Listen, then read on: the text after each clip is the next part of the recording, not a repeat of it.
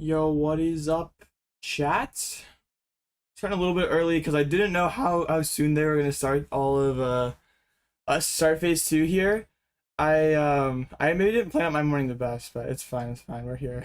We're here watching some Pokemon today. Hopefully some pretty good matches. Round 12 should be up here very shortly. It'll be the third phase two round with three more phase two rounds, probably asymmetrical top cuts, then top eight, top four finals. So a lot of Pokemon to watch. Hopefully some cool decks. Yeah, excited to see what happens yesterday. Maybe it wasn't like the best quality of games, but we got to see a lot of new things. So today maybe it'll be the other way around. Like we probably won't see as many like the brand new decks, but we'll probably get some better games. So yeah, it'll be cool. Yo, Azul in this suit is crazy. Um, make sure my mouse is off screen this time. Yesterday, y'all let me hear it when I forgot to do that, but yeah. Um,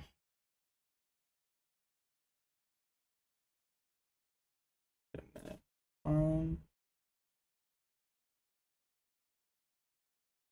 Did I mess this up? Oh, for a second I thought I forgot to start streaming. I was gonna crash out. Alright, Azul is dripped out, man. What are the monkeys doing on my screen, bro? Okay, we have already got a Mega Absol right off the bat here against Rowan on Jellyguardy. So Jellyguardy did convert pretty poorly. But like we know there was a couple at the top. Like Ian was on stream yesterday. I think he was like 911 going into this round. Have Rowan on it as well. So some good players on the deck for sure. And this should not be the best matchup for it in Mega Absol. I guess what we will find out. Like I Guardy does have some lines with the Mew EX, but I don't know how good those lines are. Like if you can't like get Monkey advantage, or the Absol gets Mist Synergy attached to it, I'm not sure what you do. Um, yeah, if your Absol deck's gonna hard counter anything, it's probably this one, right? Finally the suit. I know, right? We need the streets needed dripped out Azul.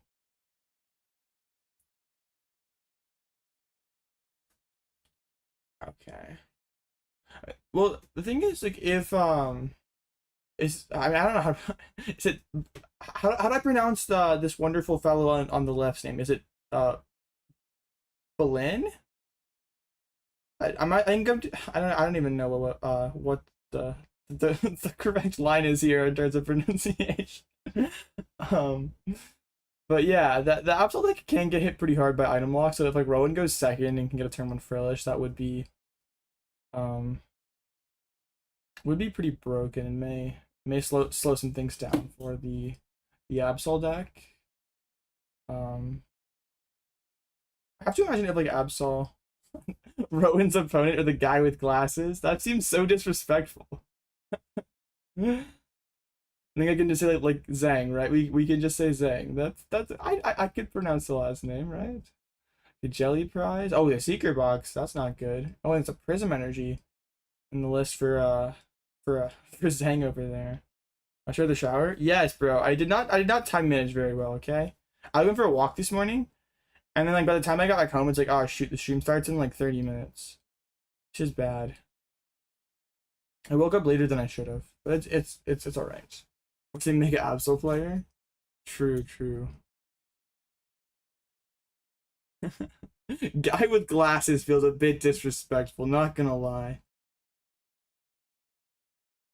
Yes, this Absol deck is good. It's this is probably the best it will ever be because of how surprising it was for the weekend. Felix Drench. Oh, calm down. I was just outside and then came back and had to like, speed run, shower, get my stream ready, all that. Okay, Rowan goes first, so no Frillish before Trolley Lock. Or no, item lock before Trolley. Gosh, I can't even talk. It's too early. Alright, classic Rowan prize check here. Rowan is very thorough.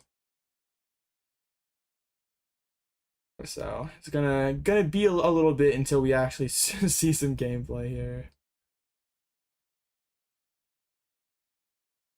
Okay.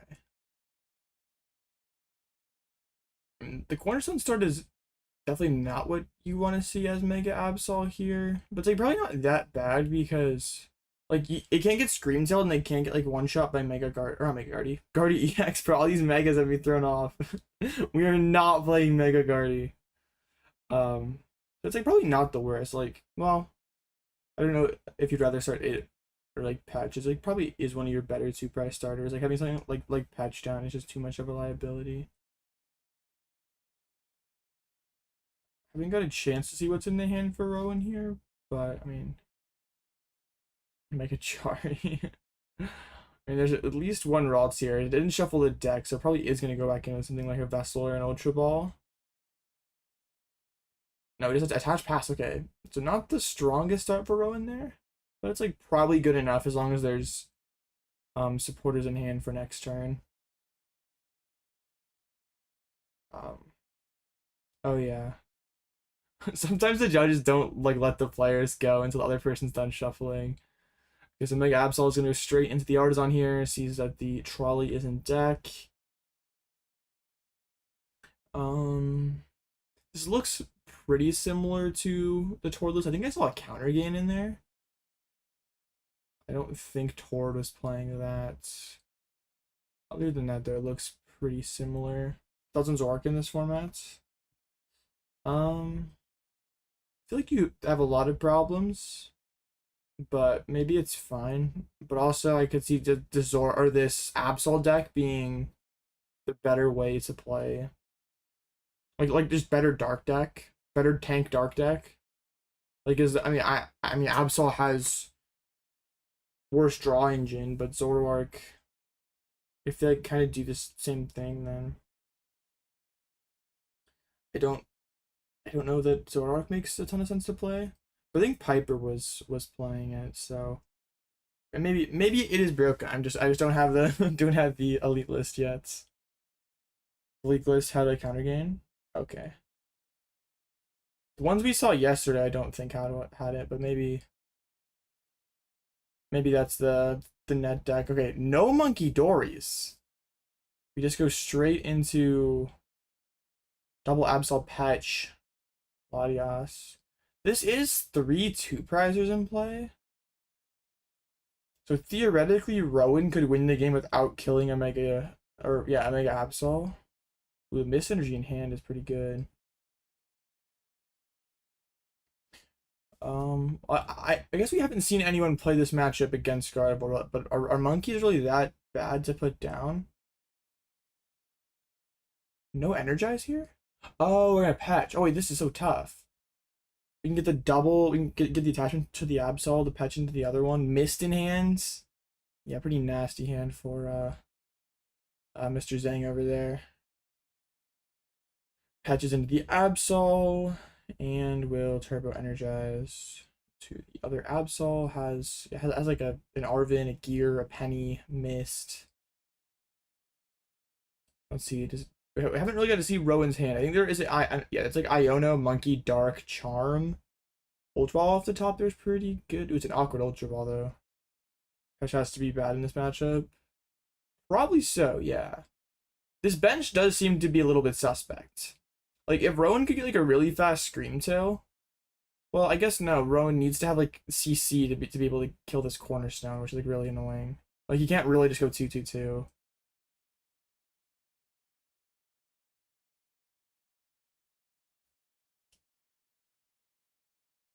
Yeah, this Cornerstone is actually really annoying for Rowan. Okay, so we just see the Monkey Dark, the Iono. A lot of supporters there. Really nothing to work off of for Rowan. Just double CC, a few supporters and energies. So gonna get another Ralts down and just hit Oceanic Gloom, I guess. So now the Absol can just discard. Oh, we're freezing already. That's pretty lit. No, don't let me refresh my page already. So rude. Okay. Anyway. Yeah, now Absol can just like snipe the Like the Lily that's in the hand, Rowan's like locked into playing Arven for the next turn, like without Secret Box in deck. Um, so Lily here. Must have not been any energies in the hand. But still, a Lily for 8 and the Kanga draw for 2 should give an energy here. Yeah, this one could get kind of ugly for Rowan then. Like, I think the hand is 2 energies, 2 CCs, Arven and Lily. So if Absol discards the Lily, then yeah, Rowan's like not really gonna have a great play. I have to just like give Fez and just hope that Fez bails him out. It's okay. No energies off the Lily. Okay, so need the Kangaskhan to put in some work here. Alright. Let's see. Do we find any energies? No energies! Wow! That is pretty brutal. 10 cards and no energies.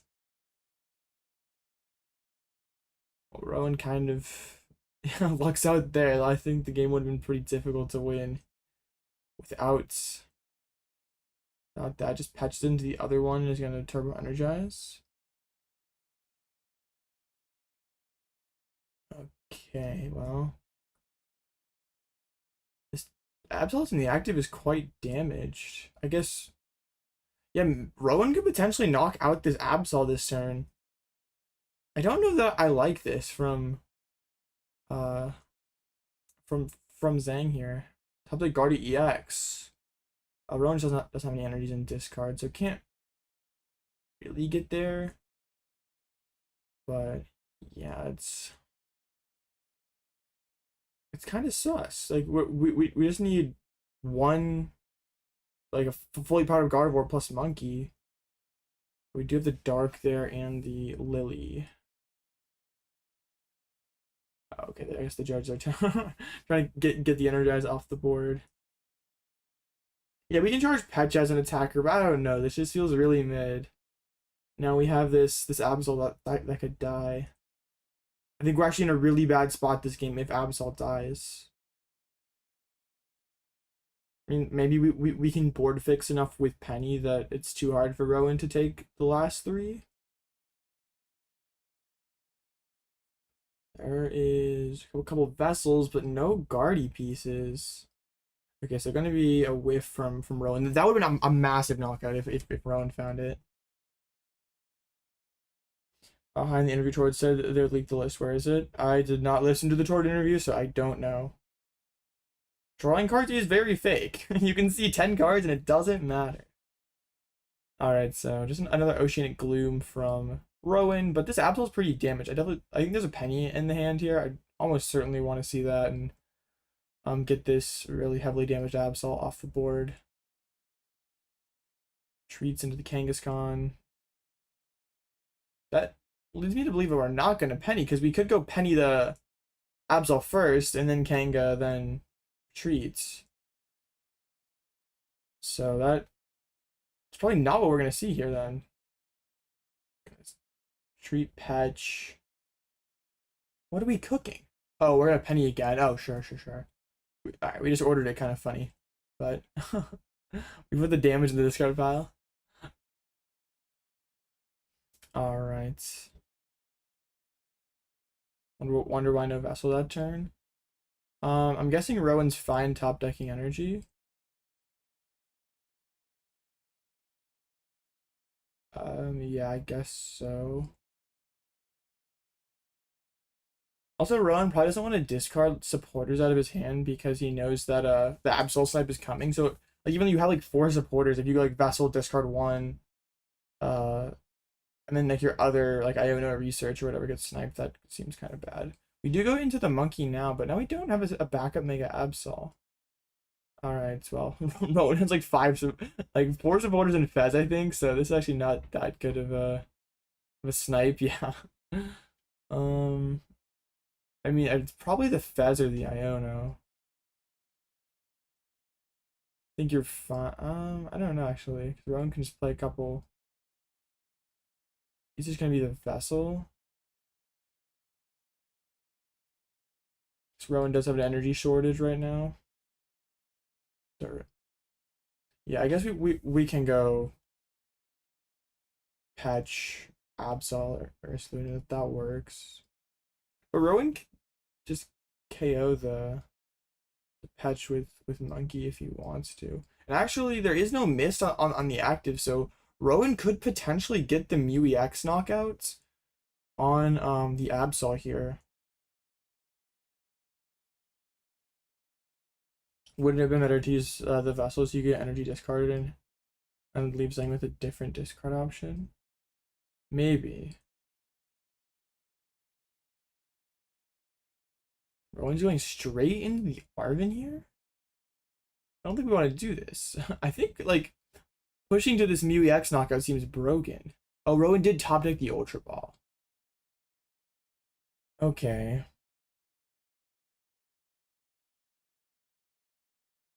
Yeah, I think Rowan's like in control of this game if we can one shot this Mega Absol.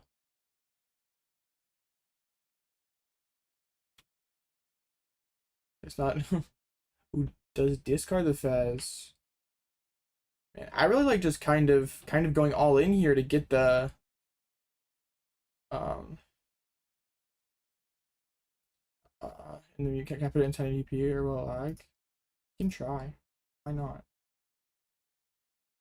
If it lags, we can turn it back down. Sure.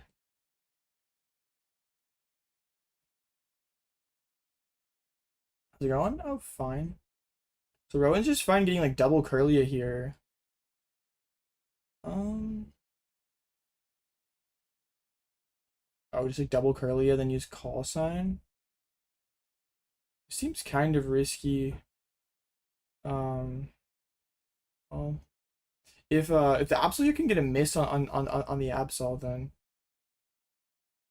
actually gonna be pretty hard for Rowan to get through his Absol. I kind of liked trying to get like hitting Fez, trying to one shot the Absol this turn before potentially gets missed it up. But okay, just Curly finds Mew double Guardy. I don't really like getting the Mew here because now that the Mew can just get sniped, like when isn't it just better to go double Guardy? Maybe you're like fine getting with Mew getting discarded, but you have like a million supporters. I don't think you care if one of your researchers gets discarded here, or one of your Ionos. Okay, retreats back into the Kangaskhan. Definitely looking for that mist energy here.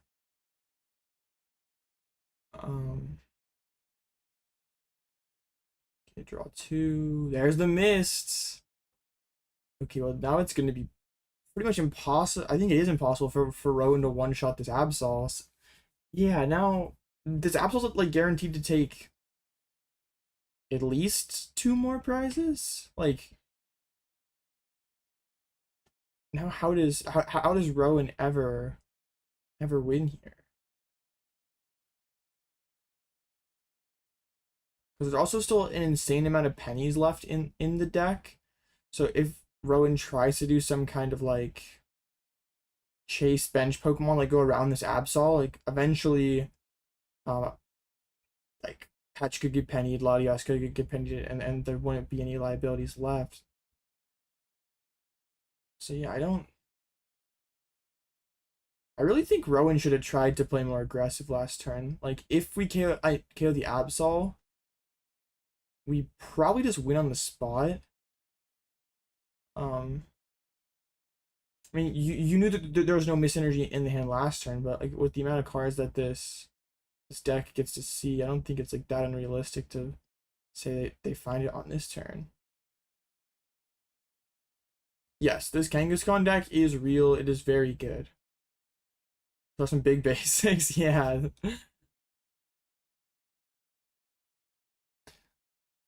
Big basic box, triple B. All right, well.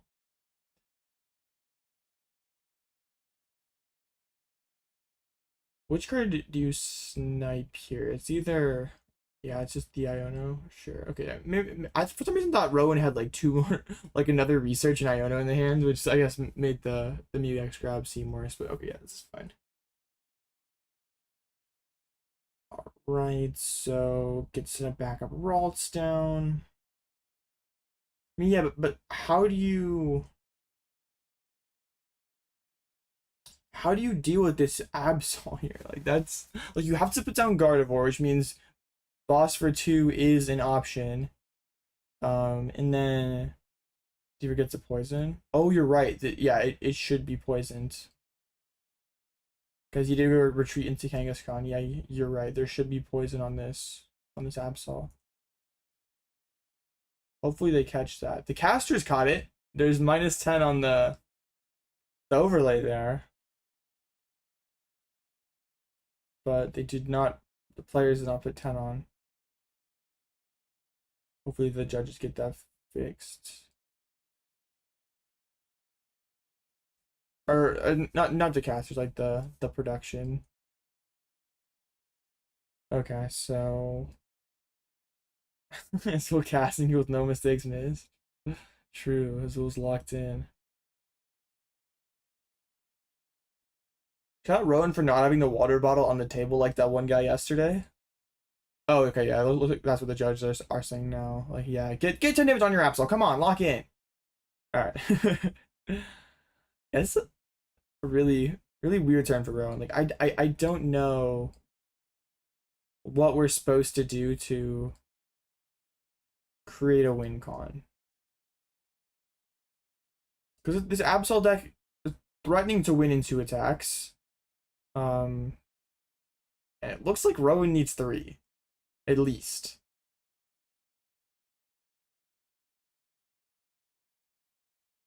So I'm not sure what line Rowan can take to win in fewer turns or slow Absol down here. Maybe it's mine. No, we can't even Mind Bend. There's the Mist. And there's Patch. Yeah, how do we do anything here as Rowan? Am I missing something? Other than just like hope that there's no boss.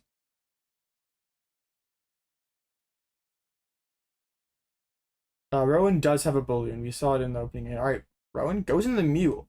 Wait. Hopefully Rowan realizes that he can't use the first attack.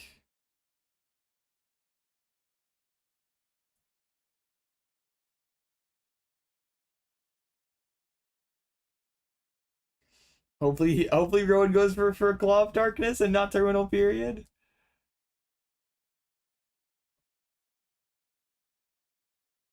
Okay, good. Rowan does stack a bunch of damage on it. Okay, good. Is gonna go in for the Claw of Darkness. Maybe that is Rowan's line. We just dump a bunch of energy on this Absol and then just hope that we can like KO Kangaskhan for game or something, or go Scream Tail Iono maybe. That might work. We could like Monkey and kill this Absol next turn, Scream Tail KO Patch plus Iono. Okay, it's better than I thought. But I don't think Rowan's hand is terribly big. So Gust Guardy with an attack with Absol may be pretty good. And Rowan does pitch a boss. That is quite good. Can't see exactly what Rowan has in hand. Okay. Yeah, very awkward turn for. Or yeah, no, it's yeah. I mean, it's like kind of a fine turn here for the Absol player here. Like we can knock out the Mew. But the problem is we only have one attacker set up, and Rowan is like threatening the possibility of killing both of our attackers on the next turn, and Ionoing us to 2.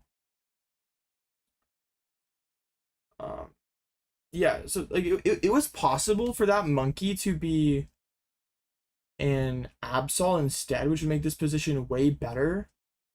Like this Monkey really isn't doing anything, I don't think. Like Rowan has a massive Monkey advantage. That there's a boss. See, I think that always just should have been when Zhang went for the penny there. I think it always should have been like put down Absol instead. Because if There's 2 energy on Absol this turn. I guess you could lose like CC Mew. It'd have to be a miss. Okay, maybe it's not perfect.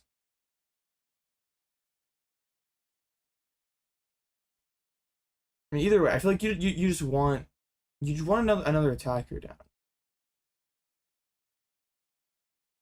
Alright, we patch back in.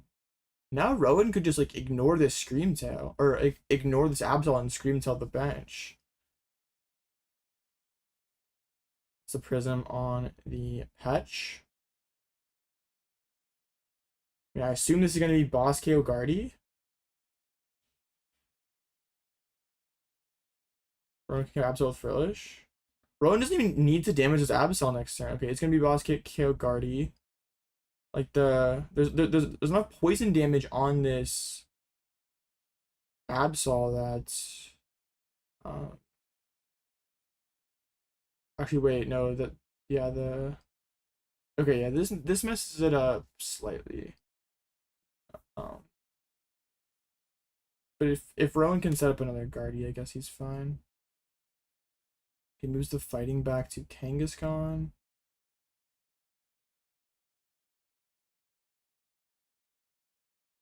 And I think we're gonna see a Claws of Darkness here. Man, if that Charm came on Patch, that would also make this position way better. It'd be way harder for Rowan to KO with Screamtail here. And I think Rowan just has the one support in hand, like the one Iono.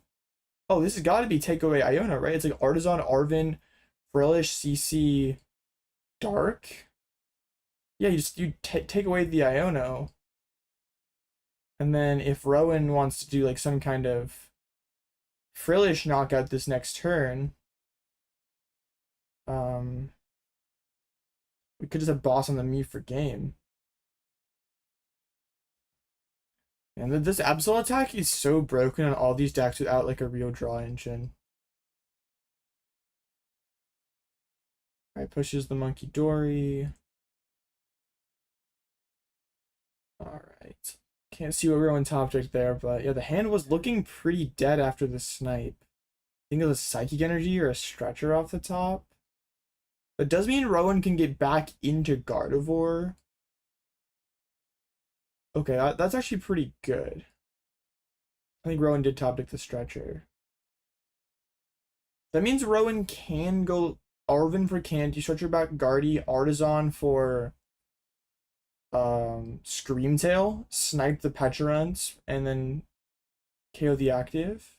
I think. I'm not sure we have enough energy. Well, actually, do we have energies in discard pile for that? We have 3 stuck on Mew. Probably not. I think this is really hard. Mew being such a bad attacker here is a really big problem. Like, Rowan could theoretically use the Mew to one-shot Patch, but then that just loses the Blood Moon, so that's so bad. Zhang probably plays 4 Boss. I think that's what the Tordless played. Just gonna see the Arven here for Rowan. He is gonna go back into Candy Guardy.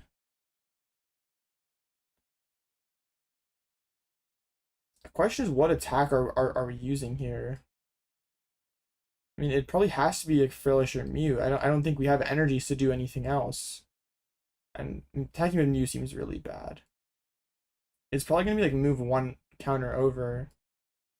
KO with Oceanic Gloom.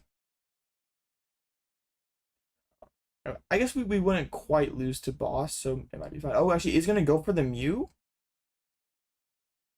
So we're gonna see Monkeys to KO the active, and then CC up the Patch and knock it out.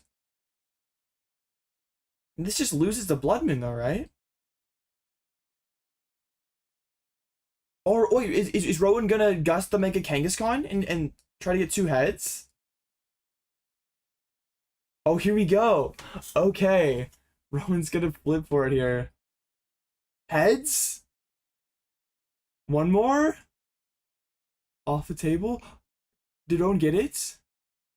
No way. Did he get 2 heads? There is no way. Dude, that going off screen is actually so insane. But dude, that is wow.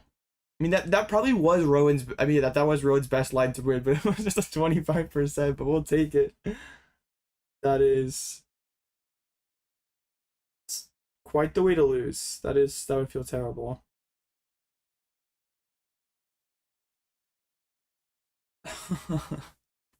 All right, insane game one there.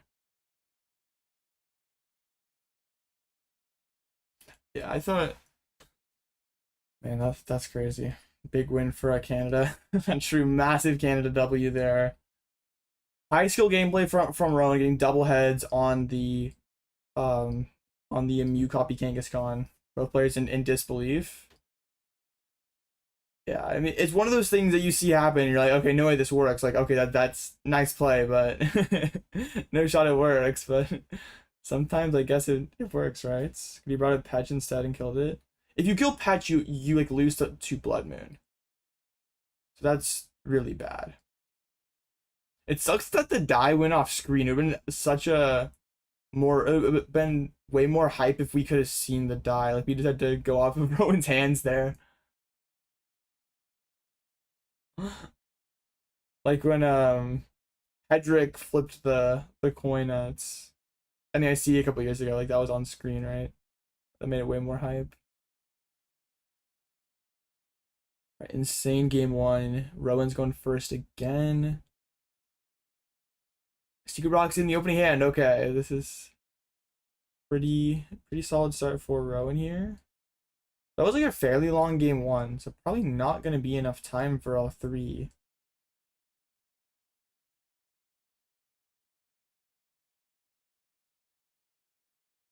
The bench screams I'll pass. Okay. Actually, not the best hand here for. I think there may be a Pokegear to get to this Arvin. A tie, yeah, a tie's pretty bad for both players. It's basically a loss.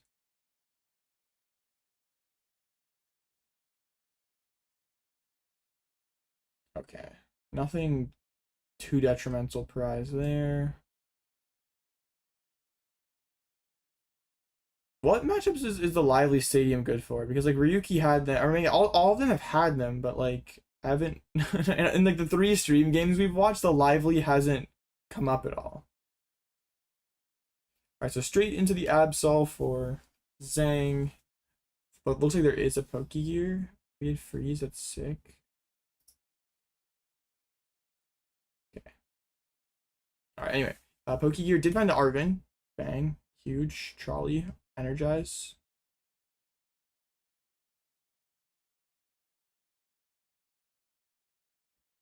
Yeah, if you're Zhang here, you definitely want to play fast because like this is one of your better matchups. You really want to get 3 match points out of this. I mean, I know like Rowan doesn't want to tie either, but Rowan is definitely more okay with a tie in this bad of a matchup.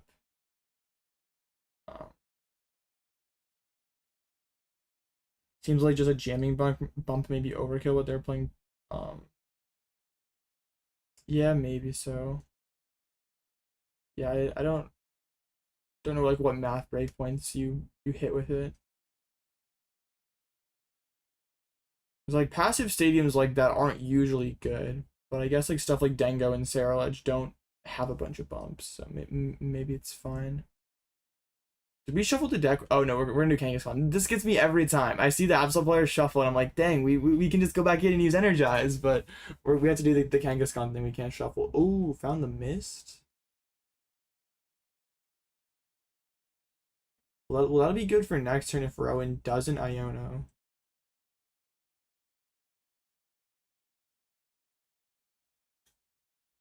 Okay, so I'm just gonna see the Energize.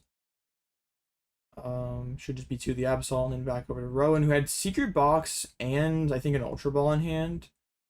It could be a pretty insane turn for Rowan. Probably doesn't want to do anything too crazy though. But maybe could go Scream Tail Snipe Patch. Is this Petaladios line against Guardy correct?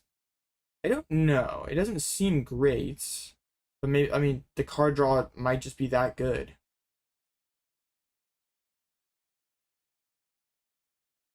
Alright, I think it's an Ultra Ball there for Rowan. It's double Ultra Ball, Iono, Research, Clefairy, Energy, Secret Box. So he's gonna use a Secret Box here, Energy, Clefairy, and probably one of the supporters. Yeah, the Iono. He's gonna get right into the Candy Guardy. Okay. Yeah, as Rowan, how aggressive do you play this here? But I feel like having Counter Catcher live is really good for any of these like prize race lines as the Gardevoir player. But then like if you're putting down a Gardevoir EX this early, like that's a lot of resources to give up. And then also just give Zhang boss for 2 prizes. Alright, classic thorough prize check for Rowan here. Yeah, when I played against Rowan at Atlanta, this like we had like a relatively long game 1, and then he did this game 2, bro, and it was like, come on, man. Like I know I can't expect you to play fast for me, but it's like he is very thorough, and it definitely when you're trying to finish the game, it's not great. Cause like when he is trying to finish the game, he doesn't do it, but yeah, when you're trying to finish the game, he's still taking his very long price check. He is chill here. Mew does seem pretty chill, yeah. Rowan doesn't know this, but he also would get the Mist Energy, which would be kind of gas.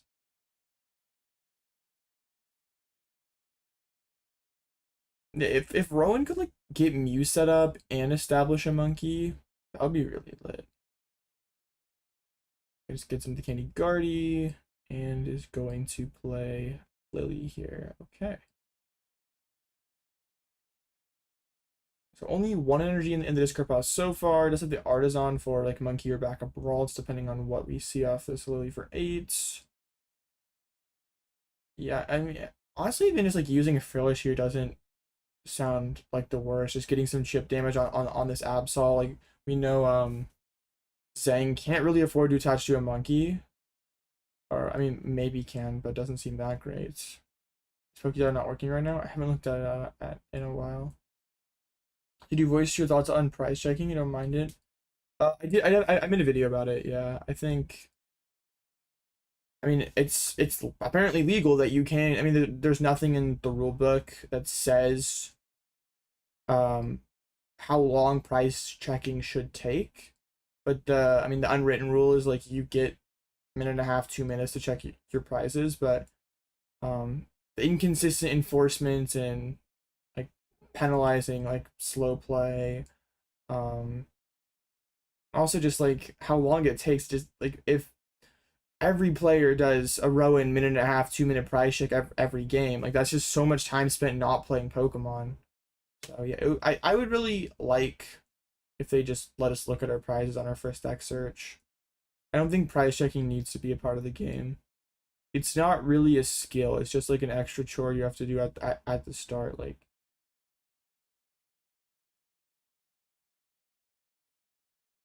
I don't think taking away prize checking makes the game like less skillful. Yes, it is Jelly Guardy. Just Jelly's not amazing in this matchup. Okay, so Rowan is, well, I don't think has the energy to go into Mew. It's the 1 side or 2 psychics. Okay, gonna retreat out. And is going to Scream Tail here. It's gonna be like 80 snipe on the. Ooh, wait, 80 snipe on the other Absol seems kind of good.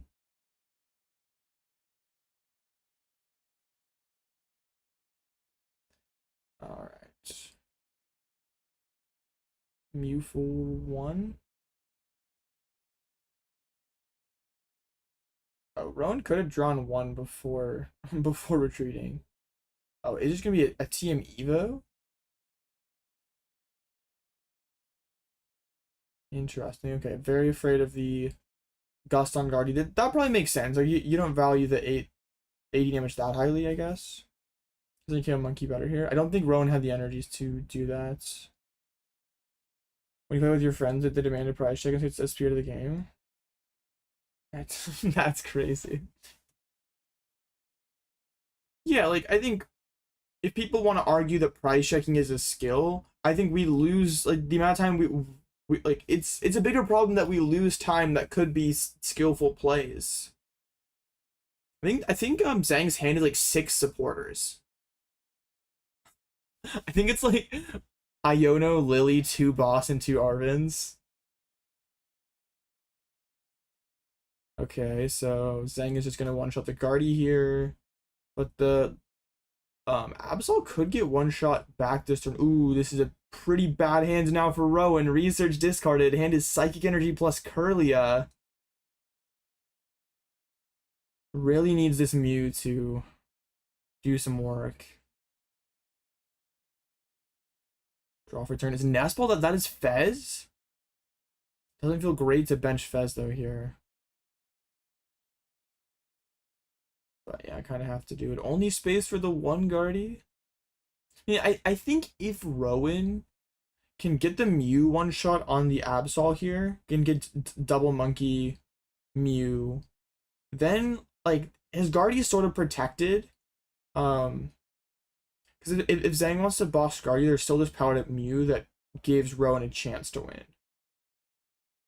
So restart for 1 first, double Psychic Energy, flip the script for 3, counter catcher. Okay, there is an Iono. Nothing really to work off aside from that. I think there's still only the 1 energy and discard for Rowan as well. I mean, I'm kind of skeptical and doubt that they'll ever give us yeah, ever let us look at our prizes, but I hope they do.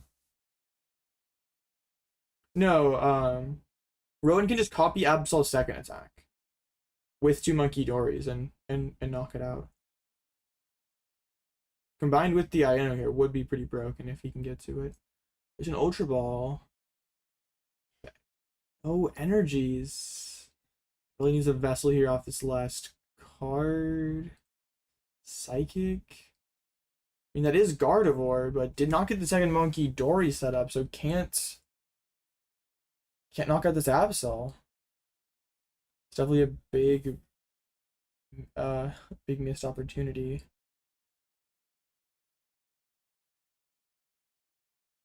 Why would they listen to the community if everyone wants it? I mean, that's a good question. I mean, I brought it up multiple times in the community ambassador channels and stuff. Like, I'm trying. I want it to be implemented. I think it is good for the game. It is kind of I mean, it's not even like subjective. Like, there's so many people who want it, so it's yeah. I don't even think it's like a hot take anymore.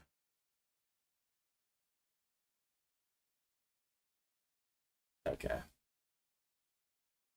So Rowan can go into the Mew EX here and just like punch.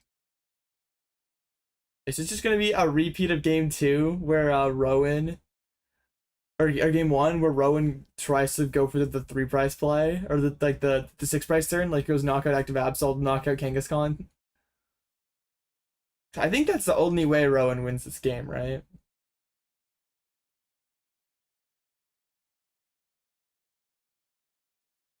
Ooh, that hand is not very good for Zhang.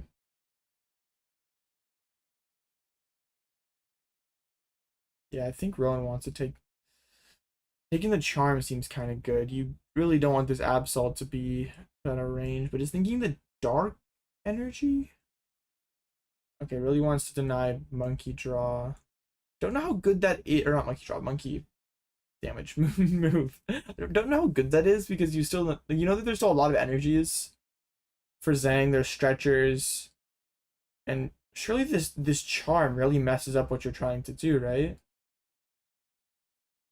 Like now there's 70 HP on this Absol. You can't go for the 6 price turn next turn.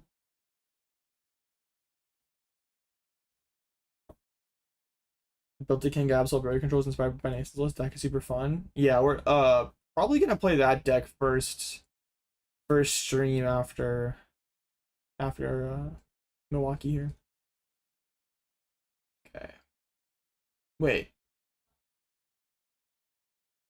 Zhang retreats, but now has to patch back up the Absol. And that means would be in range of double Monkey Dory. That doesn't seem very good. Like, we really value the 2 cards that much. I mean, Iona to 4 doesn't feel great, but still.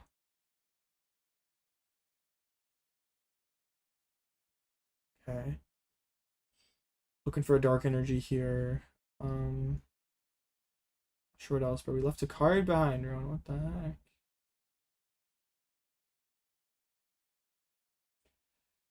Alright. Looks couldn't really tell what's in the hand there. Counter gain. Charm, E-switch, Iono. Okay. I don't see any energies though. Ooh, I guess. Ooh, okay. I was gonna say Zhang could. Um. Could no, that doesn't make sense. Yeah. What's your favorite end game color? I think the yellows are pretty cool. I like the purples the most. I've used like purple and black, basically all the tournaments I've been to lately. But the yellows are cool. I just like I don't really like the brighter colors because you can see the backs of the cards. I just don't like that. I use the yellows at um I think I use them at cups, but yeah, they're fine sleeves. Just the brighter color just kind of I don't know. I don't really like them that much. Okay, so we see the Absol knockout on the Mew. Like I mean, yeah, the brighter colors are legal, um, but it I don't know. It just kind of weirds me out a little bit. So knocks out the Mew, discards the Stretcher, but Rowan could theoretically flip for game again this turn. Could go double Monkey KO active, CC up Kangaskhan and try to Mew for game. Still is missing Dark Energy Counter Catcher and Stretcher. So it is a lot to get off of this Fez. Dark Energy? Not enough other stuff though. Would be really funny to see Rowan go for it again. But unless there was like a CC or a Stretcher in the bottom 3 prices here, not sure Rowan can get it. And there is too much time on the clock for like Rowan to try to do. I mean, I don't even think he can do anything that like super disruptive to try to like slow the game down for a few turns and maybe force a tie. So I think Rowan has to play to win. Can't play for the 1-0. Let's go 4 energy on, or 4 damage, 2 energies on the Gardevoir. Yeah, I mean the hand only has Arvins, so I don't think there's a ton of options here aside from just like Adrenabrain a bunch of times and kill the active and just see what you get off the prizes. Do you need feedback first suggesting? Yes and no.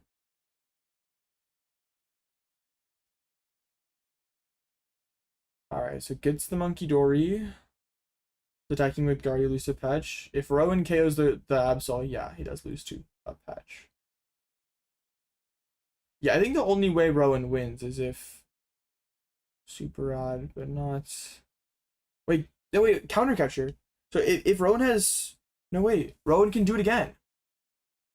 Can CC up the Mega Kangaskhan. Arvin for Nest Ball, Super Odd back in Mew. And we can double flip again.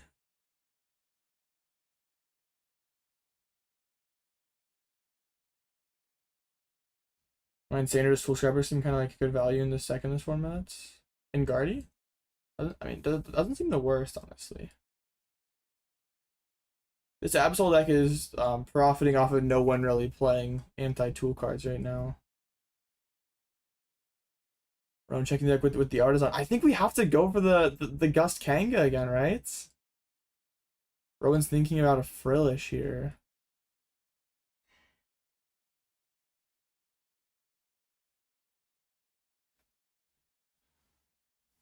Yeah, okay, we're not gonna go for it here. No fun. Oh, can we maybe damage up this Absol Sun and then like CC KO it next turn? Or Charm Extreme Cell Snipe it? Okay, that is probably better. The the Genghis God one shot is way funner though. Why can't we kill Patch with Mew? We could, but then we lose to Blood Moon. Doesn't seem great. We're freezing again. Sorry, chat. Gotta refresh tab because my computer sucks. All right, so Rowan's gonna retreat Oceanic Gloom, and then is playing to win the game next turn by double monkey KO Absol. It's just saying that Zhang does not have Boss Dark in hand.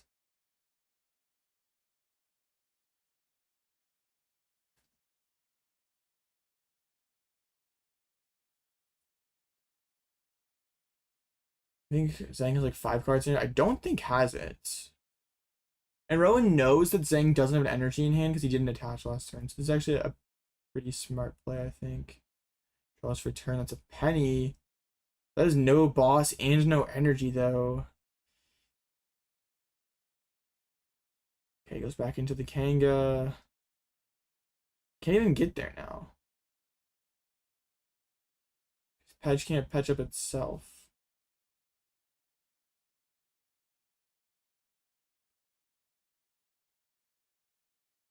Dude, there's boss. I don't think has anything to combo with it here.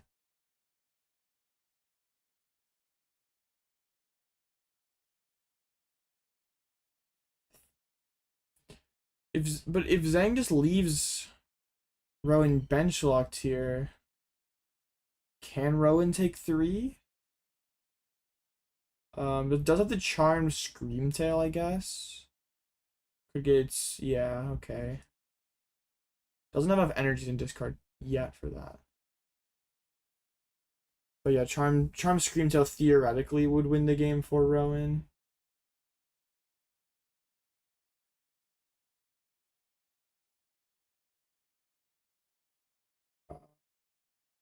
Yeah, very awkward turn. It's on Fez. Will flip the scripts. Wait, why didn't we do that first? That is nothing. Why didn't we do that first? That's not boss. That is lively. Okay. I don't know how many stadiums Rowan's used, and just the Iono back down to 3. We did. Why do we if we were gonna Iono there, like we had Iono since the beginning of the turn? Why didn't we save our draw? Like we didn't have, like, as soon as we retreated in Kanga, like why didn't we just go like Iono then flip? Zhang is item locked, so can't use any stretchers or anything.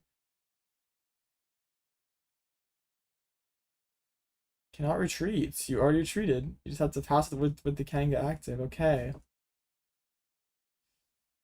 Can Rowan put it together here? Needs quite a lot.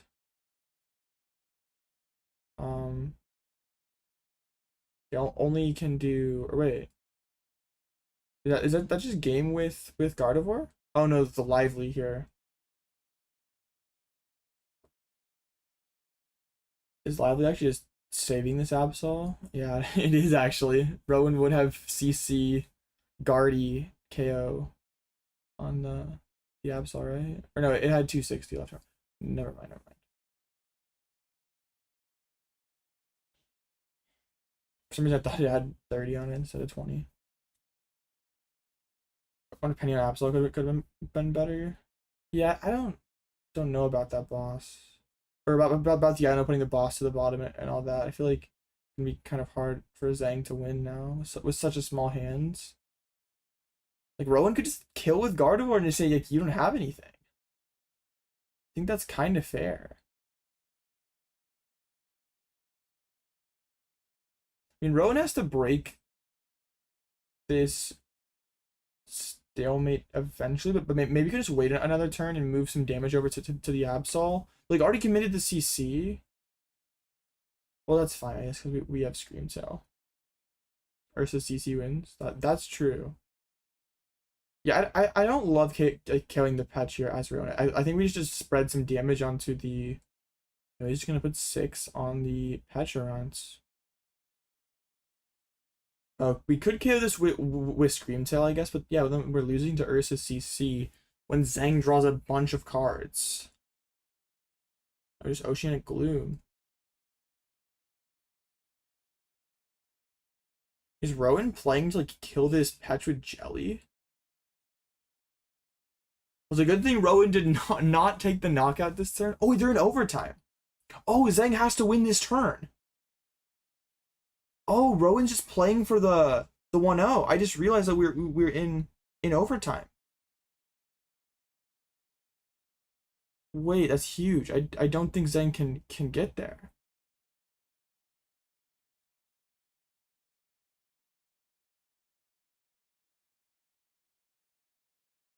Wow, okay. That's actually like pretty huge. I mean, yeah, then the play Rowan made makes complete sense because he doesn't need to win the game, just needs Zhang to not win the game. That is wild. That is nothing there for Zhang. Pass, and that is the 1-0 victory for Rowan. Okay, I want to go back to that. I completely forgot about the clock. So time hits like right at the beginning of Rowan's turn. So that last turn that Zhang had. I mean, I guess he doesn't know what the time is, but like knows he only has 2 turns left. I feel like we should have. Like, were we just too afraid of losing the game? Like, here's the problem. If we Iono, our odds of winning the game are really low. So we just like lose to the clock. So even if we like think Rowan may have game in hands, or has higher likelihood of having game in hands, we're probably not going to win the game anyway if we play Iono. So, isn't it? Yeah, isn't it just better here to like sit with the boss in hand and hopefully draw another energy on the next turn? I don't know. It was a really weird spot because like then drew all the cards, then played Iono, and then just had like nothing.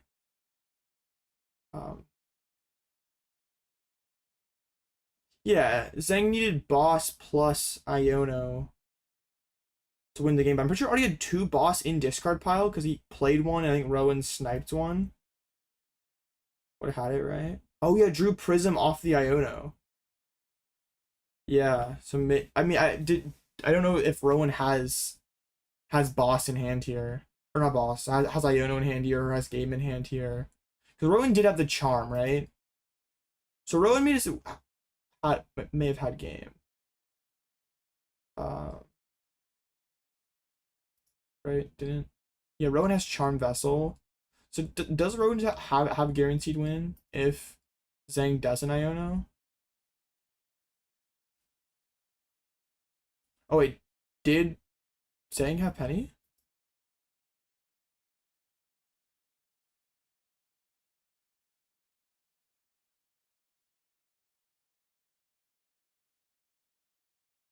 I don't know that there's a penny in the hand there. Oh, there is one. Wait, so we just tossed.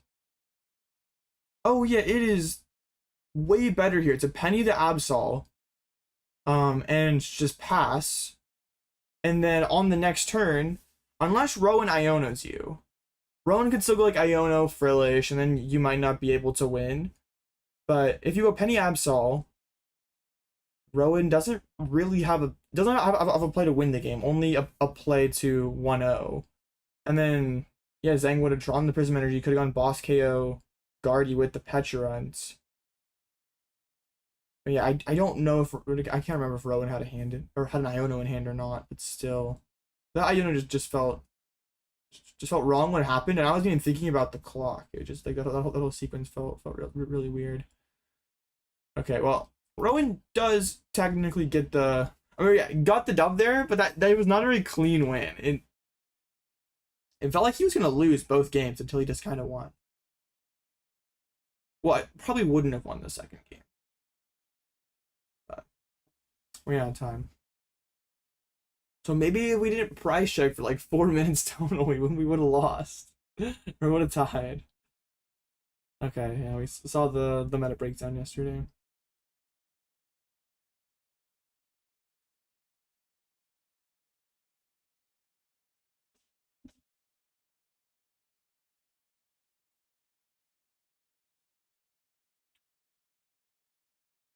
$55% other decks not on the graph is kind of crazy. Have we got a best of the rest yet? Oh, that was day one. That's day two. Ice PSL this morning, bro. I'm so jealous. Booling doing Iona was kind of stupid. Guardy had already set up a lot of resources in hand. Yeah.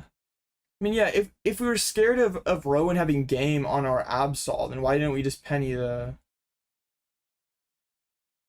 Wait, could Rowan still have gotten 6 energies on Screamtail and double monkey to KO Kangaskhan?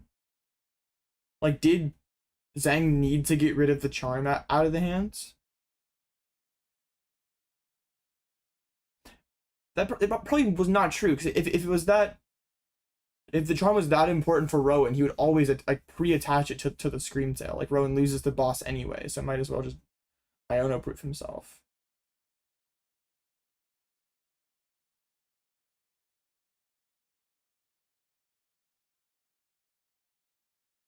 No, grabbed Vassal Charm off of Arvin. I don't know. That's a weird one. Definitely felt like Zhang had the chance to force the tie there.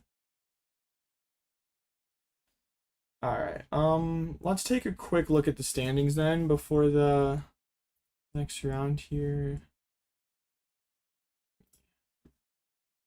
Size. Let's see.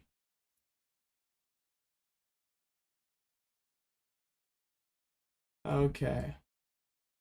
Why are we just on 5-0? Wait, is Pokedata broken? Oh, Pokedata is just broken.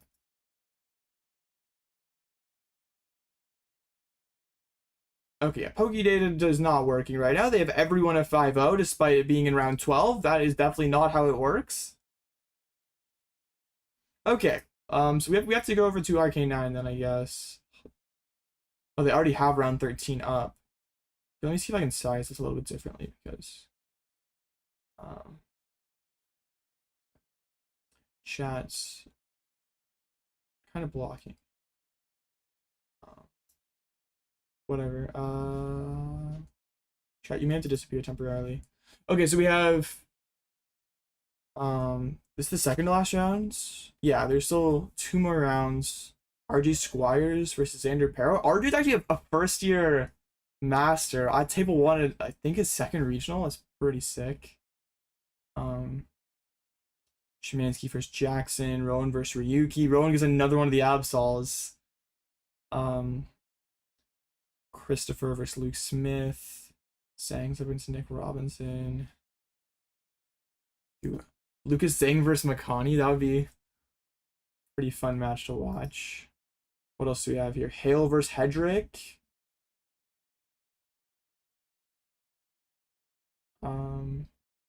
No Henry Chow sightings. Oh, Henry Chow's right there. Oh, Henry versus Tord. They have to show that, right? There is no way they don't show this game. It's like they have to show this. You never see this kind of game. It's like the old GOAT versus the up and coming GOAT. Like, yeah, we have to see that. Like I don't care that we just saw that matchup. We need to see Tord versus Henry. Like there are some other fun ones on here, like Labella versus Callie. I think Justin was the Mega Manetric, right? Still kind of hanging in there. And those people are all out of contention down there, so. But yeah, we need to... Okay, yeah, I don't care that we just watched Guardy play against Absol. We need to see Tord versus Henry. The streets need Tord versus Henry. How many... Like, yeah, matches like that do not come up very often. They do have a lot of good options though. Like Davidson versus Kuz would be. I think Kuz is on Zoroark. I mean that's Zoroark versus Guardy. Never mind. I mean Hale always has some pretty cool stuff cooked up. I know we already saw Hedrick, but that would still be fun. Makani versus Lucas. I mean if Jack, I don't know. I think Alex is on Terrabox, Jackson's on Charizard. That could be cool. But yeah, really, Henry versus Tord would be super lit. Okay. Do we know how long it's gonna be until the next round? Oh, we're still. Oh, I'm behind. Okay, so 4 minutes. Okay. Our grass box just not good enough yet. Hydrobble seems okay. Yeah, I think they're just too clunky. Like, you just need like so much. You need so many cards to do like the same thing that other decks do. Like, um, yeah, like, I mean, I guess like Hydrobble like theoretically like tank in one shot, but that's just like a lot of things that have to go your way. A lot of energies that you need to set up.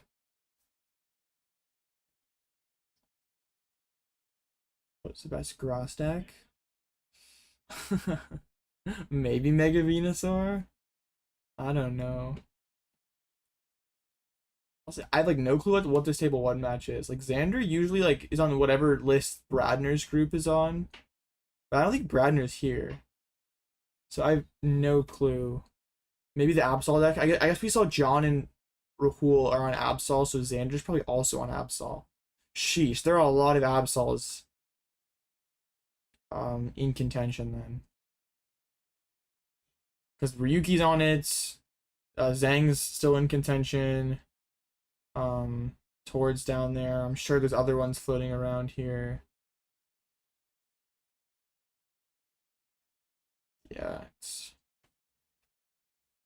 How many Absols are we gonna see in cut chat? More or less than 2? I'll put the line at 2.5. Over or under, chat.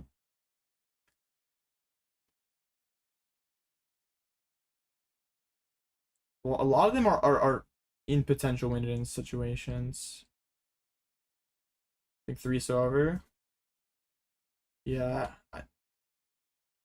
Yeah, I don't know how many are... Wait, can 9-3 make it? No. So it should be 34 match points for cut. Putting less than 2 to start the pool. Alright, let's... Man, a poke sports book would definitely be illegal, but it would be pretty funny. Imagine you could just like live bet on stream matches. Would be like imagine you like live bet Rowan to like win the set when he needed like that double Kangaskhan flip, and then he gets the flip, and you just make crazy money. No, I do not endorse gambling. Please do not gamble. That's what Azul's chat's for. Actually, you're so right. Yes, channel points are basically gambling currency when you think about it.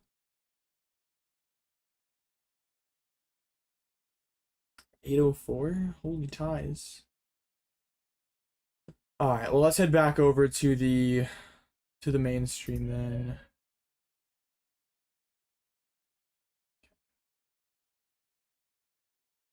Let me resize this back down. Yay! Wait, why is it like? I feel like, can we like move this over some? Yeah, that's better. Okay. Anyway, Fuecoco's paused. Don't be paused. Okay, there we go. Alright, please Henry versus Tord. That would be so sick. That could be IC finals, but we get it in a random round 12 of a regional. Yeah, Pokédead is broken.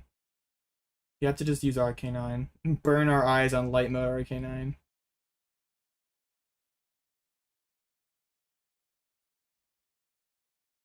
Alright. Beautiful Milwaukee, Wisconsin. Thousands of trainers watching these wonderful games. Okay, sorry. Man, if we do not get Tord versus Henry, we are riot chat. We would actually so upset. We're never gonna see Tord versus Jason probably ever, but Henry versus Tord is probably like the closest we're ever gonna get. So let's see. Yeah, let's see Tord versus Henry. Let's just stream Mega Absol every round. We've seen all these other decks a million times.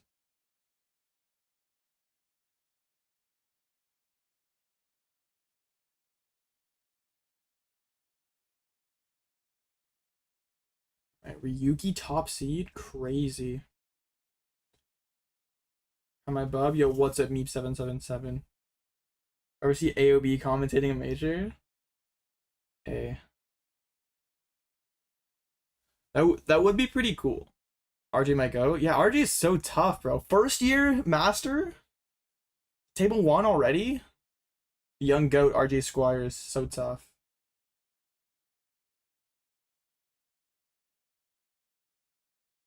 No, I'm not at like the point right now where I want to cast because I still want to like compete a lot, but definitely one day. That doesn't matter. They're just like, oh yeah, look at the standings. Oh, but guess what? Surprise! Tord Reklev versus Henry Chow. Bang.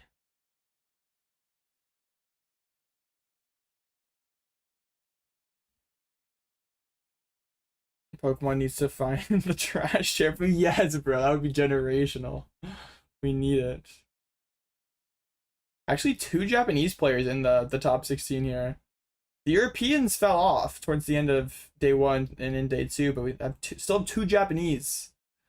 We cannot let the Japanese take our North American regional. Come on, chat, lock in. No, we didn't get Henry first. They don't even have it up here. What? That is egregious. There is no way, bro. At least have it on like a side stream. Get a camera on that match or something. Come on. I'm pretty sure Hiroshi's playing Zoroark. So it will be something new. I think I was told that. But come on, man. They don't even have it. Like, how is that not a notable match? That is the notable match. Oh my gosh, bro. I mean, isn't Brandon Salazar like U.S. national champion like 50 years ago?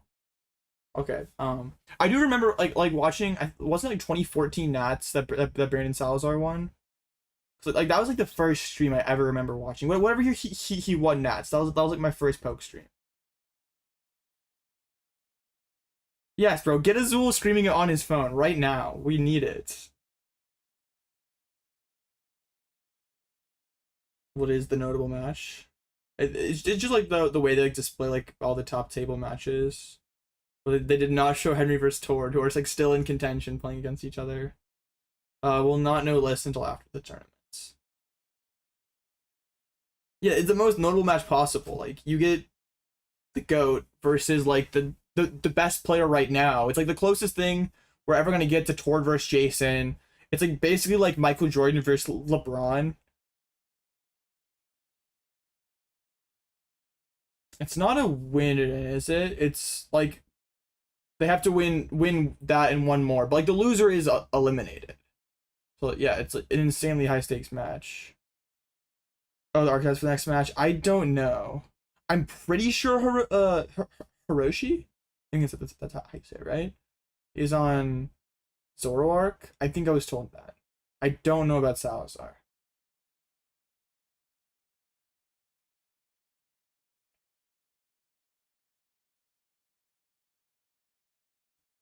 Man, I'm high key disappointed that we don't get to see that. That would have been such a banger.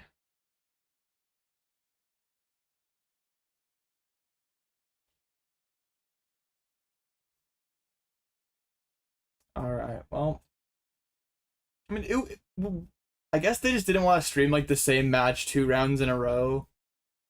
Well, I think Henry's on straight guardy, but yeah, still. Salazar is a pretty tough last name. I think Henry does have the sauce for the Absol. At least that's what I heard. Because like Henry's on top ladder, playing against Tord on top ladder, so was definitely ready. Henry's list is gas. Yeah, it's pretty cool. He has some sauce in there for sure. Henry on mistrusts. Henry doesn't have mist energy, but he has tricks.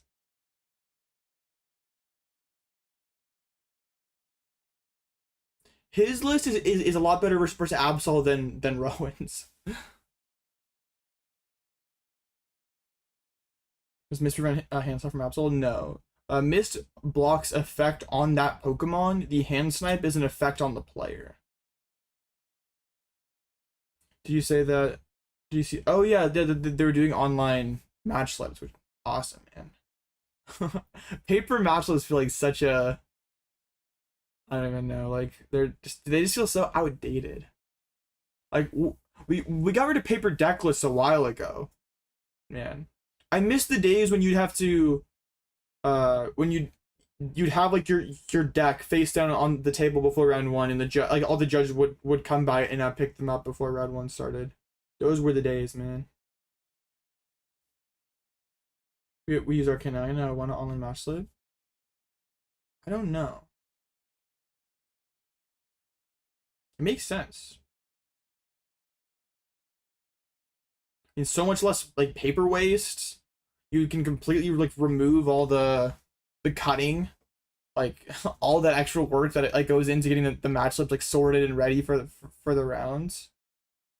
The youngins on their phones. Well, you could still have paper slips for juniors and seniors, or maybe you have like, yeah, you could still do that, but for like masters, that's like 4,000 people, not 4,000 people, 2,000 people, 1,000 tables. Gosh, I can't talk. That's like 1,000 matchups you're taking out away. Like you can cut out a few hundred. That's fine. 2020's PTZ, modern Mickey Mouse NBA, both Mickey leagues. I don't know. 2020's PTCG is pretty tough. I'm just so sad we didn't get the LeBron versus MJ match on stream, man. It's so sad. Bro is struggling to string out a sentence. Yeah, for sure, man. Talking's hard. Alright. We got Brandon Salazar first. Hiroshi Takeda? I can't remember. I was told Hiroshi's either on Zoroark or Absol. I think it was Zoroark. Who are these guys? I think Hiroshi had like a top 8 last year at a US regional with Arch. Yeah, okay. Grim versus Zoroark. Okay, two decks we have not seen on stream at all. Gabby Uncut, he's too good. Yo, shout out Mega Absol, man. That deck's broken. I guess what ifs is in 2023 Worlds where you could have had Azul versus Toward Finals equals 20. Literally, bro. Okay, so first time seeing Grim on stream, first time seeing Zoroark on stream, a couple different dark decks. Wow.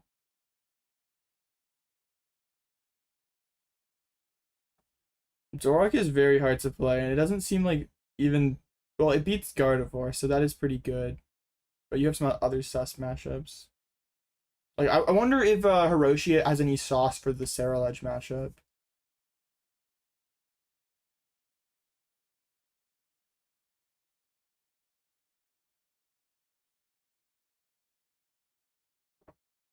Seems good for Azora because Power Phase just shuts down the whole game plan.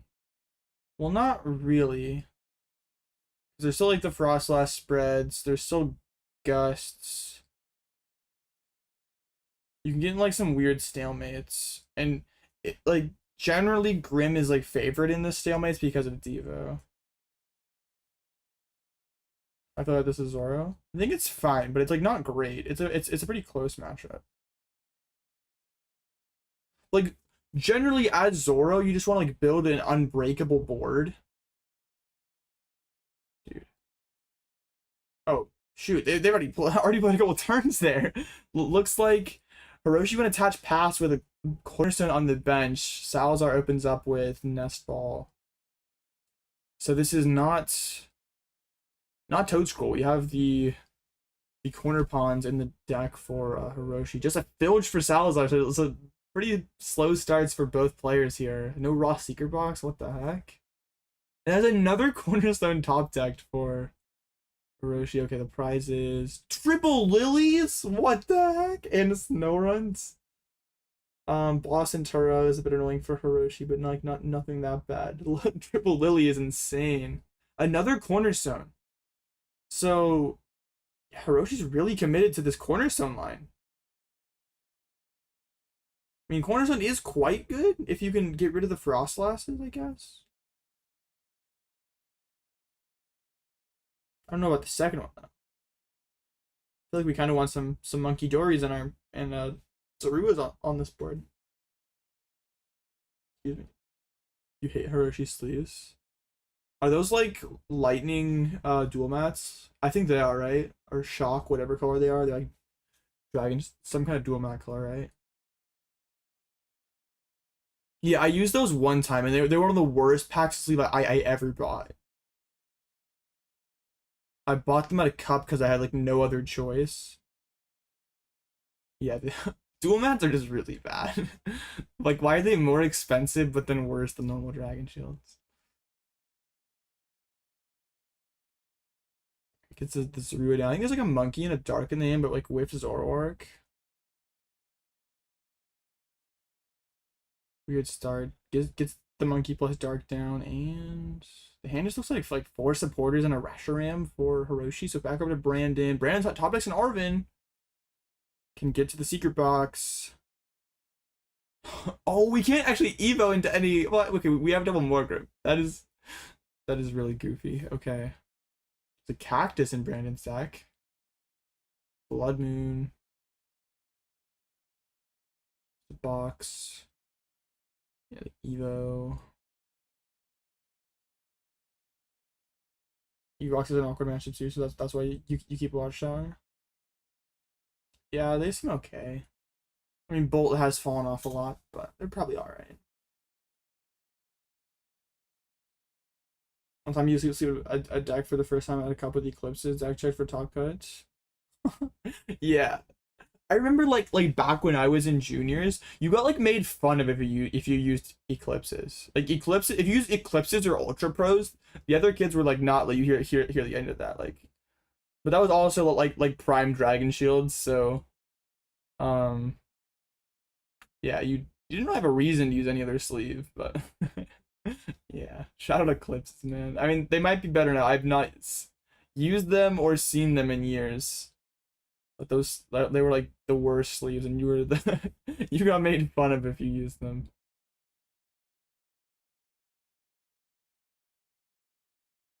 All right, so the secret box for Brandon, but did prize a snow runt. Why are we grabbing the buddy poffin if we don't? Okay, I guess we're just like getting Stomach Monkey here. Sure, that's fine. Brandon's hand is weird because I think we're just gonna like Evo for one. We're just gonna Evo for like the one Frostlass, right? Prizing a snow run's actually a really big deal. Because there might be a way that Hiroshi can just like keep Frostlass off the board for most of the game. Fresh Dragon Shields this weekend and had 3 break on me, super weird. They're just not a very high quality sleeve anymore, sadly. Like the older ones were really good, but yeah, they're just not. The quality control just sucks now, sadly.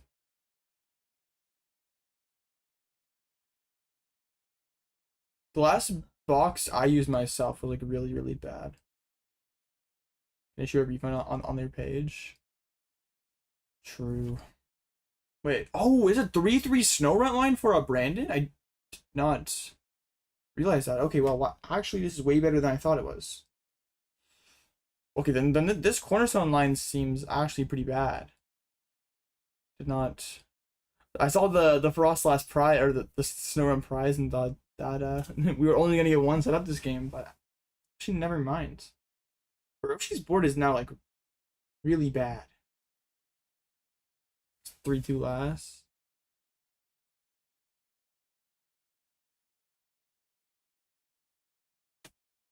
So you're from Europe, the Dragon Shields seem fine.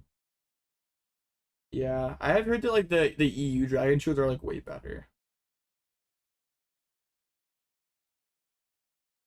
We were cooked. Yeah, I mean, having two cornerstones on board into this double last board feels really bad. Where are our monkeys?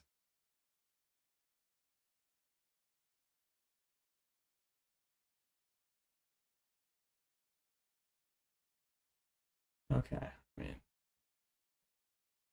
I think Hiroshi's going in the deck with the Artisan here.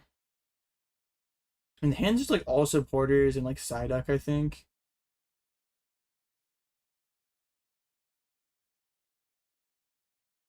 Taking a little bit on this Artisan, I guess. Maybe thinking about getting Monkey or Zorua down. We need St. Louis. Facts. Okay. Looks like an Artisan fail. Oh, that was Hiroshi's first search. So checking the deck, sure.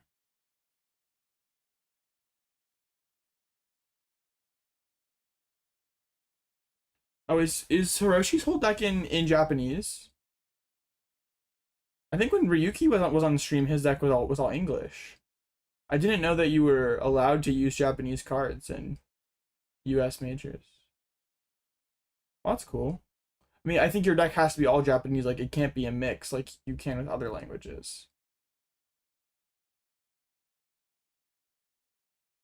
That's cool.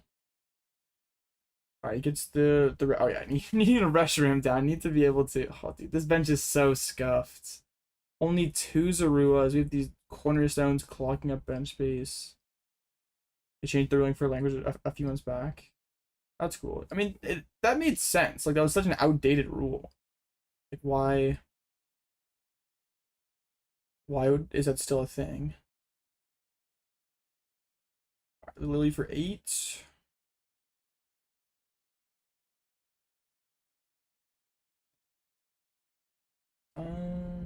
That looks like. Dude, where are Zoroarks? I don't think Hiroshi drew a single Zoroark there. Oh gosh, bro. I think it was just like, I think there's Petrons in there, a Reshiram, unplayable supporters, a town store. What tool cards are we searching out here? Oh, is it Hero Cape?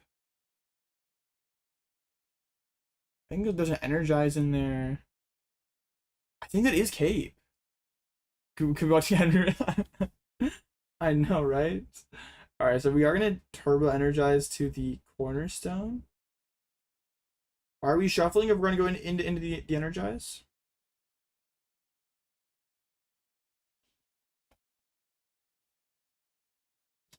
This board is really bad. Like that second cornerstone should just not have come down.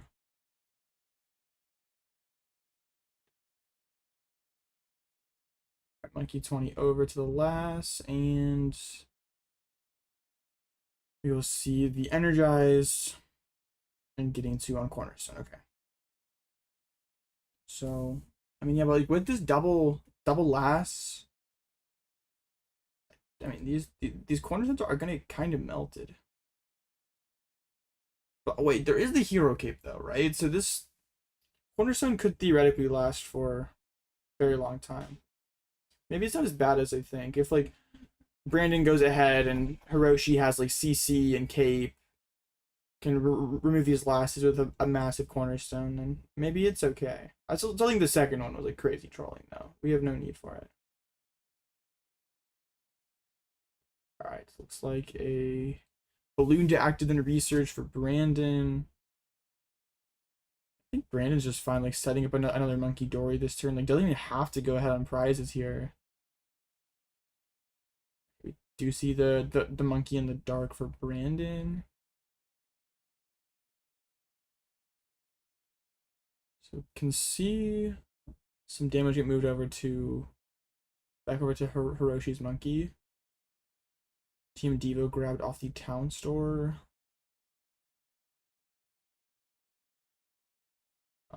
Spike Myth Gym. Oh wait, if Brandon wants, he could take out both Zoruas here. That seems pretty good. Yeah. Yeah, we are gonna see that. Okay. Yeah, I think if this Zoroark deck cannot or is not able to draw cards, it's not very good. You putting someone with Zoro Cornerstone and Cape. Yeah, I heard. That's not sound very fun. Well, I mean, not that bad, I guess, for Hiroshi, because he just is fine using cornerstones here, but without the draw, might be hard to get to these like boss cornerstone plays.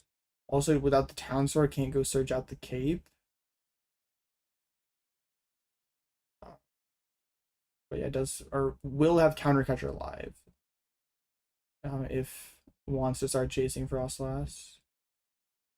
Oh, he's actually gonna Shadow Bullet knock out the monkey Dory here. Yeah, I kind of like this from Brandon actually. Like you don't really mind if Hiroshi like puts down a Zoroark. Like as long as you have monkey advantage, you should be able to just shred through it, whatever they put up. So yeah, I like that. Now Hiroshi can't set up a cornerstone and also monkey Dory back over this turn.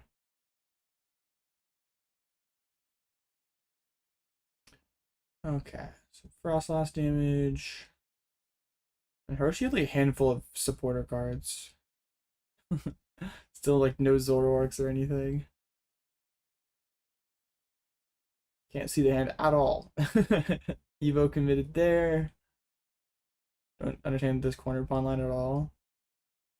Seems really weak and slow. Yeah. Double Frostlass kinda gives us problems here.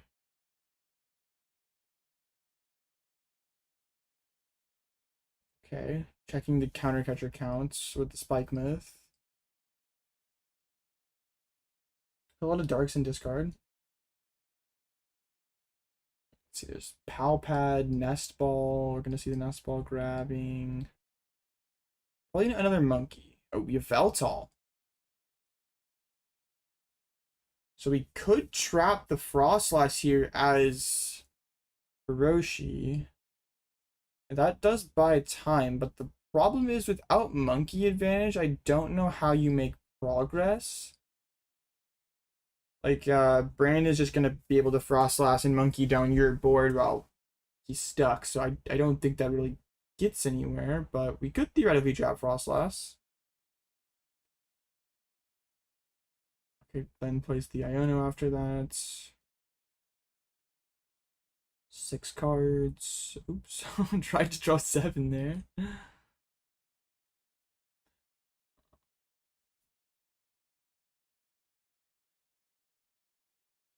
Okay.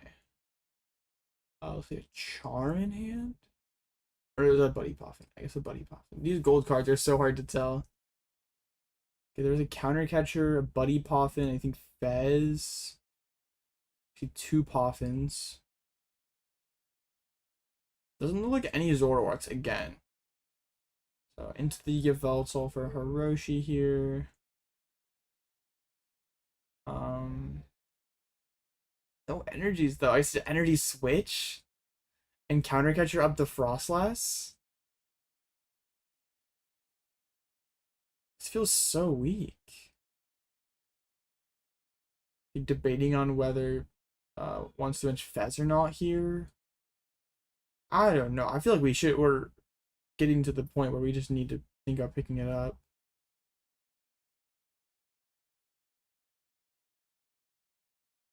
I don't know how we ever win this game by like trapping Frostlass. We're gonna do it. Without monkeys in play, Brandon can just move damage off his monkeys and work on knocking out your 2-price Pokemon. See, I don't think this actually really does anything.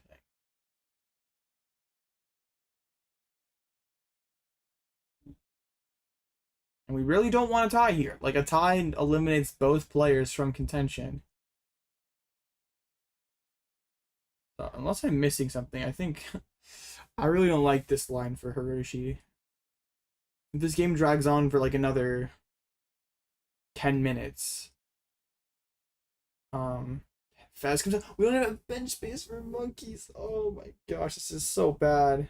Toro's prize as well, so it's gonna be hard to clean up this board. Yeah, I think we need to pack it up here. So why did we like commit to like the whole CC Gust thing?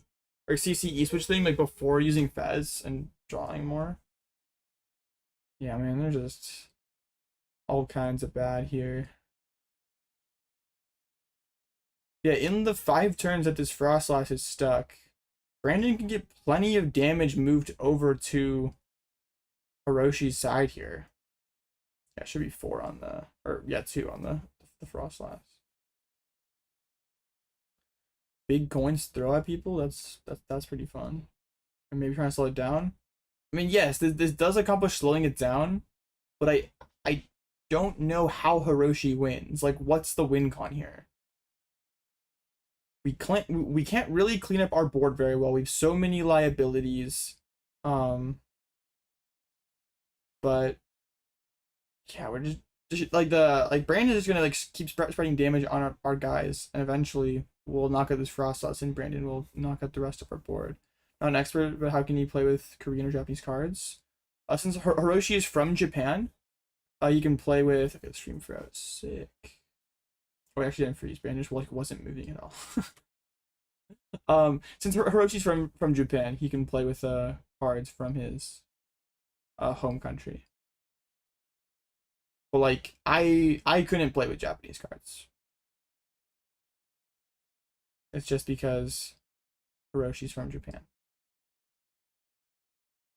Okay, so we're gonna see the Arvin for the TM Devo and the stretcher here. Doesn't seem winnable. I agree. I don't even know that like Brandon needs to Devo here. Like, do you even? Okay, we're definitely freezing. I mean, it's fine. Quick refresh and we'll be okay, right?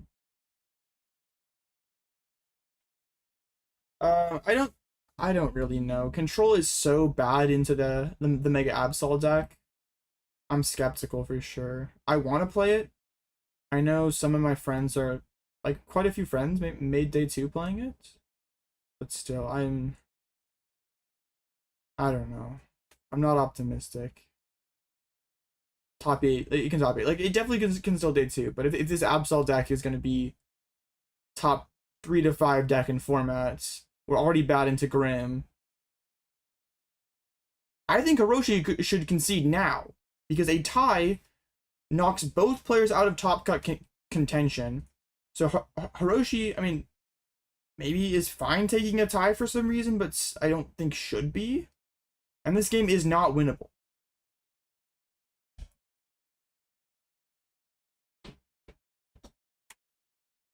I don't know how Hiroshi wins. Sends PP up to the Reshiram. Sure.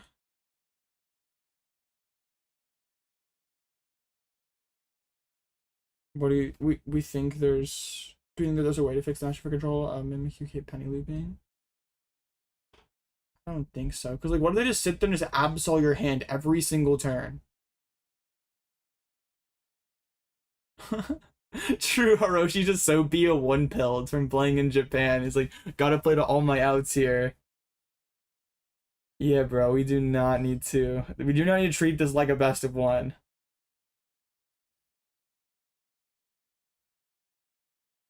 And the longer Hiroshi spends on this game, the more likely he is to get 1-0'd or tie. Right, we're gonna set up the Monkey Dory. I just feels like we're too far behind. Our board is still so bad.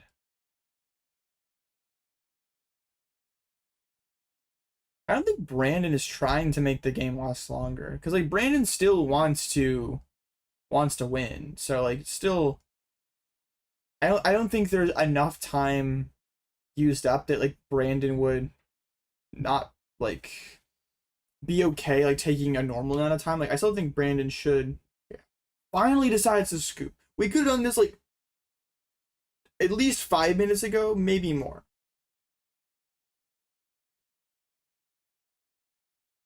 Now we have 26 minutes for 2 games,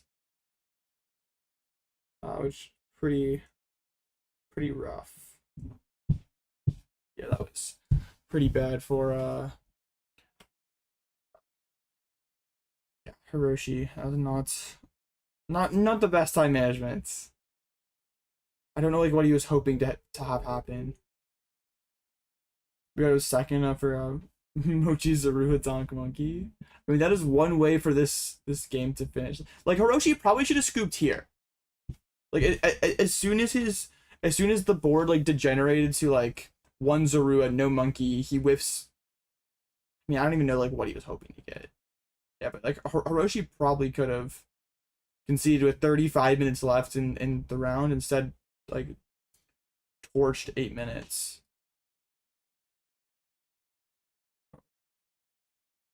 Okay, something happening there.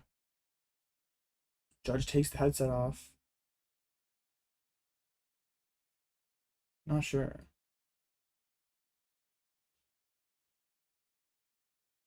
Some kind of problem. I don't know. Maybe getting a translator for something. Oh, was a sleeve split? No, I think there is because there's like one card separated. Classic Dragon Shields.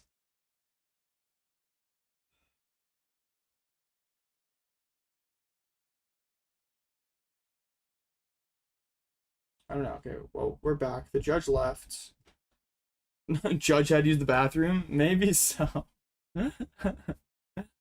Maybe so. And the players don't seem like in too big of a hurry to set up. Block is still going down. Okay, yeah, they giving Hiroshi something. Maybe they like had to get his backpack out of the locker so he could get sleeves or something. Yeah, that looks like what it was. He did split a sleeve and had no extras. Shout out Dragon Shields, man. Okay. Man, yeah, I needed the Big Pika needs to like start getting commercials on these. They could like cut away like the 30-second State Farm ad real quick while while the judges cleaned up the mess there. So hopefully they get a little bit of an extension for that. They lost a couple minutes.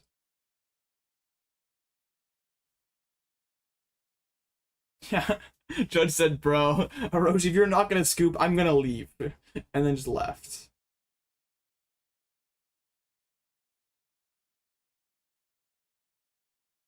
By end games to not get delay match streams. Yo, facts!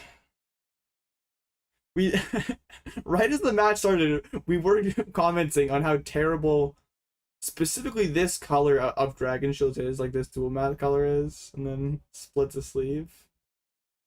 Couldn't have scripted it any better. Looks like a mulligan from Brandon. Hiroshi definitely has to make some adjustments here. Like that cornerstone line was not very good at all.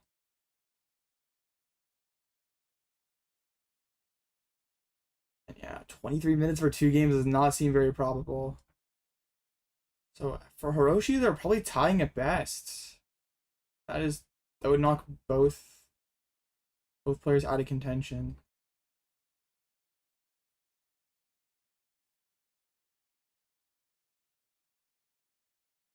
Alright, so looks like Brandon's laying out the prizes there, and yeah, I'm gonna start back up. Assume we're gonna see Brandon going first. Opens the cactus. That's not really who you want to see. That's Grim. Looks like okay, nest ball and then a pass. I think there was like 4 supporters and a couple energies in that hand. Do you think Limitless will update the list only tomorrow? I have no clue. It's whenever RK9 makes them public. Imagine if you're sure on stream said if Yu-Gi-Oh! It was an easy game, it would be called Pokemon.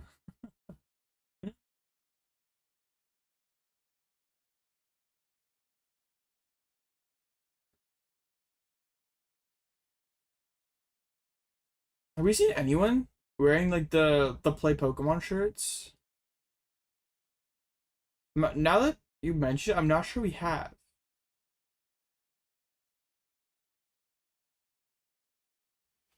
Like normally they like give people who have like some kind of logo that they want to cover up, like the play Pokemon shirt. I Can't remember anyone having a play Pokemon shirt on. Okay, Hiroshi goes back into Sarua, attaches Poffins. Maybe gonna see the Turbo Energize. No mats, no promos, no shirts. Thanks. Screw Gaming Gen, man. Maybe not. The Turo in hand, or Turo in prizes there. Okay, actually this isn't that good. Hiroshi was just retreating to play around corner. Haptic Artisan for Brandon. I think there is the Frostlass in hands. Artisan. And has to decide whether he wants to play. I don't know. Research. Does research away? I guess, yeah. Blood Moon and Psyduck. Sure, but we don't need those guys right now. Poffin, Snowruns. Alright. I mean, no Evo, but still pretty good. We can get another Snorunt and an Imp down. Artisan down and a Monkey Dory. Get an energy on it. Guess corner. Not. Hey, I mean, getting a little bit of chip damage with the corner isn't the worst.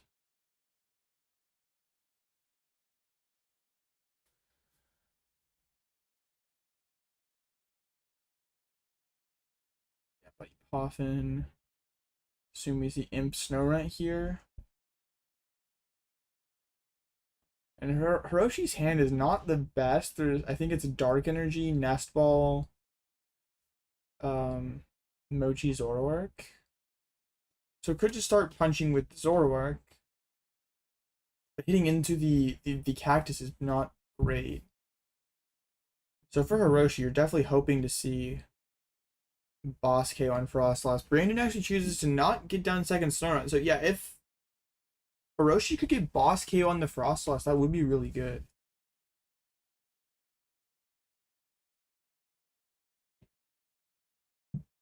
Alright, attached to the Monkey Dory, and I assume we're gonna corner.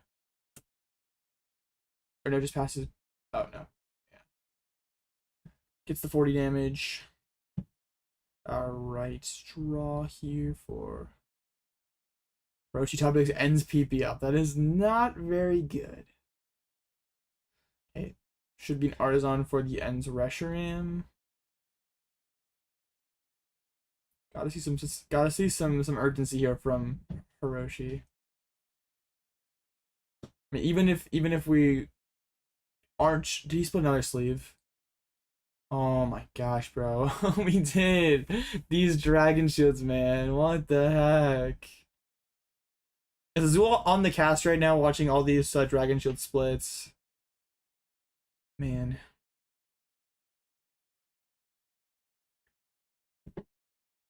It's 2 so far this set. Not a good look. UE Pod in shambles. I know, right? They cannot show very well right now. Alright, falls into Zoroark. I think there's a Nest Ball we could trade away. Actually, choose to do the Mochi, sure. Ugh, 2 completely blank cards here. Well, I guess the Dark isn't like a total blank, but it's still pretty bad. So Hiroshi probably said Monkey's the 30 back over and passes. Rough.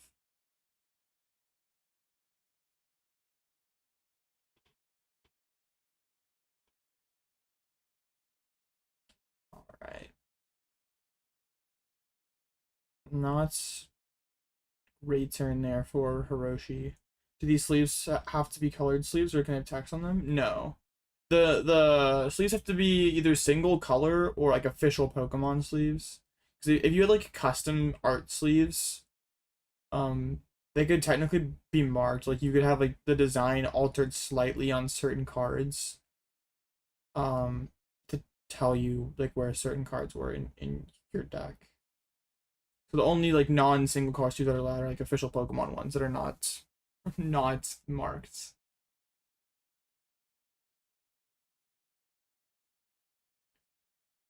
Okay, so Artisan down the Monkey Dory.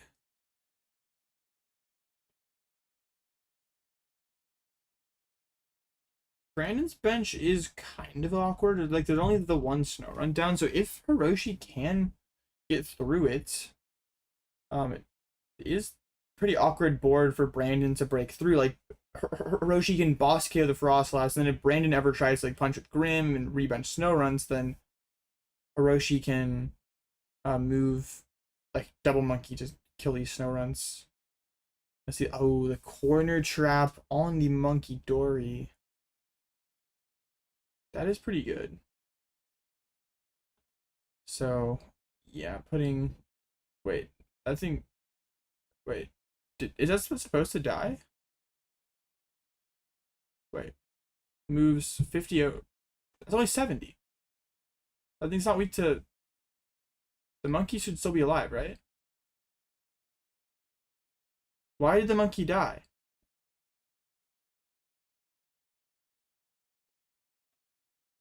Wait, am I tripping? Didn't the monkey only have 70 on it? Wait. Monkey had 20. Brandon moves 50. That's nine. That should only be. I don't know, man. Okay. Let's get back to the game. I think the monkey should be alive though. Because well, that's 5, 7, 9 total. Yeah, there should only be 100 on the monkey, right?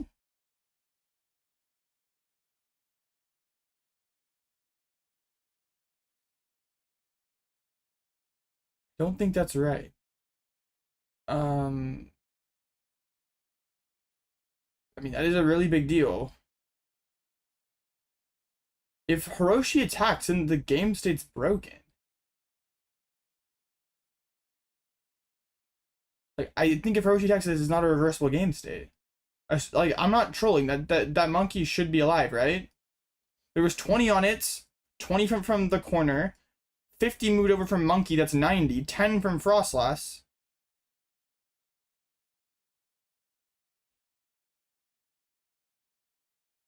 It's already.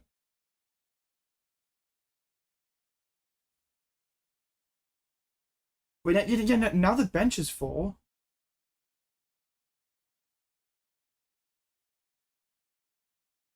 Maybe they're realizing it now. Who is the penalty? Hiroshi. I mean, I think Brandon would get a warning for not maintaining the board here. Okay, maybe. Or maybe just like Hiroshi benched the Fez and now he feels silly because we benched Fez when we thought our Pokemon died to Frostlass. Like, I'm not trolling. I mean, Hiroshi's kind of in the tank here thinking about what to do, but I'm not trolling, right?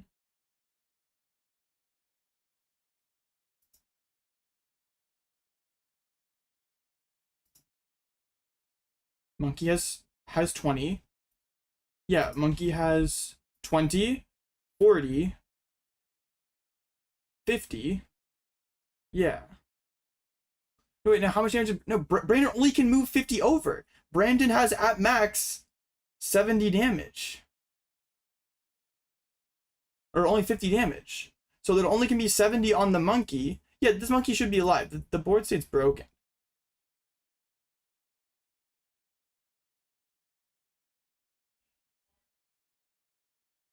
Right? Like, am I just trolling?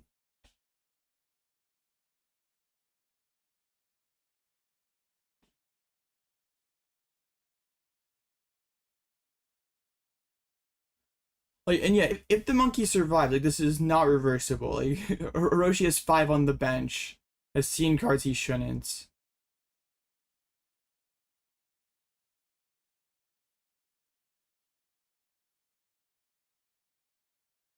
Monkey has 20, gets 50 moved on. Gets hit. Yeah. Yeah, it should have 10 HP left.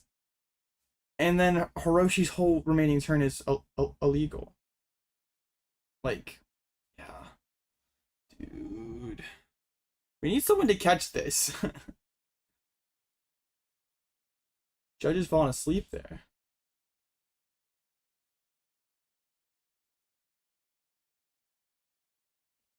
I mean, this is pretty good spot for Brandon. He probably wins anyway. Well, actually, it's not that good. There's no imps evolved up. But now there's this Fez that shouldn't be in play that's being retreat locked. So no one should play Grim in person. Too much counting.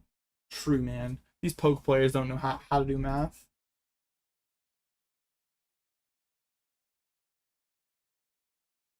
All right, couple trades from Hiroshi here. I think a Turo is prized. I don't know if he plays two or not. This Fez may just be stuck. I've seen enough Blitzle use this bad Zora deck. Why you play this deck? Some judges are talking to Hiroshi now. Did they catch it?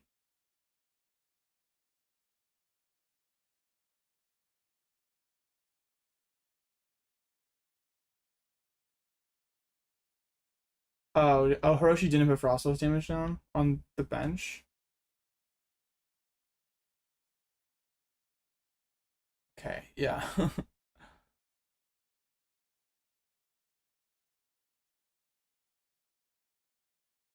Yeah, I mean,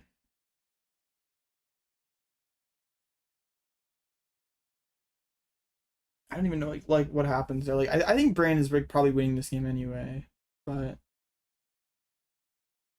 yeah, it's Boss Frost has to try to break the lock and just pass. Ban Guardy, ban Grim. They cost too many misplays. Just ban Edge. Just ban bad players. Honestly, not gonna lie. Just ban everyone who can't read. They're all gone. If you can't read, you're gone. Wait, yeah. Let's just play Sarah like meters all day. Ban everything.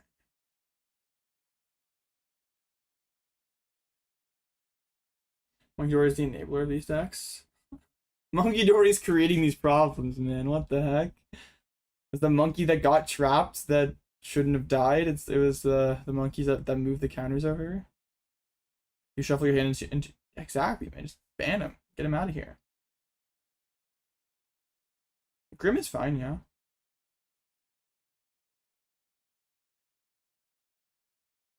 Like, can't play stars, they miss kind of energy. Dang, bro. We just can't play poke.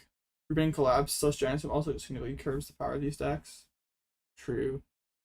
Parallel City would go so hard right now. Just limit these monkey decks to 3 on board. We need block lax. Bro sees chomp in chat and then it's like, let's bring back block lax. Alright, man.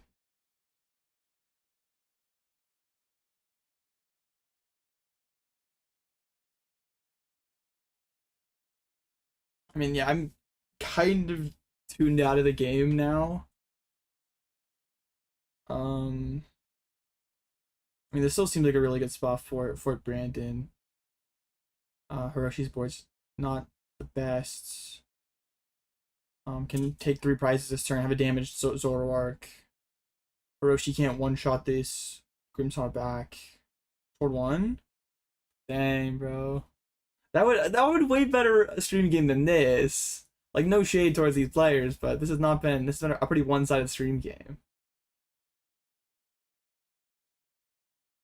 You think Grimmsnarl is fine if no one's playing Bolt? Yeah. Grimmsnarl's just kind of inconsistent. That's its biggest problem. I know, they gave us Grimmsnarl Solitaire instead of Tord vs Henry. RIP.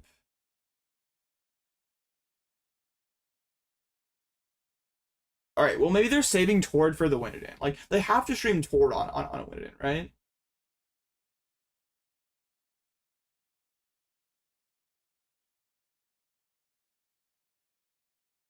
So they're just never gonna go back and fix the monkey thing, I guess. We're just we're way too far in the weeds now. I mean, it would have if they did go back and fix it, would have to be a game loss. After the game, we can rewind and make sure. Like, this game shouldn't last too much longer. Like, Salazar's just gonna take 3. And what can Hiroshi really do?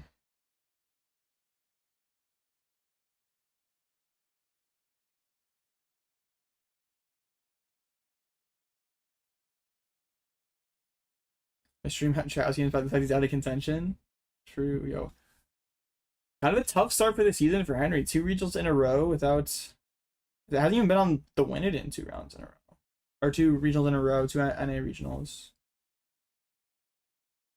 And that's also no winning at Worlds, or I think it was a win it in NAIC, but they have a cold streak here for Henry. What's this guy like? He forgot how to win regionals or something, man. What the heck? This guy needs to lock back in.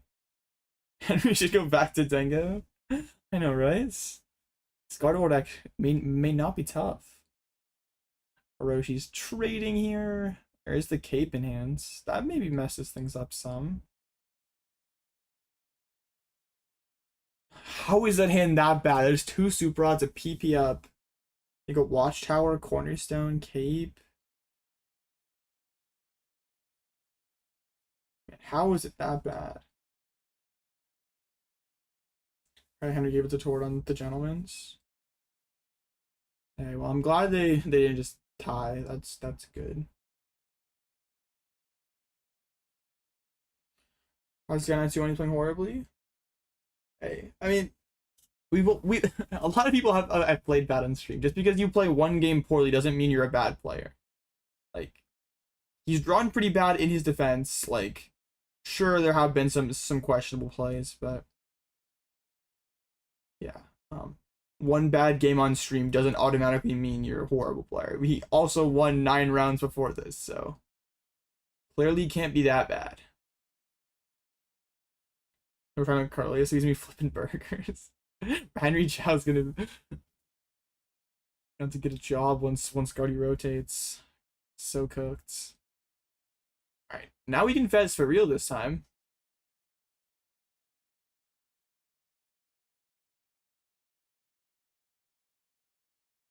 Sure. Yeah, I'm not even sure like what Hiroshi like even could do right now. I mean, we could go like Cape Zoroark, Boss KO Frostlass, but now we have this Fez in play that like dies. I think Hiroshi's been on stream before, because he got top 8 in Vancouver. Like, he is a really good player. Just had a rough go of it this game.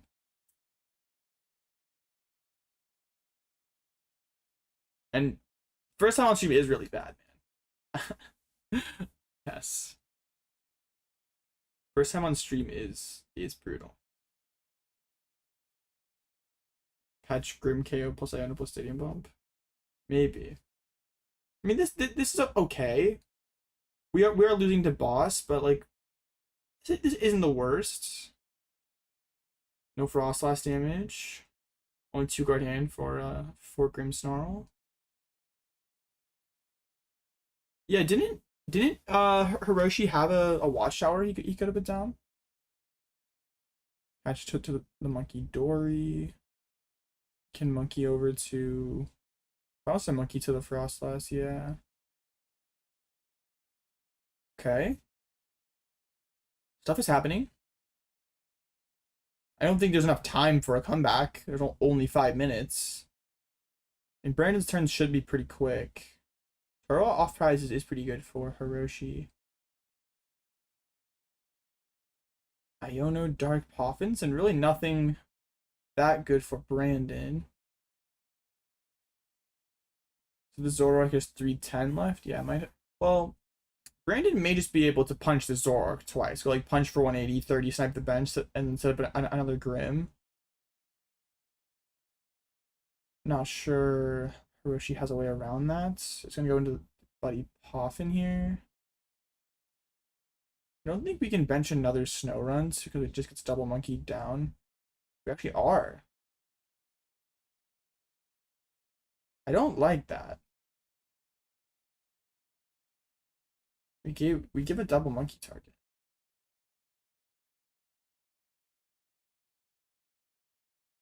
Oh, I'm not sure how real that is, I guess. Maybe you say that if Hiroshi goes double monkeys attacking with the Zoroark. Okay. We're shuffling the deck, bro. We don't have time for this, man. We can't be shuffling the deck. We gotta go. You're gonna get 1-0'd.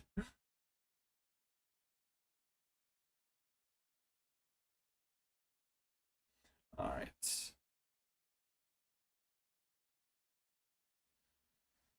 I mean, Brandon probably just. Do we even move the damage over? Do we just preserve that for future here? We maybe could move like one off the cactus or two. Oh, we're gonna kill monkey. Sure. Oh, okay. I guess this one is fine. Yeah, we can kill the monkey.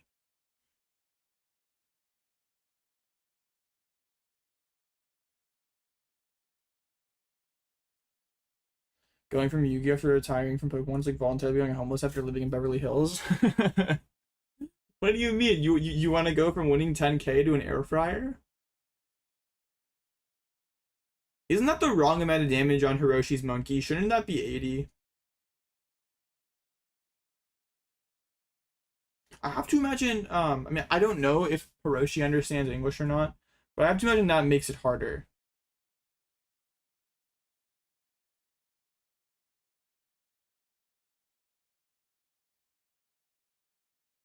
All right, then just goes punch, knock out the monkey. So boss, I mean, boss always was game for Brandon. Um, yeah, monkey damage is a suggestion. Yes, yeah. Monkeys are whatever you want them to be. We recommend 3, but if you want to do 4, I mean, sure, we'll allow it. You want to only do 1? Your opponent moved over 2. Sure, why not? Yeah. This board is like fine for Hiroshi if Brandon has like 2 more prizes.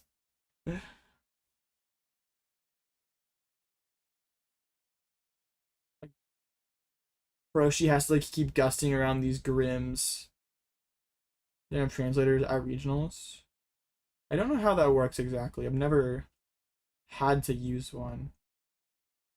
And they do it like ice season worlds, but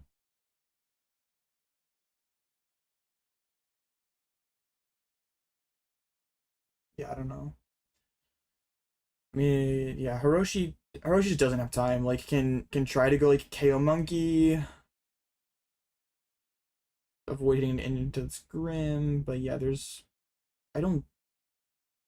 Oh, actually, no. Even if we like double Monkey over and Powerful Rage, we're still dying to Monkey plus Shadow Bullets. Going to get dance. Go if you need a Polish translator, you'll let me know how it goes. True. I can be your fake Polish translator, trust. I'll just use my use the last name. I'll say like, yeah, I know. I know how to speak Polish. I'm like literally Polish,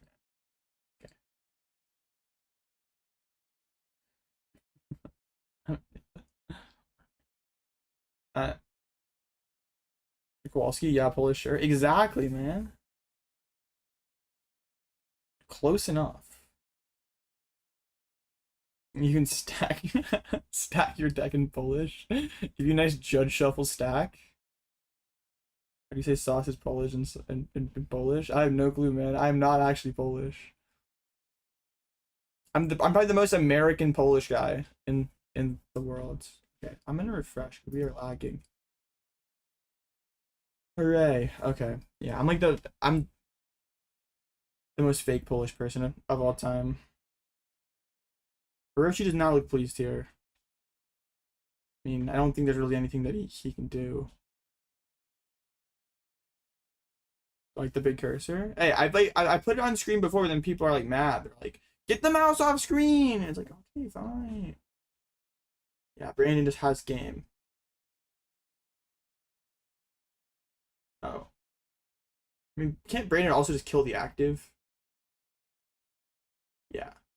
Okay, I want to go back to that one turn that Hiroshi had. Okay, it was this.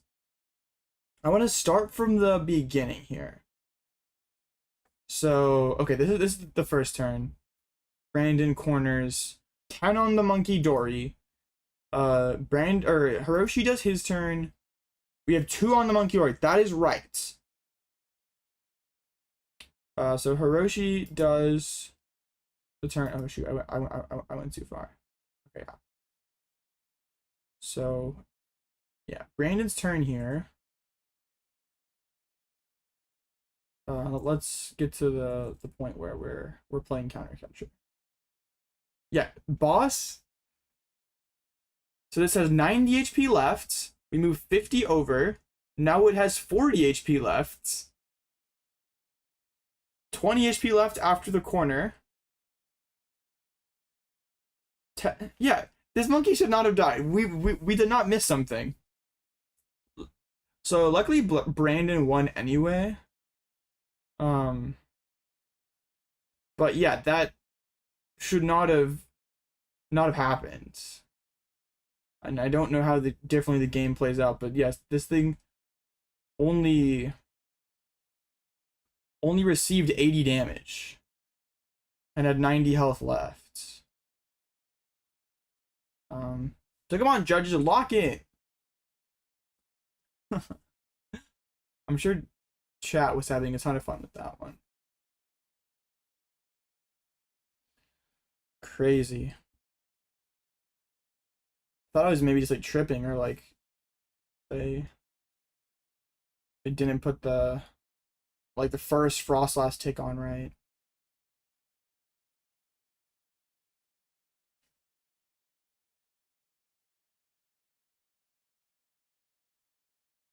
Weird, very weird. Okay, let's check out the standings then.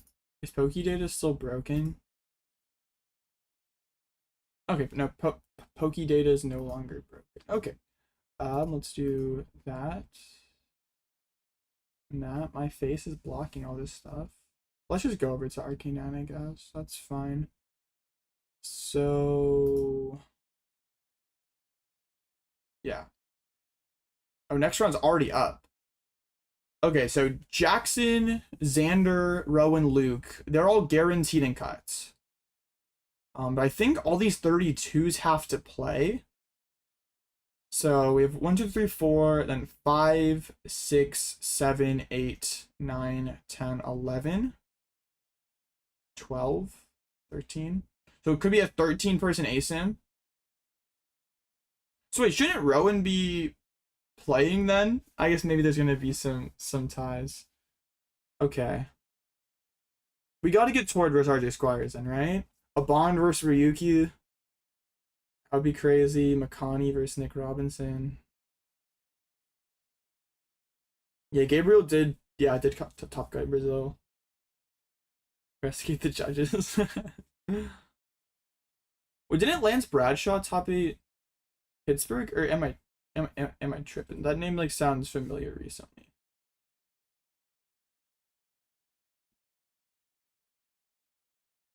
Let me look it up real quick. Yeah, he did. So that's a win and match versus Shemansky. Whoever wins top cuts 2 regionals in a row. That's pretty sick. Man, there's a lot of good choices for stream games here.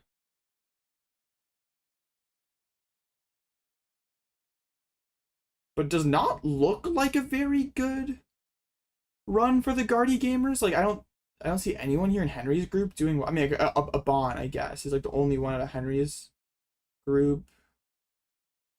I mean, Rowan's here. Ian's. I guess Ian could still make cut. Okay. Hail 2 first-year seniors. True, yeah. Carson and RJ both on win-ins as first years. Yeah, that is pretty cool.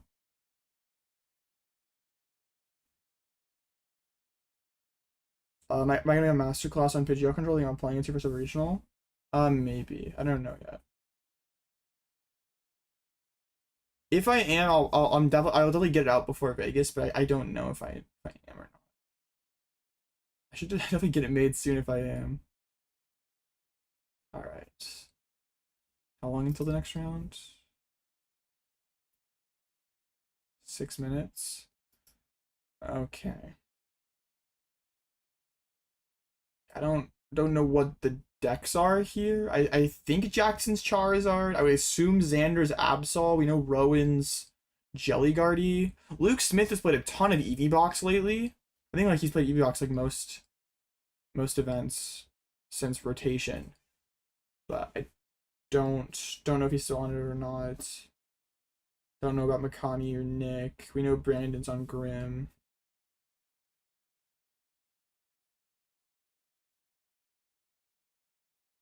Yeah. Absol Control looks so fun. It's pretty good, yeah. How many potential absols do we have in cut? If we assume Xander is in cut, that's 1. That could be 2, 3. Maybe more. We don't know about some of these other ones. But at least 3 absols on the Winterden, or well, Xander is already locked. Yeah, Ryuki and Tord could make 2 and 3. The absol deniers are in shambles right now.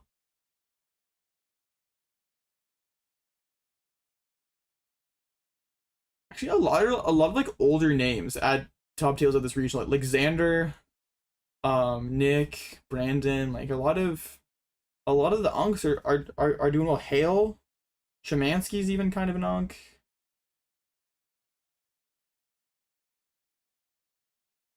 Who let all the unks cook? Even Tord, yeah, Tord's definitely unk. I can't believe I missed unk Tord over there. I'm sure they got all the unks on Absol. Xander and Shemansky unks is crazy. Okay, yeah, they may not be like actually that old, but they've been playing for since dinosaurs roamed the earth. Xander Pero and Alex Shemansky were up playing Pokemon. I do not know what Hale is on, no. Hale played Terrabox to Monterey, so maybe Terrabox again. Like mid-20s? Yeah, but they've been playing Poke for like 15 years. They've been playing Poke for longer than some people in my chat have been alive. They're most definitely Ankh.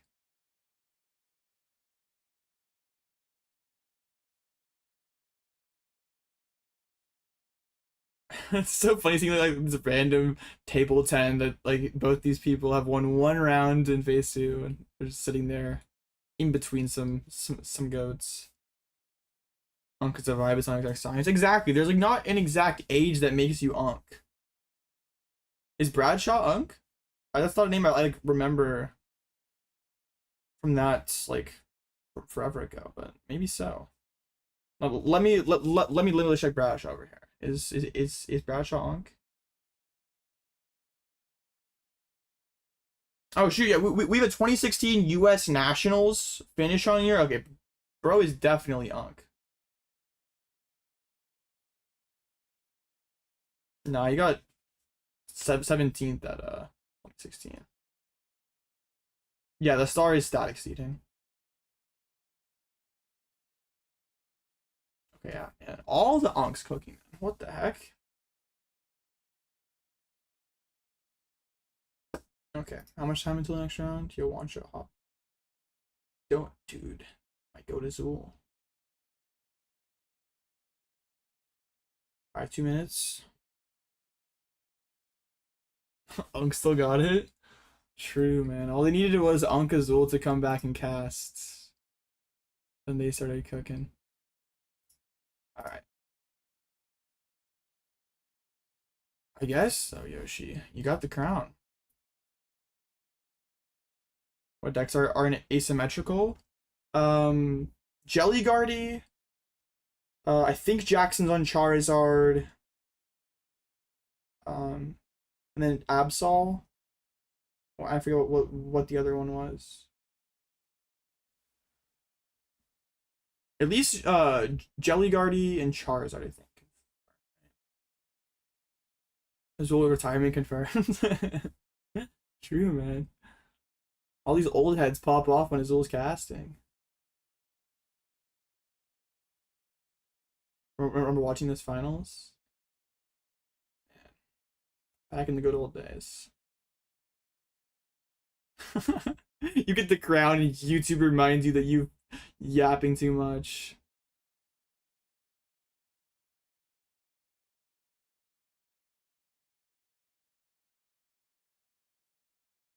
Bro, we need the Pram comeback would be kind of legendary.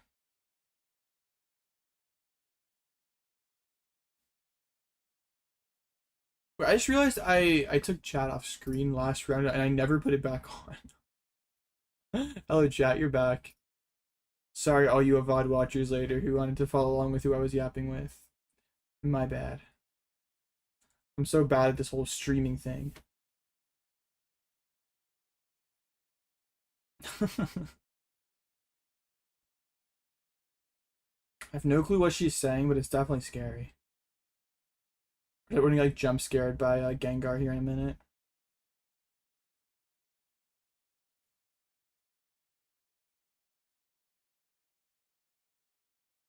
All right. Still a bit bitter that we did not get Tord versus Henry on stream, but they can make it up to us getting Tord on stream now, right? They have to stream Tord. There is no way that we miss Tord here. This is the last round of Swiss. No Tord here would be egregious.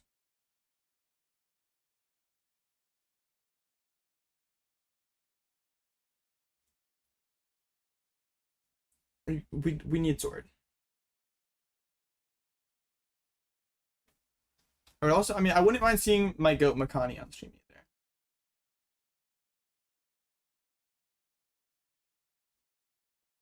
No, Zool on commentary is easy. Oh man, it's gonna be like a crazy plot twist where Zool comes out of the caster booth or whatever, and then this turns out like replaces Tord's Winnowed opponent and plays against Tord. Trust. Treating Tord like Bronny James, yo, no, you're not lying. Yeah, right. Like Tord's gonna be, or Azul's gonna be the final boss. They're gonna like whoever wins the tournament. Tord's gonna win the tournaments, and then they're like, okay, Tord won the regional. Okay, we get Lance Bradshaw versus Alex Szymanski. Fun narrative of like both players cut the last regional. Winner goes back to back. No Tord is egregious though. I mean, I assume it's a Poltnor versus Terrabox.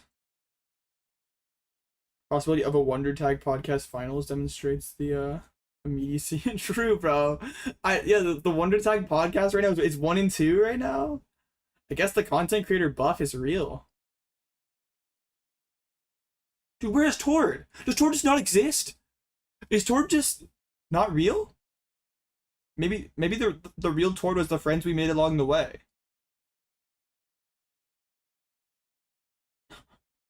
Maybe Tord is just not a real person. Maybe Tord never existed. Tord was just an idea of just dominance, creativity. And maybe Tord was never real. Have any of y'all seen Tord? I haven't seen Tord lately. Tord, yeah, I don't think Tord's real actually. We mass hallucinated Tord into existence. Yeah. Tord was just an idea that Big Pika sold us on. Tord is okay. Yeah, Terrorbox versus Poltnor. Tord is on the Winnowed. I think like X21. The fake AI. True. We need Tord to win for cut though. You don't get to see a Tord Winnowed at an NA regional every day. You never know. Tord's getting up there in the years. You never know when it's gonna be the last one we see. I guess that's like what happens when you give your broken deck to a bunch of people. They show Absol like 5 other times, and then they're like, man, don't want to see you. Like we don't want to see like the brains behind this. This matchup is so boring. What are they doing? Yeah, it's not the best. Does Terrorbox torrential pump them? Oh no. Does Terrorbox survive? Oh no. Nope. Okay, GG. The Professor energies, those are pretty lit. Okay, Iono, Dusclops. The Bloodman at the top of the prizes could be kind of annoying. And the Water energy could be bad if Lance gets a jamming tower down or something.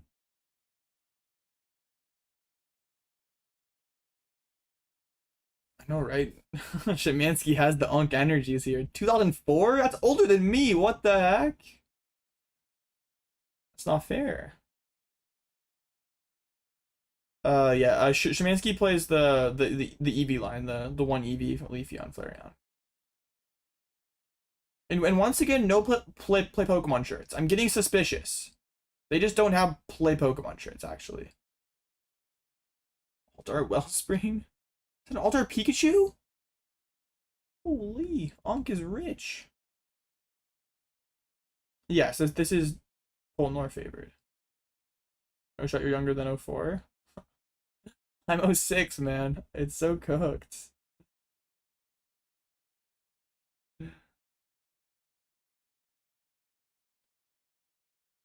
Okay, the double knockdown hand for Shemansky and the attachment to the active. I love Shemansky's lack of prize checking. It's honestly inspirational. Oh wait, that's right. Lance did play Shaman at Pittsburgh, right? Dude, no shot he played it again. No way. They said no t-shirts. It was also wearing a real suit and not the goated suit shirt. And not surprising on Terrorbox like Giga Chad. I'm pretty sure he mentions in the master class as well, like you need to price check really thoroughly if you don't if you prize one of your combo pieces and it's not in there when you knocked, like that's really bad. And then Bro does like the you see Rowan price check takes like 2 minutes, and you see Shemansky like probably checked like just the essentials and said whatever, we'll figure the rest out.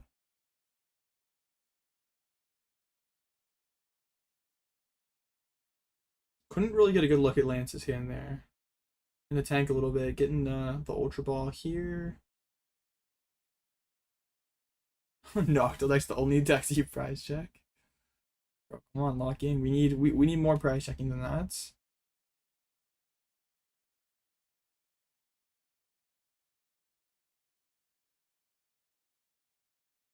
Okay.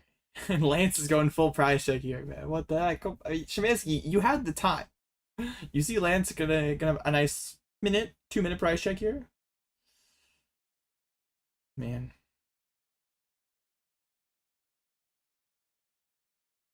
Alright. Dude, that is egregious, bro.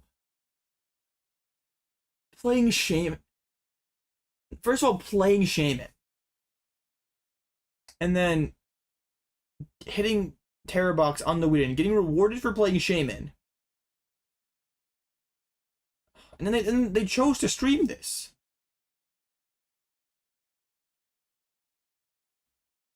Oh my goodness, man.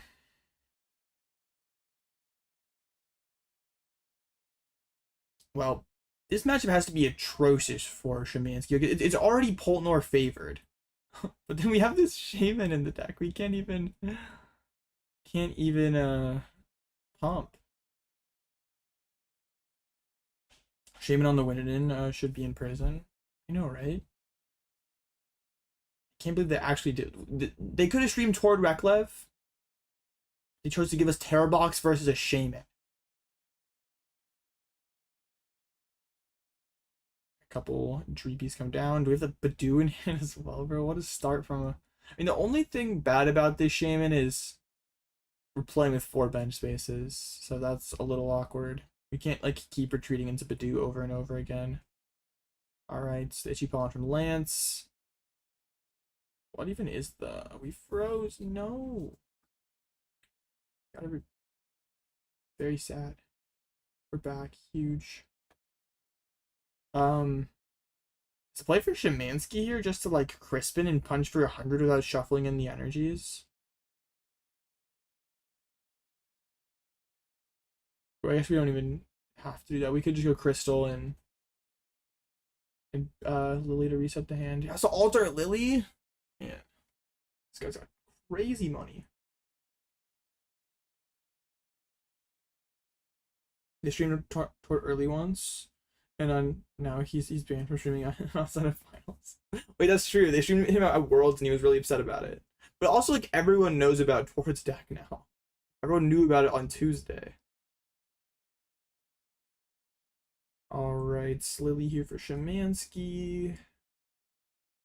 Bubble Mew as well. This guy's got crazy bling. Gets the Mew down. And then just pumps for 100, no shuffle.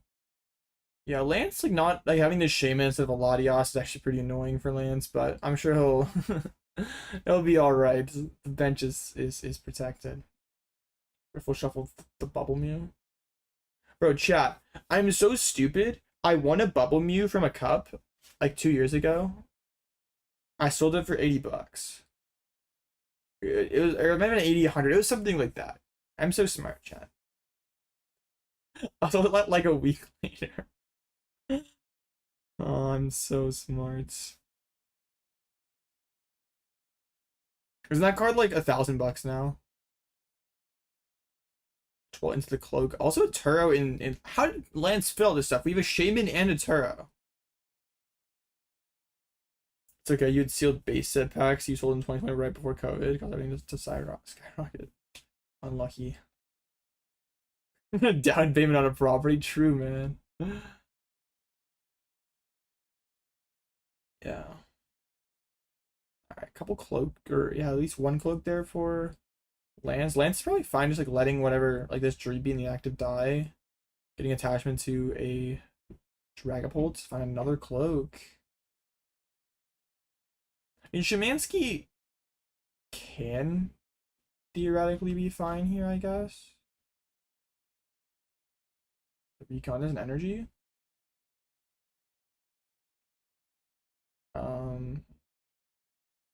Well, no, I mean, Lance wins in 2 attacks starting next turn. And Szymanski will also be winning in 2 attacks. So yeah, this looks rough. Yeah, Lance has Hilda, Prism or Prism Luminous. Can get the Fez for next turn. I think yeah, Lance is going to attach to Cloak Pass, attached to Bench Cloak. Then has Hilda for the Prism next turn. It's gonna play the Ultra Ball here. Actually, gonna discard the Fez. Oh, did discard the Turo, I guess. So it makes benching Fez a lot more suspicious. We're gonna go into the Bidoof. Wait. I don't. Is this good? Because we go attach retreat Bidoof, but now we can't pull it back to back. Man, Szymanski has such a big hand. Surely there's an energy or Crispin in there. I don't like this turn from Lance. Szymanski's already used a boss. I feel like just attach the bench and pass is better, so we can try to go pull Hawlucha, KO, KO the Hoots, take 3, and then go KO Fanroid and Mew for game. We also could have Dusclops or Dusknoir in there as well to get a prize. But now we can't Phantom Dive back to back, which maybe gives Szymanski a shot here.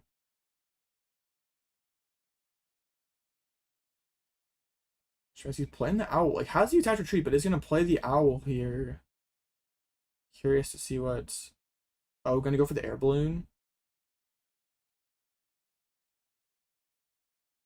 Okay, preserving the energy attachment makes sense. Is there a Leafeon? I know, right? Now Szymanski's got the Pikachu, the Leafeon, the Flareon. Insane bling. Oh, actually gonna go for the Turo. That's pretty good. And a Crispin, okay.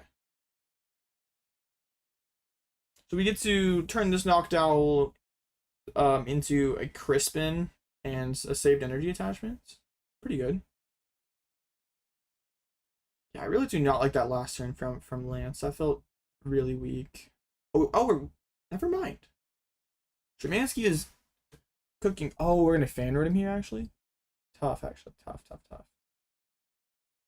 It could be a Speedwing even.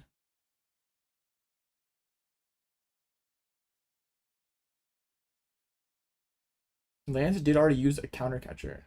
Yeah, is it gonna be a Speedwing? Aw, man. Wait, Speedwing has to be better, right? Or maybe not. Yes, let's go Speedwing. Come on, lock it in. Yes, the Speedwing. Yes. Lance can pop Dusk and Bloodmoon for game after Phantom Dive. Sure. This, yeah, that does work. But that revolves around him having a lot of gusts here.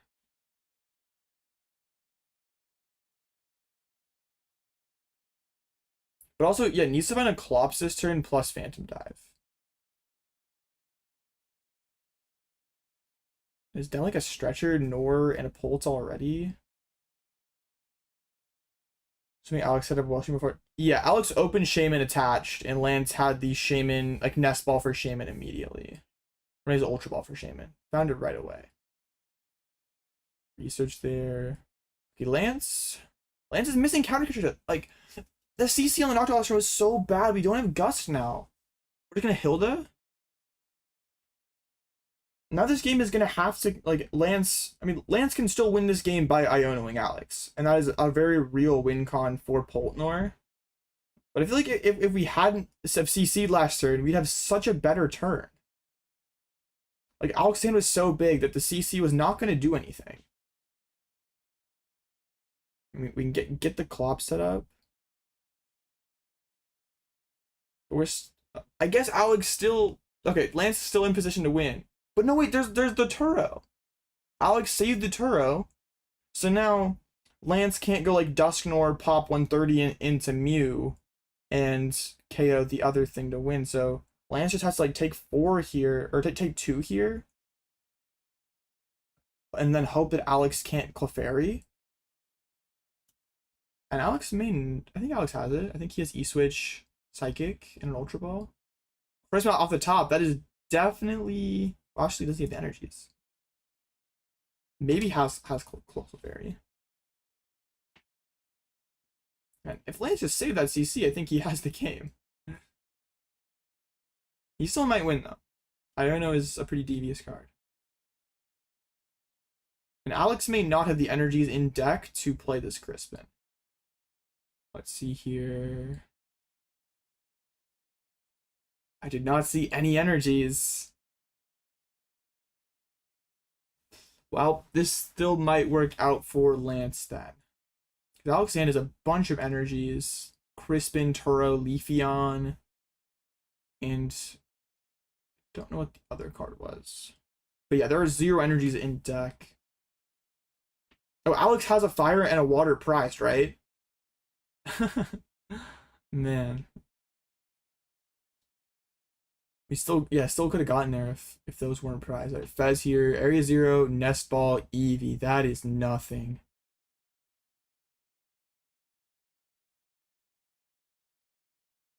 I'm not sure what Alex can do now. Pops the bundle.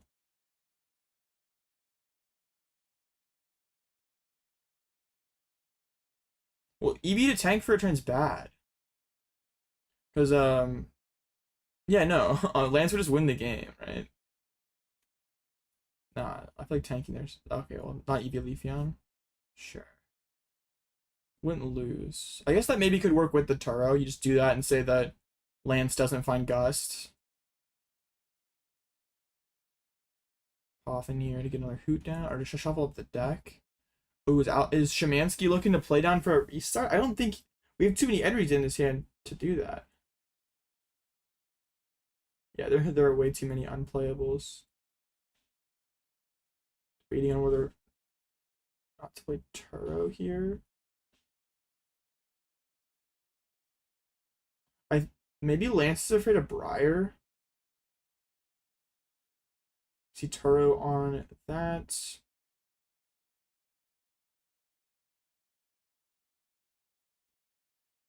Yeah, actually, well, no, he can still like take a prize here. I don't know. I guess this forces Wellspring inactive. And the Torrential Pump for the knockout.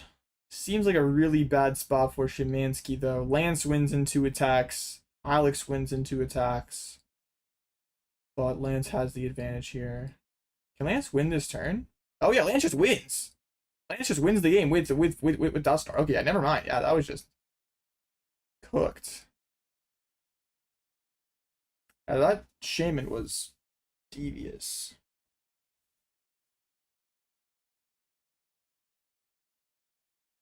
Okay. Well, yeah, that was bad. This Terror Box deck is so fragile. Like if like Lance didn't even have to do anything, he just like won the game.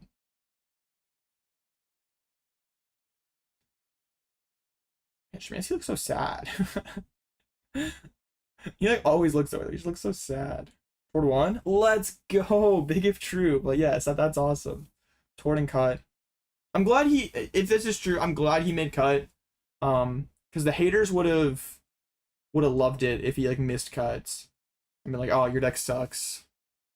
Way to go, Toward. Just trying to hype up a deck to sell his class, sell his Metafy stuff. I feel like running Shaman for Pittsburgh made sense, or like, it didn't make sense, but it made more sense. But for this weekend, there like, wasn't especially that much Terror Box hype. And Lance gets rewarded for it. That first game is pretty sketchy for him if he doesn't have it.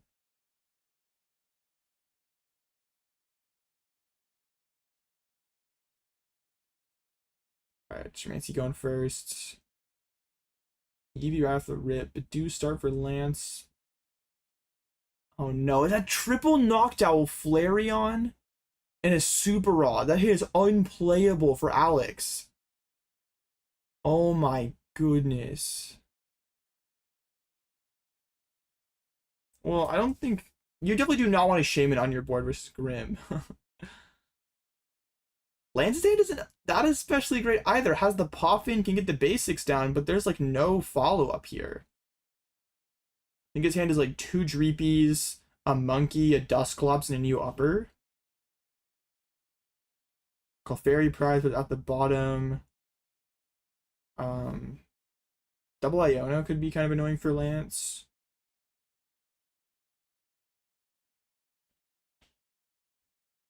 Yeah, so it seems like Poffin pass. Szymanski is his current hand is draw pass. Just 3 owls and a super rod. Should have pile shuffled. We needed to declump these Noctowls. Alright, Dreepy comes down. New upper attached. And the Itchy Pollen. Szymanski had back deck when it ends. I think Szymanski was 10-01. Or 10-1. Szymanski had a lot of when it ends. This may be number 3. Nest Ball. No. Draw pull. That's nothing for Lance. She pulled another Nest Ball. No way. Nest Ball for Lance. Itchy Pollen again. Boss for Lance. Or for Szymanski. I mean, yeah, you can boss up flops, I guess. That's not bad. What does Lance have here? Didn't just slam it down. This is so sad. 50 onto the Mew. But do back up. Szymanski gets a prize, which is another boss's orders. Luminous and Itchy Pollen. Grass. This is so tough to watch, man. There's no way. Another boss gonna try to get the Dreepy stuck. Latios is prize, so this may work. And we do see the Iono found for Lance, which he's probably gonna play. Both of their hands are horrible. But yeah, I think it's not really Latios is prized, but that's okay. He can get down another Duskull. This is the Pokemon TCG, yes. Draw Pass Simulator. Oh, the Shaman, of course, of course.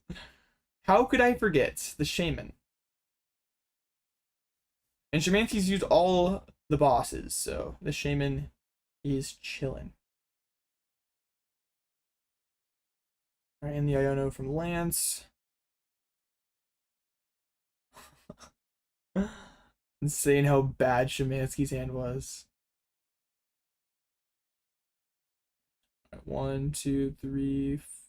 Okay. Okay. Yeah. I don't think Lance's hand was that good. Yeah, a bunch of supporters. It's literally 5 supporters. Oh my. Well, there's where all the all his drawing, like his cards let him see more cards. There's like 2 lilies of research and 2 Ionas or something. Okay, no, I'm freezing again. Huge sad.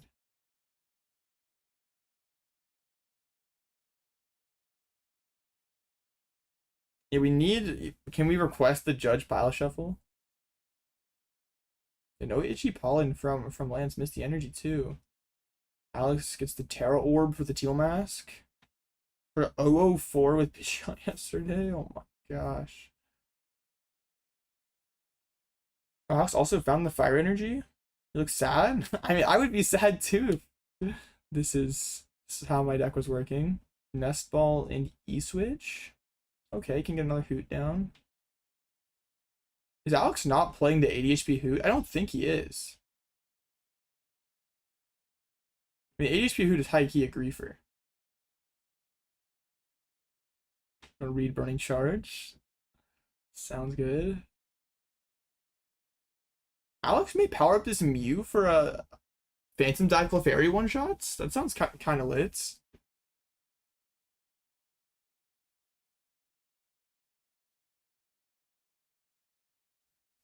Yeah, I mean, Lance can still win in 2 turns. Yeah, he just decides to go for some energies on Teal Mask. Clefairy still prized. Yes, Szymanski did just unprize it. But that may have influenced his decision. Draw for turn, another Cloak. Yeah, that hand is Iono, 3 lilies, and a research.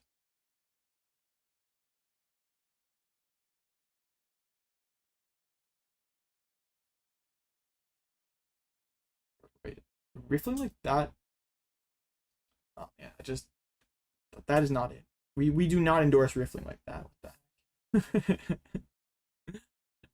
For a second, I thought he riffled in 2 different directions, and that would have been crash out material.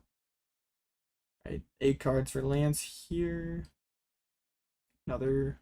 I guess there's not any more Treepies. I'm going to counter catcher and an Ultra Ball for Polts. I probably would like to go Hawlucha Phantom Dive. Yeah, I mean, in a perfect world, we can Hawlucha Phantom Dive and get Dusclops set up. But I don't think there's that good of a hand. Pro Steeled #1 Yapper. Lock in.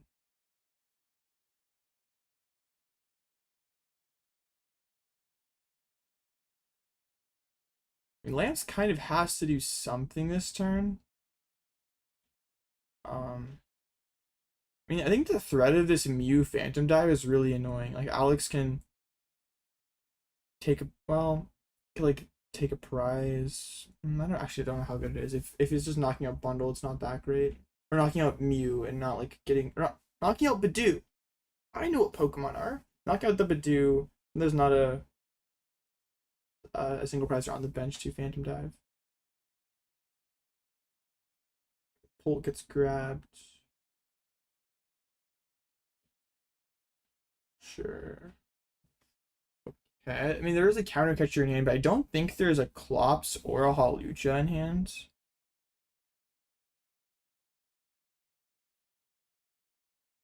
I think we have to counter catcher this Mew. It's too much of a threat. Fire there. The Dreepy comes down. CC. Fez. Gonna leave Alex bench locked. And just punch for 200. Oh, could be a devious 6 price turn next turn. Well, now, okay, if Szymanski can get to the Clefairy Mew play, could be kind of broken. Yeah, I think if he wants to do that, could take 3 prizes, make it so there's no possibility of dusking. Knocked out off the top. Wait, that's it. He has energy switch. He has energy. This gets Nest Ball Area 0, Latios, Clefairy. Oh my goodness, what a top deck. So now Szymanski does all of this and just has to survive an Iono. Oh yeah, Turo. Even better. Oh my gosh, wait, that's actually really good. Turo plus Area 0? Okay. Yeah, Szymanski's somehow not in a bad spot here. For how insanely bad his early game was, that fact that he like has a really good chance of winning is quite funny. The perfect hand. Uncle Barry E-switch. Energy. Mew for 3. Blank card, that's alright. And then yeah, Phantom Dive to... Yeah, probably should just leave the Duskull. Actually, is that smart? I don't know that that is smart. Because now we lose like Fanrod and Boss for a game if... Well, no, we don't have any bosses left, so never mind. It's fine. Yeah, person chat imagining having that crown.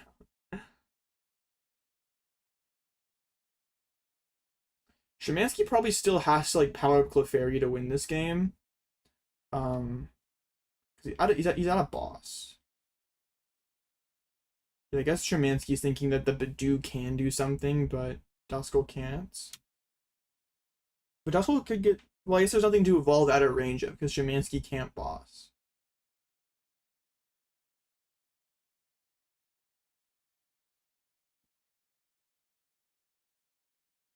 Lance does play Taro. Yeah, Lance is winning in 3 turns I hear, actually. Man, this is really scuffed for Lance. Szymanski might have 2 turns to recover here. And I don't think there's an out to Lucha in hand. Yeah, still a live Hoot Hoots. Okay, Szymanski actually has really good odds to win then. Like, just needs 1 knockdown, and that is Super Rod Crispin, and that's game. Pushes the Noctowl. Their energy is not helpful. There's Crispin already, so just needs a Super Rod. Lance. Didn't see what that card was. Fez. Super Rod. That's game. Szymanski's gonna take it. Gets the Psychic Energy out of the discard. Crispin Full Moon Rondo. Dude, that was insane. Wow, what a... Man, it wasn't even really a comeback. It was just like such a miserable start from Szymanski and still like somehow found a way to win. Insane. Yeah, to be fair, Lance's start was also pretty bad, but yeah. Wow. Looks like Lance is going first. Looked like Szymanski asked her, you wanted first. Control can't be good if Fultons are playing Taro. You can win by getting rid of energies, it's fine.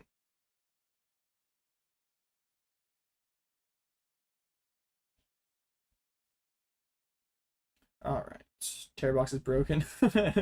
you get both ends of the spectrum in this game. You have like the first game where Terror Box is like doesn't have what it needs. Like has no owls, can't find its combo, loses. In the second game, you have your owls.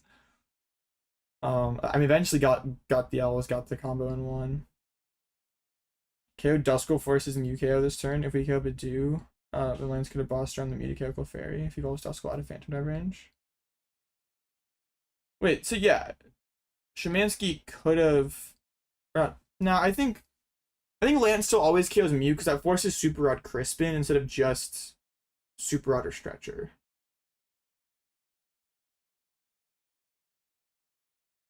But I still think counting Duskull was probably better. Okay, I looked at Hawlucha start for Lance. Ditto start. Wait, does Szymanski have game? He has Crispin. Ditto starts. Doesn't look like he has it. That would be insane, but I don't think so. I mean, if he has an energy switch or Crystal, he wins, but I don't think he does. Wait. No, okay. Just grabs the... Alright, looks like we're not going for game. We don't have it like that. Alright, Ditto into the Fan Rotom. We have a Soul Landing knockout here, which is like not bad. I think there was a Area 0 in hand for Alex. That was like triple Crispin. Last game it was triple owl. This game it is 3 Crispins. Yeah, what does he get here? We already have all the. Wait, no, yeah. Oh yeah, there's three hoots. Oh, he does play the 80. Didn't go for it the first 2 games. Crispin for a water grass. That's heal dance and act. I don't think that is worth going for, but it would be funny. Alright, so it gets the energies. I think there's an area 0 in hand for Alex. The question is, do you actually want to KO the Hawlucha or not? You don't mind leaving Hawlucha in play, like giving. Yeah, we're just gonna attach retreat and sob. Yeah, I like that. This is way better. That is a lot better actually. Yeah, then no itchy pollen. Get to leave this Hawlucha in play. Lance top deck Shaven. What is sack? And this guy finds Shaman turn 2 every game. Doesn't play Brock or anything. This guy just always has it. Alright, Poff in there. Probably for Dreepy Duskull. Shumansky's hand looks like it's full of Pokemon. There's a Lily, so I guess it's alright.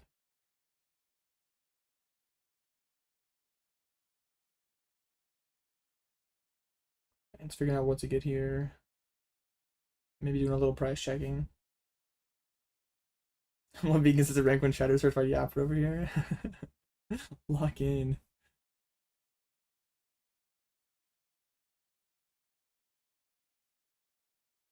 Shaman in my hands. Yeah, bro. Lance has had it like every single game turn 2. Well, not the first game, but also Alex was breaking so bad.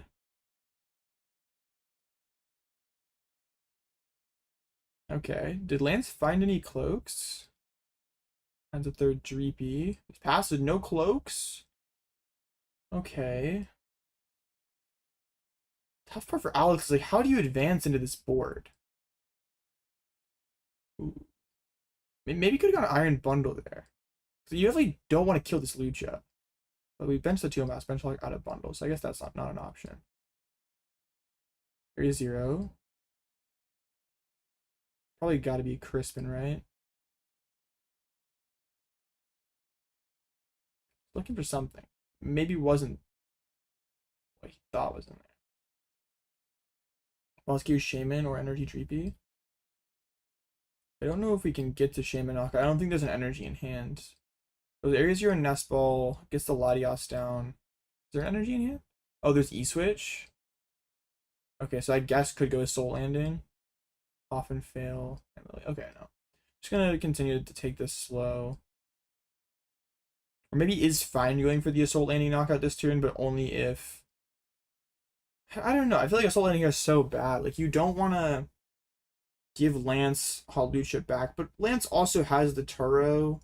And now that Area 0's down, Lance can put down Pull over bench and then Jamming Tower to bump the Lucha out of play. So maybe it's not that bad to kill it. Plenty of energies. And the boss. And the bundle. Ooh, there's actually kind of a spicy bundle here.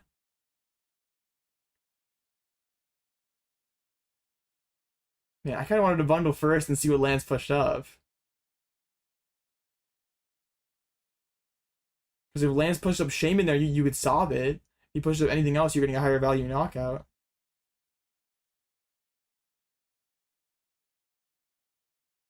Alex established Wellspring turn 1 before Shaman was committed. And you still like want them to have make them find Shaman, because their deck's not very good at finding Shaman. Like, they only have Ultra Balls to get to it. Alright, counter hit with Owl and a Research. No cloaks, it's just an Ultra Ball for Lance. Pretty awkward. This is not good for Lance at all. Shumansky has boss in hands. Maybe could chase down that Londra Cloak. A Bond one? Dang, a Bond's on a crazy run this season. It's 3 cuts in a row. Often for the Badoo. Shuffling up, so that makes you think that we're not going for Ultra Ball. Cloak. Go to another cloak. What a sack. Oh my gosh, doesn't even look at the other card. Oh, okay, never mind. Lance's board was terrible, and so we cloaked into a cloak into a cloak. Alright, sure, man. Classic Dragapult sack. New upper and itchy pollen. Man. Alex's hand is not that good. Being able to boss knockouts on the guy would be pretty, or on the new upper energy guy would be pretty insane. We may just have to settle for Assault Landing KO on Duskull. That doesn't sound terrible. My stream keeps freezing. Gotta refresh again. No. Actually, is not gonna boss. Guess needs to set up the board a little bit more. Is it gonna be another Speedwing? We saw the Speedwing game 1. Yeah, put the big blue circle around the Shaman. Let us know how big of an annoyance Shaman is.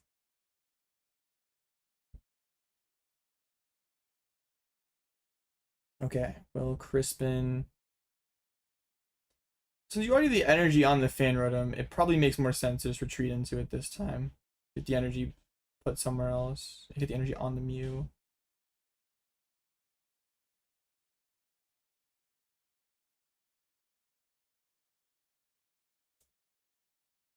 Alright, so just gonna be the retreats and the Assault Landing.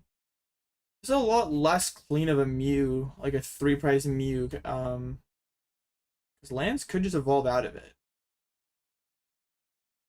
Like last game, Lance had Badoo, so there was no avoiding it. Right. So Lance can theoretically win in 2 attacks here, but needs a lot to get there. And the Recon first, not really anything useful there. It's probably gonna play Ultra Ball. Oh no, actually there is no Ultra Ball.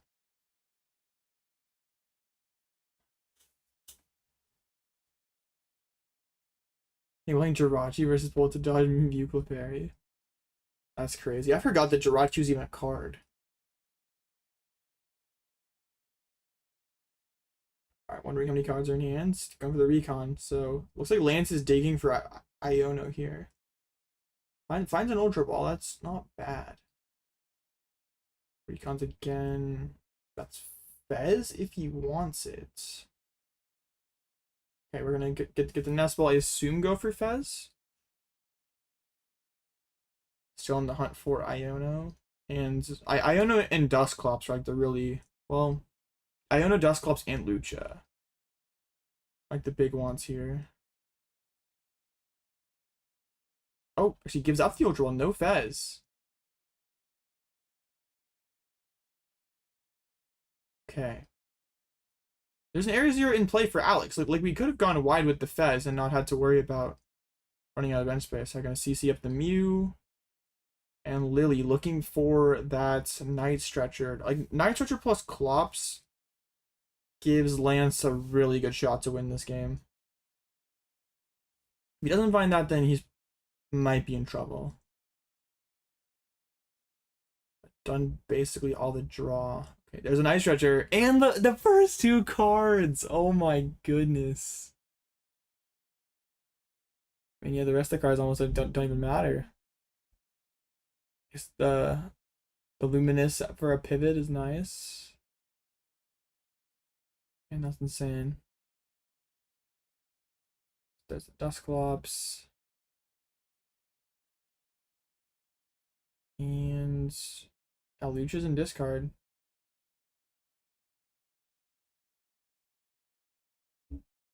I gotta get the blue circles involved there. Alright. Structure for the Lucha. 10 food, Fan Rotom. Yeah, Lance probably just wins this, right? Alex has to Gravity Mountain to clear the board of all single prizers. And then somehow survive Iono. Has a pretty large hand. Might be able to do so. Okay. Knockout. Alright. Oh, Lance did have the Blood Moon prize. Pulled that. That was important. Okay. Draws the nest ball there. Not very useful. So yeah, Alex needs to get the Clefairy one shot on this. Does that even work? I mean, Lance could still win though with Dusknor on Clefairy, counter catcher up Teal Mask.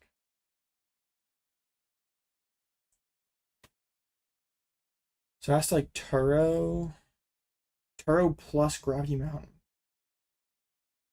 Seems pretty bad, or seems pretty hard to do. Turo E-switch to power up the Clefairy.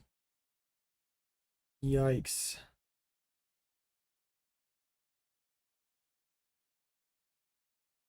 Yeah, Alex's deck has to be well above four figures, right? I mean the Flareon's like Flareon Leafeon alone, like Pikachu Lily, like those cards are those cards are hundreds of dollars, right? As well as for the Pikachu. But don't, I assume we're not planning on using it, just thinning out the deck. So in order to stay alive here, Alex needs Energy Switch to power up Clefairy, Turo, and Gravity Mountain. Ultra Ball is Knocked Owl, 2 Ultra Balls. Is that enough though?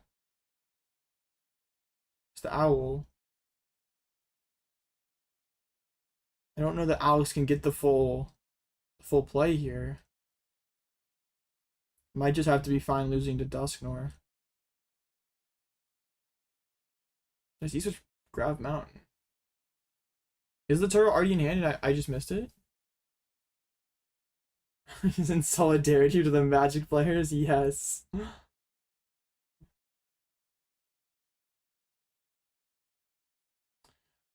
Yeah, Lance could win by killing all the single prizers, but that's why Szymanski's getting the mountain here. E-switch up the Fanroid onto the Clefairy.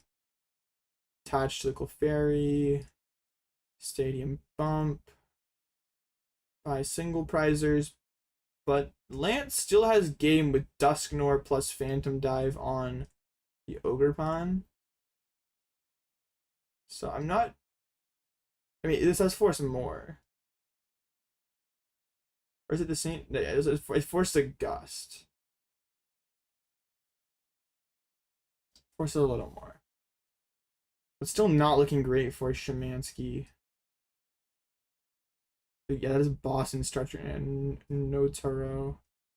Treats and even if Lance whiffs, like Alex still has so much work to do to take his last 2 prizes. Draw for turn there. Jamming Tower. Okay, Lance is actually missing quite a lot. Needs Gust and Dusknor. There's the Gust. Oh, and an Energy. Oh, he's actually quite a ways away. I guess needs Pult too, but both the Pult's already in hand. If you're Lance here, do you even like need to win it? Like, what if you just go bench Blood Moon, play Iono? Maybe evolve the active too. This ooh, the counter is huge. Well, you can Blood Moon, but then you only have 3. Lance wants to try to win here, but I think it's fine. Like, it still is in an okay spot by like Ionoing and Blood Mooning. Alex does have the Pikachu down, but would still need a lot. Like there are no owls in play, only the Fez. Oh wait, Alex could like sob maybe. Almost there. Still needs energy and Nor. He's still quite a ways away. Bloodman comes down. Jamming Tower. It's actually really annoying for Alex. That makes the crystal not live. Oh no, needs energy and Nor. Needs a lot. And if you're, it's kind of a gamble because if you CC, yeah, he drew Luminous, so it doesn't help. If you CC early, it looks like Lance is fine not winning this turn. I think this seems reasonable for Lance, because if you like CC Iono and you don't find the energy, like energy plus Nor off 3 cards, then you lose, and odds you get that are pretty low. Got the energy. Oh, finding Turo is actually really big.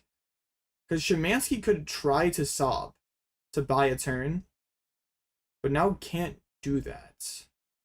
Sure, the treat and the knockout. Crystal. A couple tool cards here. All on this Fez for Alex. Oh, I thought that was Balloon. It was a...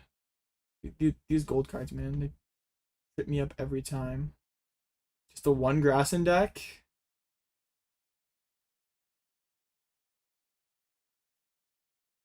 What is it like? Szymanski needs like Stadium, Crispin, Super Rod to win here. Some absurd combo.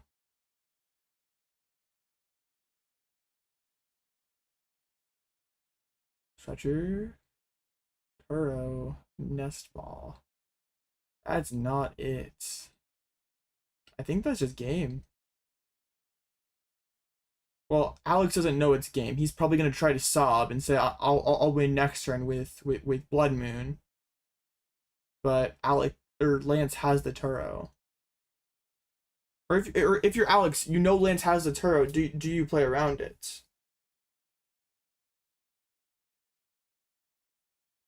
Wait, shouldn't Szymanski even like punch for 240 with Blood Moon to like set up Torrential Pump on Blood Moon for game? Actually, wait, never mind. There's no space for Aladias. No, no. This is the correct play, but yeah, Lance has game. Lance has Energy Turo in his hands. Can Turo back into the Dusk Clops and pop it. Wait, does he not have Turo Psychic in hands?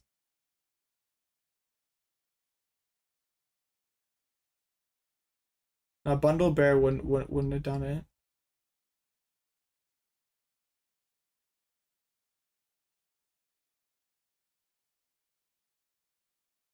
Oh, okay.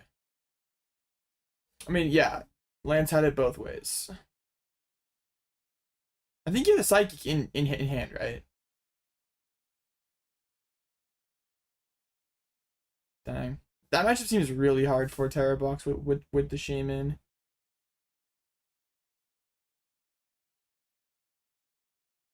Alright, well, Lance advances to top cut with the Holtnor with the Shaman, man. Brutal. Well, brutal for Alex with the with the Turo right at the end. I guess 2 regionals in a row, Alex has got knocked out by Turo in Polnor. I'm pretty sure his game against Simon ended the same way.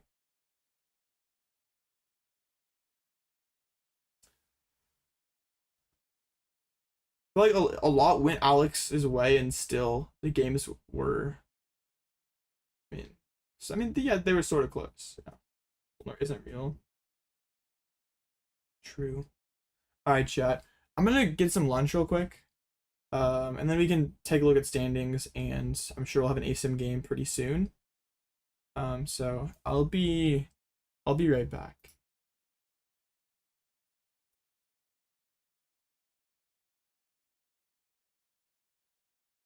Wait, I'm dumb.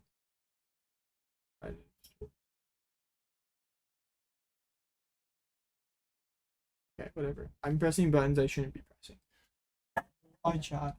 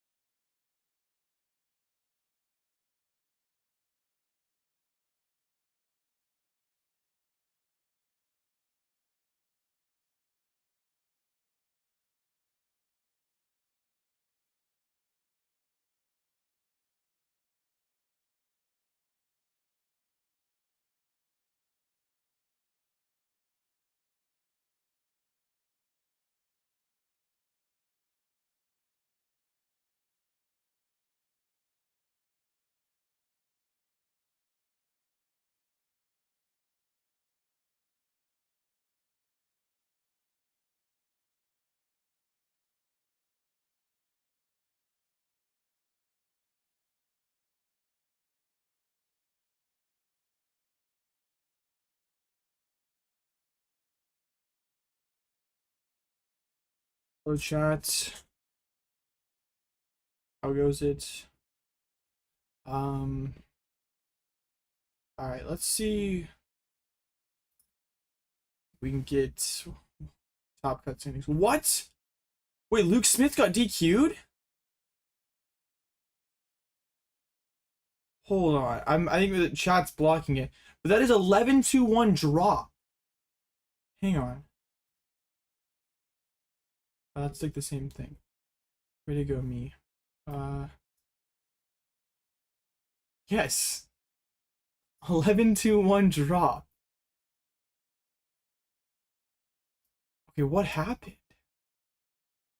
I don't know the drama. That's what I'm learning it as soon as you guys did. That has to be a DQ. Let me any a Twitter leak for that?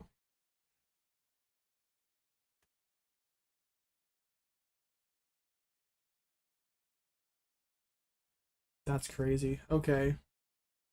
Well, yeah, I guess. Yeah. That makes things interesting. So how does this look on RK9? Did he get DQ'd against? So I ID'd to Rowan and then got DQ'd. So it must have been a deck check problem. That is insane. Okay, so Ian and cut, Aiden and cuts. That's 1, 2, 3, 4, 5, 6, 7, 8, 9, 10, 11. Oh wait, no, this is a tie. This one they both miss. Wait, so 1, 2, 3, 4, 5, 6, 7, 8, 9, 10, 11. Dang, tie and not being able to get a gentleman's done is brutal. Wow, okay. I'm curious to know what happened there, but yeah, Luke Smith got DQ'd, I guess. It probably is some kind of deck list error. That's usually what things like that are. Or had a marked card or something.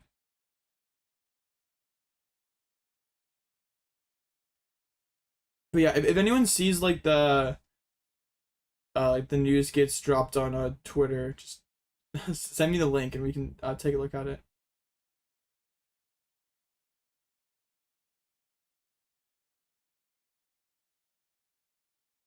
Wait, hold up.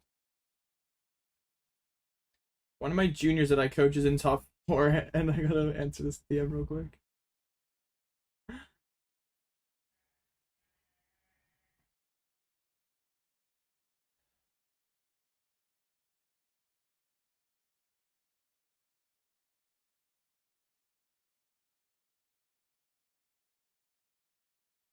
All right. Well, yeah.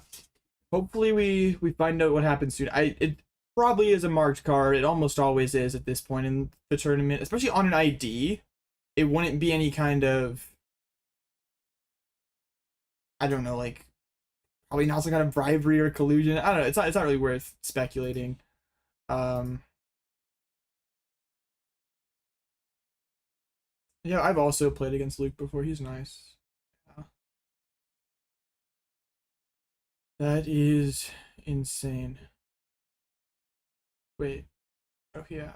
So 11-person ASIM. We gotta get toward now, right? Wait, what's the one match still playing? Oh, is it the street match? Oh, okay. Bella. Hiroshi win submitted. 1 second, Jeff.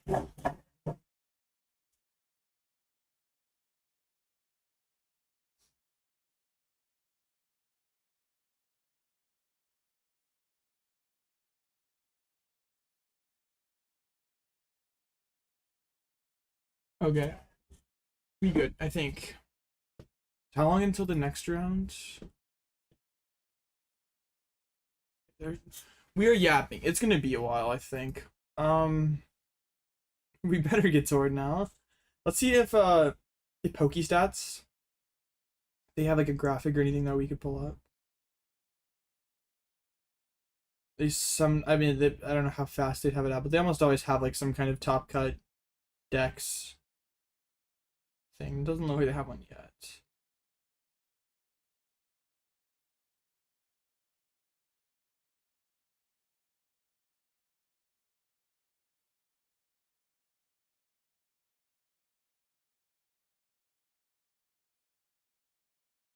Oh, Azul.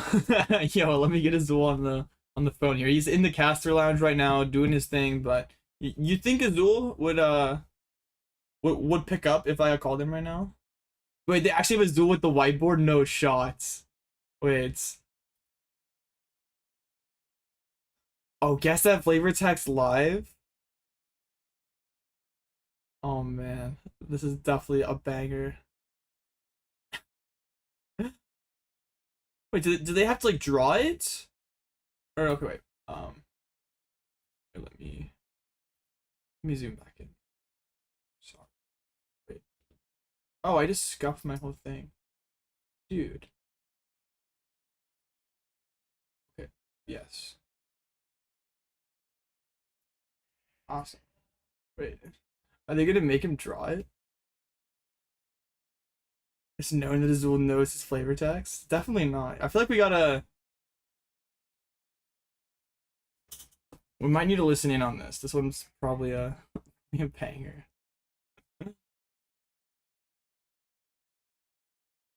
No, Wancho is a temporary guest host here. As Pokemon startles people in the middle of the night, it gathers fear as its energy. Gathers fear as energy. What do we think? Who is gathering energy? Like it makes you think it's some kind of ghost. Is it like impotent? I feel like impotent be scaring people in the middle of the night.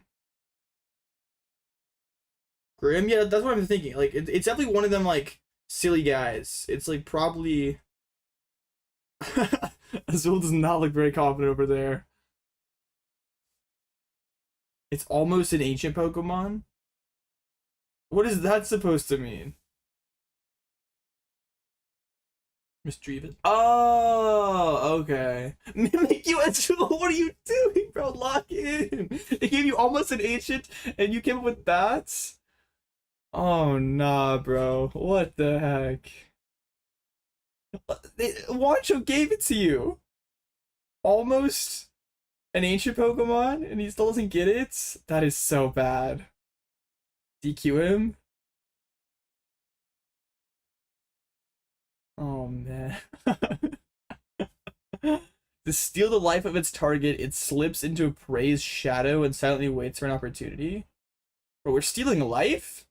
That's crazy. What could it be? Is that Darkrai? I feel like Darkrai do be a shadow. What do you think, chat? I don't really know. I'm like not very good at this. Haunter? It's Absorb? Maybe. It's definitely one of those ghost guys. Okay, here we go. Gengar and Dusknor from Azul? Dude, Chip is farming right now. Oh my goodness. Dude, the tallies there too, the disrespects. GSR if I wants Gengar. Oh my goodness, embarrassing. But Chip is locked in right now. I mean, I feel like this is an impressive performance from Chip. Maybe Azul could pick it up a little bit, but nonetheless, you got to give Chip his flowers for sure. It changes into the forms of others to surprise them. Apparently, it often transforms into a silent child. What? That is what? I mean, transform makes me think Ditto, but Ditto is definitely not turning into children. Sarua? Oh, is it like a Hisuian's Sarua? Oh yeah, you're right. Oh, or is it just regular Sarua? Silent Child is wild. Alright, well. I played Black and White. I just don't remember that. I don't remember. So I mean, yeah, that thing does transform, but I didn't know Silent Child. Wancho's definitely giving hints. Chip is locked. Chip is so locked.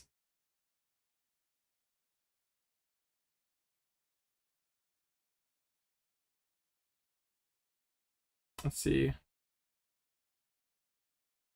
Sarua. Oh, this all got one. Yay! Oh wait, do we count that? Did it do Enzarua? If you wrote it just as Zarua on the deck list, you would get in trouble, so... Do we count that? I don't know. Have to go to a booth review.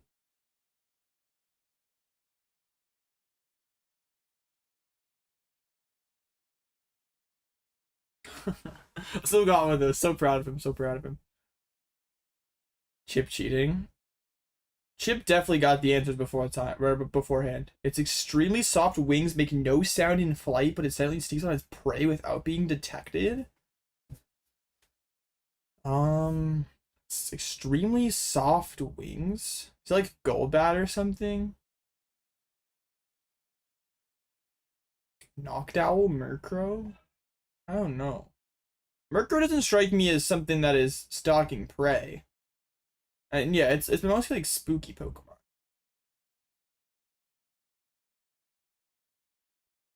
Noctowl does not feel spooky. Wait, is Azul already locked? No shot Azul has it like that. No shot. Chip is lost in the sauce here, but Azul, did Azul already get it? No way. Chip is in the tank right now. Let's see. Alright, Chippy needs to lock in. Murkrow Halucha. No, it was Noctowl. Wow. Okay. All right. I was a Noctowl doubter. I did not. That did not feel right. Halucha's definitely a bad pull there by Chip. I feel like if we were giving credit for like a better guess, it's absolutely Azul wins there. Halucha's a horrible guess. Halucha doesn't fly, right? Oh my gosh, bro. Halucha just like walks. With its thin veil-like arms wrapped around the body of its opponent, this is Frillish, right? I think so. No shot Chip is tanking right now. Azul is locked, but Chip does not have it like that. No way. My goat Chip is washed. He came out so strong here. No way. Watch it.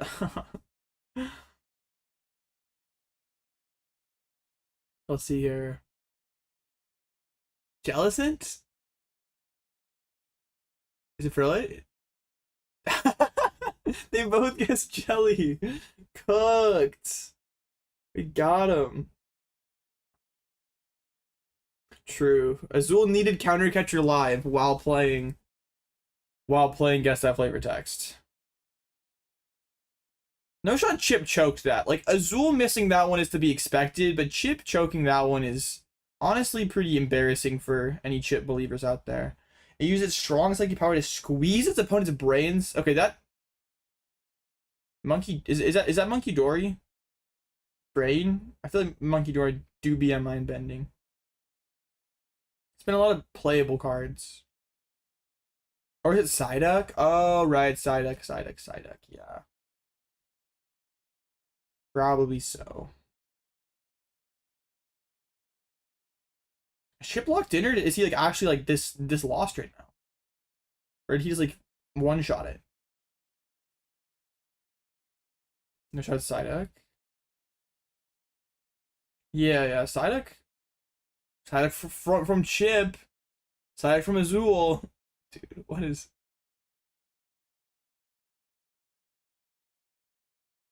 What?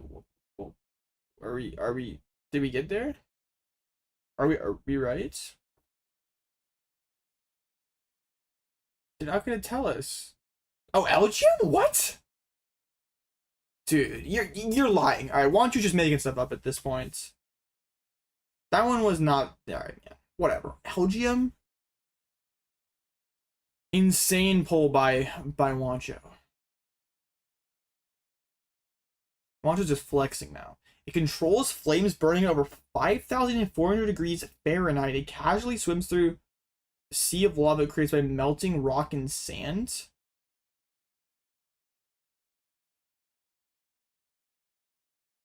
What? It casually swims through the sea of rock or sea of lava it creates by melting rock and sand. Oh, is it Mad Cargo? Okay, that would make sense. Or are we trying to make a Slugma get Azul to crack a Slugma joke on stream? Would be kind of fire. Azul's definitely lost though. Do you think Azul knows that Magcargo is a Pokemon?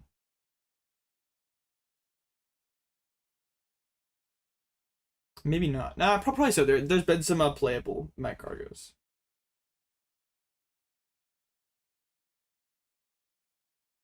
Where's the last Magcargo we got though? That's the only thing.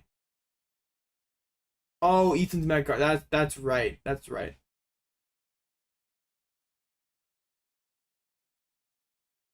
Slugma and Chi-Yu? No way. Did Chip just scratch out the answer? Oh, what an insane pull by Chip. No way. Buzzer beater scratching out the Magcargo. They're going with the Chi-Yu. What an elite pull by Chippy. That's why he's the greatest to ever do it. Oh my gosh, bro. The top deck. What? Oh my gosh. Elite pull by Chip. Flexing the up four.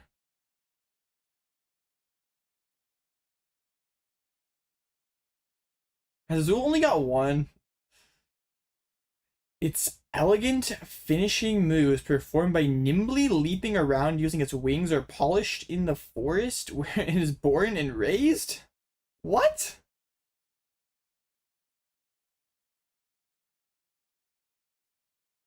Its elegant finishing moves performed by nimbly leaping around when... I have no clue what this is. Ogre Pod? I know, it's insane. Like, they gave us like a small novel here to read, bro. I'm not reading this. Ogre Pond does not have wings. Nice try, bub. Tarzan? Oh, elite pull by a Lincoln. Chip is lost. Does Azul actually get there? No shot Azul just... Nah, Azul's also in the tank. Ooh, they're both scribbling something down. Oh, Celebi? That's actually not a bad pull. I don't hate Celebi here. But they've been like mostly playable cards.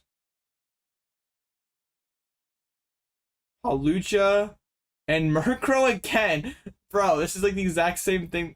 Oh, it's actually Hawlucha this time? No shots. Man, Azul's marker's dying. Man.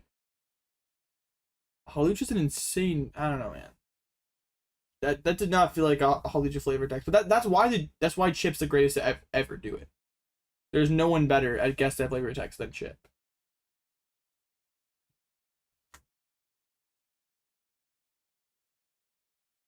Chip is the GOAT.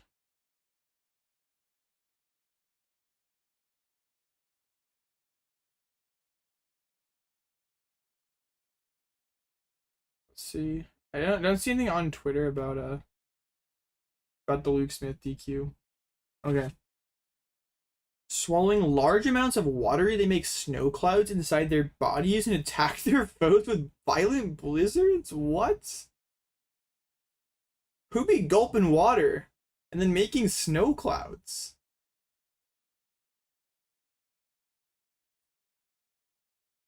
That's SnowRunner Frostlass? I mean, they've mostly been meta-relevant cards, so... Who up swallowing a lot of water? Glalie? If it's Glalie, or Azul has 0 chance.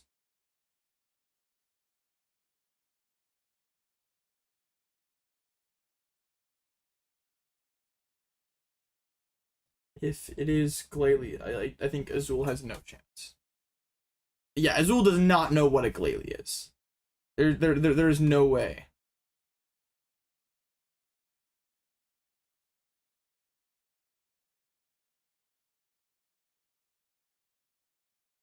Yeah. There's like never been a playable Glalie as far as I know. Azul does not know what this guy is. Chip also looks kind of lost though. Maybe we can force the tie.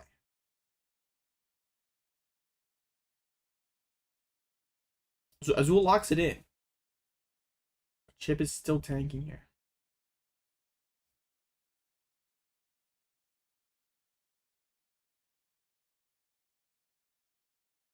Iron Bundle. Oh, wait. That's actually probably it. Yeah, does Iron Bundle have like a little clear thing in its stomach? Vanillux? Is that Blastoise from Azul? What? Okay, I feel like he should lose a point for that guess. Blastoise is insane. What? It was actually Vanillux? No shot. Vanillux beat Gulpin like that? Wow. I mean, Chip deserved the point after Azul guessed Blastoise.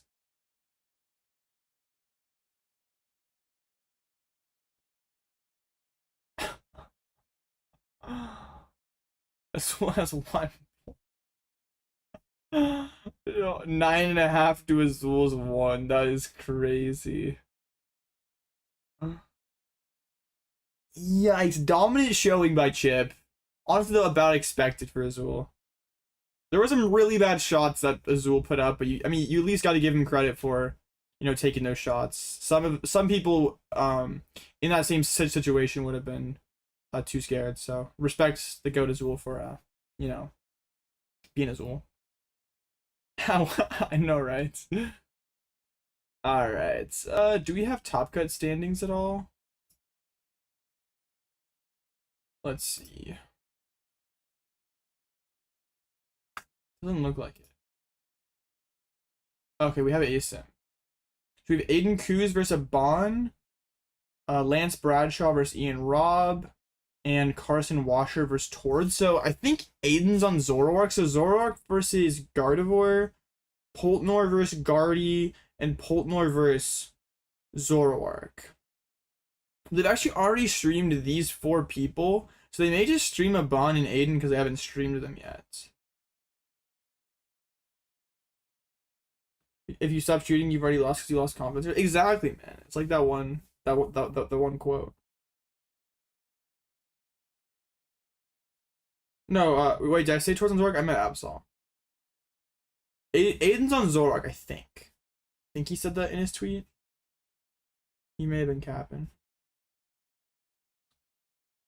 Is Nathan farming seniors? Nathan lost? What the heck, bro? Oh, Nathan lost in top 8. Washed. Juniors. Shout out my goat Kenji. Kenji's locked in. We need Kenji to win.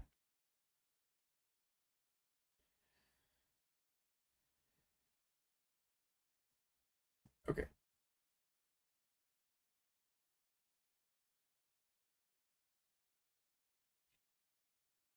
Alright. Oh. Kenji the go? Yeah. Bro's on a goated deck this weekend. Wondering why Kenji wasn't casting? He was too busy winning the tournaments. He's a very busy guy. Man, next regional can we get the Kenji plus Azul cast? I feel like that would be an elite combo.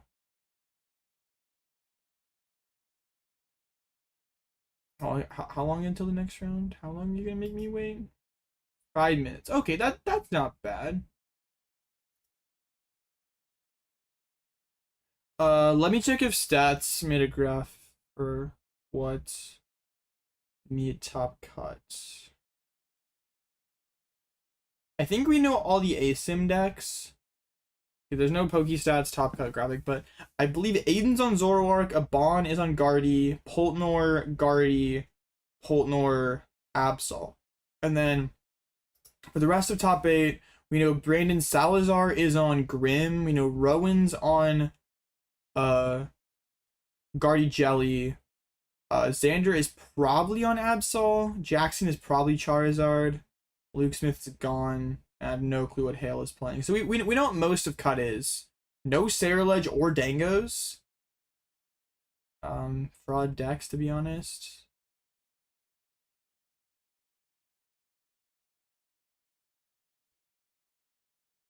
Yeah, I believe Torres deck. Ryuki and John were both playing it. Henry lost to Tord. We can see what place. Henry finished. Oh, Henry lost the last round too, 93rd. Another top 128 for Henry Chow.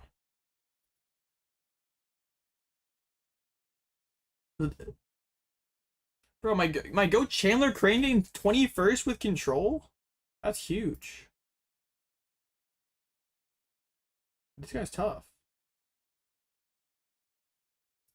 I mean, actually a couple control that cash then. He was on the tree list. Ross on the Sarilege. I just realized I have this like really jank. I'm sorry, Chad. I'm so bad at this thing. I'm so bad at this whole like streaming thing, you know. This is like not really any better.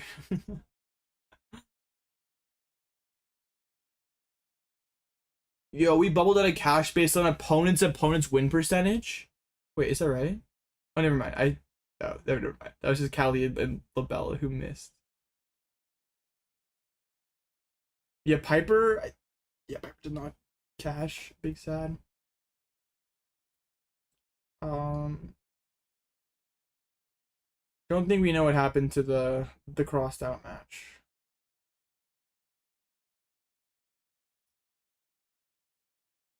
Okay. Maybe we can just go on the stream, I guess. They might have like a. Do not want to see Alex Szymanski anymore. We just saw this guy. This guy lost. What a bum.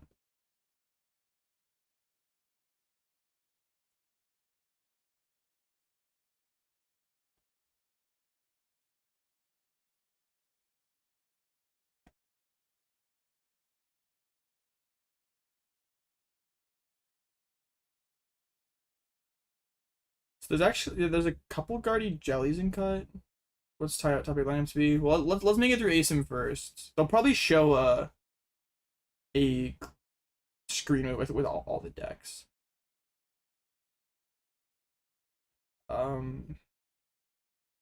Yeah, I think there are a couple Absols, a couple Guardies, couple Poltnors, at least one Grim.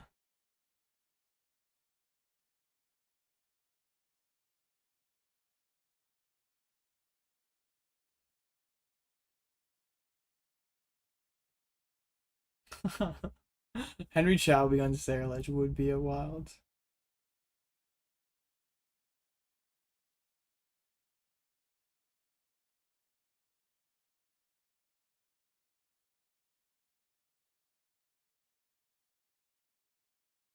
Who names any known names? A lot of known names. Pretty much all bigger name players.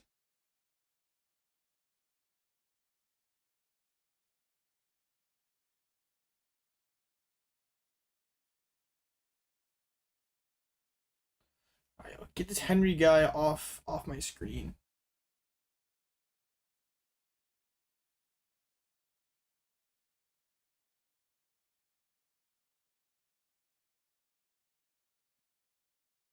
Build a secret tech for in the Absol. Well, I know what it is, but I don't know if anyone in cut playing it. I don't think there's anyone on it. I don't think anyone in Henry. Well, actually, a bond's still around, so probably not nice to disclose.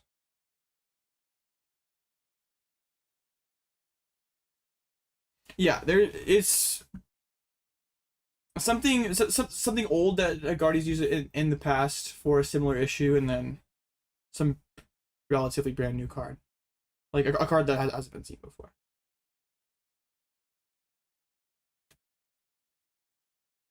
Azul and chip on the cast for ASIM, huge. The side promo is $15. You just lose to Dusk instead. I don't know. I mean, if you're going to a big tournament, you probably should be investing in a side deck. But if not, sure.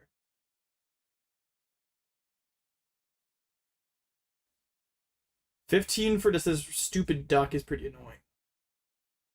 So who are we going to put on stream in top 8 here? I think it would be cool to see Tord versus Carson. Like, we saw that matchup once, and it wasn't actually, it was like a couple bad games. They've actually streamed 6 of the 8 players currently in ASIM. Alright, there we go. Yeah, this is a pretty stacked cut. Like, pretty much all the players are people that have gotten a cut. I think every player who's made cut is made a cut before, aside from Carson, who's a first-year master. Every other player in India have a major event win. Wait, that's actually crazy how stacked this cut is. Actually, no, I don't think Jackson. I don't think Jackson or Lance have major wins. I mean, yeah, if you count seniors, because like didn't Jackson win like OCIC one year, LESC one year? If you count juniors and if you count seniors, yeah, like everyone in this cut has won a major. Oh, not the Carson hate here.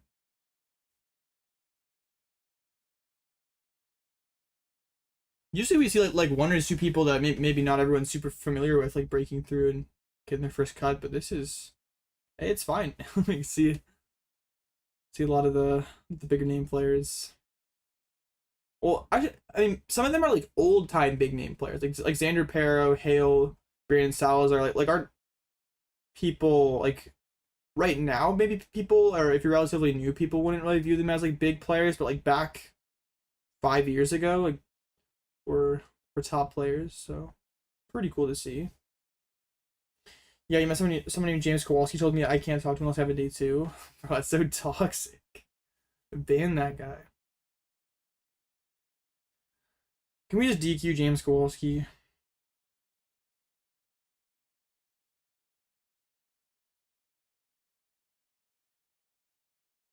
DQ James Kowalski. Alright, I'm gonna see if there's any Pokestats meta graphic thing.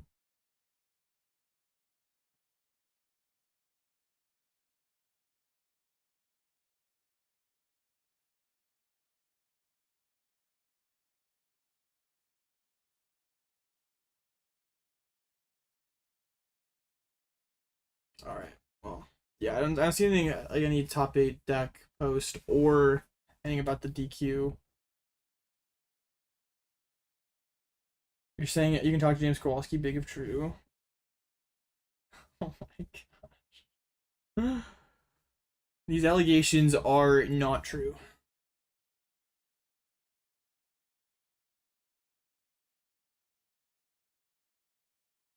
As well, this format, not very good. Why wasn't James Kowalski DQ for throwing coins at Henry? Oh, let's go! We get Tor! Yes! My goat! Second time we're seeing Carson this weekend. And we get to see my goat, Tord Reklev.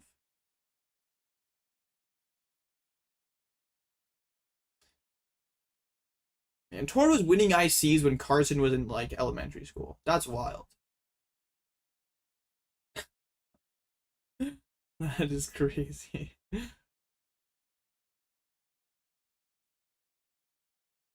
All right, well, we get to see Tord playing towards Zach.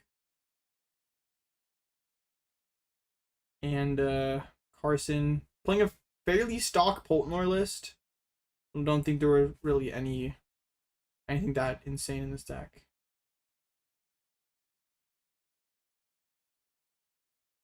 Imagine they're not putting names in the tournaments, but just 5 and 3x. I know, right?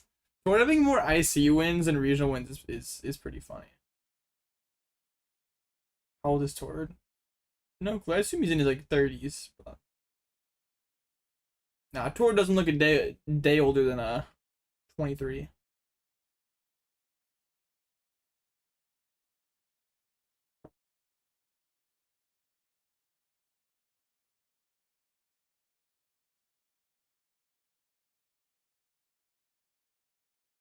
Tord is not 29. What is Tord's age?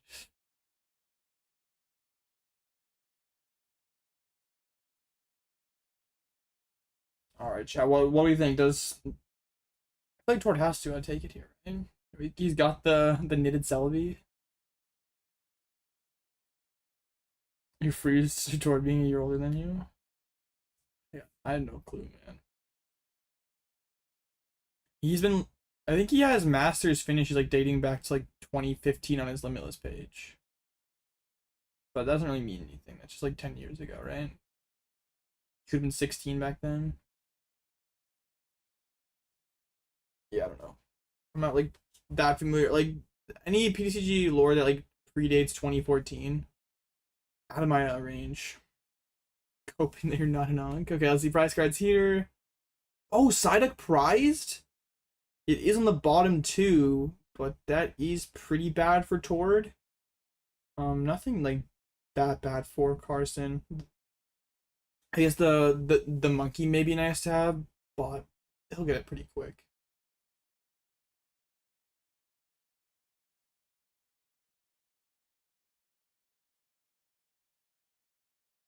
All right. Asymmetrical top cut Carson Washer versus Tord Reklev. Man, imagine being Carson. It's like your first regional as a master. And here you are, asymmetrical top cuts, playing against Tord. Oh, of course, opens trolley. He always has it like that. Tord plot armor is back. Oh yes, he goes second versus Polt. You're afraid that he's gonna get Ishii-Pollen out of the game. No, has Rock Trolley, of course. This is the Tord Reklev I know. He always has it like that.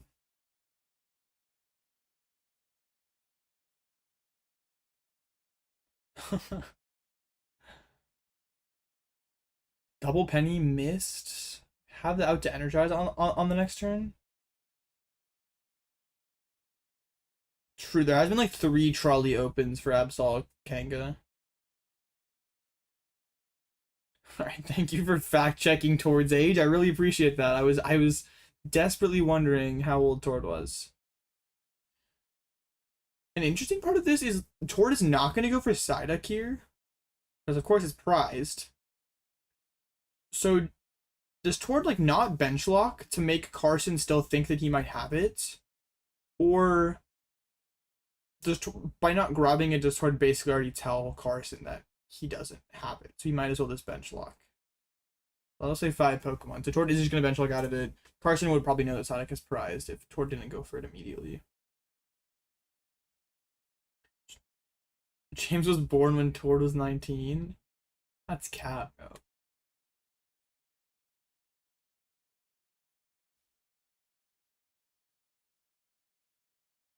So mean. Alright, so it's just going to be a retreat. Kangaskhan draw. I think had a dark and a mist to potentially attach to Absol here. Kangaskhan draw 2. Not very good cards to see. Probably going to see the... I don't know. What energy do you go for here? Mist? Mist and Charm to the Absol?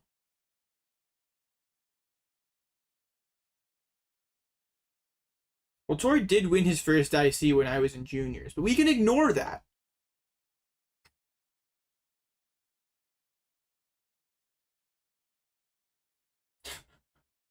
Why are we talking about a Tord could be my father?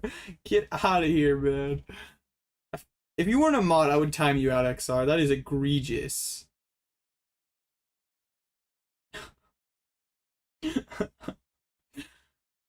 Okay.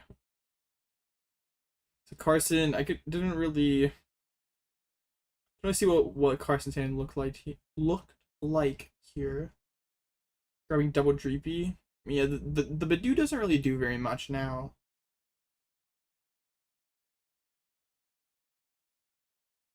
Torch should adopt Carson as a base.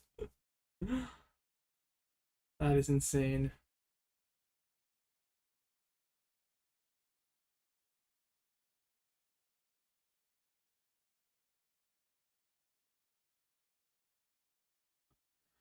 Yeah, price checking done here. I don't. Yeah, I have no clue what the quality of Tord's hand is. Yeah, Tord did bench like out of duck, so. I mean, I think if he didn't grab it and left the bench space open, Carson would probably also think duck was prized. So you might as well just get a Pokemon that you can get value out of.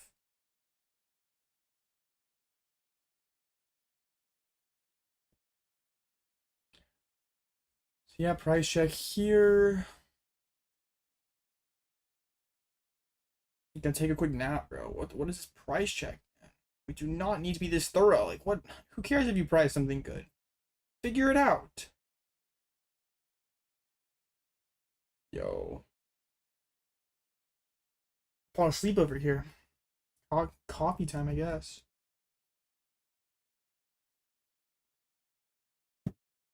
Got this new coffee. It is not very good. It is very bad.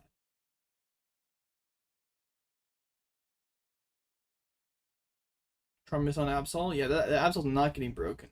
It's the Jock return. So, not the quickest start for Carson here, but also like knows that Tord isn't doing anything on the next turn, so it's probably fine. Tord's gonna age out of Masters by the time the pop in results. Yo, that is devious. Starbucks has some good drinks. What is this Starbucks shade? Starbucks is good if you get the right stuff. What the heck, bro? What is this Starbucks slander?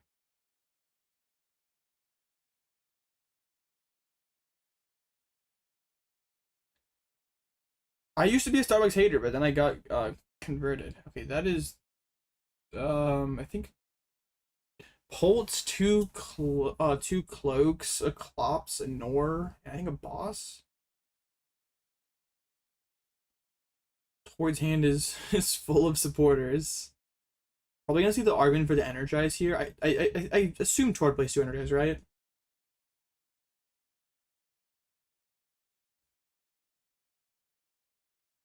Alright, gonna see the Kanga here. And for Tord here, you could go Turbo Energize with the Monkey. Power up the Absol, have Monkey online. So this is 5 times older than AOP. Why do you guys try to dunk on my age this stream, man? Yeah, I'm a little kid. Leave me alone. I wonder if Kanga can replace Rotom V. Probably not. It's like really hard to get active in some of those decks. Like it works in this deck because Trolley is stupid.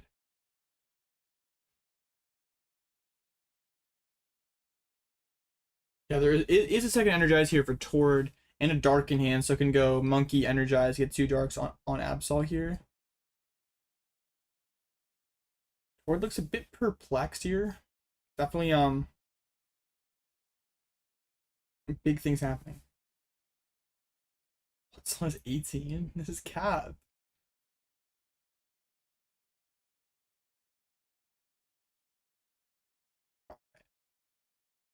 Never shoot out into the Monkey, Energize to I assume both on Absol. Ryuki yesterday was splitting the energies. But I feel like we want to have the threat of Absol. Recently aged up to Masters. Yes, bro. I'm a first year master actually. And okay, goes 2. So if the go Tord is just going all in on Absol, Ryuki was probably trolling. Oh, there's an Iono and a Hilda in the hand for Carson. So maybe have the Hilda last turn. We're freezing again. Oh my gosh, bro. Blitzel, get a better PC. You suck. Fine, man. All right, a couple cloaks there for Carson. He has the Dusclops.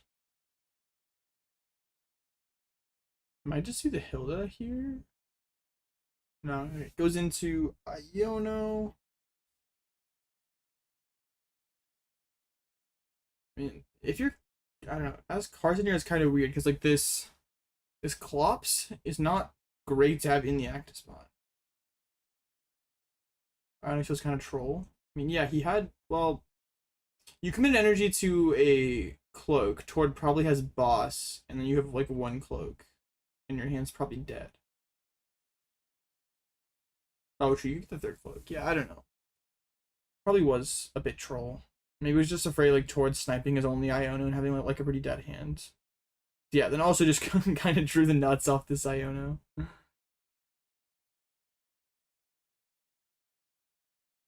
Or they should show the player so much, not the actual table. Gotta see the player's emotions. Toward prize Psyduck.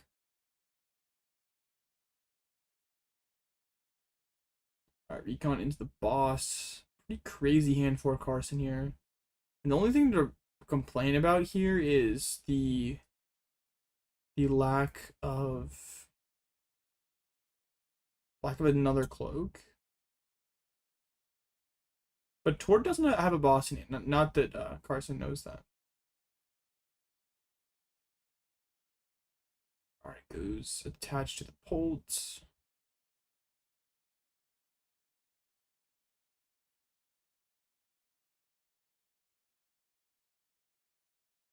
And if Tord goes, yeah, Tord's gonna use Absol this next turn most likely, and could be actually pretty rough for Carson. Like, could get the Lily or the Neo Upper.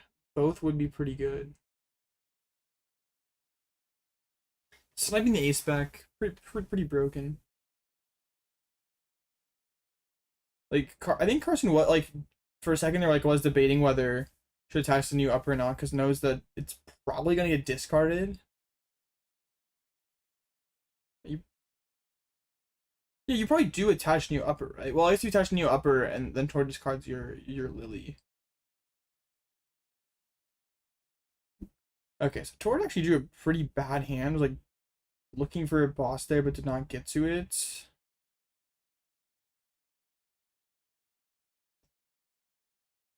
Probably just gonna end up using Absol's attack here.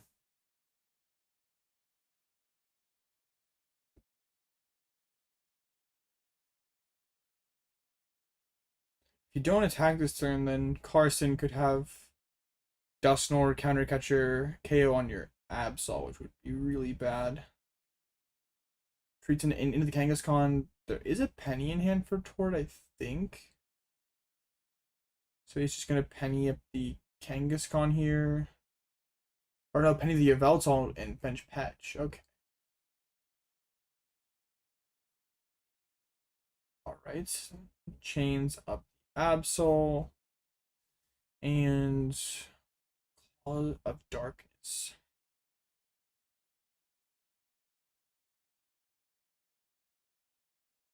Ooh, the mist on the Kangaskhan? Are we gonna get some...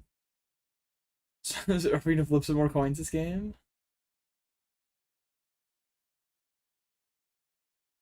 Right, Absol's knocks out the Clops. Now Tord has to make the decision between... Yeah. There's a Lily, there's the Neo Upper. I mean, Neo Upper seems really good because it means Carson can't chain Polts. Yeah, I don't know why Carson didn't attach the Neo Upper last turn. I mean, it means Tord snipes the Lily there instead. Like, if Tord has boss, he's still gonna boss the cloak with the energy. Like, regardless of what you... I don't know. Like, I mean, maybe Carson thought there was a chance Tord discarded Lily. Yeah, the Neo Upper is just such a good discard. Now chaining two Polts, or chaining Polts becomes... Well, I guess Tord... Well, no, Tord could one-shot you. Has double monkey terminal period. Yeah, Carson did like put it like maybe he thought didn't think Absol did what it did. Maybe I thought it went to the top of the deck or something. Then that does make more sense.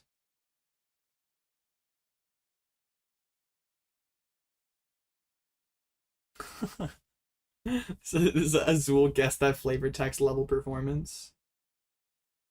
Right. I'm probably gonna see the Pult evolved, maybe counter catcher played.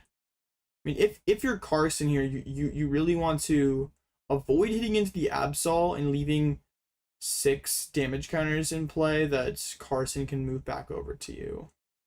So it's going to be looking for the Petra knockout here, has the counter catcher, the Lily, gets to see 12 cards, so should have no trouble getting to energy. Dropping the Iono, egregious.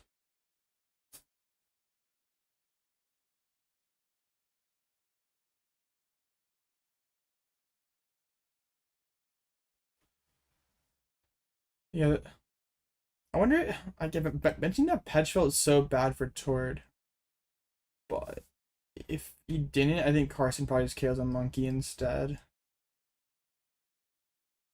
Tord just valued the 2 cards that highly, I guess.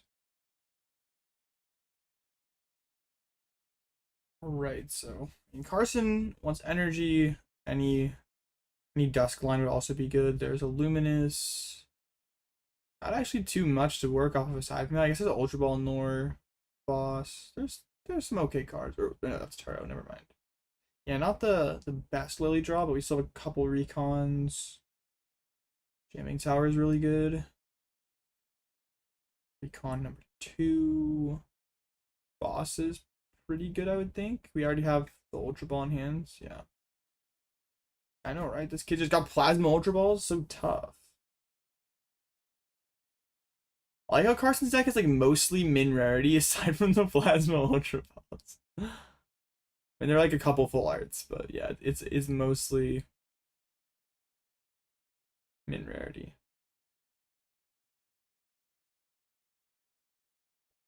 He gets the Clops. You can knock out the Petch here and like spread 2 on everything. Like 2 on Monkey, 2 on, or even you could put all 6 on the Kangaskhan / Absol. So there's just no damage to send over. You probably do that. You probably just delete the counters by putting them into the Mist energy. Any counters you give Tord are coming back over to you.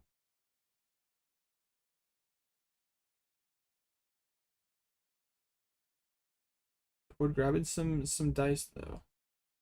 Yeah, okay. Carson does just put it on the Mist energy guy. No damage coming over onto towards the bench. I think if you're Tord, you like want to KO this Dusclops here. And you really want, okay, Boss off the top. So Tord gets to that.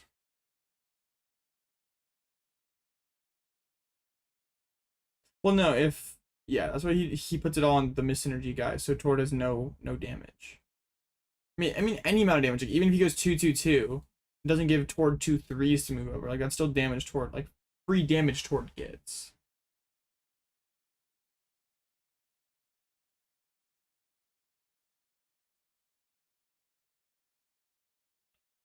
Tord has a Lily in there as a boss, an E-Switch, Kangaskhan for 2, Dark, and another Mega Absol. Could get the second Monkey Dory set up potentially. Burns the what's it called? The thing? The Energize. Attaches to the monkey. Question is for Tord, you have this boss. You probably gotta chase the Clops, right? Because if you don't do that, you don't have your side deck down. Carson can, yeah, Carson just blows up your Absol and the game ends. Tord just always win this? I don't think so. Carson definitely has some plays here still.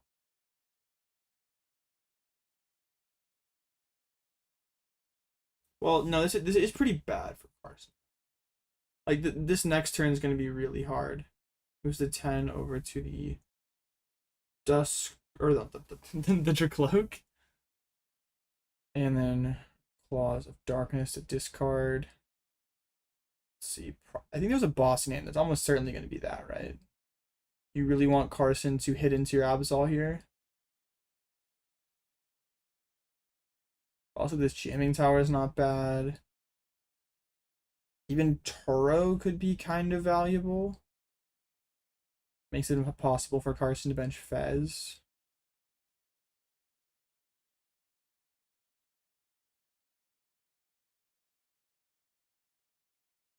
Yeah. The boss seems like you're tied on prizes with Carson. Carson probably only has one more boss. Without boss, you're probably not able to chase a monkey and hit around this Absol. Tor does unprize the Psyduck, which is pretty good. I mean, currently no Dusk, so on Carson's side, but wouldn't be surprising if Carson sets up or tries to set up another one. I know, right? You get the duck right when it's least useful. Do you think the Nathan Ginsburg list is good? Oh yeah, it looks interesting. Yeah, we'll have to see like where the meta settles like with this Absol deck, because for any kind of control build, this deck seems like a problem. But yeah, it seems really cool. I think Ginsburg ended up getting 64. Carson, I mean, it's just push pull, right?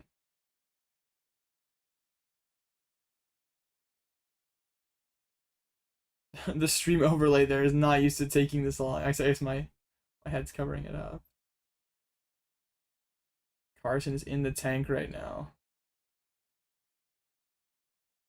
Oh wait, no, Tord has the headset off. Oh. No, there's some kind of problem. Is there a problem with there's a problem with the white noise? Oh, okay.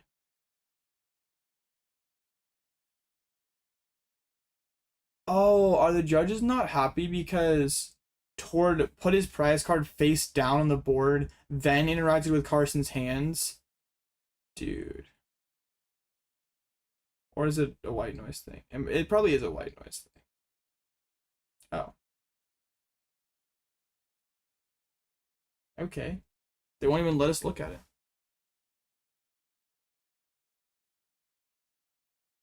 Okay. Hi, Pikachu.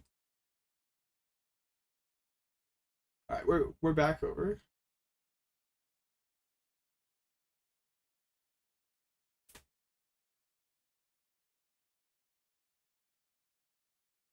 Okay.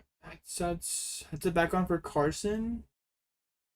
And still working on Tord's headset.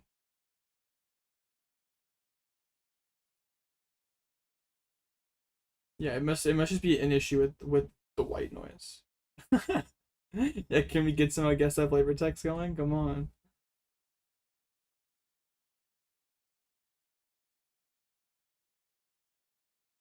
Yeah, technical issue. Yeah, I thought like maybe like the way Tord like he had a prize, he like took his prize off Claw of Darkness, did not look at it. Um and then like went to look at his hands, but still didn't look at his prize. Thought maybe the judges were taking a look at that, but it's probably some kind of issue with the headsets. Yeah, I think yesterday there was a headset issue as well. It's probably something to do with the white noise or not being able to hear the other player.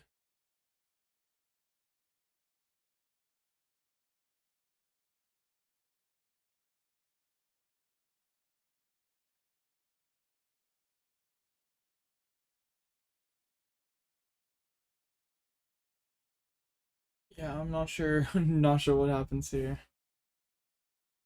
Call Pram. I know we gotta get Pram in.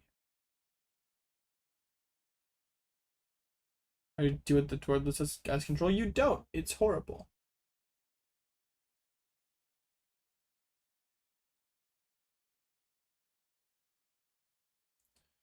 Yeah, Carson taking the time to check towards this card pile while he can.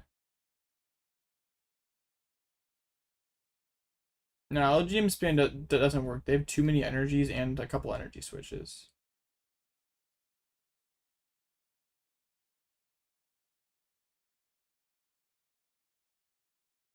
Yeah, okay.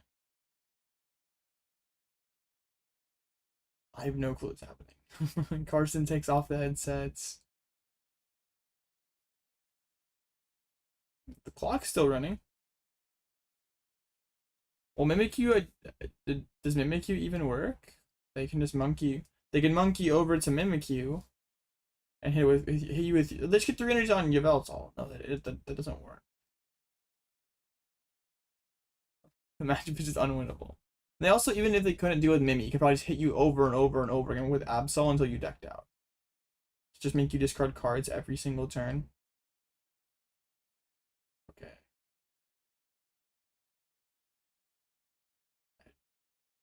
Okay. Someone else has the headset on. Alright.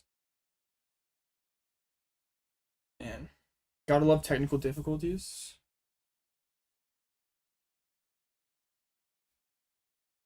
Alright. You know it's going well when the laptop's out here. Yeah, this guy trying to put the headphones on when he already has like an earpiece in, man. What the heck?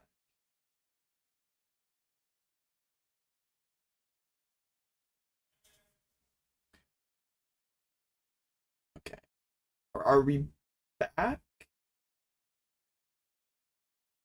No. Tord looks kind of sleepy.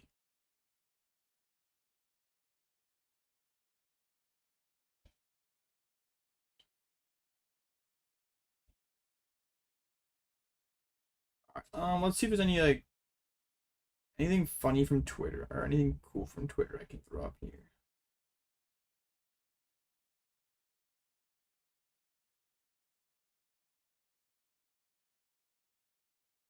Um,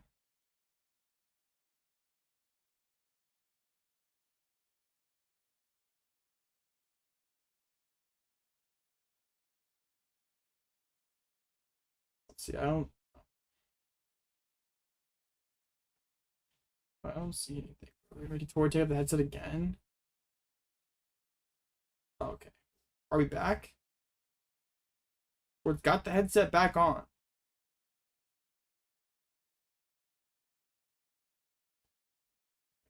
Camera is shaking. My stream is freezing. My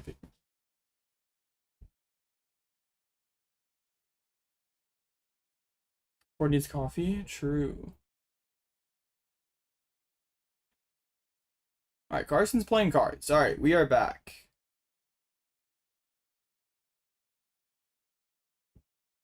We're not currently looking at the table here, but we are back nonetheless. All right, there we are. So looks like Carson attached a Luminous to the Cloak and played Iono.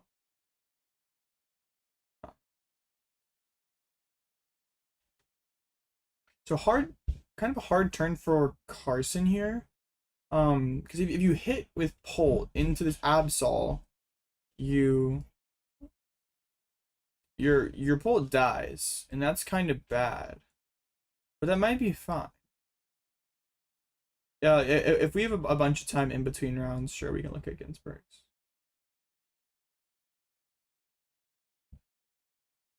So another boss for Carson there. I think Carson's a bit like Carson definitely wants to have boss around, but doesn't want it to get discarded, so probably has to just send it to the bottom. Carson it actually kind of sucks.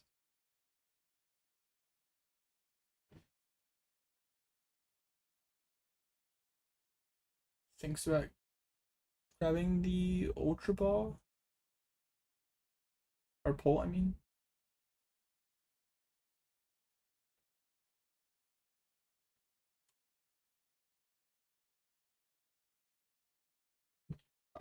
So Treasure back, Duskull. And well, now this Psyduck is back for Tord, so this Duskull isn't, or not back, but finally here. Yeah.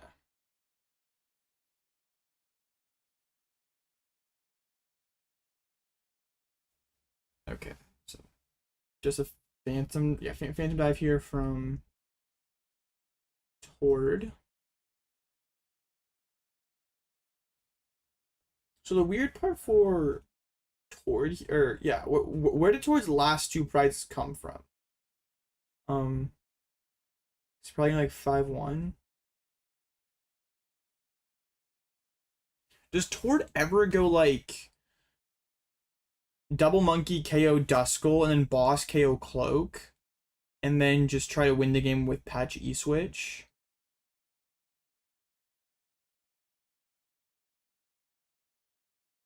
Um, like if Carson just knocks out the active here, although I have to also get Psyduck down. But if he puts on Psyduck, then could get 4 prize turn with Lucha Phantom Dive. So I don't think he can really afford to bench Psyduck, which means he'd have to go like double monkey KO Duskull. I don't know if it's actually that bad. Like, sure, Tord's Pult may die, but I think he's still okay.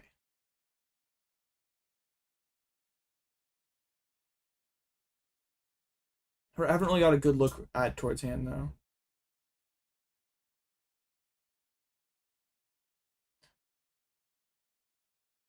Well, if Tord does that, double monkeys KOs the active, puts on Duck, Carson wins the game with Hawlucha energy. So I don't think you're allowed to do that. But then if Tord doesn't put down Duck, then Clops plus pull energy is game. And no matter what, this Psyduck dies. Yeah, and another pull.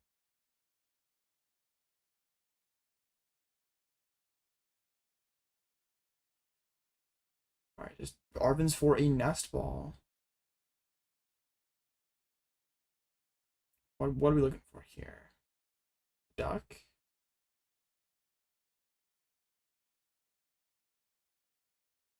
Brings the nest ball to hand. Already the Psyduck in the hand, I believe. I wonder what Tord is looking for here. Is there a third Monkey Dory? Doesn't like save any math. Oh, wait, the duck's right there on the bottom of the deck. Maybe Tord is just fine losing the game to Lucha pull energy. He's losing to a Pokemon no matter what. It's really the same thing, right? Tord doesn't look too happy about this. Just go for the third Monkey Dory. Does that mean Tord is? No, I think I like this for Tord. What if we go double monkey KO Duskull, then we monkey 30 over to Holt, or monkey 30 over to the bench, and then maybe try to go like double monkey or triple monkey plus Blood Moon next turn to win. That seems good, right? If we force Carson to evolve both of the cloaks.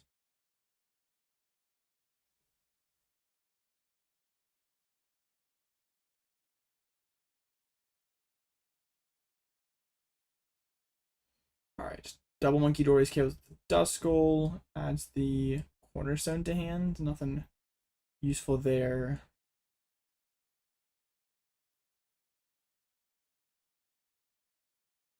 The problem with leaving the 20 on the monkeys is you lose to Carson going monkey now. So you probably have to monkey this 20 over from your monkey over to Carson's side. Like put 20 on the cloak. Oh, he's going from the Absol. Does Carson have all Luminous committed?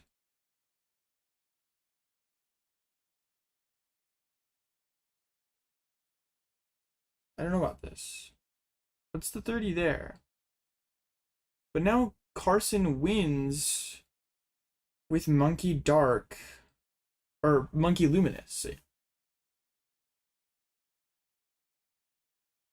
See what's in hand there. I mean, there's Lucha, there's Ultra Ball. It's probably gonna be the Ultra Ball here. It's got to be Ultra Ball, right? Is there the third Luminous in discard? No.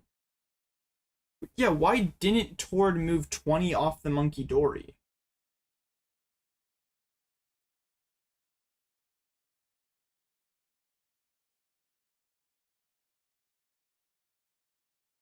Sort of the Lucha.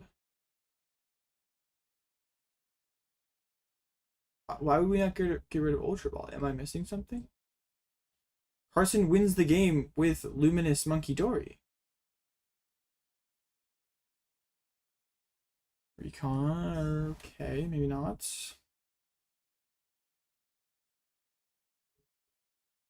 That's Luminous. That's game, right?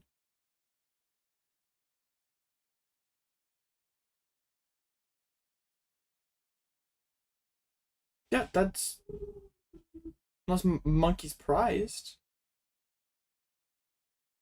Carson, am I just trolling? Ultra Ball.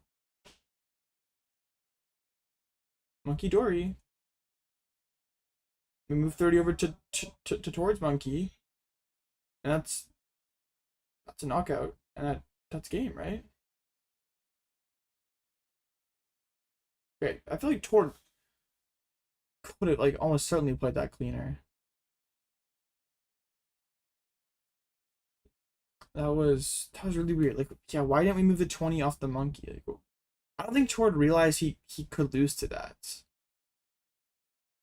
Because otherwise would have probably sniped the Ultra Ball instead of Halucha.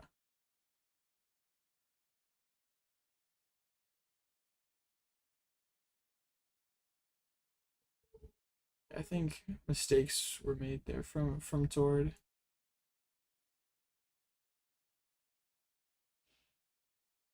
Yeah, that was.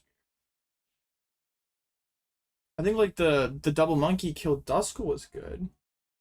Yeah, but should have like had to move the 20 off. Or at least discard the Ultra Ball.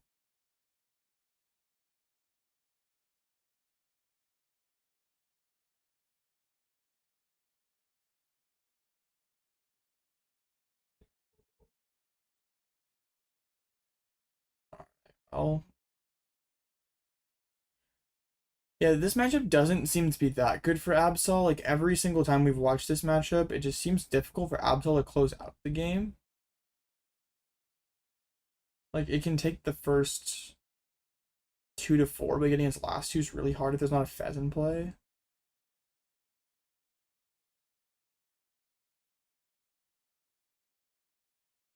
Also towards outfit, so tough. Alright, Carson going first again. That's just gonna be an Ultra Ball and a pass from Carson. I think it's Jock, Lily, Jamming Tower, and some other gold card in the back of the hands. Does not look very good.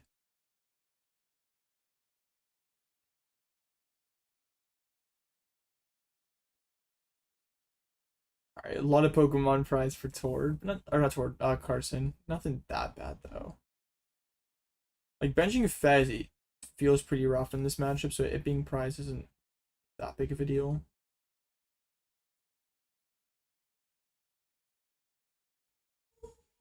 Alright. Price checking. Alright. They don't have the timer on screen, so we can't tell how long this guy's price checking for. Rip. Hey, where did the timer go? How can we criticize if there's no timer?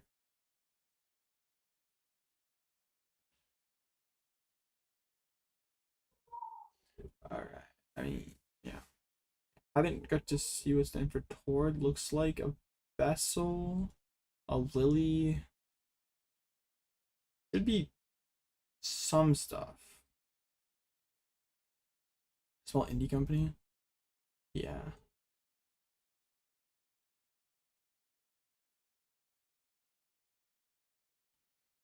These prize checks are so miserable to watch, though.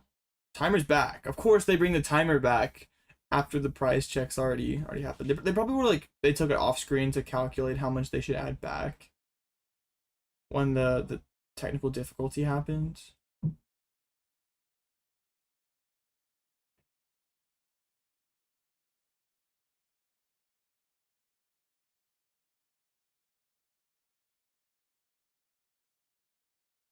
Alright, just ultra for a Dreepy and a pass from Carson. Over to Tord. Toxic Mist. There's an Arvin. We have the Trolley and the Energize yet again. Man, this deck is so good. And we actually have Psyduck in there this time.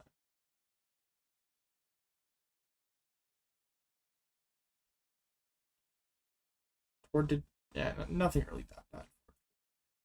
One monkey. Okay.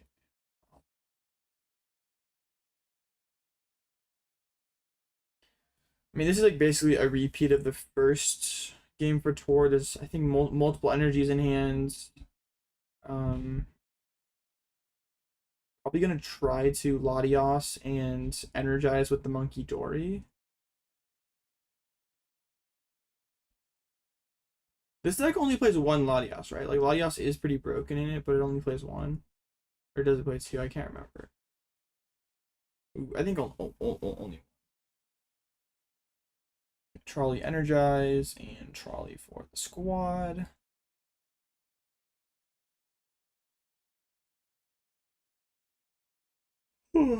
Excuse me. A problem with Tord's early game last game was how he had to bench Petch. Right? I don't know if he had to bench Petch, but he chose to bench Petch in order to see more cards, which made Carson's prize map way easier. So definitely like not want to do that again.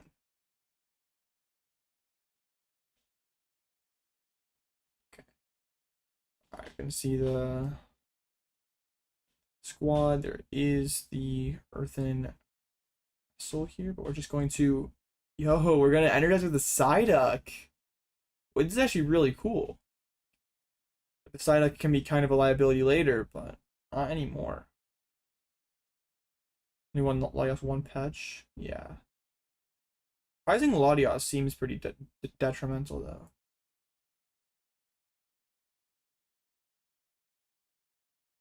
And 2 energies to the Absol.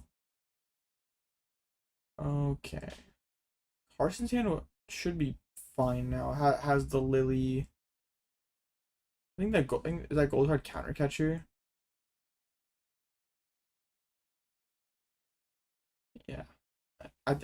These gold cards are too hard to see what they are, especially when if one player only has like one card golds, it's fine. But if they have multiple cards golds, too difficult. Yeah, there he is, riffle shuffling his plasma ultra balls.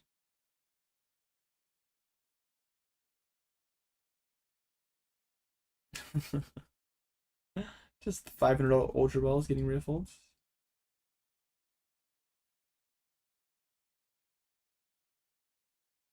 Respect the drip.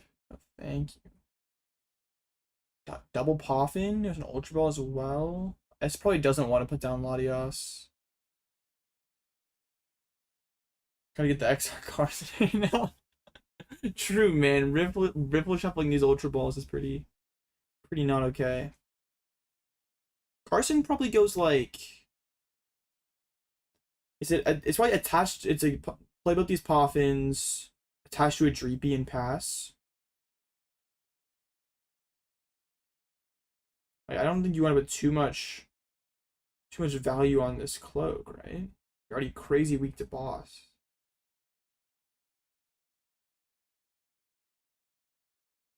I don't know that Tord had a boss in hand, but yeah, it's fine, right?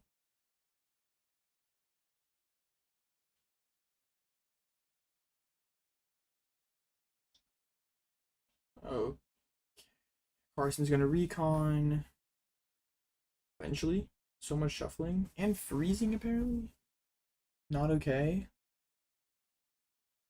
Hild is a decent find. Yeah, that makes me feel a lot better about the attached to a bench Dreepy here, because if Tord whiffs boss, we can go Hilda to get to the Neo upper. Yeah, no candies in Carson's deck. Jamming Tower coming down. Has a Psychic and a Luminous. Yep.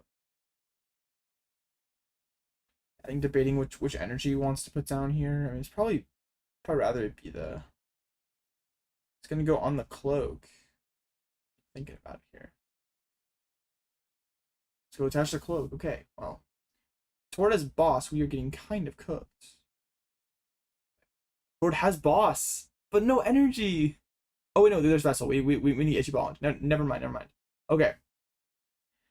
Yeah, Tord is in a much better spot this game. I don't like that attach from Carson. Because like Tord, if Tord is boss, he's always bossing this. We're like having freezing problems. Great. If Tord has the boss, he's bossing the cloak anyway. So you might as well be able to create a like multiple cloak with energy board on the next turn.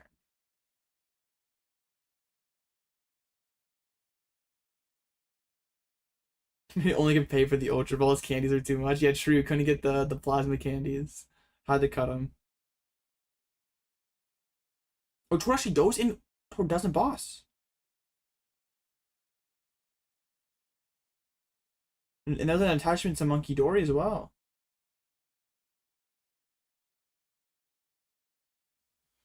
I'm sort of surprised. I thought we'd see Tord get a little more aggressive here.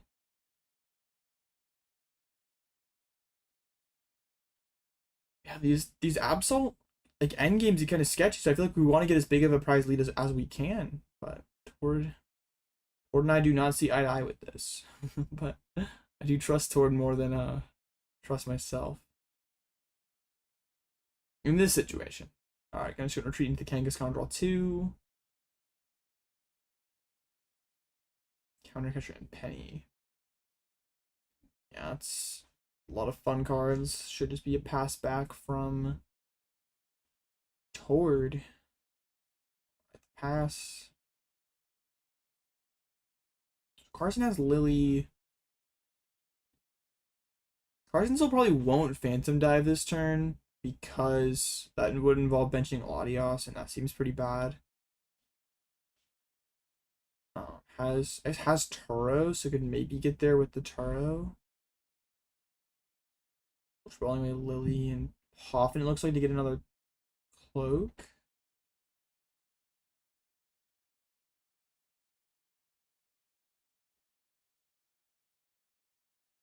I would assume it's cloak, yeah. Gonna get the cloak. Then there must already be a Polt in hand, otherwise you'd be fine reconning first. Plus AoB more than Tord. You learned Janine. Bro. Janine for 1 is such a great play. Can't believe that we have not seen Tord go for that one. Yeah, why isn't he playing Janine for 1 in this Absol deck? Why no Janine for 1? Janine for 1 has to be broken. Right, double cloak, splits the energies, and plays Iona. I guess that makes sense why we Ultra Ball before drawing if we're going to play Iona. Gigabrain? I am so smart. Okay. A couple counter catchers, Polt. And still, yeah. Crushing you 1 recon already. Okay. Gotta be the Iono. Dust. Oh. We're actually thinking about benching the Duskull? No way. I guess maybe. Oh no, yeah. For the Ultra Ball fodder? Sure.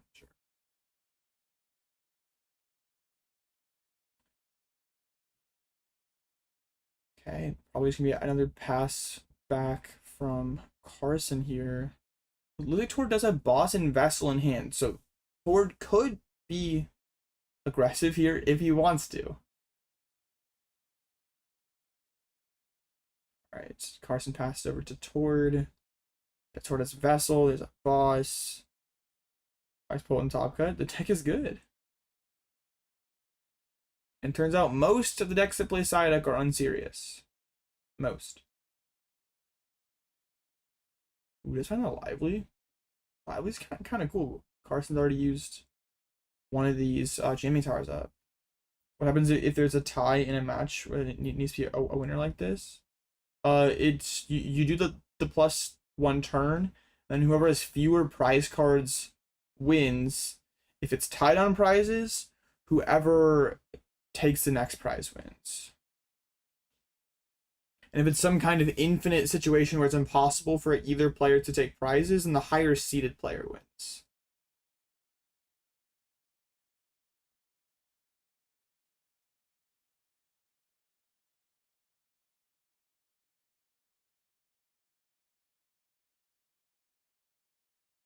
Alright, so toward Vessels here, probably. Not guarding the fighting makes me think he's not going to attack with the Absol. Might just attach to the monkey and pass again.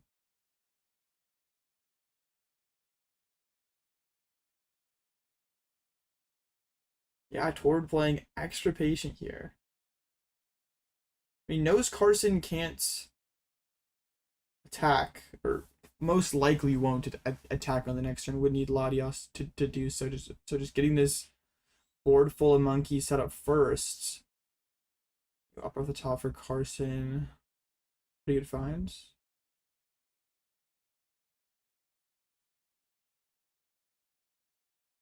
Okay. If I remember right, Carson's hand wasn't especially good here. Like, it's probably just gonna be like attach new upper. Maybe Ultra Ball for a Polt and Lily.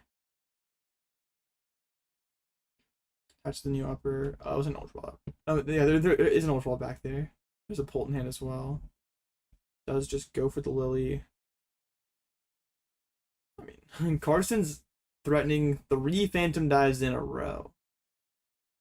Is Tor capable of dealing with that? I mean, now surely if Tor's ever gonna boss, it's gotta be next turn, right? But also, if Carson was expecting Tor to boss, he probably evolves the cloak there.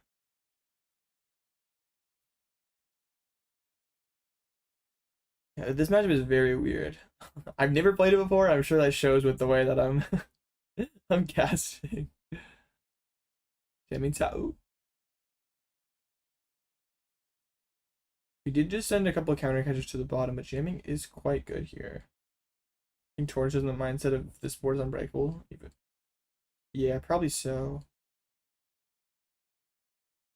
I don't know. Getting through these Polts isn't super easy if Carson's able to constantly find Gus. But I guess this time, this game, Tor doesn't have like the patch, doesn't have quite as messy of a board. Double Monkey Mist Zodiac is pretty insane. Back over to Tord. We have Boston Energy. So our board is seemingly fully set up. If it's ever a time to go in, it's got to be now.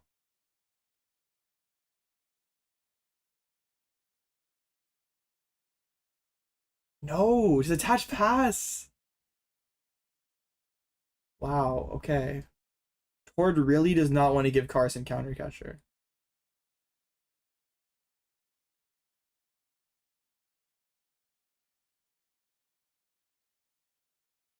Guess that's the Tord's only gonna start going for these cloaks after Carson chases a monkey or Psyduck. Like, I mean, probably wouldn't kill Psyduck, but yeah. Interesting. So I guess Tord is confident in his ability to get through these Polts. Just wants to have counter catcher live. Okay, recon here. CC and Polt for Carson.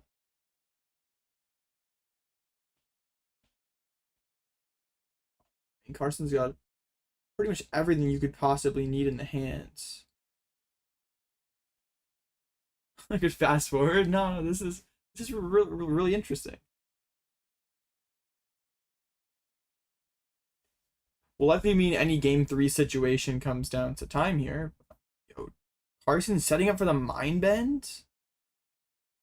Or is this gonna be a retreat? No, okay, boss. Boston punch into Absol. Alright.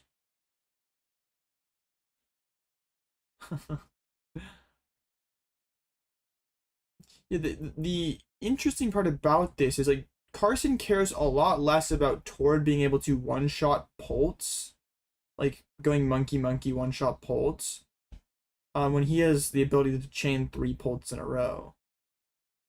So I wonder how Tord navigates this. Can't Tord penny attach E-switch this turn? Maybe. It might be a penny attach E-switch angle. That would be a crazy turn of events. It was 4-2 for Carson. Okay, wants to play around the double monkey. Alright, I mean, there are pennies in the hand. I think, yeah, 2 pennies. No E-switch, though. Tord's hand has a lot of useless cards in it. All these Pokemon that we cannot bench. Alright, it's gonna start off with these monkeys. 30 of the active.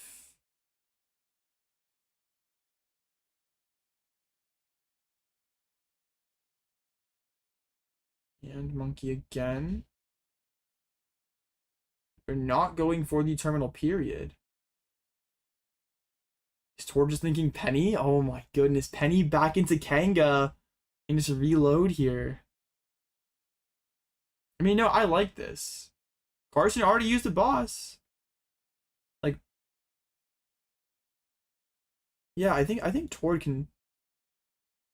This is interesting. I think Tord's kind of cooking. Reestablish the Absol.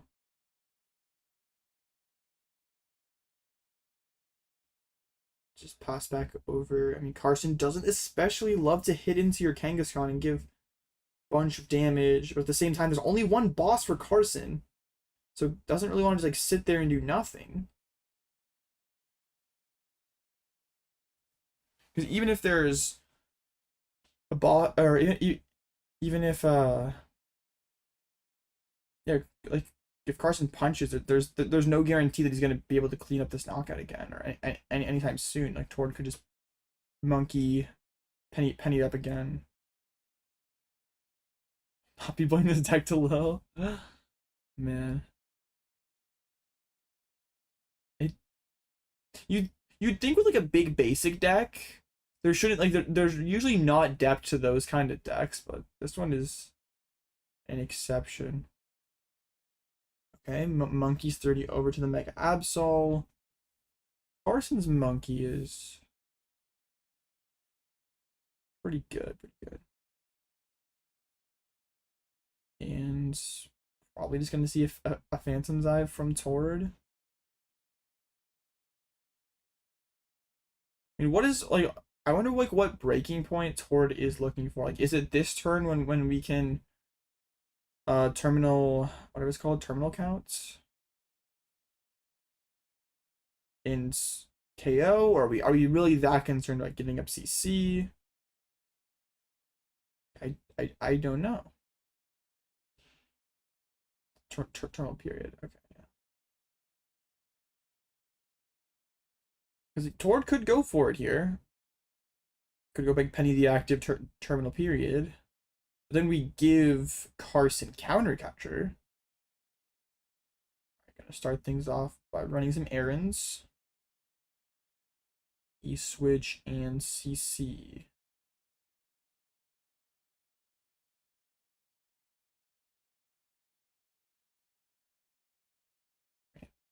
If Tord's not gonna go aggressive this turn, then I don't know when he would. Like, unless he's just fine sacking 3 prizes. Just towards that counts control, don't think so as control elements. Yeah, it's not really trying to win off of like locking your opponent out of the game. But it can get rid of resources. his Penny Heal move damage and punch for a 200 and rip some cards. Was Absol would be in jamming tower range right now. I just alright, there's the 6 on Pult. Probably means we're gonna see the terminal period. I don't know what the players are chatting about here, but something.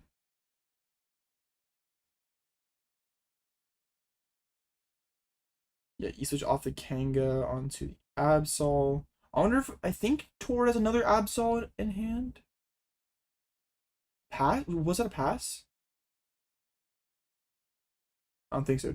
Was Tord just? No, Tord didn't pass. He just stuck his arm out like he was passing. I'm like, no way. No, another penny comes in. Tord could like attach to another Absol here, which would be pretty cool. No, it goes back into the Kanga. That works. That works.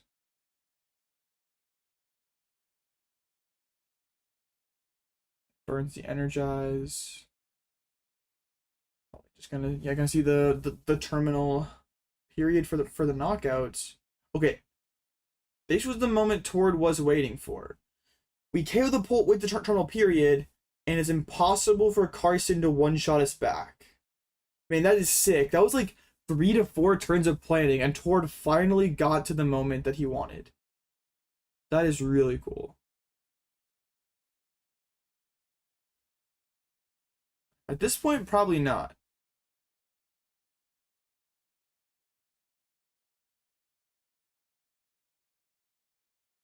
Yeah. This is a very unethical big basic deck. You're not supposed to like have all these tricks. You're supposed to just like blow stuff up. Carson just thins out the. Tord might be playing the clock. I don't think probably not right now. But yeah. A really short game 3 most likely favors Tord. But also Carson will be going second and getting Itchy Pollen in a potential game 3.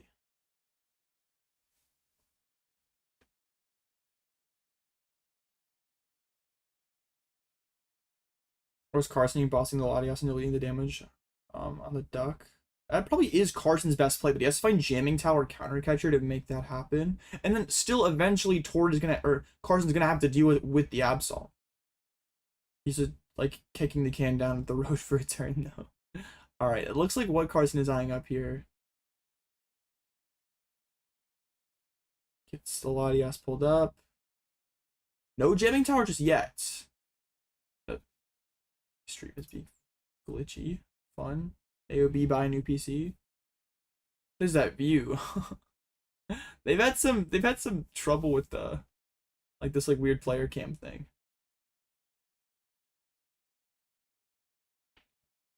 Maybe Tord I should move the one off the last and not the Absol. Maybe. Bond 1. Dang. Bond's in top 8. Insane run that he's on right now. I mean, even dating back towards last season, like he had like Portland, Vancouver towards the end of last year. Honestly, inspirational.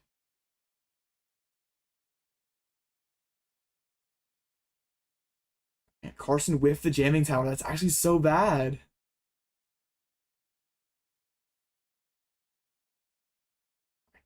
I mean, Carson like can't even do.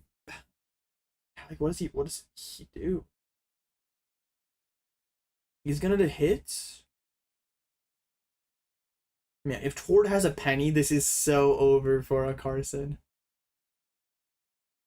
I don't know how many pennies Tord plays. I think like the leaked list had like 3 or 4.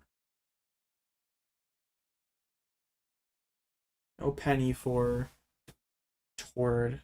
And Tord still gets the terminal period knockout. The annoying part for Tord is like Carson is a Jamming Tower away from cleaning up this cleaning up this Latias, and you kind of have to move 60 off of the Absol, or Carson can Carson could take 5 next turn.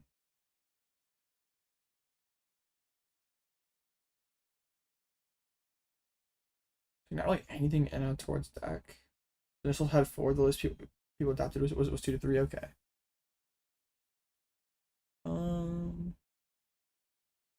Can't really tell. I think there was one more in there when Tord was passing through. Oh, did Tord not find energy? Oh no, that's fine. Never mind. Like we're just using terminal period again. Grab a stretcher here, I guess, for energy. Next turn. Would still like to see energy on the Kangaskhan for Tord though. Alright, just grabs the stretcher and shuffles up. Yeah, if Carson is still very much in this game. Can go 5 price Phantom Dive next turn. Well, actually, no, because Tord can go move 6 off the Absol.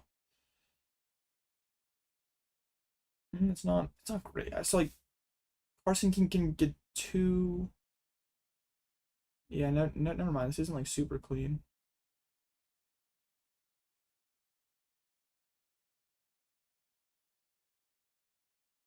The charm on the Kanga is fine. The way Carson kills this Latios is with jamming towers, so doesn't save it. Okay. So another terminal period, 1 shot. Carson can go Stadium Bump, Blood Moon, knock out the active, plus Iona.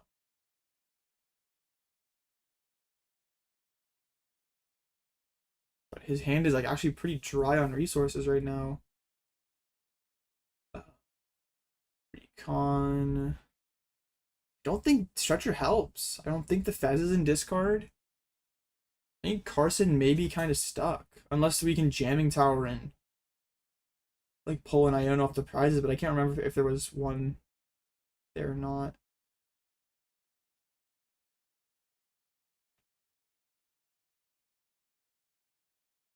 Tord could use Patch. Or Mega Kangaskhan gets 2 heads. We saw Rowan do it. But I don't think Carson has it like that. I don't think Carson can kill this Absol, which just means the game ends.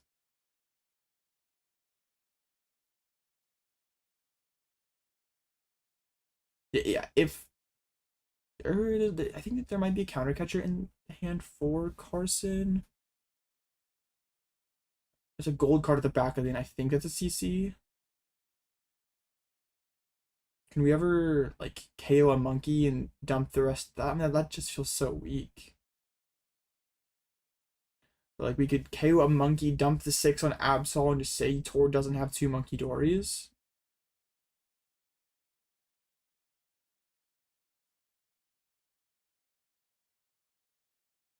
Yeah. Yeah, I think if Carson thought he was out of this, he would scoop to give himself the most time for game 3. Oh, Fez is prize anyway. Okay, just the Dusclops, no energies left in deck. Carson does have the stretcher to get the energy if needed.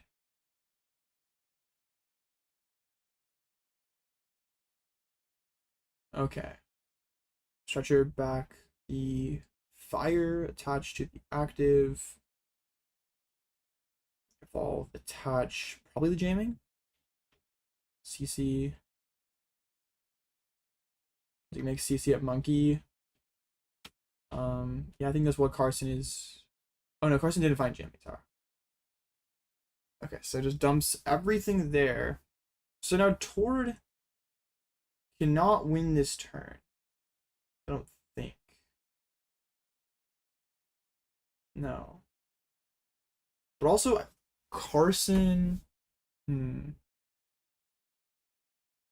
Carson could win next turn. If Tord punches. No, Tord has monkey. And what does Carson do if Tord... Well, I guess if Tord monkeys 30 over, Carson could still win with monkey 30 over Blood Moon. Kanga could win the game, yes. Tord got 4 Kangaskhan heads. Not even 4, just 2. Yes, 2. Carson does have Blood Moon. So I wonder if Tord wants to just like kill this monkey here. Okay, kill the monkey here with the like Claws of Darkness. And just say like Tord, or just say like you can't hit into me. One just move damage with monkey. Carson doesn't have 8 damage, or Tord doesn't have 8 damage to move over. The Kanga attack would be pretty hype. Tord goes into a nest ball, grabs the Fez. Fez is pretty safe here. And Tord's hand appeared to be pretty depleted. 1 in 4 chance to win on the spot. Hey, Rowan did it earlier. We've seen it happen.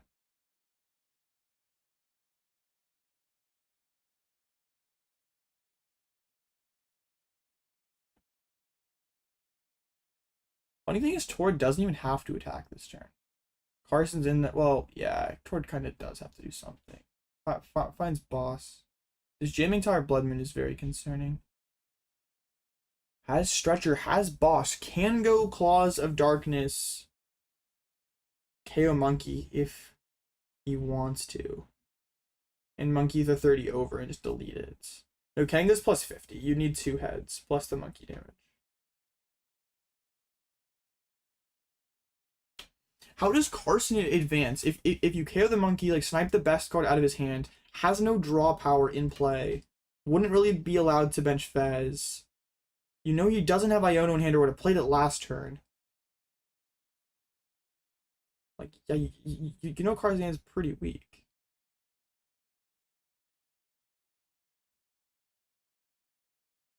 What's the downside for Tord to just rip this knockout on the monkey?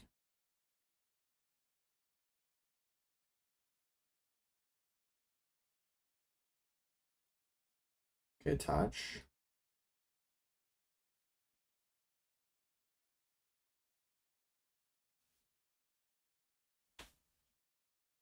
And the Adrenabrain. That is Tord. No, Tord didn't heal 40. No, I thought he healed 40 for a minute. Puts it on the pole. Tord, I think he's deciding whether he wants to KO the monkey or not.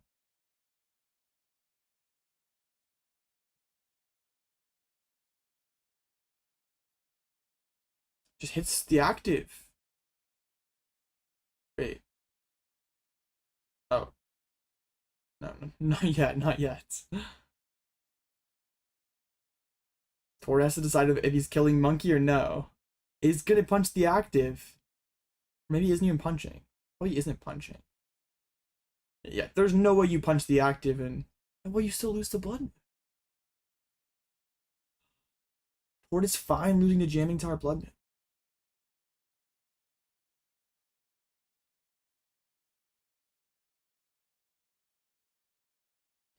Let's see. Wait, Tord gets the jamming tower. That's game basically, right? Yeah. No. Oh my gosh, that is filthy from Tord. I guess you kind of knew you were gonna get something after using the attack. There would just be no way that Carson could come up with the knockout. Do we need energy Blood Moon jamming? Okay, yeah, I think that is just game.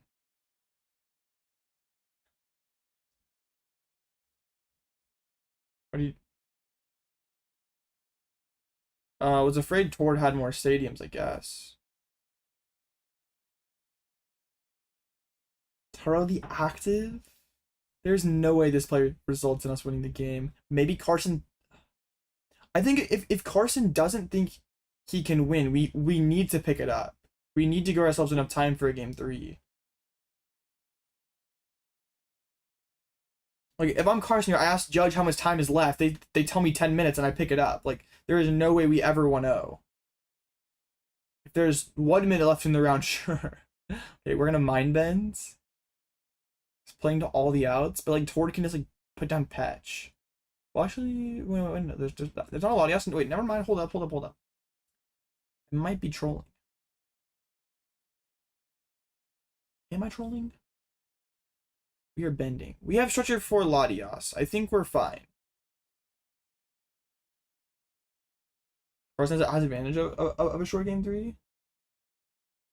Is this true? Like both decks take like 3 turns to set up. But I guess Carson is going second. Sure. Also, when Carson attacks, he's probably taking 3 prizes. When Tord attacks, he's taking like 1. Guess either Tree from Tord and the Stretcher back energy. Okay. Oh, the Mist, of course. We structure. But like, why wouldn't we structure back Latios? Yeah, we don't want to get trapped. So shouldn't we have just done that to begin with? Well, I actually didn't know that he was gonna can't this content energy. So never mind. Carson going second and Tord can't be the initiator. I mean, both the decks attack in 3 turns. Like Tord goes like attach. Carson Itchy Pollen. Tord goes attach. Carson goes evolve all the way up. Itchy Pollen. And then Tord goes attach, like Absol Claw attack thingy, whatever. But there's really not that much time. I think it's fine for Tord.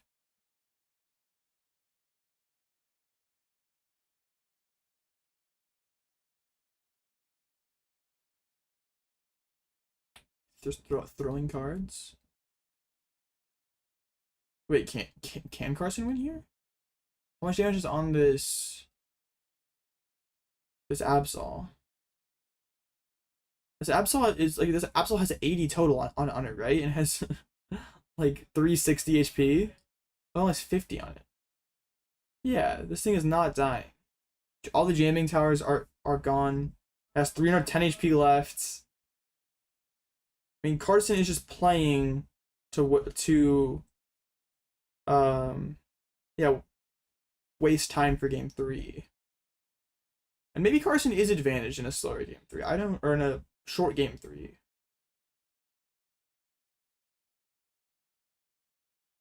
I mean, Tord, like both decks can theoretically attack turn 3. Also, Tord's deck isn't really going to appreciate it going second. Itchy Pollen.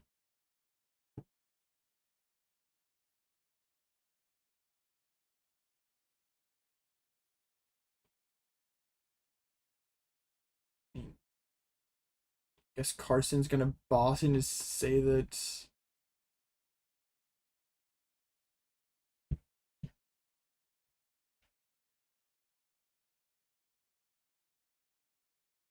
Boss the Absol, sure. And just Blood Moon for 240. Tord has the other boss, and we're going to game 3. Should Drick game plan this for Carson? Probably so, yeah. Probably so. Okay. Alright, so game 3, Tord. Tord was Carson. Tord's going first though. It's the first time Tord's had to go first is set.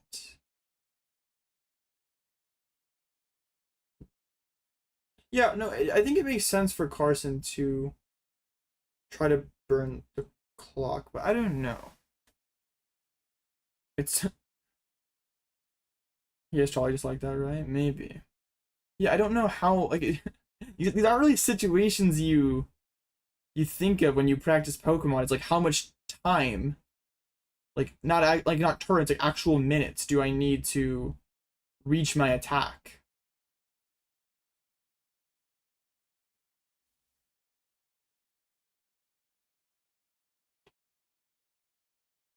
50-50 Tord Trolley turn 1. It's happening for sure.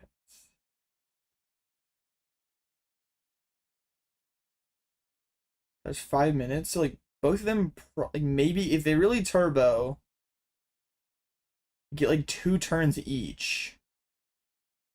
So, man, I feel like if Tord just gets an energy attachment, like he can chain energy attachments to one of his big attackers, and can make it so he's the last turn of time he's gonna win. Like Carson can't do anything insane as long as there's a Psyduck can play.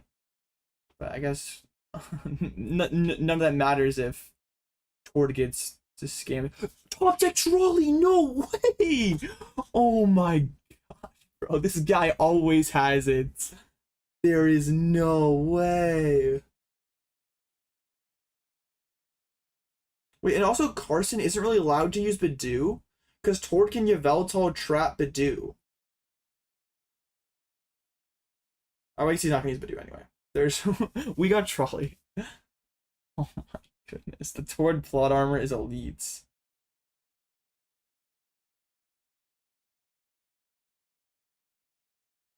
Couple energy prize is not great for Tord, but I think there was a mist in the front of the hands. No, that's gonna be so demoralizing as Carson. Like you think like, man, I got a really good chance to just like scam the win here by just using Badoo. And then there's the top deck trolley.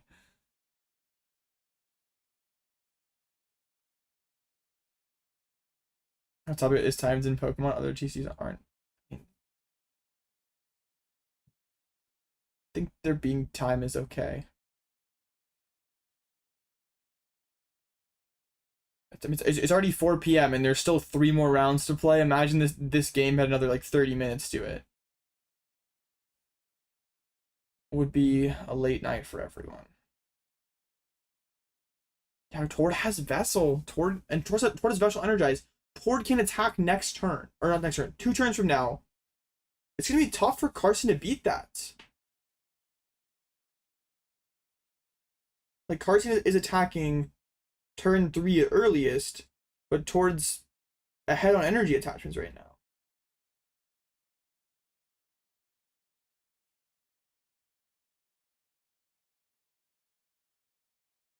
This is not looking good for Carson. It's not just throwing energies, energy and energize.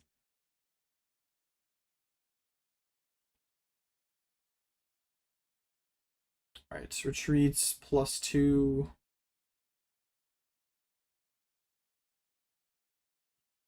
I don't think Tord has to play too fast here. He's definitely, I feel like he's ahead here, but it's alright. Oh, we go attach to, oh yeah, that's fine, that's fine. Attach to bench and yeah, play the Pokey here to deny any kind of Badoo funny business. Wait, if you're Tord, it's correct to power up Fez, right? That way, if Carson pushes Ursaluna to try to tank a hit, and Tord can't find boss, you can just Fez snipe for game. Like there's always going to be a Pokemon under HP, or under 100 HP. Yeah, Tord definitely trolling a little bit here. The Fez has to be lit. We know Carson does not have Shaman. Let's see. Carson is like dead. That's draw pass. Draw attach. No way. Wow.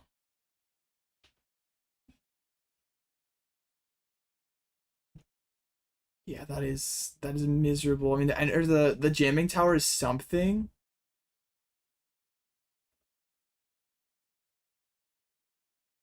I mean, man, that is brutal. Petty grudge for 10.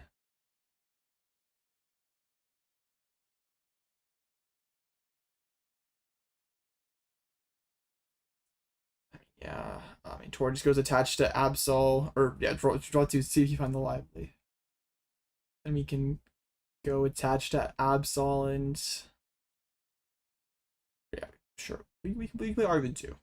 I'm getting ahead of myself a little bit, but yeah, it's probably over. Probably over for Carson. But if Carson scoops earlier, he maybe has a chance to convert this one. If there's more turns in the game, like the problem that he has is like Tord doesn't have to like play a legit game. Tord just needs to set up his board to take 1 prize card.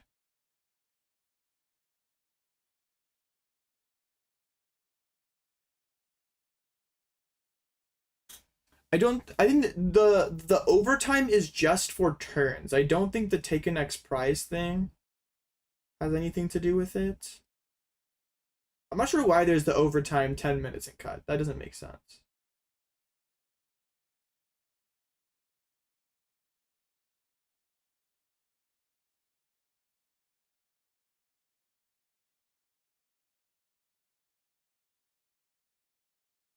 And pass over to Carson. Can Carson come up with anything here? Duskull is not going to do it. Recons. No way. That is just nothing. That's just going to be game. And what a sad way to go out.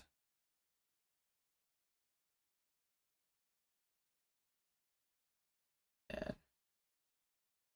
Like 2 banger games and then just Carson's deck quits on him game 3. Still an amazing run for Carson though. Like one of his what I don't know if he went to Pittsburgh or like Monterey or anything, but still one of his first Masters regionals gets ASIM. Pretty good.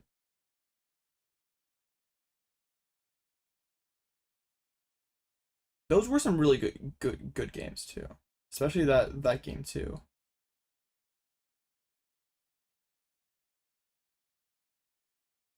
Okay, let's see who else won. They didn't update. Annoying. Someone in chat said a Bond won. I don't anything on the Lance Ian game.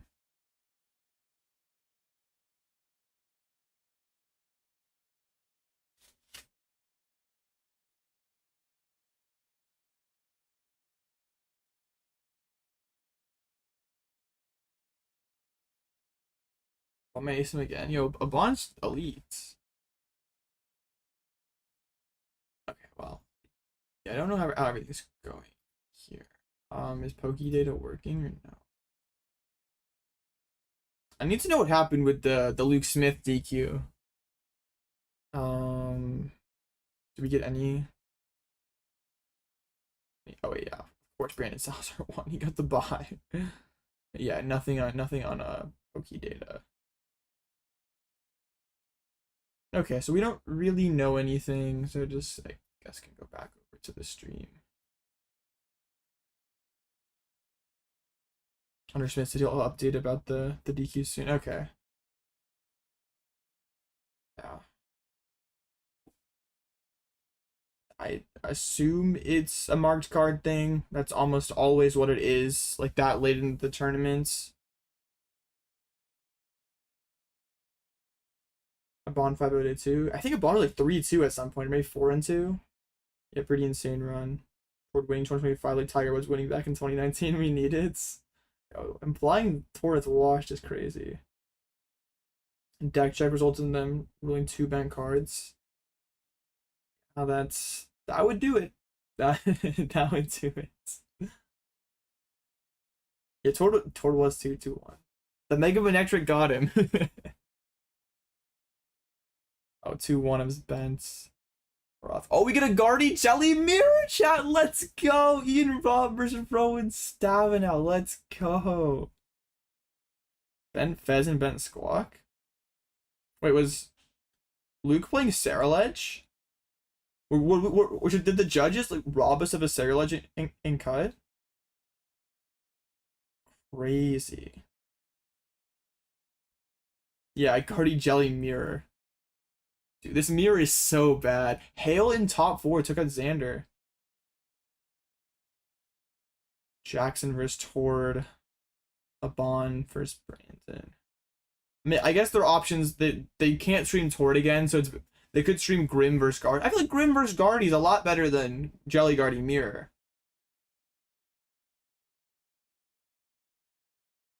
Yeah, this mirror sucks.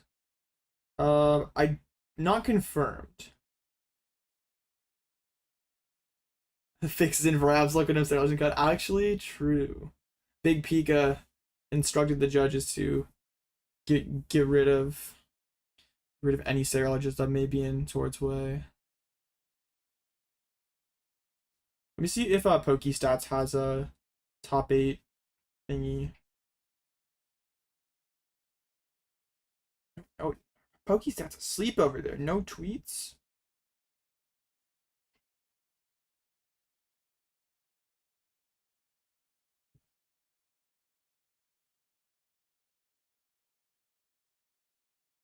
All right, yeah, looks like nothing.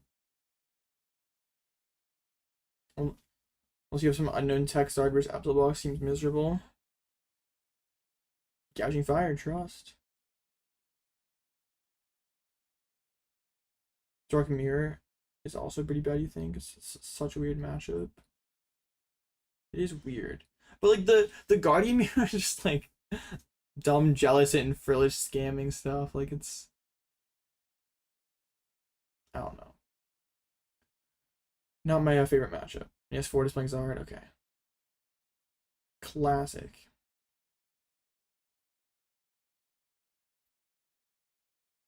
Wait, oh, we could look and see how Gabriel is doing in Brazil. Because Gabriel did make top 8. Let's see. The update standings. It's still going in top 8, but Gabriel, and a lot of the old goats are popping off this weekend. We have Gustavo and Casaraga in cuts. It's been a long time since Diego's cut.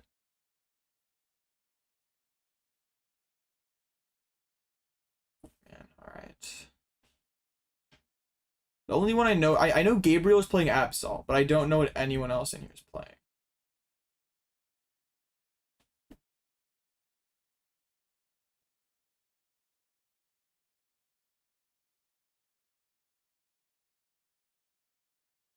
You know, Jackson's not a Klefki Jet fan. Over under on a Gouging Fire in Jackson's art list. I don't know. I mean, to get to this point, probably needed some kind of cornerstone respect, but maybe just didn't have it. All right, well, not really much to see there. Yeah, we already saw. Why does it show? Why does it show top? Why does it show Makani in top 8? What? Why are you here? You have 33 match points. You should not be here. And this Makani guy just scammed his way into cut. You do not belong here. Leave now. Oh, juniors finals. Oh my! No, Kenji lost. Rip. It's a baby Gouging Fire. No, it's got to be the big one to one shot cornerstone, right? Absol and Pidgey control. That's crazy. Well, if there are a lot of Pidgey controls, then Absol is cooking. Yeah, Makani just took Luke's spot and was like, all right. Wait, where's Xander? And also, wait, this also doesn't make sense because like, why? Like, I'm very confused. How did we get here? King's Buffon isn't. Yo, what? That is crazy.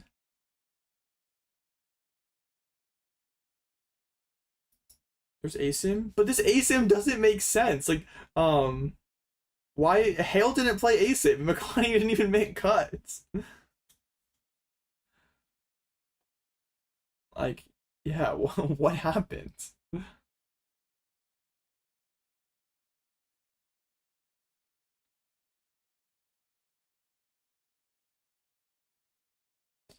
I don't know, man. This is very bizarre.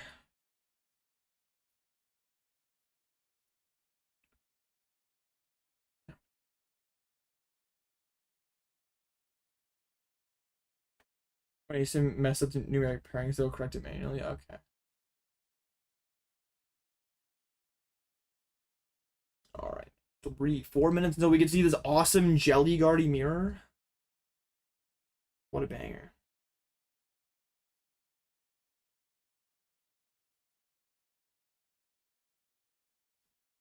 Alright.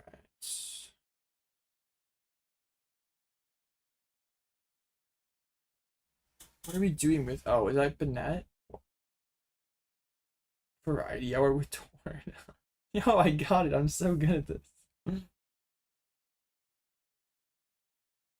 No, this is pre-recorded though, because like, Tord was wearing something different.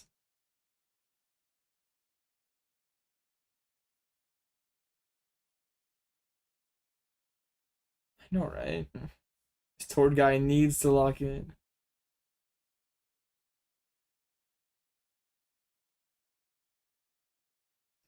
Yeah, imagine this winners interview and they're just like asking random questions about like what Pokemon is this? We're showing you a little tiny piece of the card and you gotta figure this out.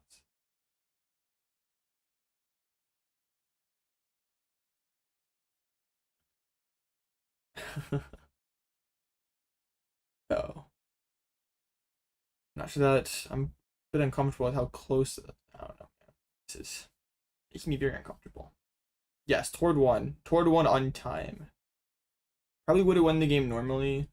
Carson was drawing so miserably bad, but yes, Tord is in top 8. Don't know, or they just had the bracket like a little bit ago. Let's see. Okay, so what we know is we have in top 8 Brandon against Abon, Grim versus Guardy. I assume Abon's on Guardy. We didn't see him on stream or anything, but I would assume Abon's on the same 60 as Henry. No clue what Hale is on in semifinals. Rowan and Ian is a Jelly Guardy Mirror, and Jackson versus Tord is a Charizard versus Absol. But yeah, I have no clue what Hale is on. Usually Hale has some kind of heat. But we're still asking Tord to identify Marnie's Grimmsnarl.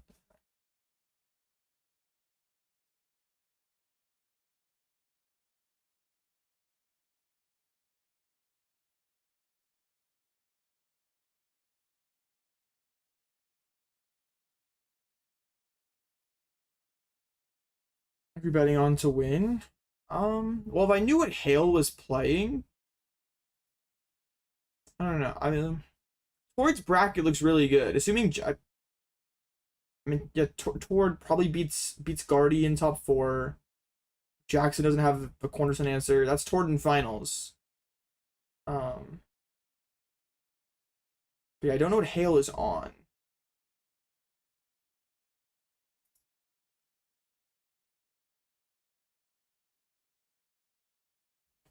This Mega Absol deck is pretty crazy.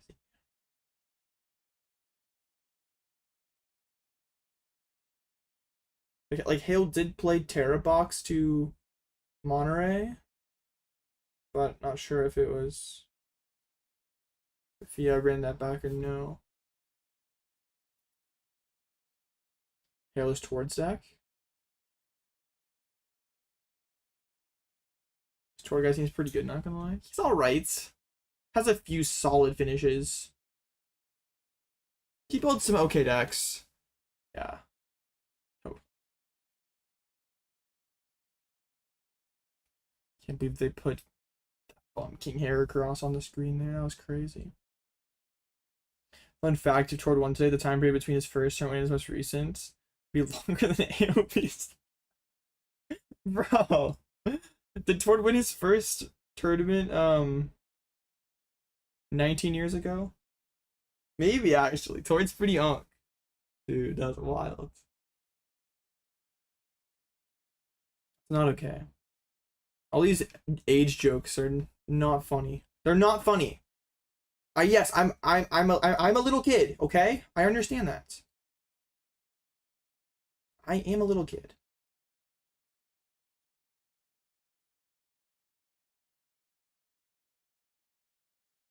Hale is playing Absol King. Oh, there we go. Yeah, 3 Absols in cut. Gonna be a tough road for these Guardies. There's 5 Dark decks and 3 Gardevoirs. Guardy and Guardy hates.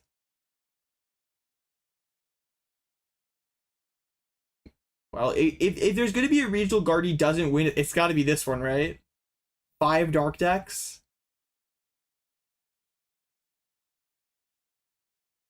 Man, If Guardy gets through this, like there's like no reason to play anything other than Guardy.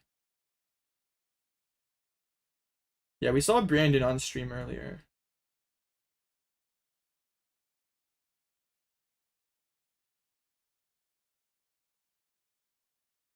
All right, here we go. Jelly Guardy Mirror Ian against Rowan.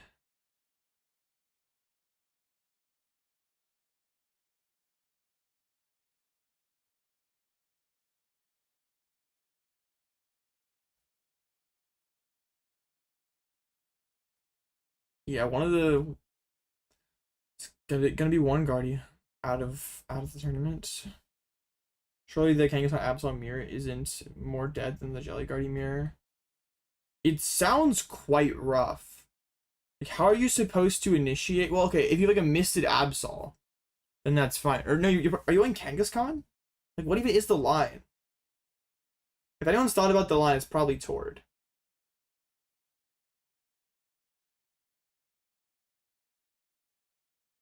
Alright, prize cards here.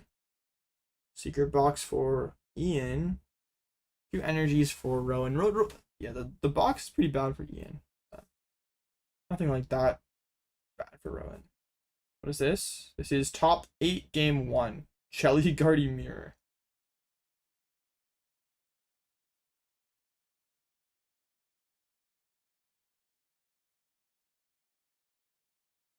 This side is gonna be longer than the Pokemon movie. I don't know about that. There gonna be some pretty dumb, jealous, and scam games in this matchup. As if Tord kept the deck a secret and he clears the tournament. Well, you see, he kept the deck a secret. He's still farming the tournament, and he also made a bunch of money out of it. So I think Tord Tord played his hand pretty well. You could just win 10k for winning the tournament, or you could leak your deck, make like 10k off leaking the deck, and then still farm your 10k from winning the events. Sounds like a good plan to me. Alright, Rowan is going first. Fez start is not very good. Alright, let's see how long this Rowan prize check takes. On this channel, we are big fans of Rowan's extremely thorough prize checking. I think he did. Well, I don't think he did a guide. He just like talked about on his Twitter how his weekly group class was going to be on this deck. So I assume a lot of people signed up for his group based on that. And he'll probably have a guide sometime in the near future. Imagine leaking your deck, making 10k on that. I know, right? It's so broken. Infinite money glitch. His weekly session here is 40 USD. Yeah. I mean, that adds up. And then if he has a guide, that makes a lot of money. But yeah, I'm sure Tord is doing very well this weekend. If you bought stock in Tord directly, if you were a shareholder value, yeah, you're just generating crazy shareholder value. So yeah, straight into the frillish for Rowan. I wonder if this deck will be like Joltik, where in 2 weeks everyone knows exactly how to beat it. I don't think it's like that gimmicky, but it can be teched for. Like, its strategy is reliant on tanking hits. So if you are able to get around the mist energy or get around the tool cards, then it gets a lot worse. Yeah, all the over enjoyers are eating well. Rowan goes straight for the jelly and passes over to Ian. So Ian is looking to Iono here, and well, getting to Frillish is going to be quite hard. And Ionoing, like if he has the Arven can get to the Frillish, but not the Iono most likely. Liam writes won't be using ladder to test new ideas. Oh, is that where it originally came from? Dang, man.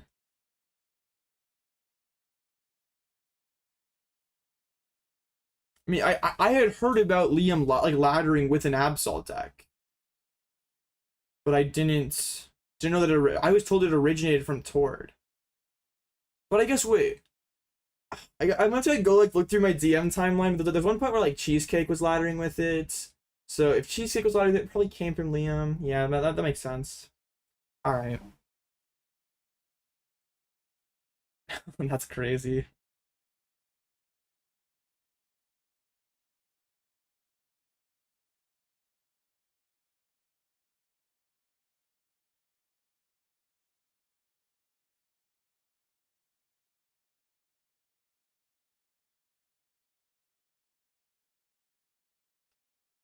He's looking buff like Machamp.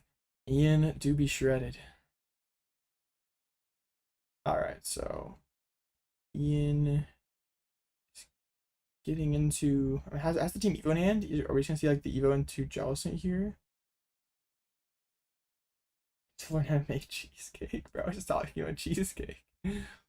My ladder goat cheesecake.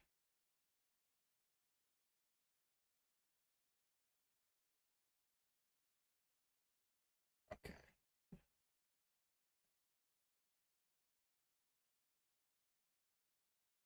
Attach Evo. It gets the jelly, gets to the Curlia. You gotta evolve up now, or you're not gonna be able to do that ever again.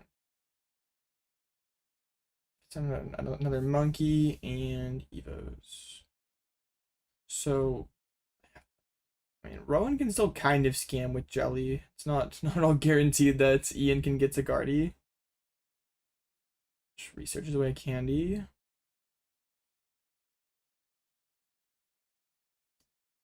Jelly Gaming. Okay, that's a lot of purple Pokemon in the hands. Alright, we did get a Lily. Alright, good. That hand was going to be completely unplayable for our Rowan if that was not the last card. Gets the routes.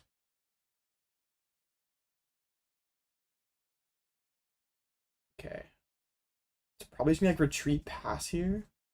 Or well, I think there's a vessel that probably gets played.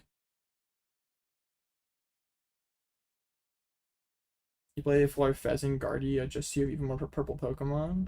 That's pretty valid.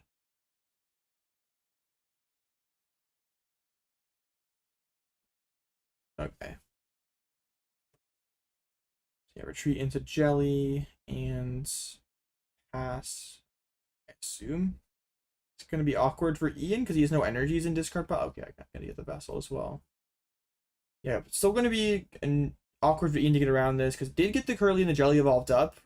Pretty big hurdle, but still has to get energies down. Still has to find the Gardevoir as well. Oh, and just use the Super Rod. I guess if you're getting jellied, you don't need the rods very much. And Owen passes over to Ian. That is a Gardevoir right away for Ian. Yeah, okay. Does Ian have any kind of way of discarding Psychics here? Use the Artisan. Find another Ralts.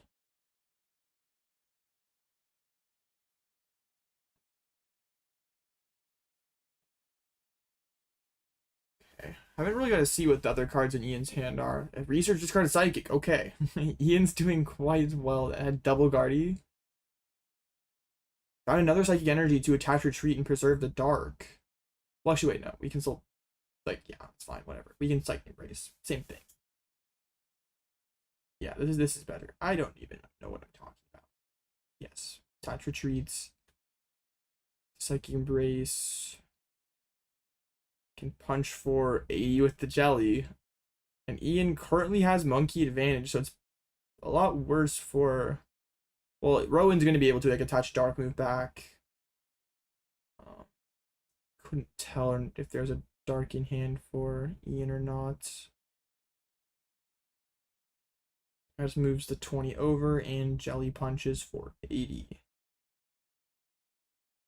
And yeah, Rowan had a bunch of purple things in hand, so I think it's gonna be like Evolve Curly, attach, and play. Well, what's annoying for Rowan is you have, like, if we're attaching to this monkey, we're not putting Jelly pressure on, but like we kind of want attacking with Jelly doesn't really matter if Ian just has crazy monkey advantage. It's not A great spot for Rowan.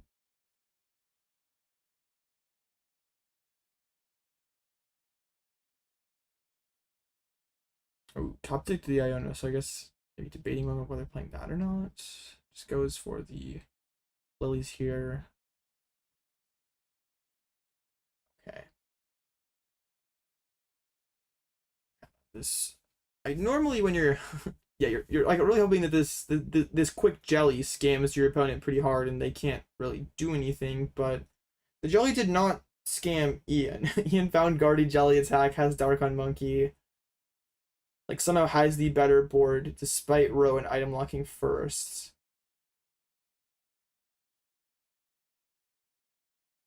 So can't see what Rowan has in hand there. Looks like quite a few items. Just got Monkey 30 over to the Jelly, and I don't think there's a whole lot of playable cards in there. Looks like several items, maybe a Mew and a Screamtail. Not much.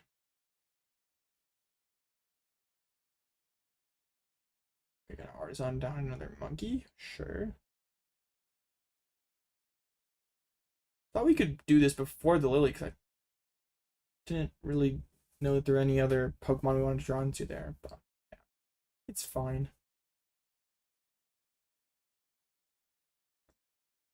So, Ian holds his cards way too close to, not on the camera. It's pretty annoying. And Ian just has attach. Oh, that was an attack. Just attach Monkey and Jelly attack. So Ian's hand appears to be sort of dead. Rowan's hand is also really dead. Has Arven's secret box and a bunch of items, but not really anything he can do with that. Plays the Arven to thin things out. Yeah, that's what's so dumb about this matchup is like if you get stuck with one of these like hands that's horrible into Jelly, like you can't really do anything. The Jelly's is there.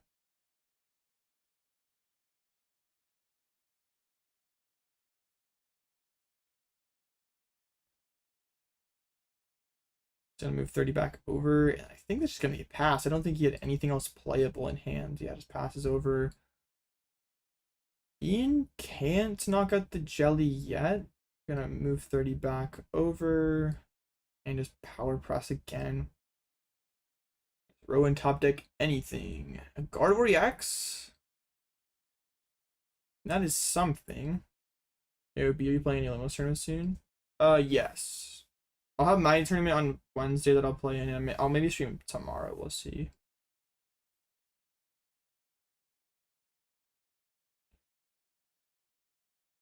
Okay. So moves 30 over again. If you Psychic Embrace an attack with the Jelly, though, you get knocked out by Monkey. Seems quite bad. That blue circle around the Jellicent. Yes. Bruh. What is Rowan supposed to do here? Hand is completely unplayable. This Jelly's gonna be a problem.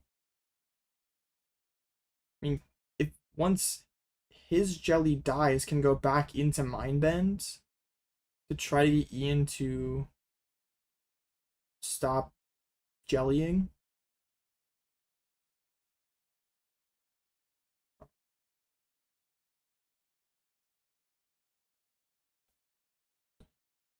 Aren't thinking of packing it up already. There's still a lot of time left, but maybe. Oh, there's one Grim in top 8. Ian commits a 4th Psychic to the Jelly.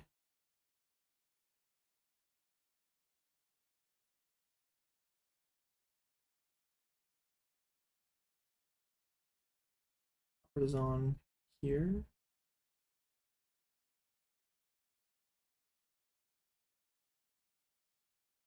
Yeah, this. It's crazy that like Rowan's hand is so big and there's like nothing playable in it. It's all items and tools.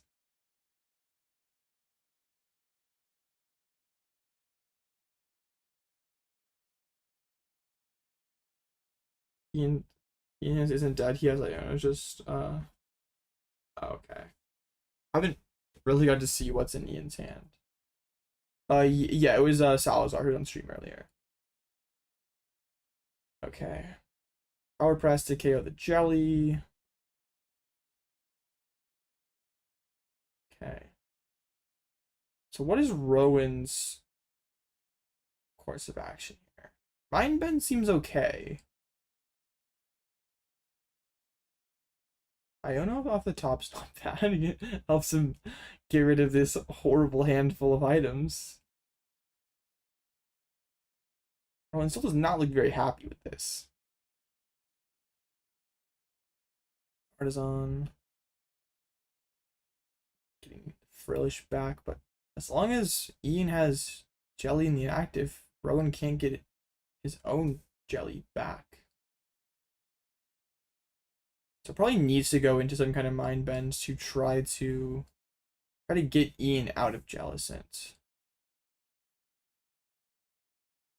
And I don't know.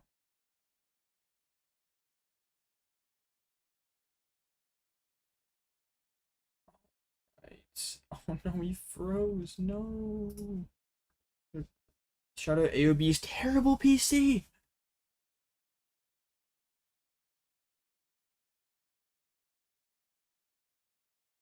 Okay, Rowan just found a dark. That's pretty good. Another Ralts coming down. Okay. Like embrace retreats. Oh, that's actually a really good dark find. Now Rowan does get the knockout on the jelly. Yeah, that actually is really good. I didn't realize how good that was. Okay. Do we know what sleeves Ian is on those don't look like dragon shields? I don't know.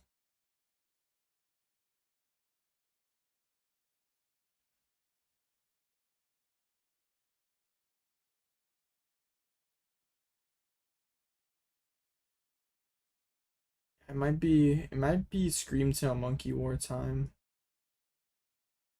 I don't know.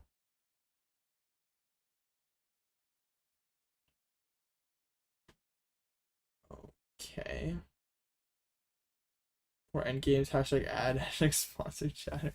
No, I can't even say that. There's not an endgame color that dark blue.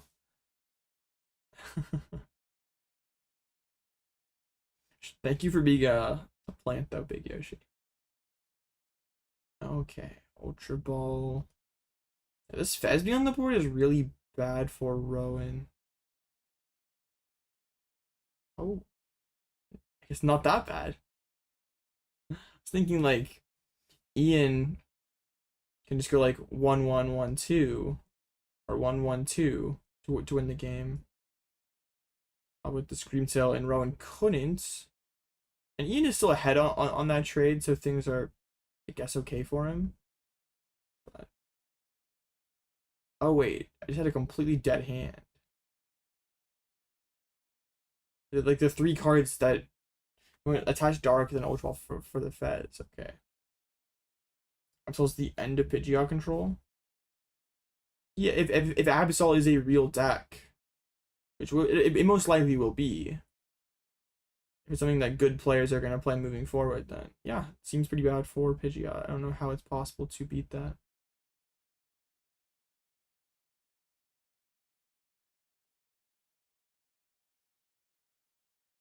Okay, we're gonna Guardian to Guardy here.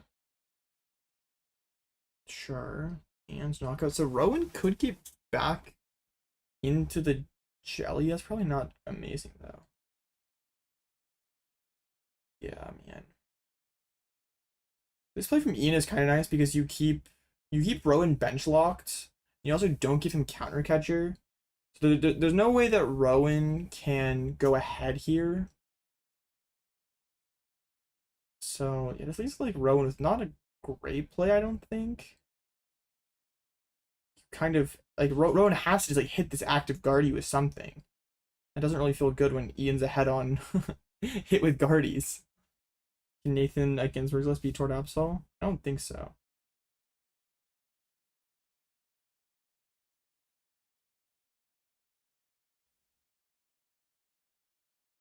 Jet control can't end it. It ever began. Yeah, I think there were a couple that cashed. And that was my prediction. Like I said on Wednesday, I think the deck was all right. I didn't think it was anything great. Probably wouldn't cut, but I wouldn't be surprised if one cashed. Did we mind bend the Guardy? Doesn't sound great. Then our Guardy could get screamed out, right? Are we fine with that if we can jelly the scream tail? I mean, Rowan is fine with the Guardy dying. Just punch is active. We know Ian can get triple monkey set up, KO Ralts and Gardevoir.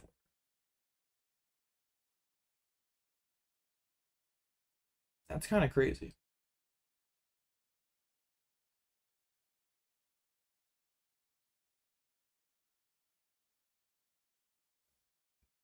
I guess a Lily from Ian. Did Ian prize his other monkey Dory? I guess maybe didn't want to Artisan for it first. Not sure. Rowan confused about something there. A Bond in top 4, surely not again. Or did a Bond actually win?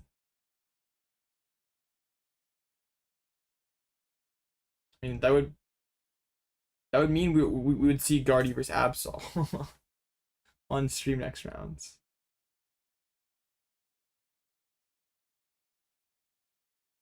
Ian uses Artisan. No, the other monkey isn't deck. Did Ian find a dark? That triple monkey KO Ralts KO active would be kind of insane. A Bond was playing versus Grim.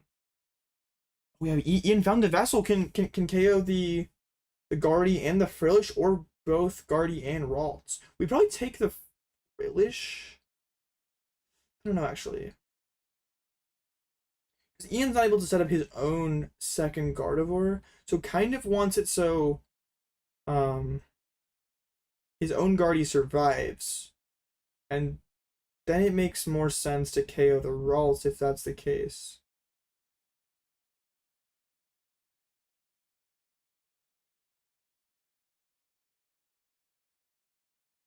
Okay, yeah, I would assume it's gonna be KO Ralts here. Oh, goes for the KO on Frillish. It's interesting. Now, wait, how much damage was there on the Guardy? There was 160. Yeah, do we?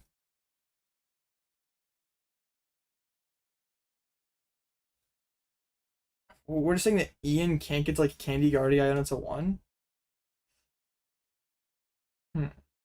Like, I'm confused what Ian is like worried that. Or does Ian not have energies left? Like, if Rowan had Jelly CC Trap Fez, would he deck out? Rowan has the Ionis a 1.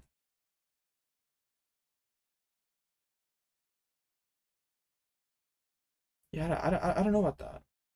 I mean, if your Guardy survives, you win. We could have guaranteed it survives by counting the Ralts. And I think this is still winnable for Rowan. Like, if he gets Candy Guardy knockout on Ian's active here, then has Screamtail Charm for game. Oh no, there's Devo. That works. He needs to find Candy Guardy.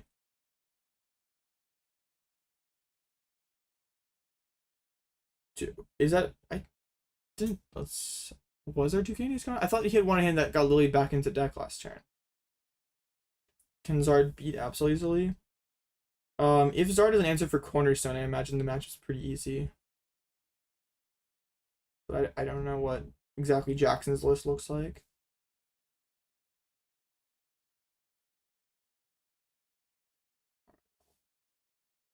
Devo knock or okay, not yet. Let's see how many candies were down. Don't think it to see.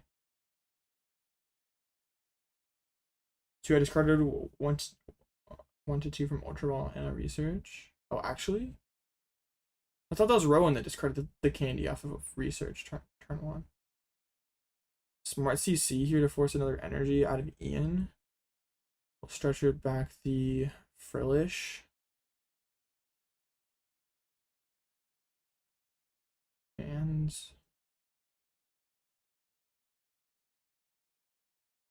I mean, Ian doesn't. It doesn't matter what single prizer Ian knocks out. Ian just needs to be able to KO a single prizer. So this game is going to come down to whether Ian can. I mean, probably whether Ian can set up Guardy again this turn.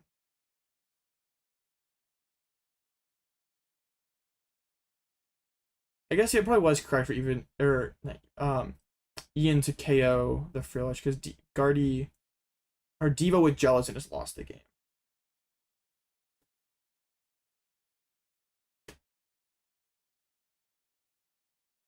Okay, Rowan or Ian's hands wasn't it? Oh, I did have structure for energy, so if it could get to Candy, Guardy would be fine. Let's see. Are there any candies in deck for Ian? Can't really tell.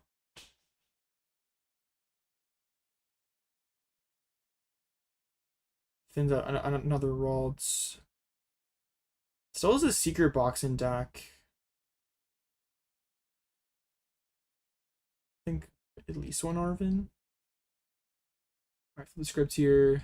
Secret box! Alright, well, if Candy's in deck, Ian Rob wins here. Vessel? Without energy, that scared me. I was worried that he didn't have energies in there. I guess he like none in discard, right? 3 in discard. Okay, box, Candy. Alright, yeah, Candy, Guardy, Attach Retreats. Alright, yeah. Don't know how good Ian's odds were there, but yeah, yeah, like the KO Frillish was correct. Otherwise, Ian was just gonna get farmed by Jelly Devo. Yeah, the game kind of came down to like Ian drawing out of Jellicent while Rowan didn't.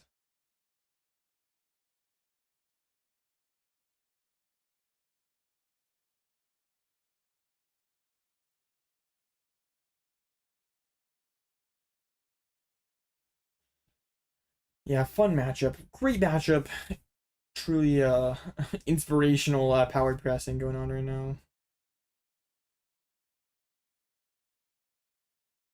Love the power press.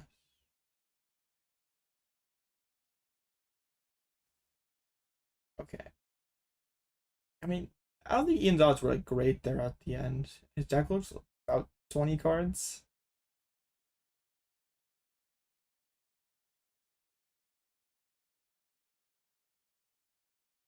This meta is so weird. I mean, I think it's pretty clear that Guardy's the best deck in the format. Cause like Guardy, it's Guardian Cut, and then like 5 I Hate Guardy decks.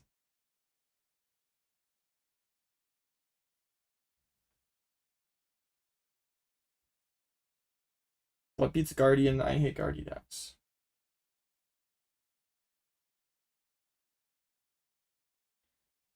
And Dango Fraud again. Serrilage Fraud. It's just Guardy. It's just all Guardy. Alright, Ian goes first this time. Double Monkey starts. Nest Ball. I saw also an Iono in the hand for Ian, so not completely dead.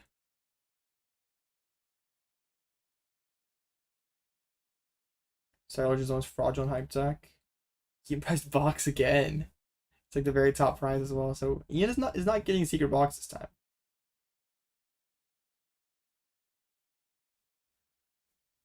I mean, the Serrilage like flop was kind of predictable, I think. Like decks like that rarely convert well. Don't have too much agency. The top players don't usually play them. Like that is probably why, or not probably, like definitely why the Absol deck like overperforms expectations is because not only is the deck good, but then also most of the people who are playing it were above average players. So of course it did better when there were so many good players on it. Like was a hate call overhyping Goldenrock? I just don't think Goldango Sorlock's very good. I think regular Dango's better.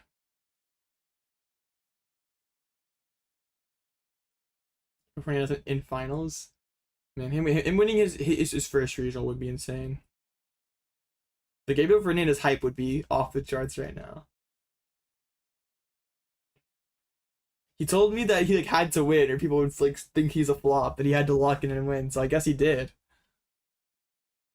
Well, almost. Austin Charles Golden Rock with 1-1 Mega Lucario. That's wild. I've not looked at any list from the tournaments. Alright. It's an Arvin for Rowan. You could go Air Balloon Frillish here. I don't know how good the hand is, but it has could go box. Get all that set up.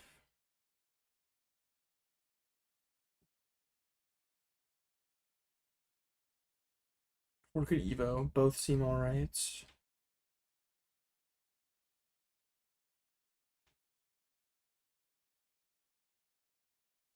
I don't think Ian didn't really play any. I to play like Ultra Ball, yeah. Ah yes, we have the price check, of course. And the same. This coffee's pretty. We are not buying this coffee again. It is not tough. Anyway, you can tell this is such an entertaining set when we're yapping about coffee. Man, it's so cooked. We get the balloon, so probably are looking to Frillish this turn. Makes sense. You don't want Ian to play the game. Want to slow down his start as much as you can. Okay, didn't go for a secret box. I guess maybe, or already has like a supporter in hand for next turn and doesn't want to give Rowan Artisan. Or doesn't want to give Ian Artisan, sorry. Another day, another Guardy Top Cut. I mean, get used to it. It's the best deck in formats.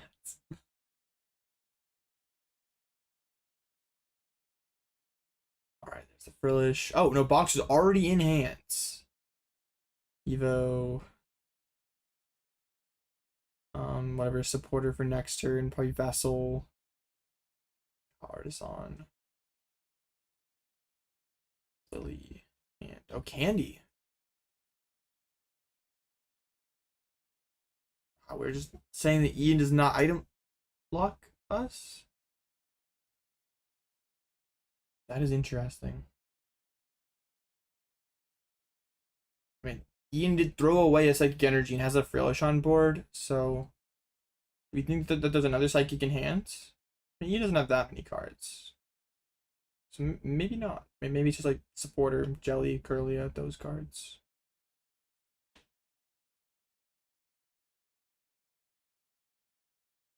Gets energy on the Frillish, Air Balloon to the active, and gets the Oceanic Bloom. Okay. So Ian has the Jelly and the Iona. Pretty sick. Wait. I can't remember. Did Ian Ultra Ball for the Jelly last turn? Did Rowan? I got freezing again. Sick.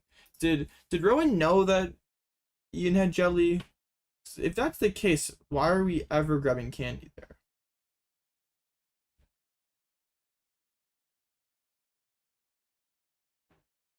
So Ian goes into the Artisan probably for, and yeah, another Ralts. Gotta represent the threat of, or yeah, or need to have, yeah, Ralts in case of Ian. Well, no, I guess, yeah, Rowan can't Scream Tail, but 2 Ralts are good. I trust. And oh, that's no energy from Ian, so we're not gonna be power pressing anytime soon. Like the opposite of the first game where Ian had the Jelly but no power press. This time Rowan has yeah, Rowan has the second Jelly and the first power press.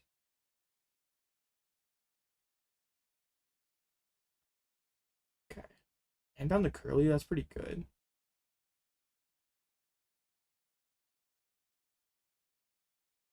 And Bucky Dory. And this seems like a pretty good spot for Rowan. Like, really, the only thing that's missing is energies on these monkeys. But looks like he did miss. So there's going to be a power press for 80. Ian's hand is a bunch of unplayable cards and a Lily. Wonder Tag Podcast Finals Trusts. It may happen. It could happen. Well, actually, no. I think they're on the same side of the bracket. Yeah. I think they would play in top four. So it is impossible. Yeah, because other side of top four is like Hale, and then the winner of Bond and Brandon's game.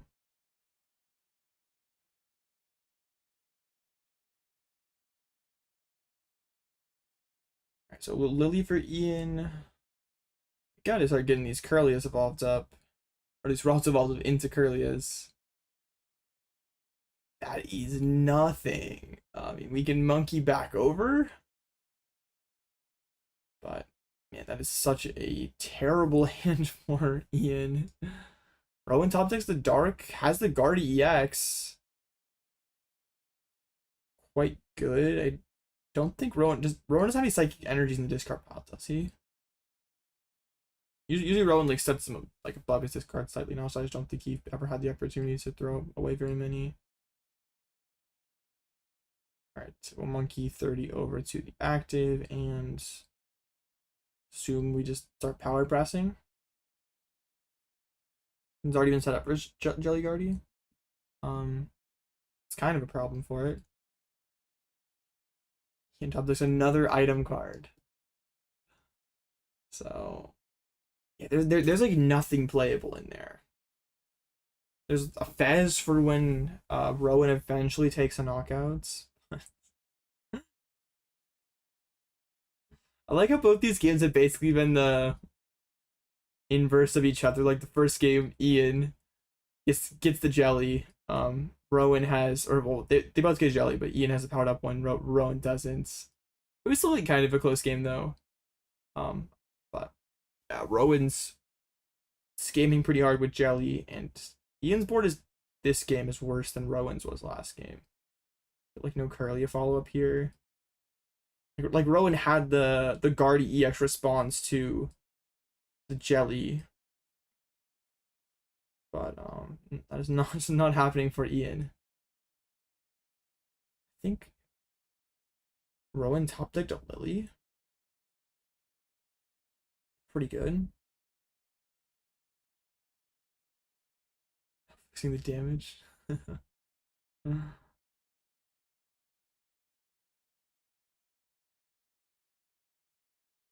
Okay, moves to 30 back over to the active.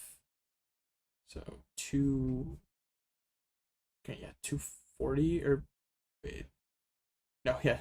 240 on the jelly.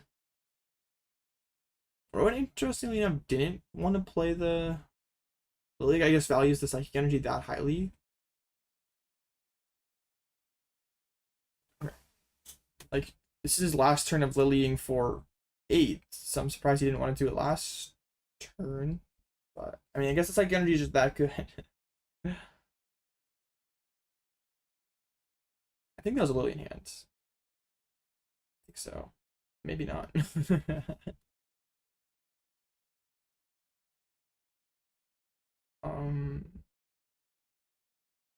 I moves 30 over to the monkey. I mean, Ian's gonna Fez here, and if Fez doesn't give Ian much to work off of, it might just be time to pick it up.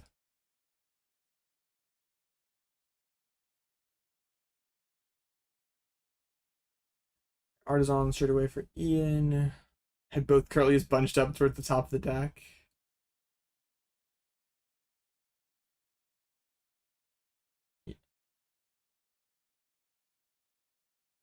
He kind of shook his head. I wonder if he like had cards on the bottom, like had cards on the bottom that he thought he thought his hand, like the cards on the bottom of his deck were better than they were. I don't know. His hand, yeah, I mean, if he found a research, he can get Dark to active, like play the research, go into the mind bend here, and hope that Rowan stops using jelly. Does not even use the researcher. I guess hoping that this mind bend gets Ian to stop, or gets Rowan to stop item blocking. All right, now Rowan has items. I mean, Rowan is probably fine just chilling right here and like trying to establish triple monkey Dory to take care of these Ralts. Then can go out of jelly when can get triple monkey KO Ralts and snipe screen sale in the same turn. Probably is the play.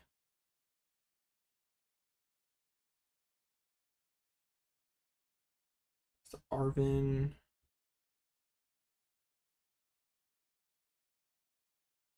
Yeah, just gives the team Evo and the Ultra Ball. Oh, actually grabs the Ralts. So there's not going to be any kind of a triple monkey screen sale.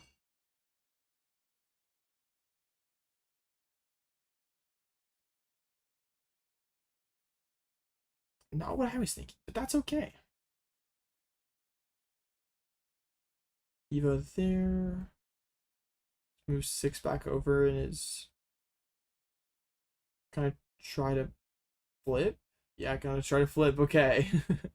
Those tails. I mean, Rowan's kind of due for some tails after the stream game, the round 13 stream game. So Ian gets another energy on Monkey. And I mean, I don't think there's anything that can really change the quality of Ian's hand. He's just like eventually, like hopefully getting rid of this jelly eventually, and then able to start playing items after that.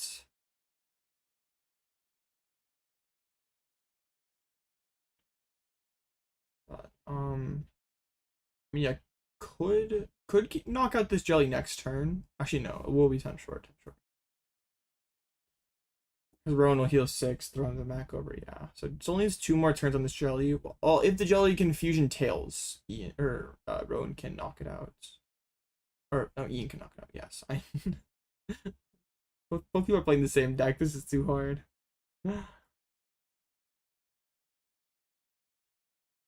So Rowan can just like reestablish the jelly, be perfectly fine with it dying. Just go back into the Jellicent. But yeah, this seems perfectly okay. Oh, gonna go into the Frillish. Interesting. Well, this is kind of cool. Well, the Frillish is gonna die. I don't know. I don't know how good this is. Like, what are we trying to stop?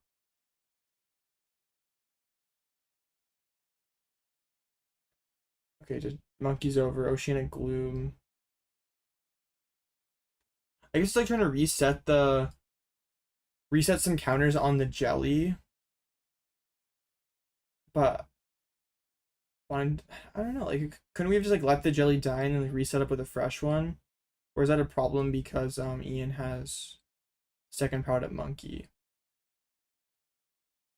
Well, next turn with the 20 chip damage that he got from the Oceanic Gloom, Rowan could go triple Monkey, KO active Monkey, and then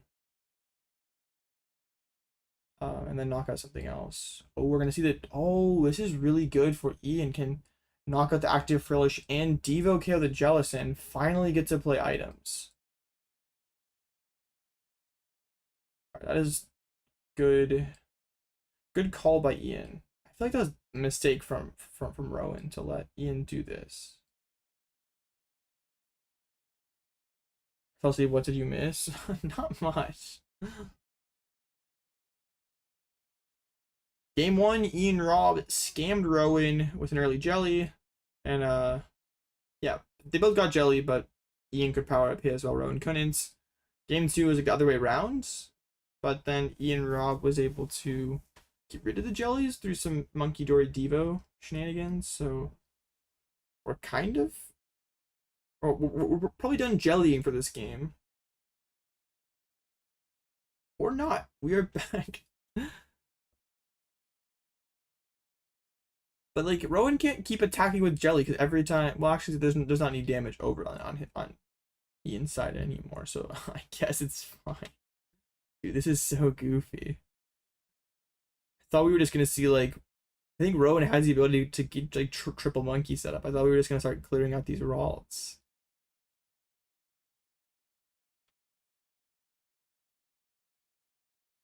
Alright, we'll balls back the Ultra on energy, grab a Guardy EX.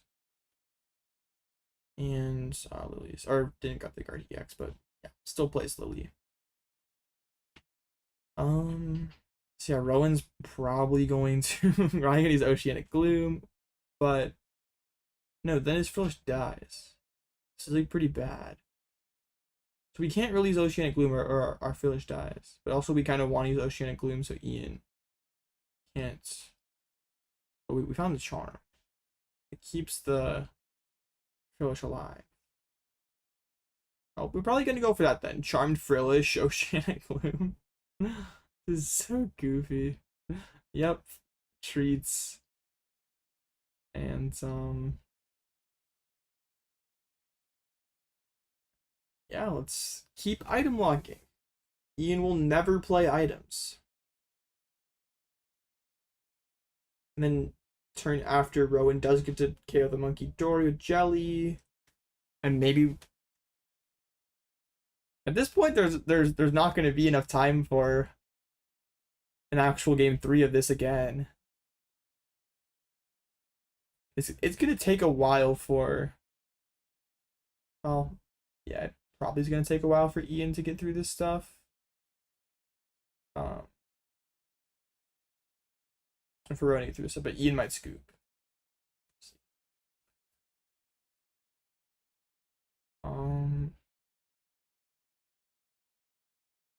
Yeah, over to Ian here. I mean, if Ian could get triple monkey, triple monkey knockout Rowan's Frillish, that would be pretty good. Probably not capable of that.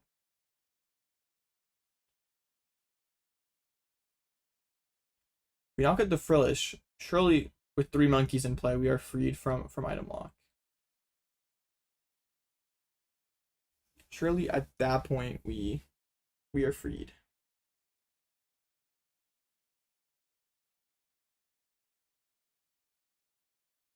Ian fails the Artisan. Oh, shuffles and then goes back to look. They're not supposed to do that, but it's okay.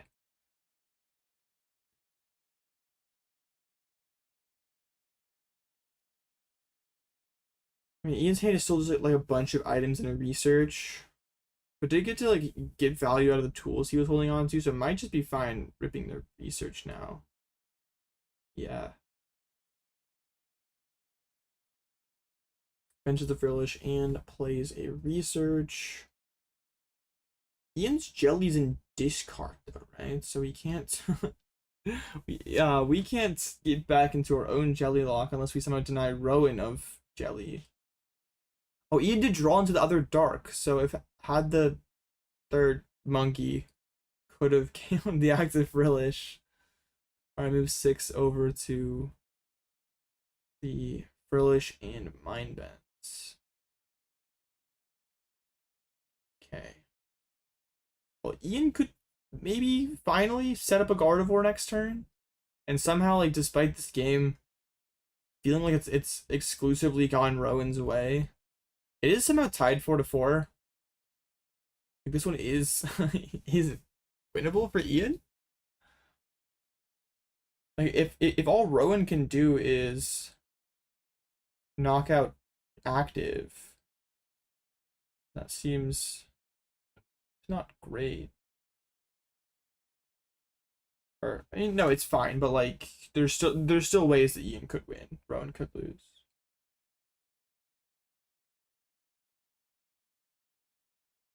I move Sonya to the active. Or second brace to the active, can move some damage around. Hoping that your Iono does not give Ian a Gardevoir.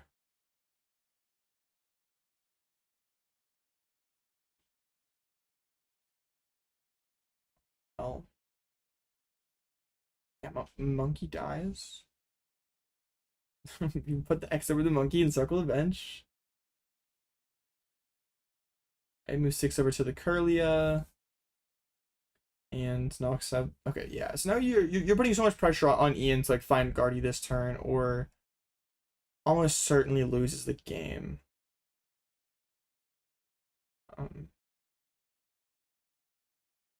It pushes the Curlia, top 6 another Curlia, goes into Fez. We froze. That's annoying, but we find a Gardevoir. Last card, sick. We have a Gardevoir EX. We can start attacking. We actually can knock out this Jellicent.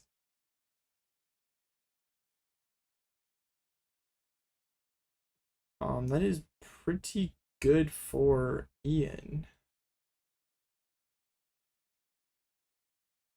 Okay, my stupid PC is lagging again. Sick.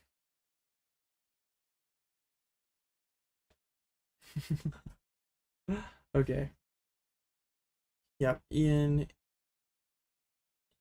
It's actually moving damage over to the. Yeah, I mean, it's still gonna knock out the jelly, right?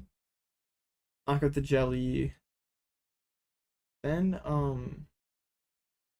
Rowan might be able to just knock out Guardy with his own Gardevoir.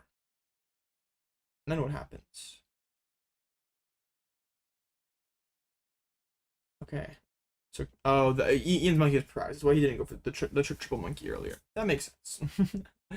That makes sense. All right. Well, yeah. Rowan has his own 2 monkeys here.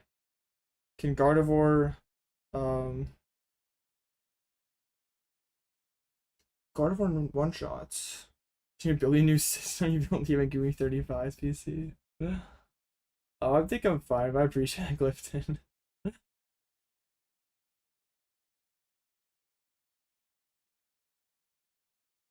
Alright, so well, we can get the triple monkey set up. Rowan can't win this turn. But how does Ian win if this Guardy dies? Like Guardy dies, Rowan has Artisan for Screamtail. Some McEnroe? Not really, no.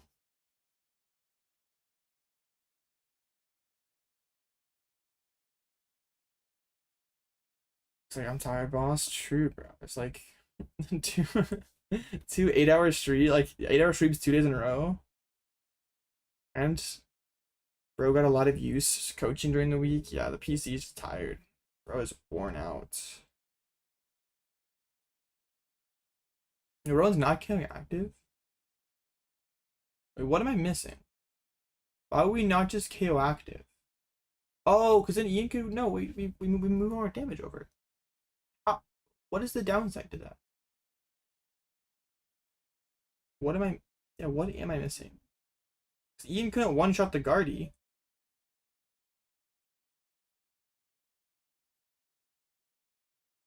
I don't know.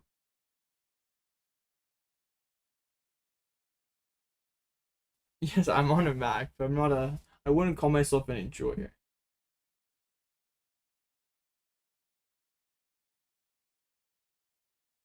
Alright, moves 6 over to.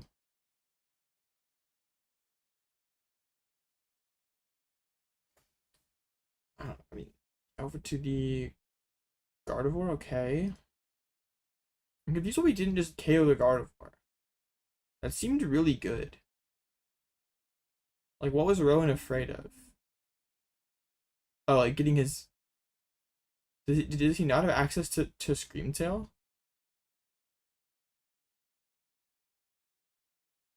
Well, I get no, because there would be the monkey that would get sniped.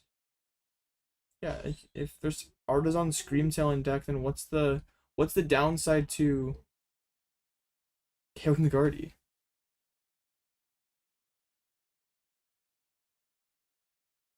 Ian grabs the other monkey like with Artisan. I mean, the spot still seems pretty bad for Ian. But Ian, yeah, Ian can't use Jelly or just dies to triple monkey Guardy. Screamtail's not really good enough. Yeah, this one seems pretty hard to win.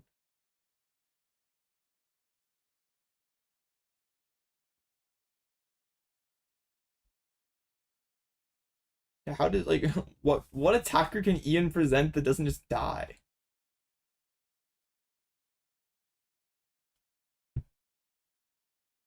I don't know. Could we go like Iona to 2? Iona to 2 plus Screen Tail bench. This match is everything wrong with the form right now. Monkey Door was such a mistake. This Monkey Dory card is pretty good on the Pidgeot Kanga deck. It seems okay. It might be the best way to play Pidgeot Control, probably so. But I don't think I don't know. I'm just skeptical on how viable Pidgeot can be, like as long as the Absol deck is broken. Ian thinking about using Oceanic Gloom. Um how I how do we win the game by doing this?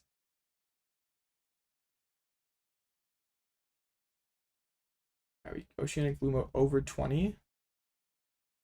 Or Monkey over 20?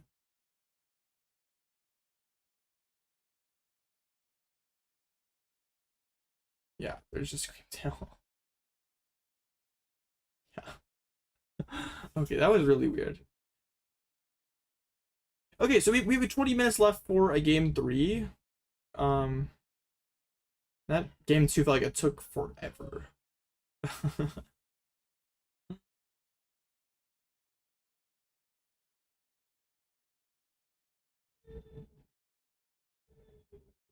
Maybe you think Scream Tail is prized? No. Why would he think that? Or what? Or maybe it's like a hypothetical. But even in that hypothetical, like how does Ian win?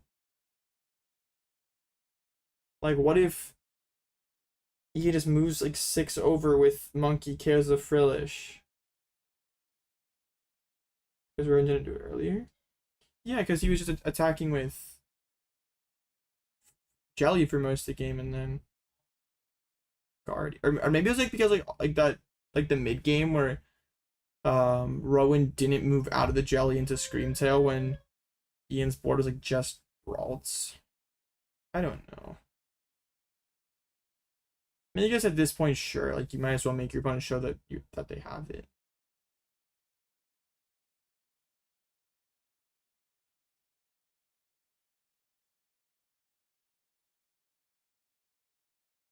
Yeah. I mean, 20 minutes can be enough time, so I guess there's but even if Scream Tail's prize, how how are we winning? That's still a thing I can't come up with. Like, sure, maybe Ian's right. Scream Tail's not in deck, but then what happens if like your Frillish dies, fresh Gardevoir? Then what? Like Ian only has one monkey, so I don't think we can ever one shot it. Like one shot Gardevoir. Mewstar for Ian is not good at all. And now, oh, Ian also prized the Jellicents. Rowan prized Secret Box. Oh, this is pretty bad for Ian.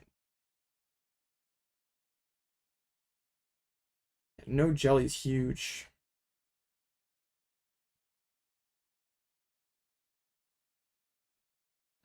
Rowan on a price check turbo mode this time.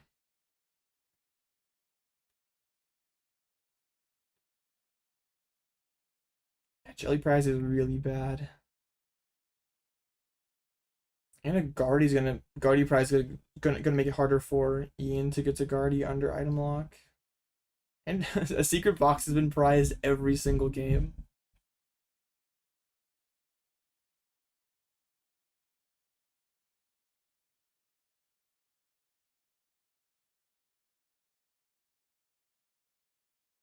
Okay. Classic prize check here.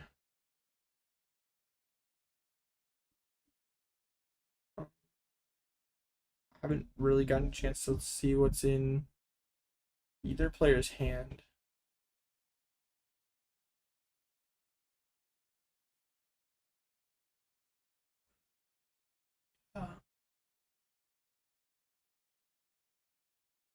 We got the price cards noted down. Let's go. We can actually play the game. Hooray! Monkey straight away. I was already. Is that their fish in hands? Whoa. Okay, we have dark. Sure, that makes sense.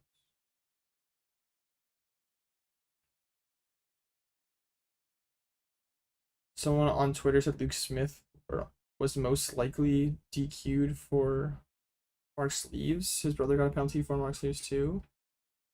That is wild. I mean, yeah, March cards slash sleeves is the only thing that makes sense like that late in the tournament. Oh, no Frillish there. Just the attach over to Ian. So no possibility of turn 2 Jelly for Rowan.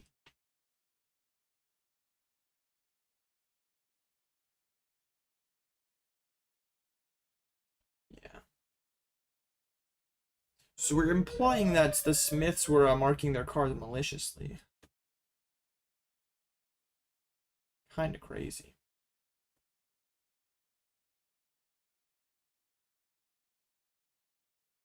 Funny part is when I think the time I did play against Hunter Smith, they did tell him that his sleeves were like all he needed like fully re-sleeve before day 2. Nothing about marked cards.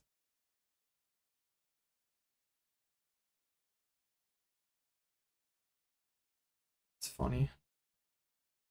But yeah, it makes sense. I mean, it sucks to see someone get DQ'd, but like that does happen a couple times per season.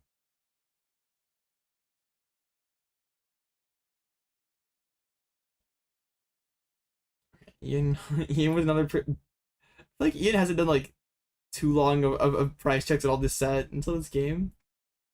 Maybe I'm just trolling. Only 15 more minutes of this chat. We can make it. Then we'll have the treat of some more Absol games. You just gotta get past this Gardevoir mirror, and then we can see the true rewards that are beyond trust. Both players are opting out of Frillish. It's so beautiful. We're going to see ethical Guardy gameplay. None of this jealous garbage. Well, this is just like a normal ethical Guardy game. Having this Mew on board for Ian is so bad.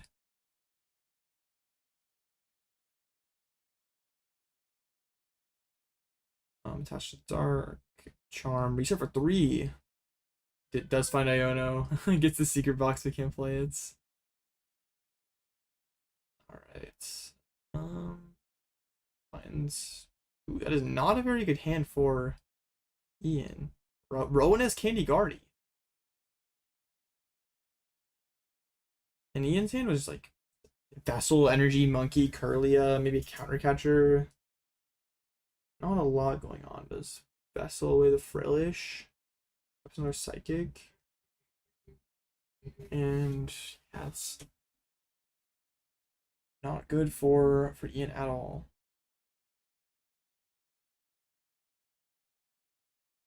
Pushes the Monkey and pass.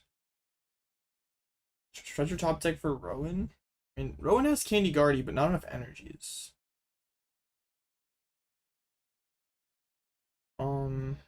But I guess Rowan could Oceanic Gloom here. That seems pretty good. Could Arvin for Candy Air Balloon here? And then, yeah, Candy Guardy retreats Oceanic Gloom.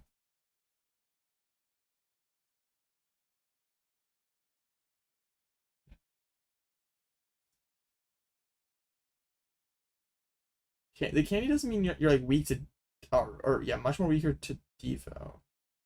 Much more weaker. Much weaker. I know English. English is hard. Yeah. Candy Guardy too scary. You would just go Nest Ball, so we're not getting farmed by the Devo. Or what? Consider. Yeah, we are gonna go Candy Guardy. Yeah. I mean, having the option is like run over Ian with the like Candy Guardy Jelly sounds pretty good.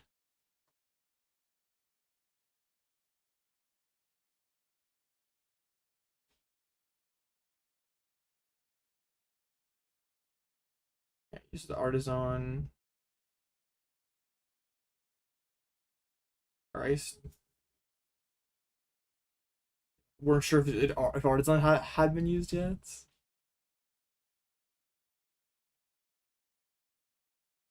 Okay.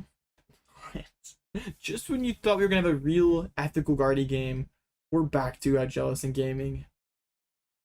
Attach.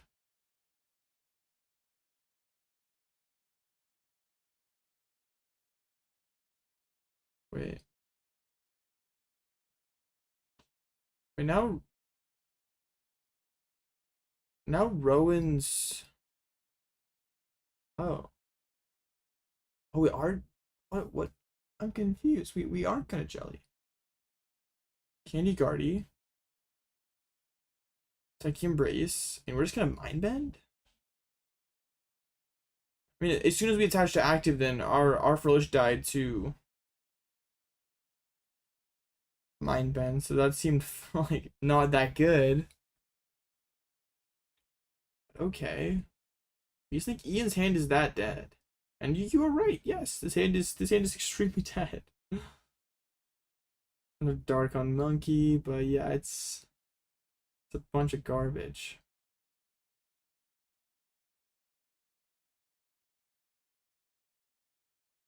Six on the Frillish. Just a pass back. And if Ian wants to get the jelly, he has to play Iona, which kind of sucks because knows Ian's hand is horrible. Player cameras. Well, let's go. Is that? I don't think there's an out to jelly in here. Oh, okay. Did actually draw the Jellison itself. I thought that was like me or Clefairy. Okay. So did find the jelly. Finds dark energy. That hand for Ian isn't super playable. And Ian just has one out to this Gardevoir EX. It one is prize, has to like find the actual Guardy. Can't Evo, can't Ultra Ball. Pretty rough. Classic AOB PC lag. Unlucky.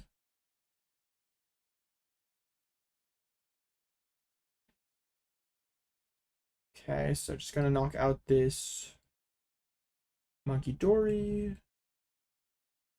I don't think this game is gonna finish. Only 10 minutes left, and neither player seems to be in a hurry to finish the game. Like they're kind of, I guess, content to see where for it to just see what happens when time comes. Okay, we gotta refresh the tab, man. Poor PC is dying. Bro. Huge sad. Jackson Ford won. Yeah, so he must have had some kind of cornerstone answer. So the Tord Dream is cooked. Could see a Rowan versus Jackson top four though. Well, I can't remember the last time they streamed someone and cut 2 rounds in a row. So they are almost certainly gonna stream the other side of the bracket. So Hale versus whoever won the Abon Salazar game. I can't ever recall them streaming the same side of the bracket 2 rounds in a row.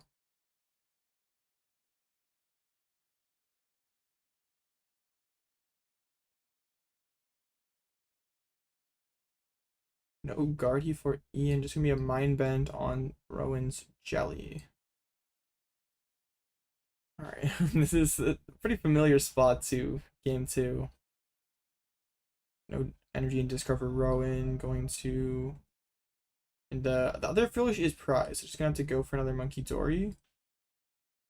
Hail a Bond then. Okay, Bond did end up winning. So Guardy versus Absol, but it's straight Guardy with the Henry Chow technology.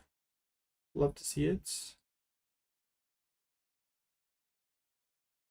Wait, is Devo here good? Wait, Devo next turn could be really good.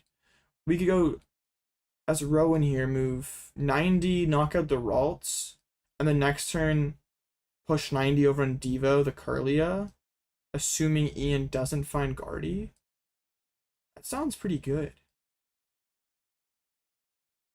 Also just taking so many prizes Only 7 minutes left. It's gonna be hard for Ian to pull ahead with how little time is left.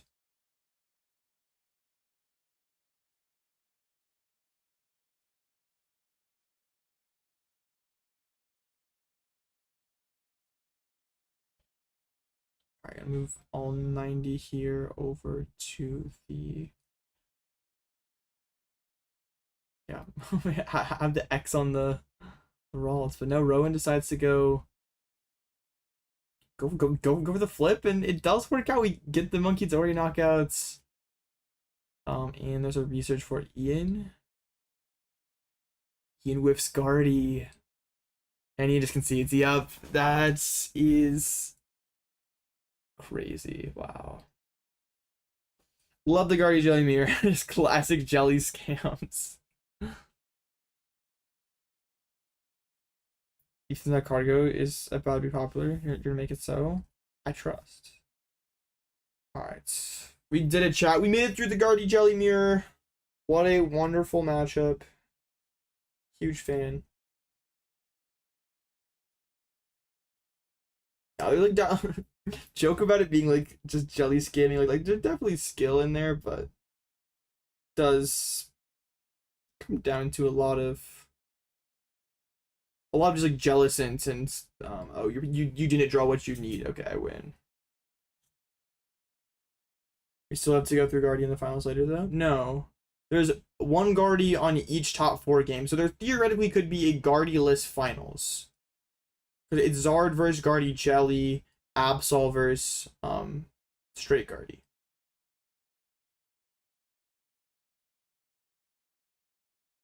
So theoretically we could have Absol versus Charizard finals. Charizard is taking the event down. Looks good for Zard.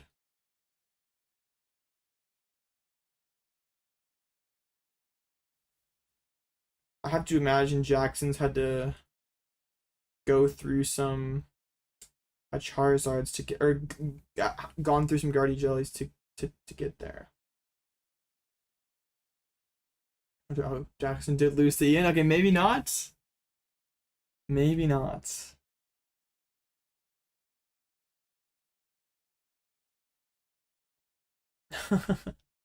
This is not good for your Charizard agenda. Almost midnight here. Should you continue watching or sleep? I mean, it's gonna be like over 2 hours until the tournament ends. So, all right, there we go. Vaughn and Hale and other side top 4, and Rowan versus Jackson. Straight Guardy versus Absol, and Guardy Jelly against Charizard. And guarantee Canadian in finals. Can't let Canada take this. Don't know why somebody's had a Petra until Absol. Petra EX and Absol Voxel yesterday. Yeah, I mean, you get the free damage. You can do like the Latios retreat to Kangaskhan and then instantly move Absol. Just make it so you can always draw 2 cards if you want to. Yeah, like chat said, good finisher. Jackson 2-0'd Tord. So there must have been some kind of cornerstone answer.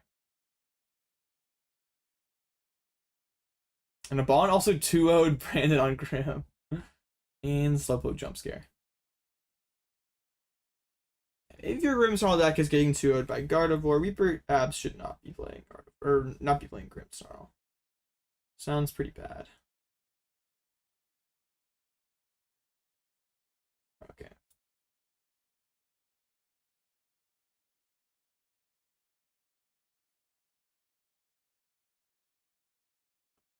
Alright. I'll see how long break's gonna be here.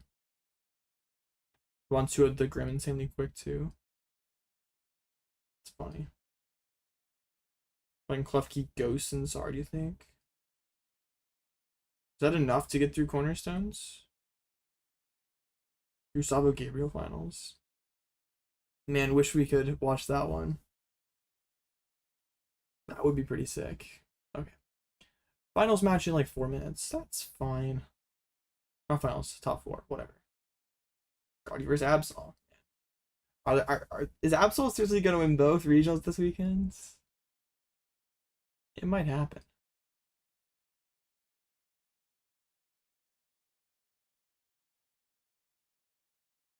But yeah. I mean, if Jackson beats Rowan, then well, yeah, it's whatever. We just gotta see what happens.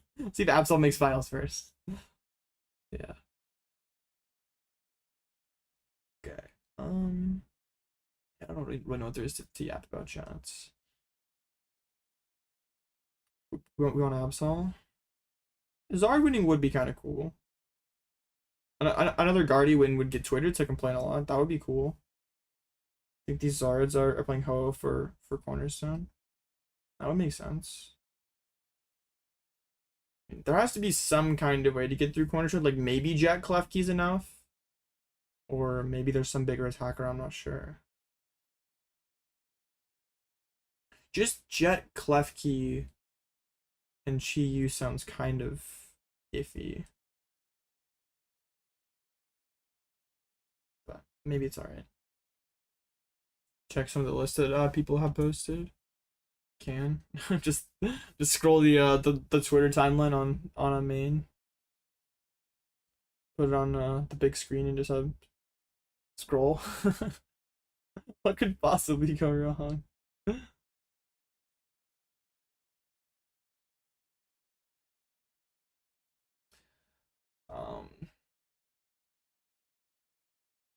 Now there was, let's see, I could probably pull it up. I did get pinged in a post that a control deck that got top 32. So I guess we can take a look at that. I mean, maybe we can look at Ginsburg's as well. We get little x.com going.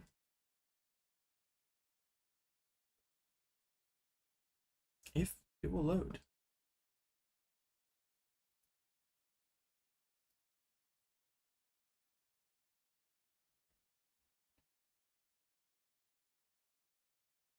Why is Twitter being so slow? I just want to look at decks. Very rude.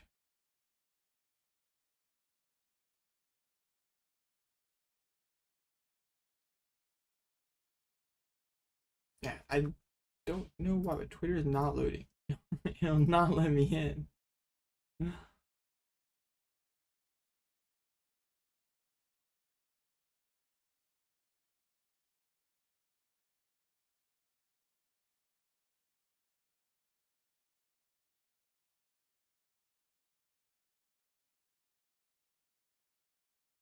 Yeah, Twitter's just not loading. Very rude. I don't know what to do.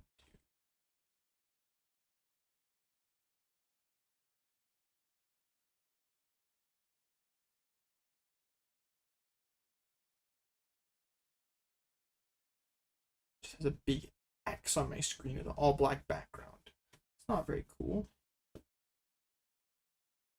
I guess at this point, it's the next match is probably about almost there. So now I'm not restarting. It's not happening. Well,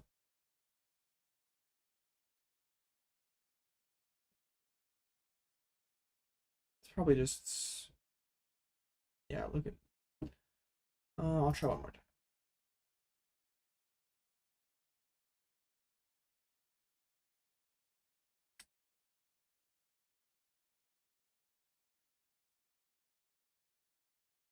It's not happening, chat. We will maybe look at lists in between top 4 and finals. But okay, let's get back to the stream, I guess. Okay.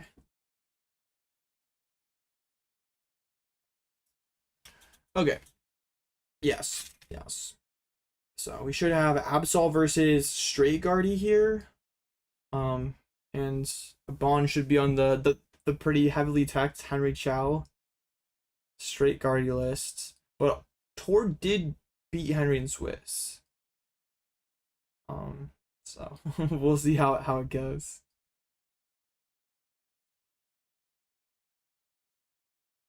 Oh yeah, I think there should be a Turbo Energize in a Bonds deck. And there should be in Enamorous.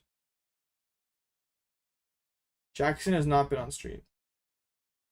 It was. I mean, it wasn't top 32. It was like top 16, kind of. It's like asymmetrical top 8. So there's like a few people who played top cut rounds who are gonna end up in top 16.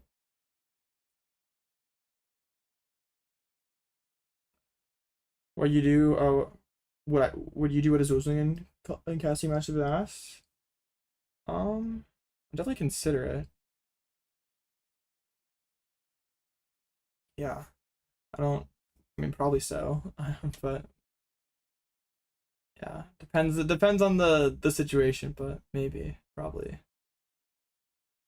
So have Hail on Absol, Kangaskhan, assume like the towards 60, and and it says the bond's on Jelly Guardy, but I don't think that's right.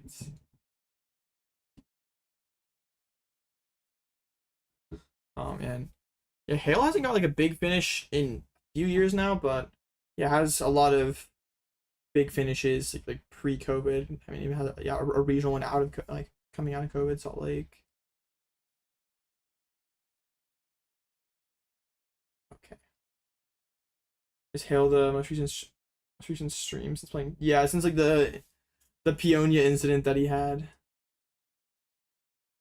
Pretty infamous top 8 game. It's a bond making 3 finals in a row would be insane.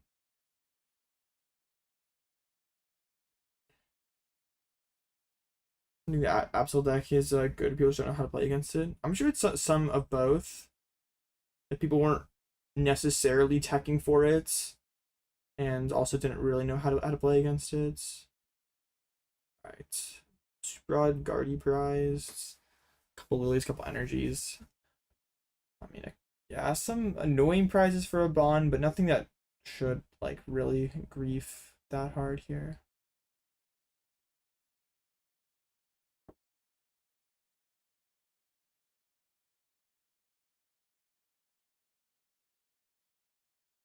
Alright, yeah.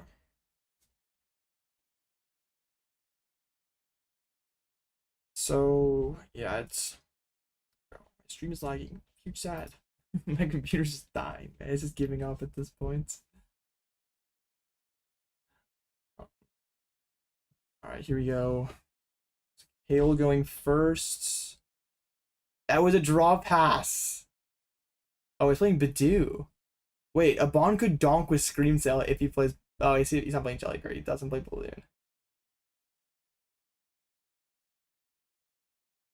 Okay, so the Bond hand isn't especially good either. It's Bidoo. That's not expected.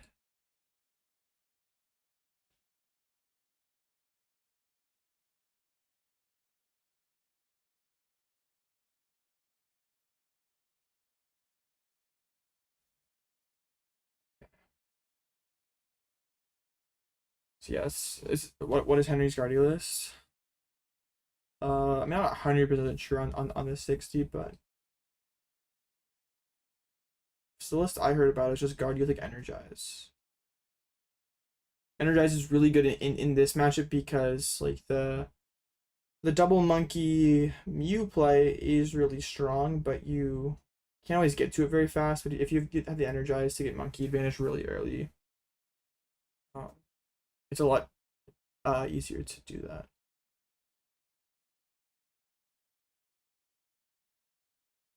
Okay, a Bond goes Ultra Ball for Ralts. The hand was pretty dead. Other than that, I think there's like a Fez, a Dark. Yeah, it's just gonna be a pass. Okay. First look we get first look we get a Hale's hand, which is yeah, full of supporters. Nothing playable going first, but pretty good here now that it's allowed to play. Supporters can get the trolley, get the energize, get the Absol going. And to be honest, with how slow a Bond start is, This could actually get out of hand pretty quickly for a Bond. So I think that, like, the only semi-useful card in a Bond's hand is Fez. Um, yeah, that's that could be pretty bad.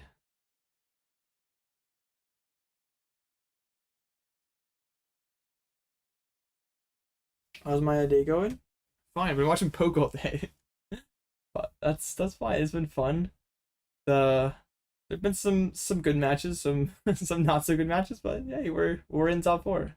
Should be a good set here. All right, getting the uprise check in here. The counter gain plus trolley. So such a good control player, man. You are very good. You're one of the best in the game for sure. Too bad it controls wash now. We can't beat the Zabsol deck. It's so over. Right. So Tord went double monkey. Was it Tord? No, I don't think we saw Tord play this matchup. The one we saw on stream earlier went like double monkey, Latias. Uh, double monkey, Latias, Absol, Kangaskhan. 16 list is good. Trusts. It's pretty good, yeah. What is the main difference in skill between a top Pokemon constantly cutting in people who consistently make day 2 but never anything better? I think it's so the separating factor there is if you're consistently making day 2s, you're someone who you have a high enough win rate versus average skill players, but versus like high skill players, your win rate is just not high enough. Where like someone who's consistently cutting a regional has a good win rate versus like both tiers of players. So I would say there's like a pretty substantial gap. Like I I think I have made day 2 at over half of the regionals I've attended, and so I have like one cut, and like it feels like sometimes the gap between the like top players and someone like me feels kind of insurmountable sometimes, but it's all right. Oh, Hale actually didn't even go for the energize; just went for the itchy pollen. Wait, that was weird. I just realized that yeah, Hale went for the counter gain, no energize. How is PJ gonna beat this deck? It does not. Yep. This did give a Bond a free call sign. So, man, that was weird. I guess Hale thought that a Bond had nothing good in hands. Do you have the Enamorous there? An Enamorous can slap for a lot.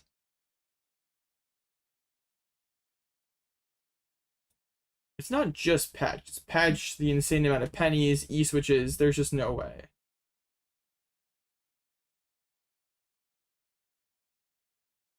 How can you improve that much at the game to be able to beat top players? Is it skill, not deck choice? Well, it's both. I think most people like don't realize how much like people like Henry and Tord and Bond play Pokemon. Like they play a disgusting amount of Pokemon, and they're also playing a disgusting amount of high level games of Pokemon. Like they're not just like grinding a bunch of Mickeys. Like they're playing hours and hours of top ladder. Um, so I mean, personally, that's how I've felt myself improve the most. Is just trying to get as high as I can on ladder, just playing as many games as I can, because like if you can get to like the top of ladder and your win rate's good, that means your win rate versus like good players is high. So you should be able to day 2 convert that to a deeper finish as well. So yeah, ladder is kind of broken.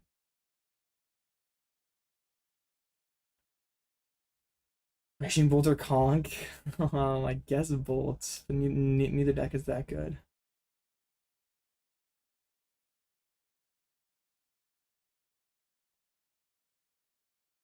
Alright, so A Hail, Iona there, a Bon gets into the Lily. The Bon kind of has to find a Guardy here without any items, or could be in a lot of trouble. The Absol is nearly all powered up. I think, yeah, and Hale got the mist energy attached, so it's gonna be difficult for a Bond to break through. To blast Peggy X and the end of the loss, and yeah, that would be nice to do right about it. But even then, there's still a billion pennies. If I'm wanting to play Zard or Control Jaleel in 2 weeks, you just take the Jackson Ford 16 grand ladder with it. Yeah, that seems like a pretty good idea. Yeah, Bond whiffed the Guardy, so this is actually pretty bad for him. Has to retreat into a monkey, pass back over, and hope that Hale doesn't have energy boss. If Hale has energy boss, that may just be it for game one. Pass Arvin off the top. Don't think Hale has its Absol deck. Maybe it is. It's pretty sick. How do they get better then at stat points? Finding lines, trying to find new techs. Well, that's when like deck building gives you the edge. Like when you're playing someone who is the same skill as you, you can't depend on them making more mistakes. Then you get your advantage by your deck.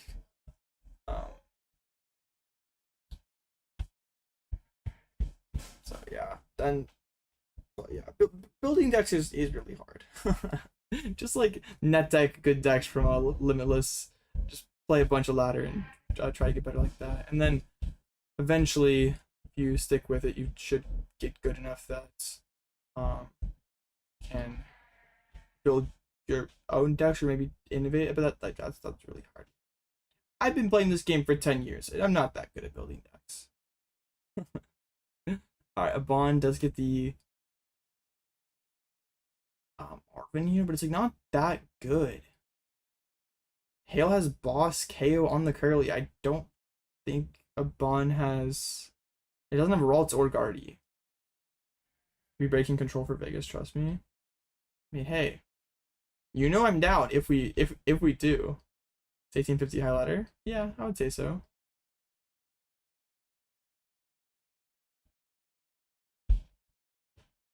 What can you do when you play against Poconos? And you could have done better most of the time.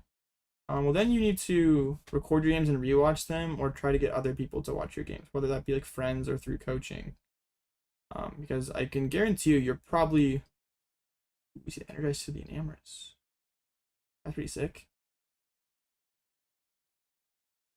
I don't know how good that is, but we have a way to punch Absol or Patch or Latios.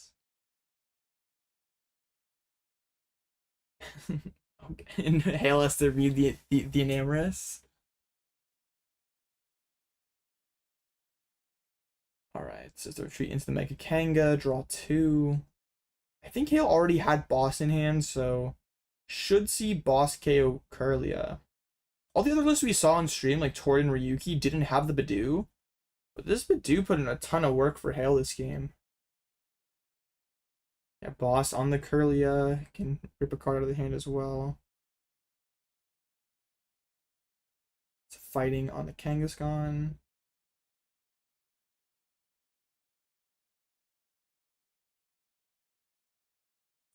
Okay. I like how Bon is shuffling the coins like there are poker chips. And I wonder what we get here. Probably the secret box.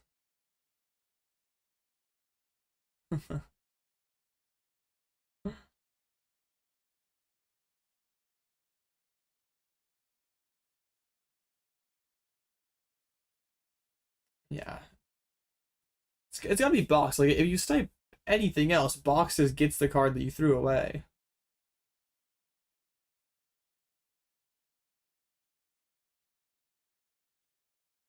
It's 5 times more expensive in Brazil. Oh my. Uh-oh. The Absol hype's here. Get your Absols now before they skyrocket. Okay. Nest ball for the Ralts. A Bond can just smack with the Enamorous. Seems pretty good.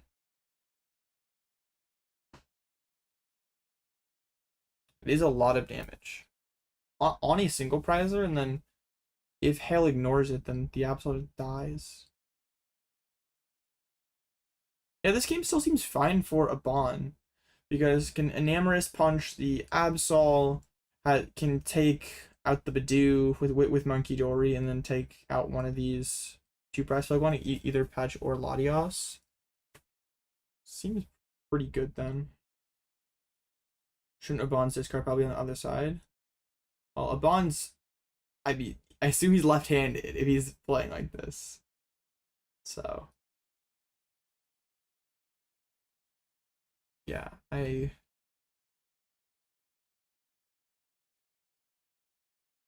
think that's why.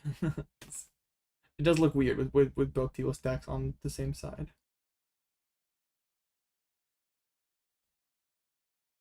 We're trying to buy Absol yesterday. They kept being bought out before you could check out. Oh, no.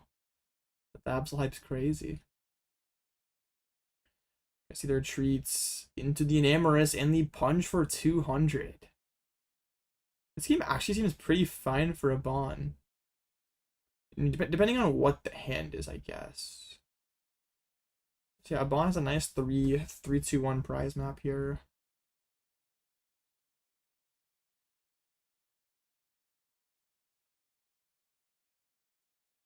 Is Sailor just actually a $7 card right now? That's crazy. Okay, retreat into the Kangaskhan. Draw 2.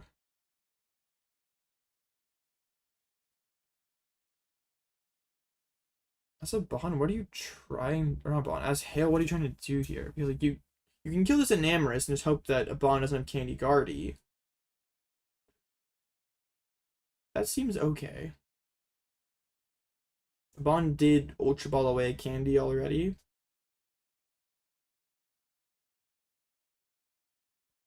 Can't see what's in Hale's hand. Gonna be an Arvin. As a day one Silage player, you feel very vindicated. True. Had to put up with your deck being a meme for a while, but now you're here.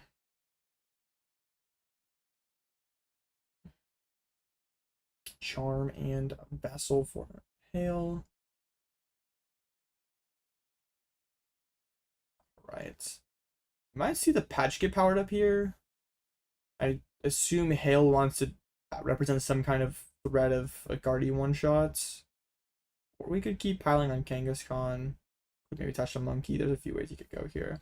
Do you think people will play Badoo and Absol moving forward? Probably not, because the well, maybe. I don't know. Like towards us will probably be the one that gets in that deck the most. It did not have Badoo. Like if Hale wins, I'm not sure like when you want to use Badoo exactly. It was really good this game. But Energize also would have been really good with how dead Bond's hand was. Ooh, the Charm on the Badoo is nice. Yeah, touch to patch, charm to the Badoo, and I assume we're gonna see, yeah, patch back into Absol. And the one shot on the Enamorous. And snipe another card out of a Bond's hand. Upon a couple of supporters, Stretcher. It's probably gonna be the Stretcher, I would think.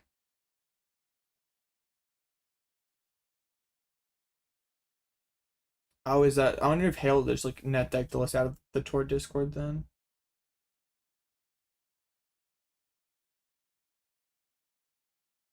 You want to draw cards with Kanga and then team Adverse to Absol? Yeah. Yeah, I'm not sure what situations it's good. A Bond or Hale gets the charm. Seems fine. Wasn't really any crazy stretcher value. Okay.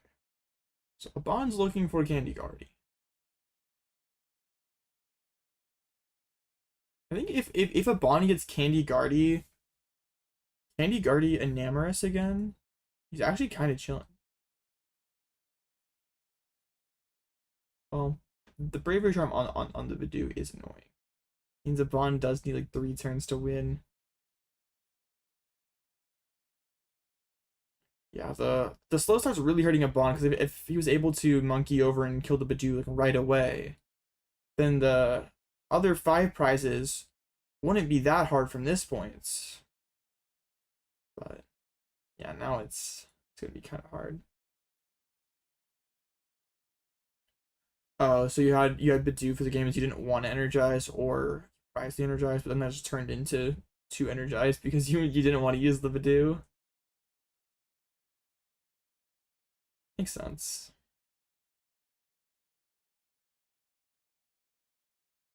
Alright, Bond flips script here. Candy Ultra Ball, okay. Oh, already had the Guardian hand that must have been top deck. Okay.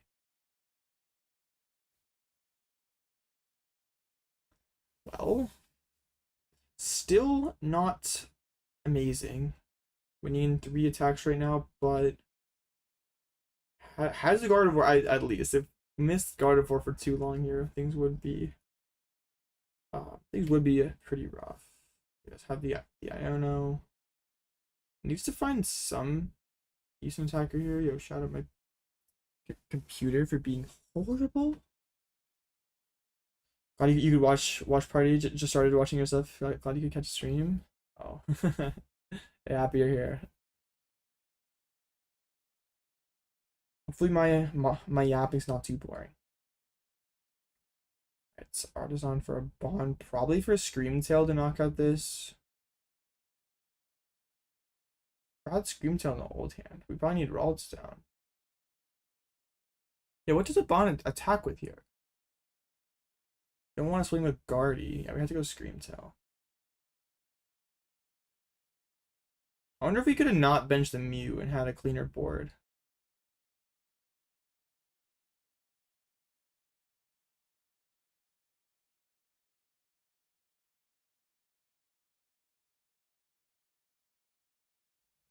Okay, so should be seeing Screamtail knockout on the active, but Hail can still win by Patch Boss knockout on Gardevoir, and Blood Moon on Mew or Fez.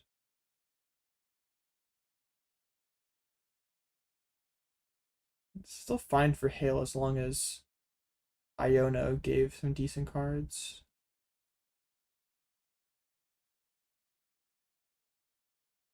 Yeah, I think a Bond is checking and making sure gonna try to hit for 80 and or hit for hit for 80 and trying to bring over 10 and make it so the Absol dies to poison so Hail doesn't get fast draw here. I heard casual streamer, we need the old AOB back. Yeah, what does that mean? What is the old AOB? What does this mean? Okay, Kangaskhan pushed up for Hail. Vessel for the energy is pretty good. Bunt didn't have Stretcher for Enamorous. I think the Screamtail is better because you get to deny Fez. Miss old AMP. Alright, now you're just chat is just trolling. Second stream you're watching. No. Honestly valid. Psyduck was Arbin. An energy switch, a penny. Or Gita Draco, bro. I was locked in. All day we streamed at least 3 days a week. Dude, I streamed on Wednesday, Saturday, and Sunday. True, I did stream like 4 or 5 times a week. I'll lock back in, chat. I'm sorry.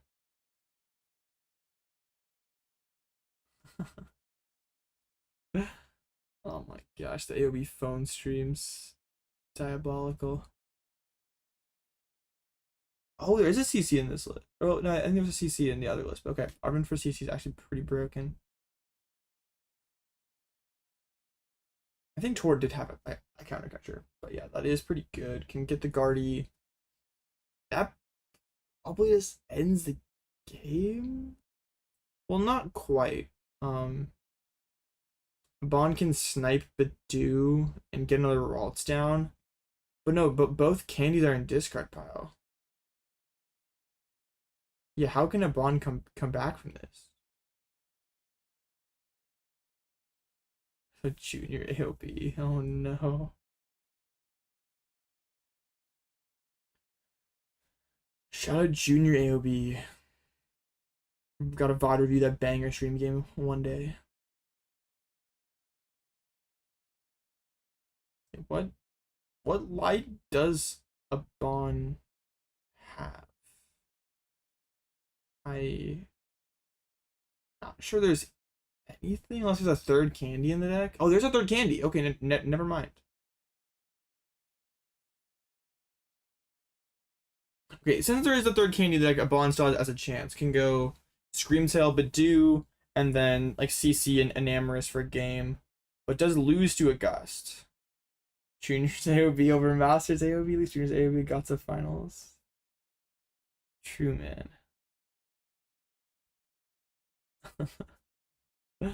True, man. Juniors AOB was crazy. Just thinning out the deck. Yeah, so a Bond's still kind of in it. Hail is down a couple Gusts, or maybe only one boss. It's like one boss, one CC. I mean, odds are there's another one in a Bond's hand, but not a Bond in Hale's hands.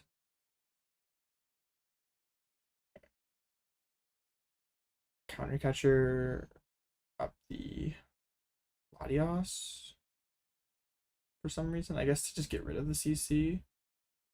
And Iono. I'm not sure what maybe just doesn't want the CC anymore.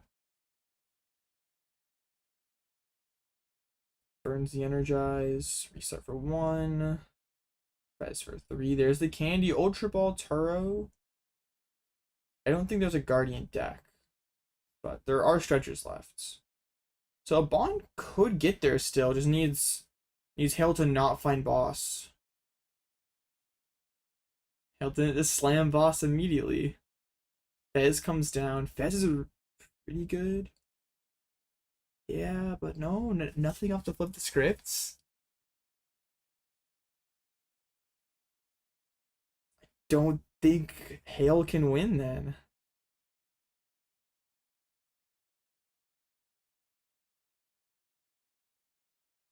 Yeah, I don't know what exactly Hale could do then. I do like retreat into Mega Kanga, draw some more cards. Playing Dong Super Tilt on ladder for 4 to 5 hours. Does that happen? That never happens. No way.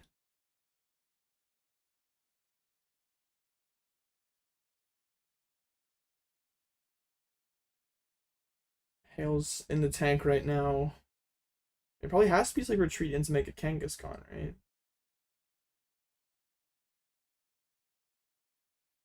Let's hope that a Bond can't get to Candy Guardy.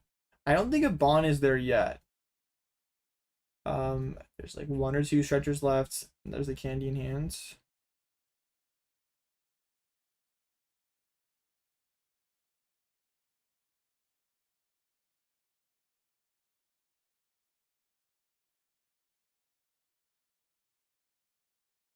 Seems epic. I don't even remember what that stream was, to be honest. I don't remember which one you're talking about. That one didn't happen.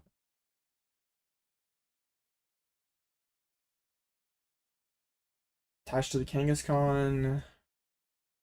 But do this turn? Oh, wait. That's actually really tough.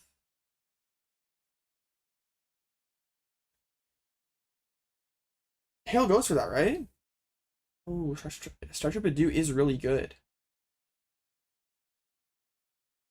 That guarantees that a Bond could not win. But a Bond could just like 80 snipe around it, maybe? Yeah, 80 snipe to Fez, maybe. I wish I didn't see the Badu. One more. Bison another turn. 100 sniper around it, yeah. So Abon still, yeah, Abon wins in 2 turns now. Submitter reads the Petrunt, make sure we know how much damage it does. Taro, the Mew.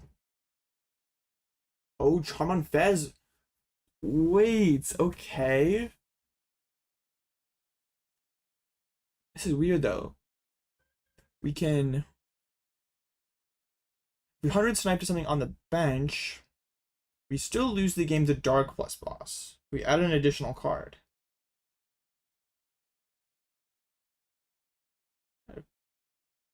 Bond's gonna put 100 damage on the Monkey Dory. Win on the next turn. Hale has the Wise Penny. Can reset things and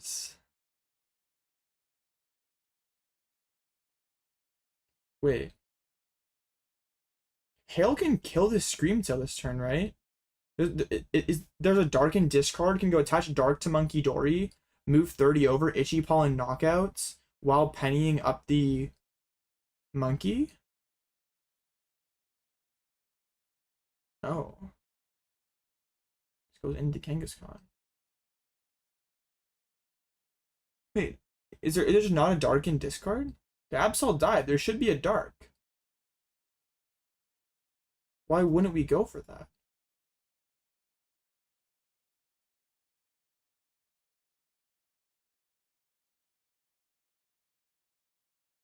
Because now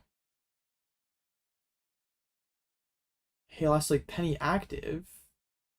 And he's there. I don't think it's just a complicated position. I don't think Hale is like maliciously slow playing.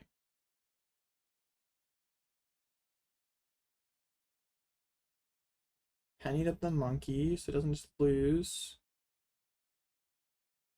There are 3 Absols. There are 5 total Dark decks, Todd. There's a Darken discard.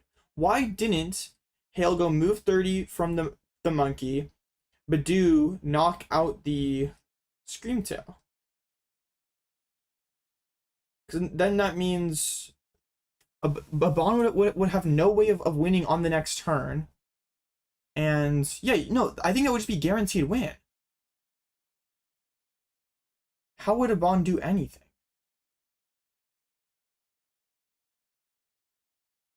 Now a Bond wins with Candy Guardy. Has it? Dude, no way.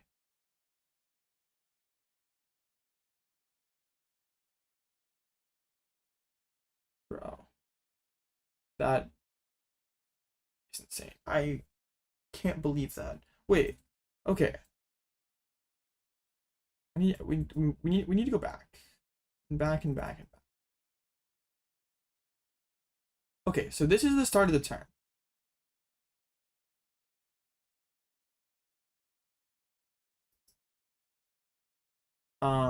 Let's get Hale's hand off there. Okay. Why is Hale okay losing to Candy Guardy? Like, is there any punish to like stretch your back the dark, attach it to monkey, move 30 over to active Itchy Pollen? I don't think so. No, I think Hale just had guaranteed win and punted. Okay, well that's a yeah, he had a stretcher.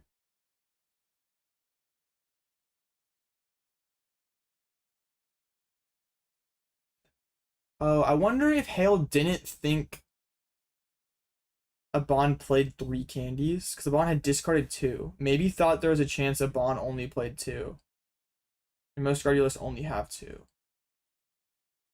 That may have been why he was thinking that didn't need to play around the 3rd.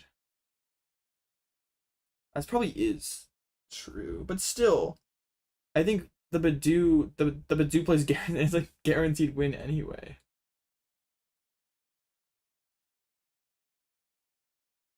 Like even if you don't want to be like, I don't think he plays 3rd candy. Like, I don't think a Bond has a play into monkey 30 over knockout with Badoo. PDCG offensive coordinator.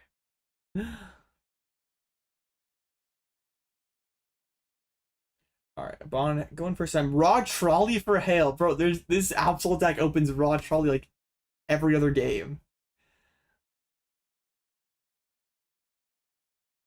Energized prize. Energized was a pretty big piece in that first game.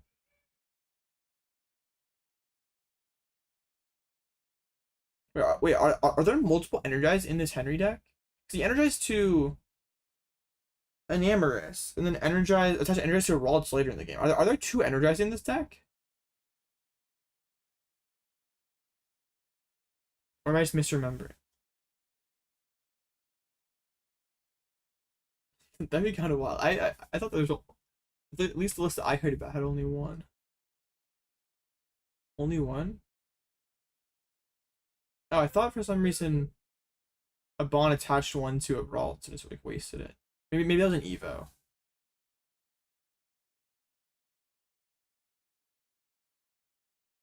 Alright, pretty solid start for a Bond. Getting a lot of energies in the discard. Okay. Going for Fez right away. That's never a good sign. Well, yeah, pretty concerned about. Oh, okay, we've Artisan, but still, the other like one or two cards in hand must not be very good.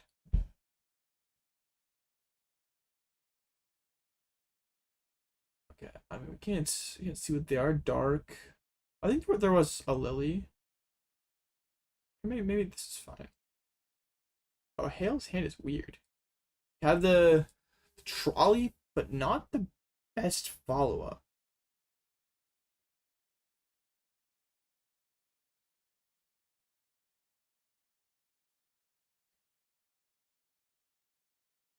So yeah, gonna see the squad. I guess Hale could go into the Bidoo again. That was pretty good game one.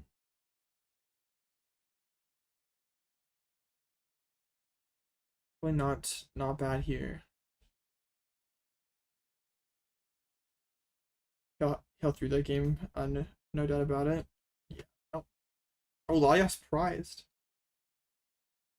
Well, I guess Hale has some pennies, so we can still Bidoo if we want to. Yeah, that was a really weird endgame. But yeah, I'm guessing Hale didn't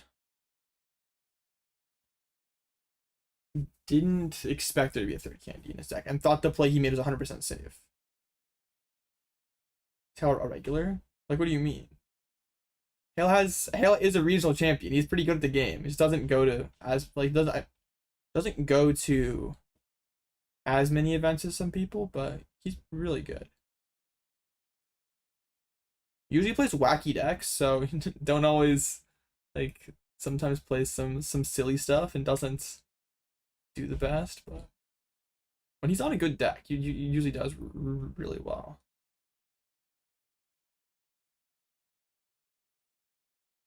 Got the trolley. But yeah, hoping that this Kangaskhan gets us to like Arvin or Energize. That first game Hale did Bidoo immediately, but also opened it. So I wonder if that happens again or not.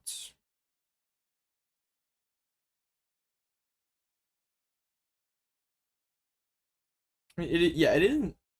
Like a week ago, you would have said, "I'm playing Absol, make a Kangaskhan to Milwaukee regionals," and you would have been told that you were insane.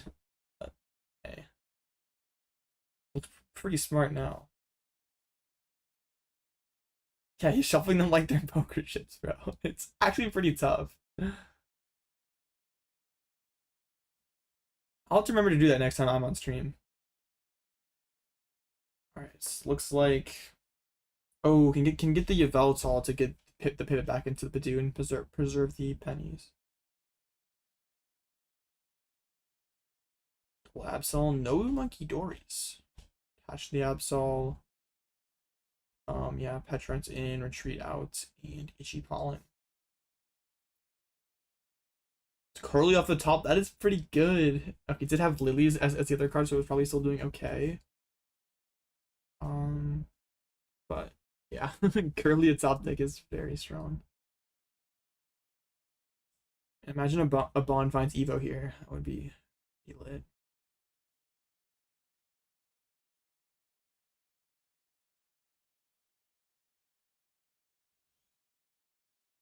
All right, so 8 here for a Bond. Has plenty of energies in discards. Like the Badu, like all the Badu is stopping is Gardevoir. Did not find Gardevoir or a way to find Evo, so probably just has to be, yeah, going for the Artisan, then probably has to pass back over to Hail.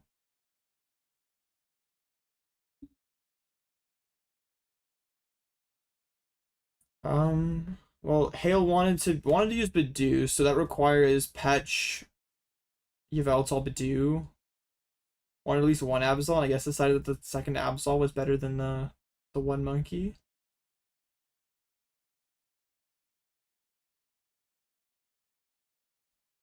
If Hail fanned out like poker his five Pokemon from Trolley, he would out aura Bond right there. Oh, no shot we get Bidoof on the river here. That's insane.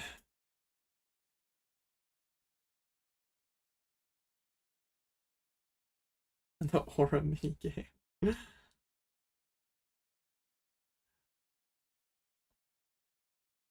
that just a draw Itchy Pollen from Hail? Oh, draw attach Itchy Pollen. I missed that. Was too busy laughing about a Bond's aura farming.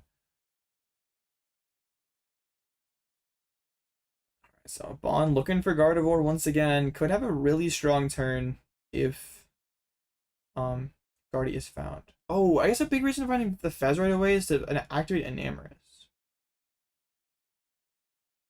Enamorus is such a broken attacker in this matchup. Okay. Don't think I saw a Guardy there. Yeah, the Clefairy is back, but no Guardy. No, there is two Turbo Energize. There's another one in his hand. He prized one. I was not, in fact, trolling. We're gonna see the Turbo Energize to the Enamorus again. Dude, double Energize Guardy's insane. Are there even Evos in this deck?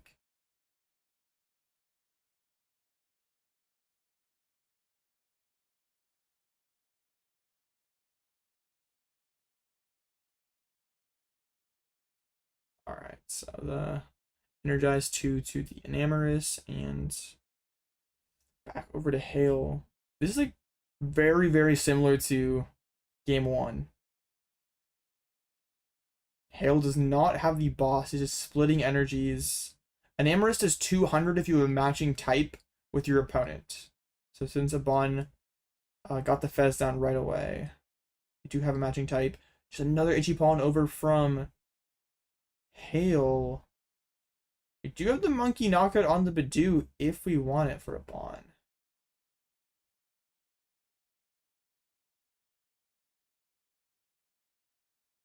What doesn't an Enamorus do? Broken Guard, true. Enamorus does the dishes, cleans your clothes, vacuums your car, it does everything. We see the attached to the active. I think there's an Iono hand and a bunch of items. Protect an Enamorus for this specific matchup. I don't know exactly, but from the lore that I've heard, I think the energizes, the multipliers of Energize and Enamorus are because Henry was playing toward on ladder so much of this matchup. And that Henry added these cards to make them better. So yes, I believe that is what happened. Bond does not want to go aggressive. I guess if the Bidoof dies, he'll just like push the Kanga and you can't like get too far. Another attachment to Absol. Yes, Hail is the last Absol standing.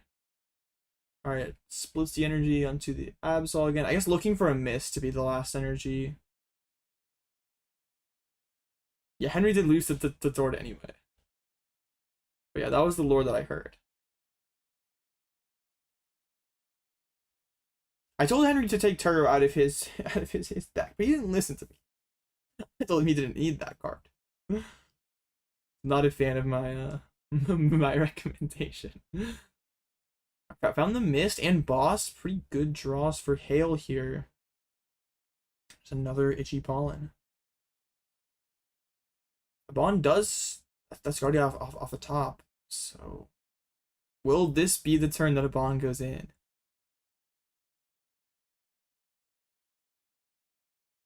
Wait, so you can see the early sauce as long as you reach the top of ladder? Yes. Tord regularly plays his like broken decks on top ladder. Like I was playing against the 4 candy Pult deck a week before Tord was like played it to Frankfurt. Henry doesn't usually. Yeah, people on all, so you don't know exactly who you're playing against. But yes, people do test their broken decks on ladder. And Bruno is not listening to the control by telling him. I know it was. I just DM'd him as a joke. But yeah.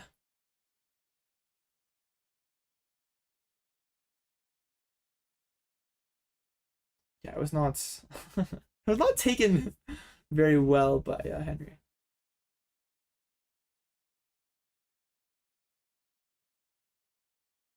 I mean, some people do like test privately instead of playing it on ladder to keep their deck secret, but like there's ladder is just so convenient. You just get to jam games.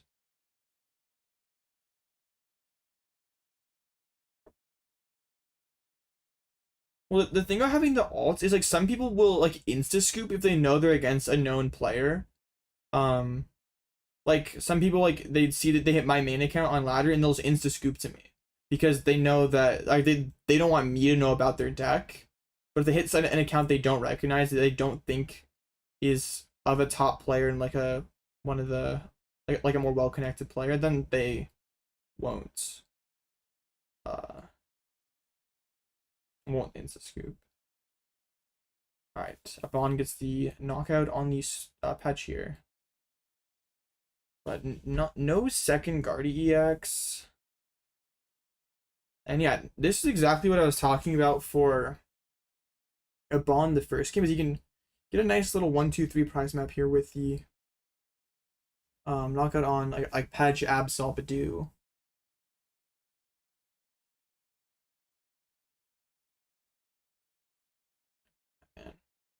Yeah, playing top ladder is really cool. You get to play against a lot of good players and to know what the top players are going to play. It's sick. Ladder more than mix. Mix are horrible. For getting better, for entertainment purposes, I do love me some online tournaments, but yeah.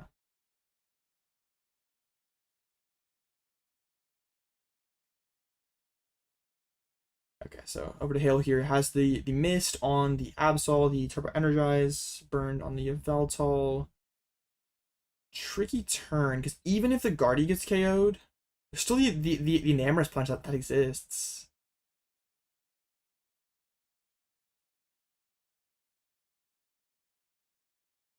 Hale could like get Charm on Bidzu and take a knockout here on the Guardy. That seems good.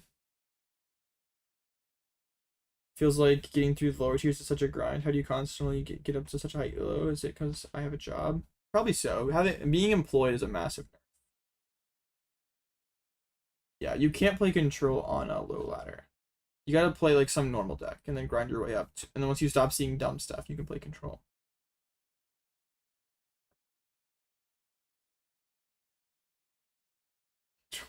3-0 drop in a Mickey's Wilds. It's Hale has the boss KO on Guardy if he wants it.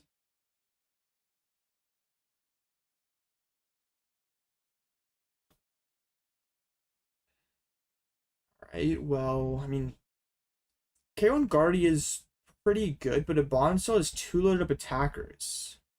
It's like not that good. The E-switch here, moving the dark to the Avaltal. Oh. Wait. That is 7 psychics tied up in play. Hale knows a Bond can't attack. And Hale can, they're like tied on monkeys. Oh wait. I mean, Henry, or not Henry, Abon has Turo, but still, that is pretty sick play, actually. Snipes the Badoo. I'm not sure, like, this play is sick, but I'm not, is it enough to win? Not sure. Can't tell exactly how many cards are left in a bond stack.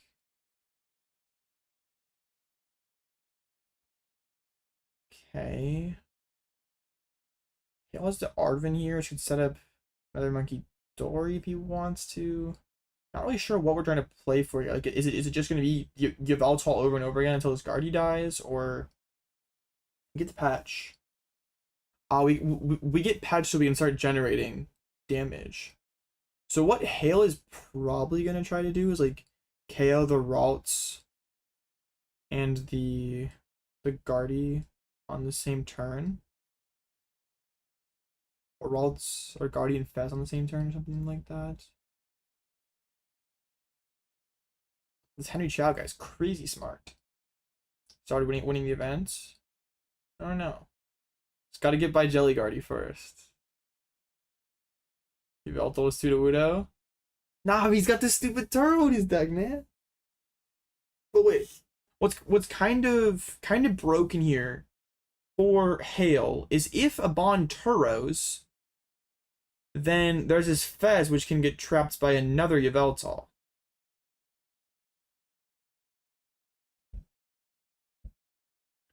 But I'm not sure Hale can win off that because Bond still has a bunch of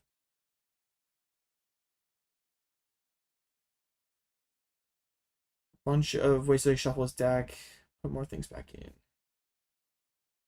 Yeah, the Tord list got leaked on like Tuesday, so I had a big online tournament on Wednesday, and there was a bunch of people that played it in that. Just pass back over to Hale. The Yveltal takes some more poison damage. Yeah, you can just keep drawing cards for free every turn. This is a very sick loop.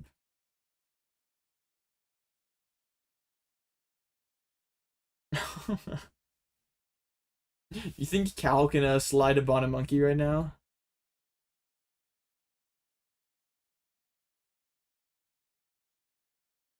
Treat, Kanga, or Petron, whatever, yeah. Penny up the Absol, can get the Dark on the Monkey Dory.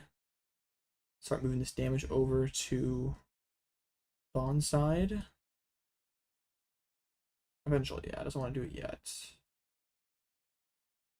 Alright, so back to Bond here. Yeah, I'm not sure like what the breaking point is here for a Bond.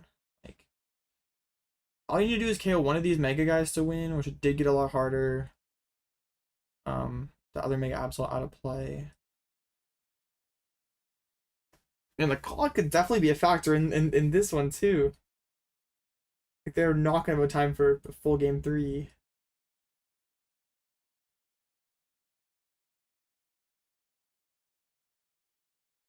Like what is Bond has box. We could go Turo here. Turo here. We can't Scream Tail snipe the patch. How much retreat does Enamorous have? Does it have 1 or 2? Can we ever get like Charmed Screamtail one shot on patch?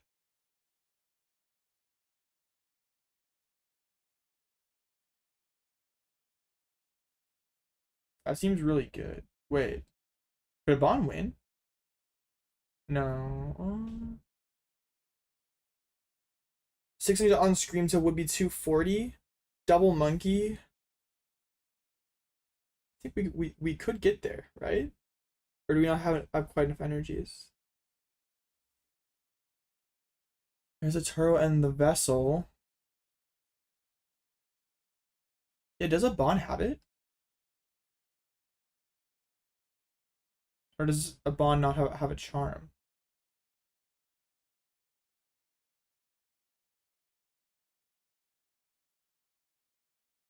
Or is it Applejack and Mickey's? Maybe.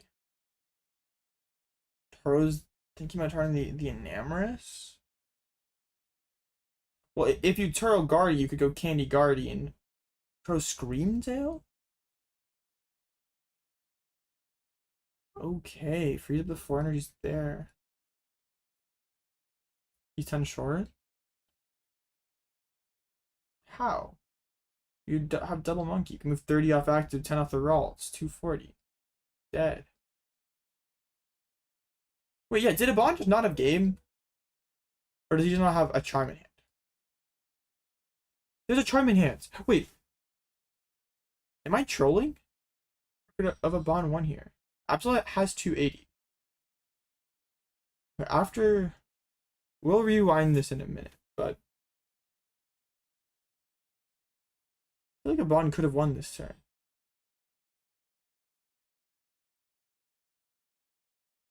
Or maybe there's not a candy in hand?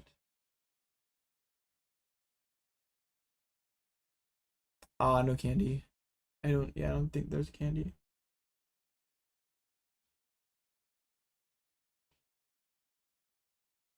And I don't know that a bond had candy. That may have been the problem. Can't really, not really good look on the hand. But I think if there was, could get candy from box. What did he grab off of box? I forget.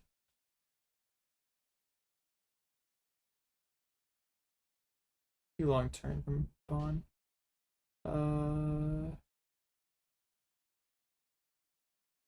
Is it out? I can't find it. Only to arrow? Yeah, I thought he got vessel. Then he might not have gone to dark. I don't know. Feels like a bond maybe could have got there. Without a good look at the hand, it's kind of impossible to know. But yeah, the Yveltal's gone. The trap play is gone.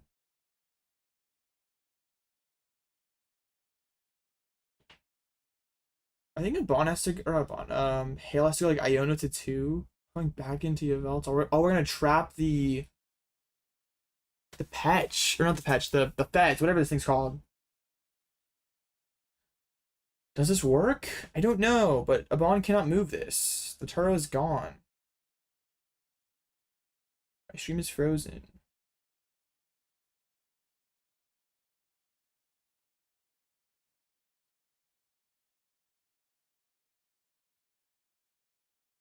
Yeah, there were all 3 candies in deck. So I'm not sure a Bond could have gotten dark. And had a dark in hand there. So maybe she could have won the game. We are freezing again. Shout out my terrible PC. Broken. Alright, a Bond plays Iono, double monkey over to the Yveltal. So Hale has to set up a monkey here. Ooh, does not have that yet. Well, actually, could Artisan 4-1 and then penny up the Absol if he absolutely had to. Not enough damage on board. Well, could have moved 30 off the Guardian that had 90, and there's 10 on the Ralts.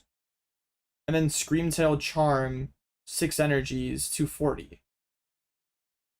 Just had to monkey 30 over from the Guardian before you turroed. So as long as there was a dark in hand, you could have got there.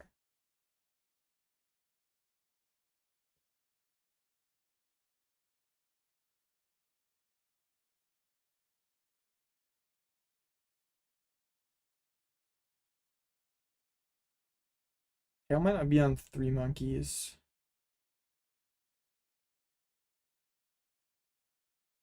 Yeah, if he doesn't have 3 monkeys, this is a weird spot. The Enamorous was clutch game 1. Hale's gotta set up another monkey Dory here. Penny the active. And the Kangaskhan. I mean, we're just gonna keep doing this, I guess. Draw 2 with Kanga. Can Hale ever just like chill for a turn here? Probably not. I have to go back into the Yveltal. We are going to see it chill.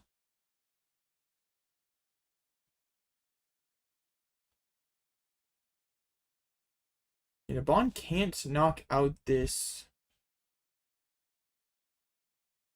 guy. We'll pull up the Guardy. Also, we're going in with the Mega Absol here. Abbey Stadium. Patch out. And going to see the hand rip there. Ooh, Iono and Vessel. Completely dead hands now for a Bond. But still can punch with the Enamorous. And a lot of work for Hale to do. Still needs 3 more turns at the most here.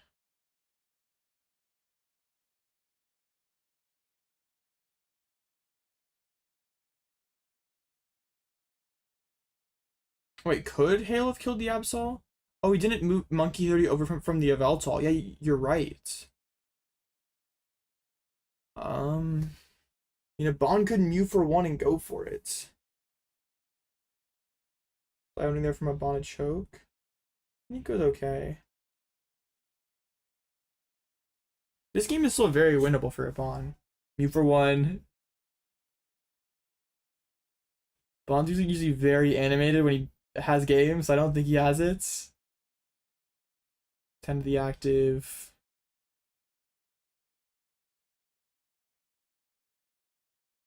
Oh, wait, no, there's Lively. No, he could have killed the Ross before that Lively up time. Yeah, I don't think that was just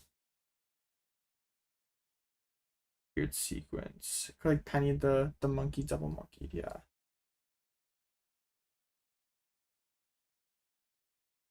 Alright, big Enamorous punch. See what Hale can do. Absol has 80 HP here.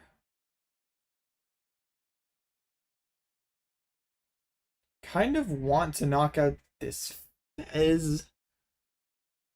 I mean, I think Hale wants to go boss. So probably the line is patch knockout Fez. And then just patch knockout Mew for game.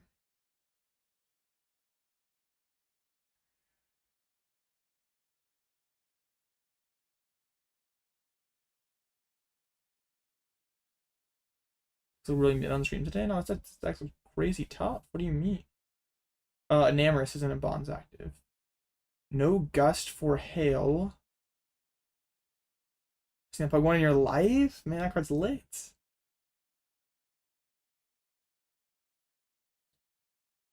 Alright, Vessel plus Charm. Turning the Cornerstone. There's gonna be like no time for a game 3 if Hale can pull this one out, but I've had a pretty sick, thought-provoking game 3 or game 2.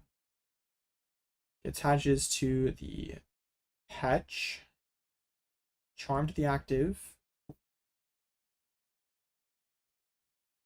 And swings again. Can get a rare candy. A Bond still has 2 candies left.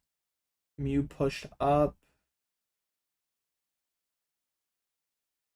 A Bond can go like bench Screamtail, attach the Charm to the Fez, like can make some plays here. Our Super Rod. Oh, can get another Rods down, that seems good.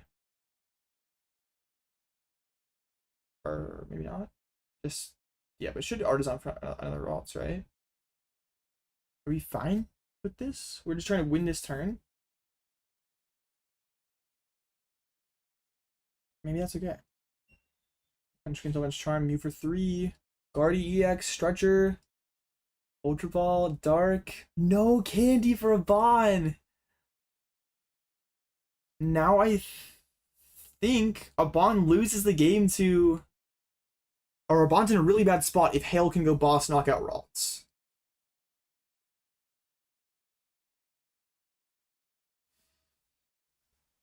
Like Hale or a Bond can Stretcher back Curlia evolve, but if Hale has boss, Bond's in a lot of trouble. Monkey swing. I mean probably so, just to get more damage on. We're gonna get the Fez retreated up, so we're not just getting farmed by like boss trap maybe? I don't know. The punch monkey 2 times KO.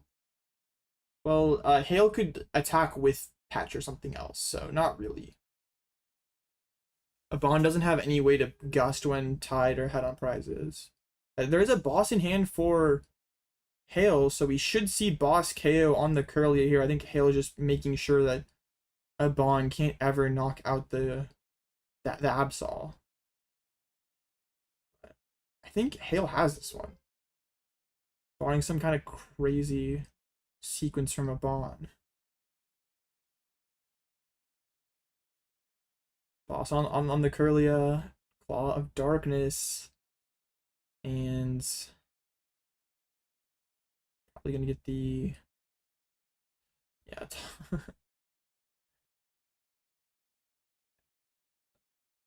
Man, I don't know what makes the most sense here. It might just be, it might be the Ralts, be the Charm.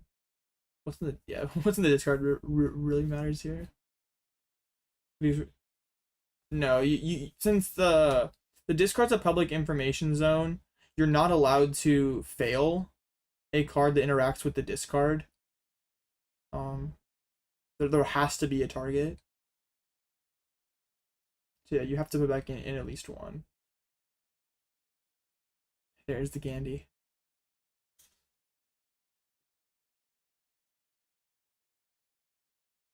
This one looked like Hail was Hail was cooked, but a couple turns went his way, and all of a sudden it looks like he's gonna hold on.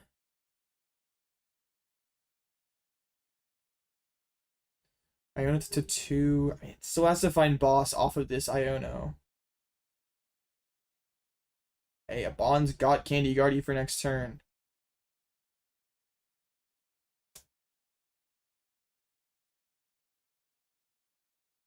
Wait. Why did a Bond not... Oh, there's an Artisan down. I thought for some reason there's an Artisan for Ralts. Wait, I thought a Bond had a Ralts in his hand.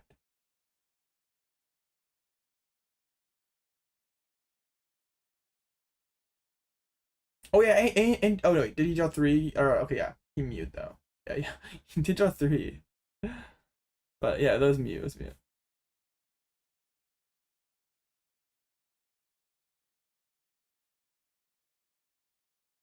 Am I tripping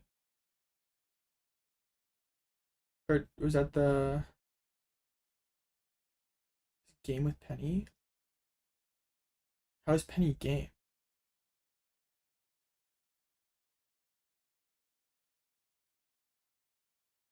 Oh, to the Ross Absol. Okay. For some reason I thought you got Guarded Charm. I'm so locked in right now. Yeah, but that only takes 1 prize, Dan. You can't Penny and boss. Okay, Shadowy Claws, Shadow thing. How are we double monkeying and bossing? Penny double monkey boss? What? Sort of the counter catcher. I don't think a Bond has any line here.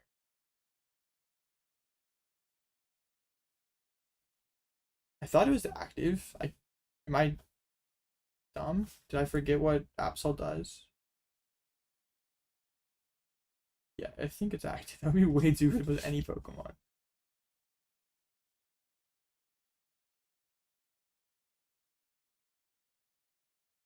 Not sure what a Bond could possibly do here.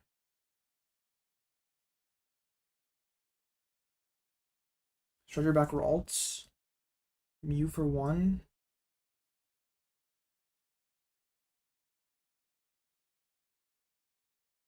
Fez for 3. Yeah, I mean there's nothing in the hand that lets survive. Yeah, there's like not really anything in the deck either. I think I just needed the charm. Needed to charm the Fez. But then Blood Moon is game. If he Huckle Souls over Candies, he won. True. Okay, I want to go back to that one turn that a Bond had with the Secret Box. Because I feel like he could have won.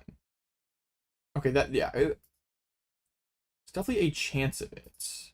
Okay, so Aban plays the secret box, and Aban wins the game if he can go monkey 30 off this Guardy, Turo up the Guardy, monkey get a second monkey down, move 10 from this Ralts, and then Candy Guardy get 16 on the Scream Tail, 240, knock out the Absol. It was super close, but I'm not sure he, because like there were all the candies in deck. There may not have been a Dark or a Vessel in hands.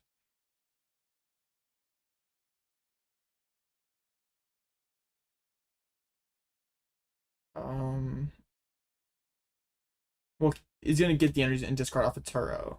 As one already can go Turo, retreat out of the Enamorous to get another energy. It grabs grabs Turo Vessel. Okay, looks like there is just no darks in hand. There was no dark or candy. So a bond could not get there. So is the other dark prized, I guess? Yeah, but there's a psychic in discard already. There's 4 on the Scream Tail. That's 6. That's 240. So it looks like a bond could not have got there. Alright. Here we are, game 3. Very bad start for Hale. Cornerstone attached charm pass. Hale's hand is terrible.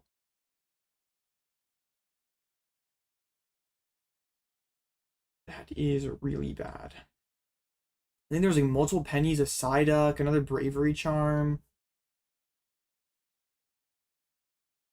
That is rough. Okay. Cards are prized. Nothing that annoying. Mist is annoying, I guess, for Hale, Candy, whatever. They're pretty generic. Are we the Broken Cornerstone? We have a Namorous and Monkey and Scream Tail. We'll be alright. It's a bad spot for a Bond. Well, a short game should favor Hale because it's harder for a Bond to be the aggressor. But if Hale's hand just completely sucks, then it doesn't really matter. But supposedly Jackson will one Zard. Jackson versus a Bond final would be pretty tough.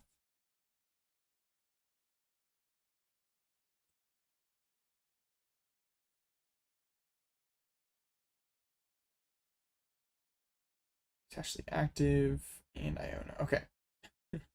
Sure, Hale is very thankful. Like a Bond doesn't know. Hale's hand could be like 3 Arvins for all he knows. I think it was like double penny charm Psyduck energy. It was so bad. Alright, the Monkey Dory for a Bond. Pass back over to Hale. Top deck Arvin. Can we get a top deck on screen right now? No top deck animation? Come on, man. So disgusting. Well, attaching that charm was definitely a throw, because now we can't energize. That was really bad. Hale has Trolley energized, but no energy, so can't actually do it. Hale drew 7.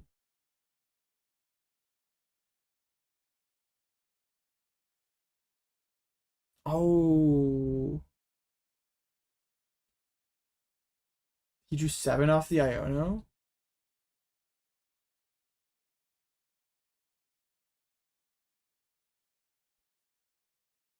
Oh no. Why is it always a Bond who finds himself in in these situations? Well, that is almost definitely a DPL.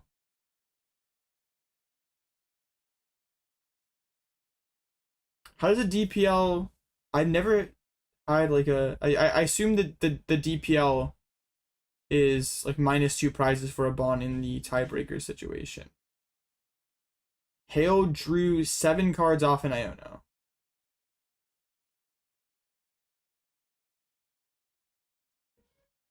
Well, no, he drew another card to make it 8, so he saw a card that he shouldn't have.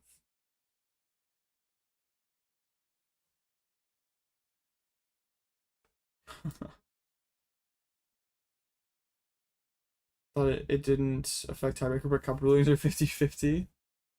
All right, so yeah, I don't know. I was about to say Bond's been unlucky with these ruling situations. No, a Bond had the unfair stamp incident, had the monkey thing. I feel like there was something else.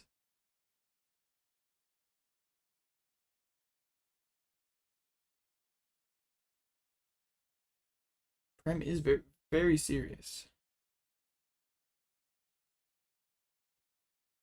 Yeah, very is unfair as deserved. Unfair. My stream is lagging. I want to watch Pram point at them. It's probably gonna be a DPL. That kind of sucks for the game to come down to that.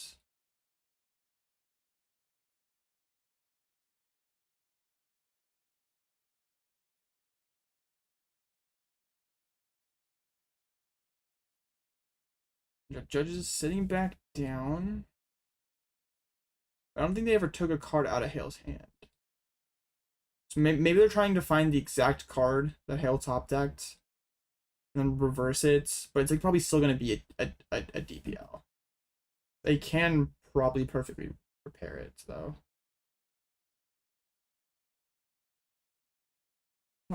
Yeah.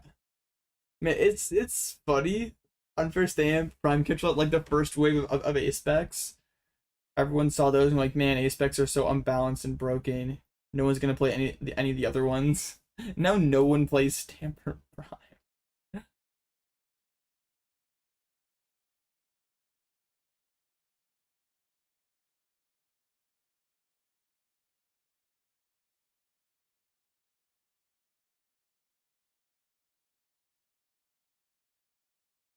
We'll see what happens here. It's probably gonna be take a card out of his hand and then get have a DPL. Would be nice if the game did not come down to that.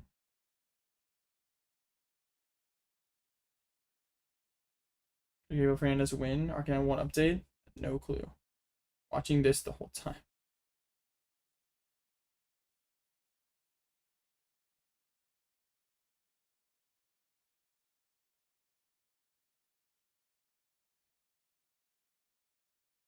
T-Rox Talks only played and Lugia maybe. Yeah.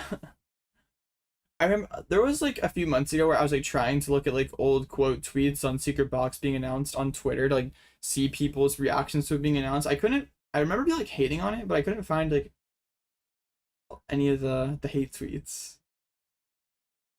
But yeah, initially people only played it in like Ancient Box.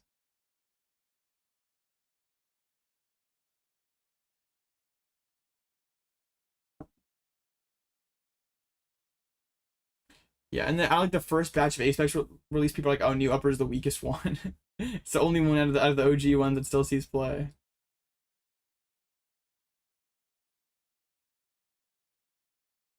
Okay, thumbs up from Hale. I'm walking over.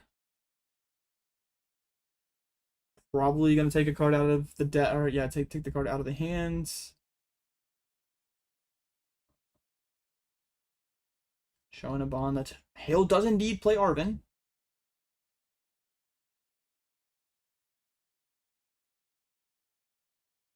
Okay.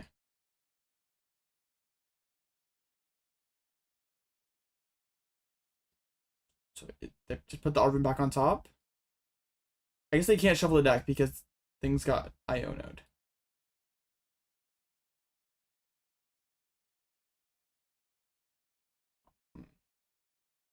So, yeah. Card is back on the deck. When Hale drew 7 cards off an Iona.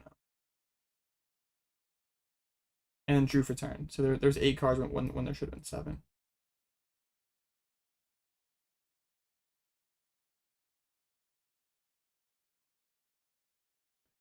Yeah, I don't know what their Tristle is like reviewing at this point.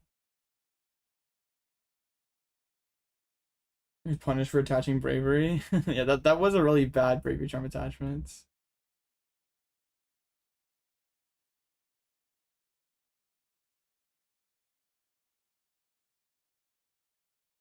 was if he had if he actually had the Arvin energize trolley thing for real, that would be pretty sick.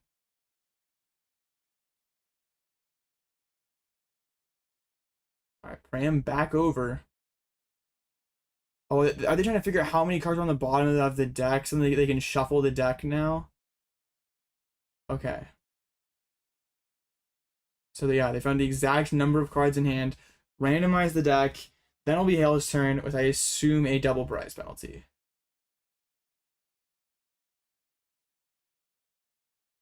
All right.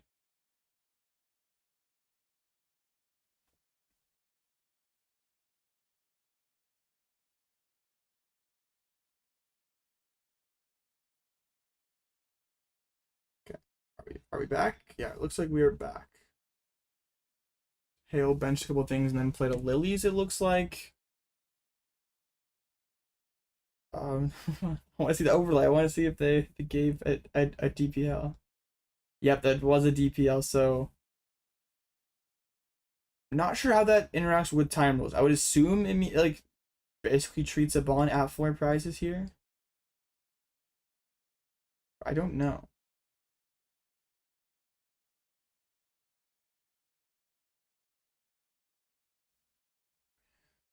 Hale goes back into Kangaskhan after the Lilies. Can't really see what's going on in the hand, but just a pass back, no energy or anything.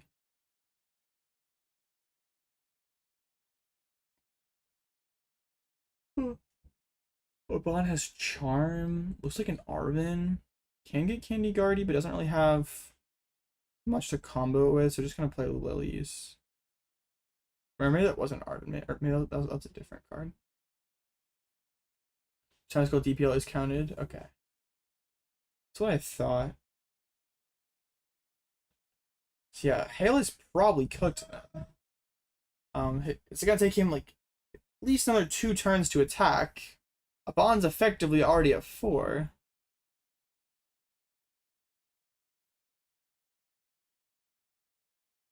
Yeah, that's pretty rough. Don't think Hale can realistically get there. Yeah. I mean, if Hale's like the last turn of time and he can take 2 prizes, I guess that's another reason to not put down Guardy EX. Because a Bond may just be able to play for the prize card win here, but just like having or making it so Hale can't take 2 in time. Treats back into the Ralts, and yeah, Bond can beat Zard. There's Monkey, there's Mew. It's definitely doable. So Hale can finally energize, but Hale could probably get 2 more turns if he plays really quick here, which may give him a shot. I think we have to power up Kangaskhan. Hale's only way of winning maybe like powering up Kanga, but in the event like Hale can like take 2, force the tie on prizes, a Bond could just scream till the Yveltal. I'm not sure if the time extension was added or not. I wasn't really paying attention to the clock.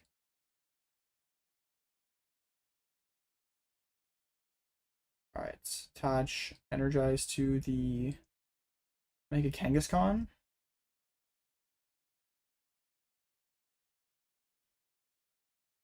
Alright. Let's see, does I can't really tell what a Bond has going on over there.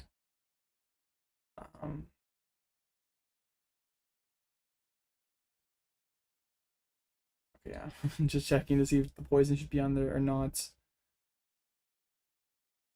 Yeah, Bond should be fine because Hale, unless Hale can like somehow have 2 turns here, but I don't think it's possible, assuming there's just the 50 seconds left.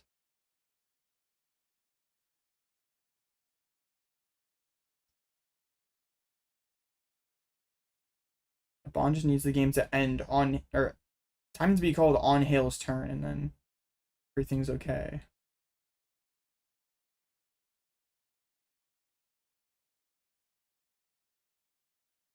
There's box. That's potentially a lot of things. Might just be able to also like use Monkey or use Screamtail to just like take enough prizes by itself. Yeah. Because time's about to be called. A Bond can go Screamtail and knock out Yveltal here. And then yeah, that would just be game.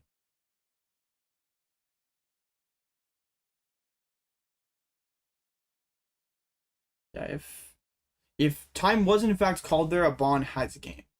Hale only has one more turn. A Bond can snipe the Yveltal. And yeah, it would be impossible for Hale to take 3. If Hale hadn't got the DPL, Hale could still win.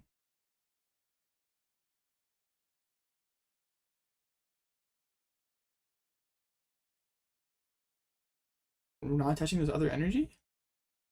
Are we not taking prizes? No, we're gonna do this. This also works.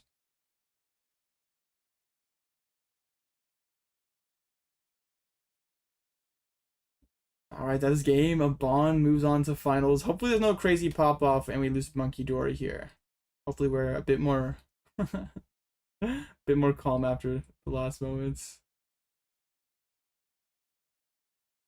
Alright. I didn't see any flying headphones or Monkey Dories.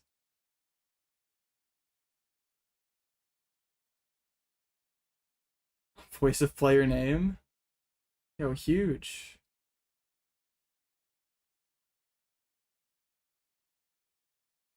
Alright, so that means we're gonna get a Jackson versus a Bond finals. Zard versus Straight Guardy. I did predict yesterday Bond counting his deck. Lesson learned.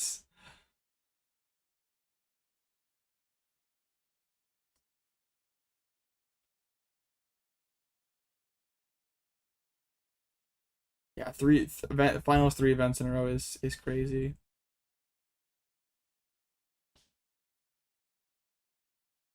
And so no Absol in, yeah, no Absol win. Can Guardy get past all the dark decks? This would be a Bond's 3rd dark deck in a row. I mean, beat Grim, beat Absol, can he beat Zard? Like a Bathmore finals? I don't know. Was last regional when Zard technically LA control Zard? Yeah, I can't remember one since. I know Azul won with in San Antonio, but that was earlier in the season. Yeah, Zard versus Gardevoir.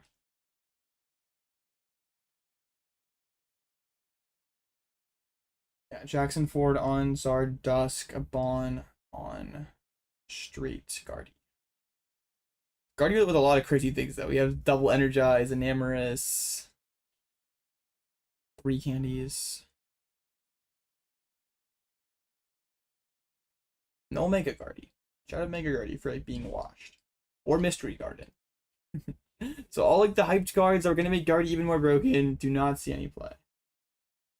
The Energize. Well, in those games that Bond was able to use it to build attackers without needing Gardevoir in play. Like set up the Enamorous to do pretty good damage out of like a fully single prize board.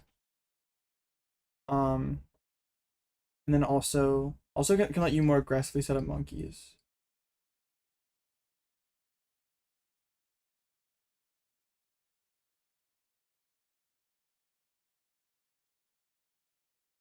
All right, so yeah, I don't think the other top 4 match is already done, so we should be on to finals pretty soon now.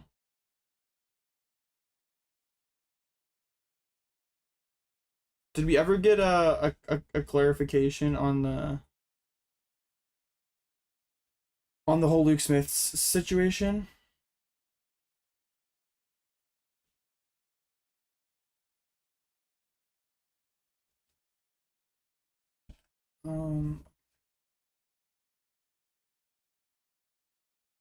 It did use the UE5 duo. Pretty huge. Yeah, I don't know who's casting finals. What's the Luke Smith situation? He got DQ'd before top cuts. He was guaranteed in ASIM at least, but then got DQ'd for a supposed marked card situation.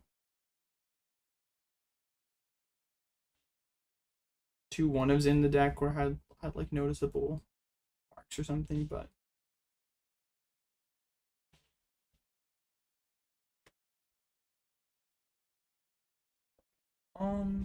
yeah, hopefully finals is soon. If not, I might grab some food before finals. I don't know. I've been eating anything in like 5.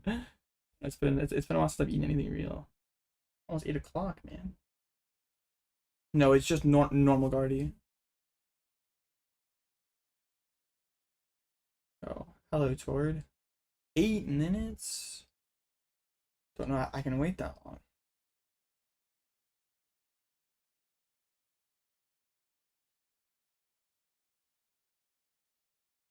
Is this a new Tord video?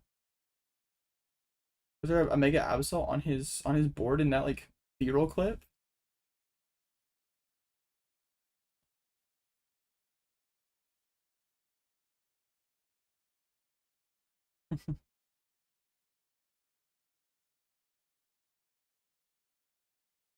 Oh my gosh. Bathroom before the game as well. Yeah, I think it is like new video. That's funny. Spice in the Gardevoir deck. Yeah, there's 2 energized, 3 candies. I don't know if there's any Evos. Not seen Evo in a single game.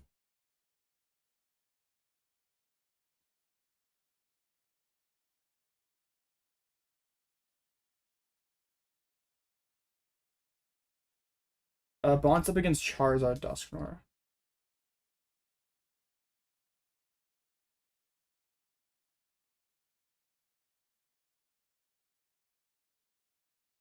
I have brand new Tord videos wild. My stream is lagging though. Huge sad. 2 Charm, no Evo, no Devo, yeah.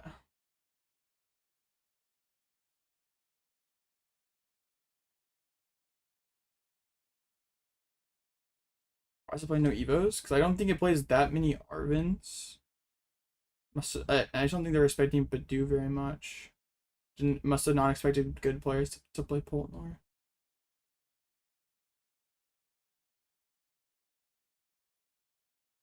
Yeah.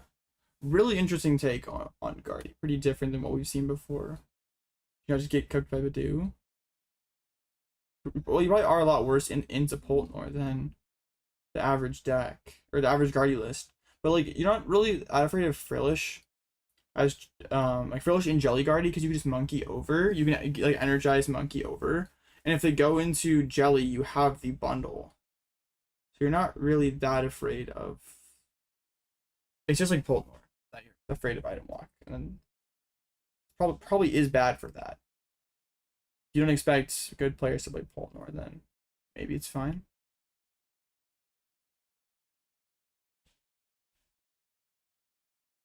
There wasn't like too much Poltnor, or there was like 2 in ASIM, right? But they both lost, so I guess they value being better into Absol more than being good into Poltnor, and it kind of worked out. I don't know how many Abon hit, but having like the Enamorous and the Energized Techs were pretty good in that set.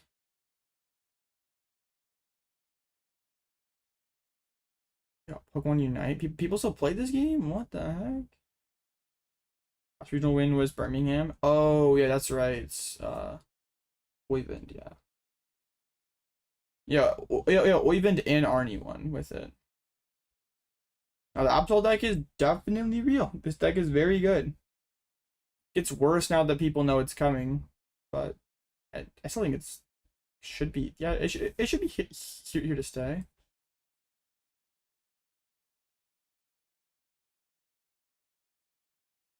Pokemon Go. Shout out Pokemon Go. Played that game too much over COVID.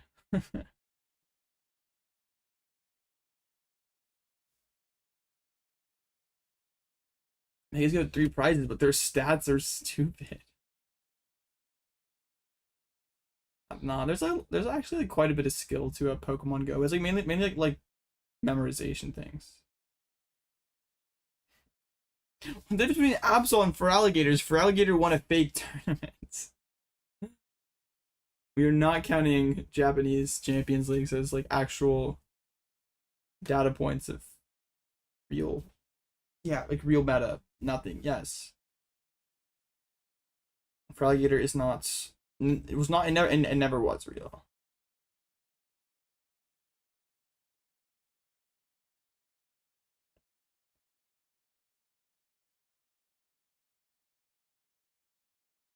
Man, are they gonna show the flipped over prime catcher?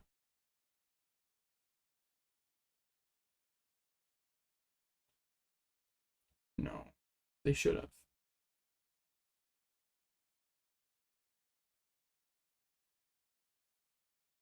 All right, 3 minutes, and then we get to watch this dope finals trust. Flagler won a best of 1 tourney where frustration Guardia hadn't been solved and people didn't respect Walls or retreat lock. Yeah, like Walls as a whole, like way overperformed at that tournament. And that's, yeah, Feraligatr scammed for sure. Zard, Pidgeot, Dusknor up against Gardevoir, like, yeah, Theobon, straight Gardevoir deck. Walking Wake? What the heck? No one uses that guy.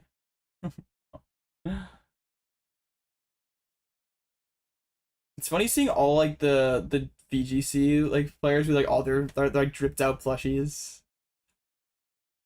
Do not have any of that in the TCG.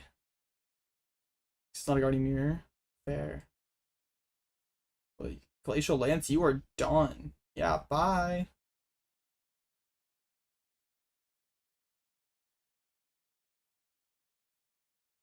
What's Absol lose to? Sarah Ledge.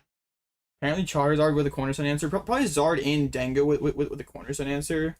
That might be its biggest problem moving forward, is like those decks didn't really respect cornerstone for this tournament, but moving forward they could. So Absol had to come up with some kind of new answer. The cornerstone probably doesn't work.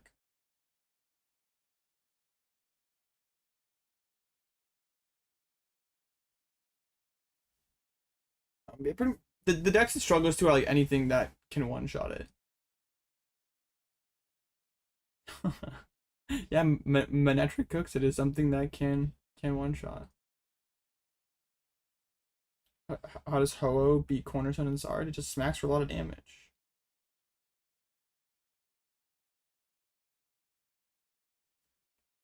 Doesn't Team Last wreck Absol? Well, if it's like Terror Box playing it, you can attack with the Mega Kangaskhan instead, and Terror Box really can't deal with the Mega Kang. But like Bolt doesn't care, it's gonna one shot everything. Top 1 with Hero Cape Dust Stars, like a great play. Bad prize and draws on the way. Not a bad finish, Arctic. Congrats. Road to Championships is like 1995 rocket runs, all killers, no fillers.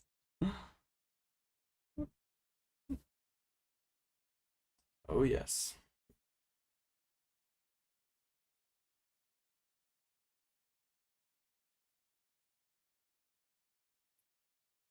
Only, I mean, the Ho-Oh, you can use like Monkey, Max Belt, Dusk. You have ways of getting enough damage for Ho-Oh to one shot Cornerstone. Alright, here we are. Finals, Jackson up against a Bond. Jackson looking through the deck there. I wonder, did a Bond pile shuffle before the monkey incident, or now it's since that happens? Dude, what the heck? There's a 2014 Kitchener Canada National Junior Champion. What in the what in the Mickey Mouse finish? And why do they keep showing Guardy Jelly? A Bond does not play Jellicent. Oh yeah, Jackson always has max rarity.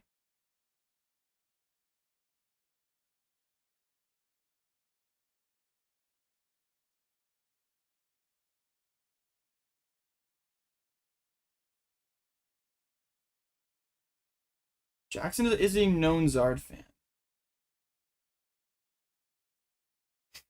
Junior League Challenge Chin. Low key.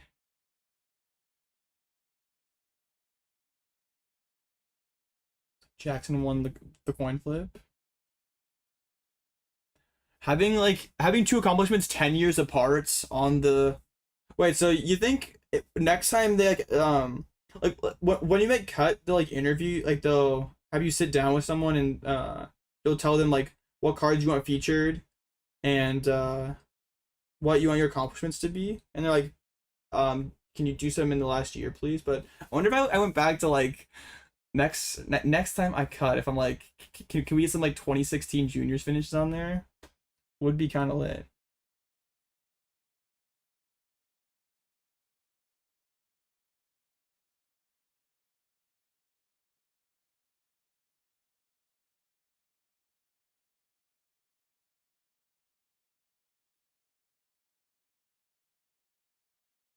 What sacked OCIC 2017? True, man. Can I get the God Sacks OCIC 2017 on there? We should Moltres over Chiyu. Wait, what does the Moltres do? Is my goat Chiyu washed? Oh, hello? Oh. Okay, yeah.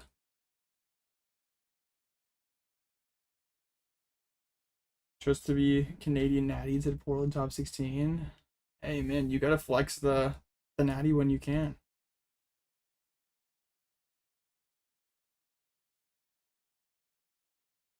Yeah, before 2017, there were just you couldn't travel to other countries' national championships, and yeah, you could play in your own country's national, but that was it. A lot different now than it used to be. My last U.S. Nationals, I lost my win into day two. Hooray, dude! That still makes like drives me crazy because like back then, if you won a regional or won you had a 2 round bye, and if you won a states, you had a round one bye. I won a regional in juniors, so I had a 2 round bye at nationals, and I don't remember what record I needed to make a cut, but it was like something not that hard considering I was starting 2-0. I still somehow didn't. But way to go, me. Yeah, that was like my last experience ever playing U.S. Nationals. And then they brought in the ICs. Yo, the Tatsu start for Jackson? Pretty broken. But Tatsu is... he's kind of a fraud.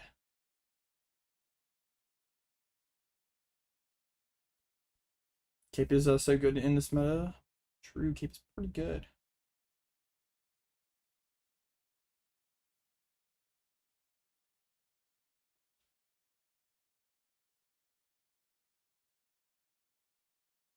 If that isn't a staff tattoo, Jackson can't win. I don't know. Is that a staff tattoo? I mean, yeah, I don't know. We need to zoom in on the tattoo just to make sure. Is it a staff tattoo?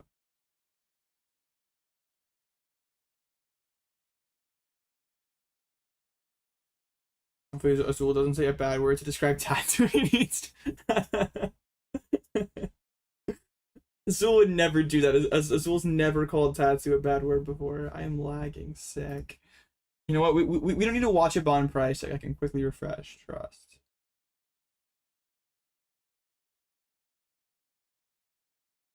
All right. Just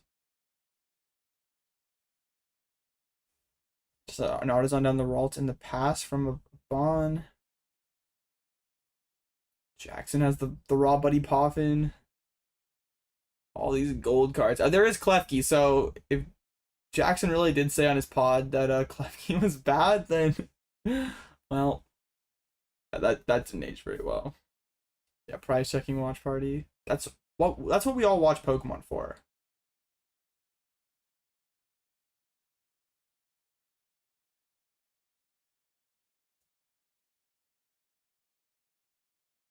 And the max build is still pretty good for like Sarah Legend, Dango, Grim, Polt.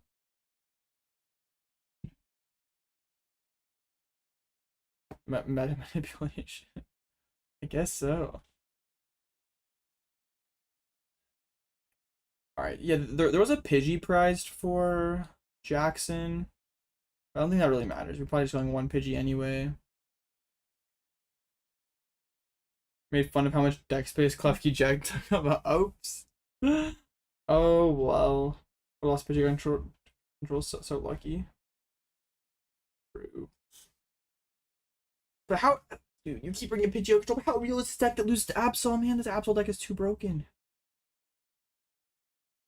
I'm not sure.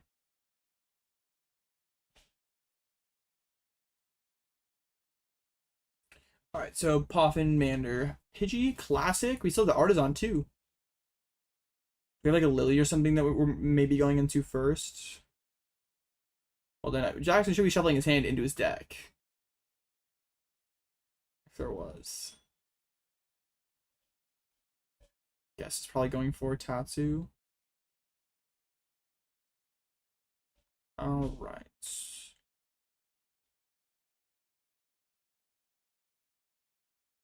And Tatsu draw 6. I don't know. Okay, I didn't. I thought Tatsu defrauded there for a minute. But all right, so is the Iono. Don't get to hear Azul call Tatsu any bad words. Disappointing. Okay, Evo to the Tatsu. Dang, actually pretty sick hand for Jackson if he finds an energy off this Iono.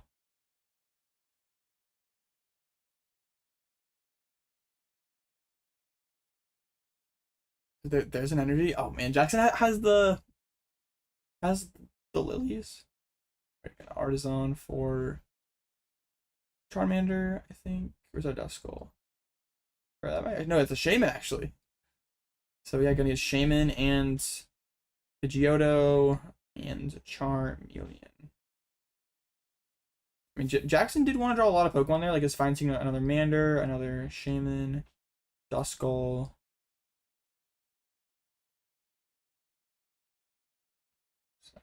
Yeah, Bond really can't do anything that real with his turn. And this Shaman is so good in this matchup.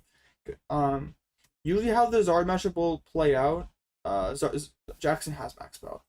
If the Zard player doesn't have Shaman, the Guardian player can Scream Tail and snipe the Charmeleons or Charmanders constantly, and then Mind Bend the Zard.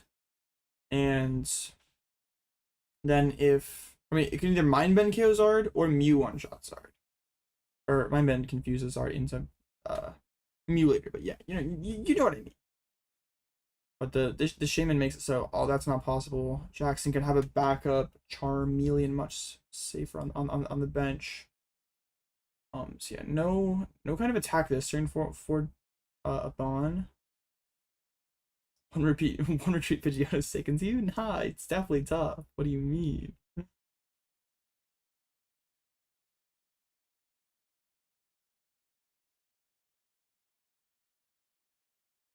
Bond did draw Candy Guardy, so punished. Little Artisan here. And getting another Monkey Dory. Trust the one retreat Pidgeotto will be punished, surely. Oh, the bundle. That's pretty cool. Denying the no way, bro, no way. That's a one retreat Pidgeotto. No way. This can't be real. If Chad just spoke that into existence, I'm gonna be kind of sick. You have the wrong Pidgeotto, yes. No way. No way. If he's to attach an energy, I'm gonna crash out. There's no way Chad could have seen this coming. Okay, good. He has Pidgeotto. Suck it, Chad. Never punished. And the Lily.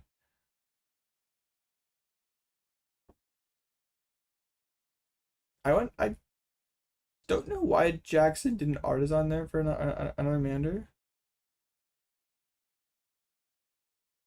Yes, I know, right? You need the illustration line. Quits. Let Jackson flex his fancy arts. If you get punished, you're just bad at the game. You deserve to win anyway. Showing 4 other lilies is crazy. It only hurts if you let it. 90 HP maybe makes Scream Tail. It makes Scream Tail into Devo harder. That's probably not actually that relevant of an interaction with Zard. It probably is more for the artwork.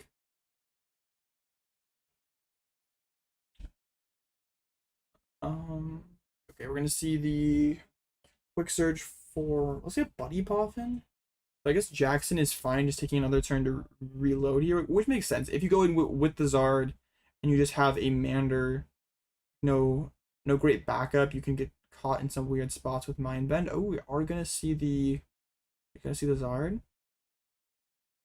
Maybe not. Maybe Jackson's just like locked in here.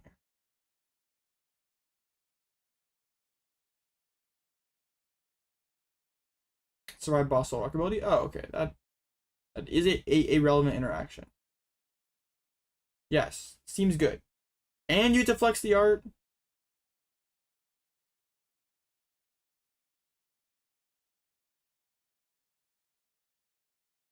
Alright, Jackson.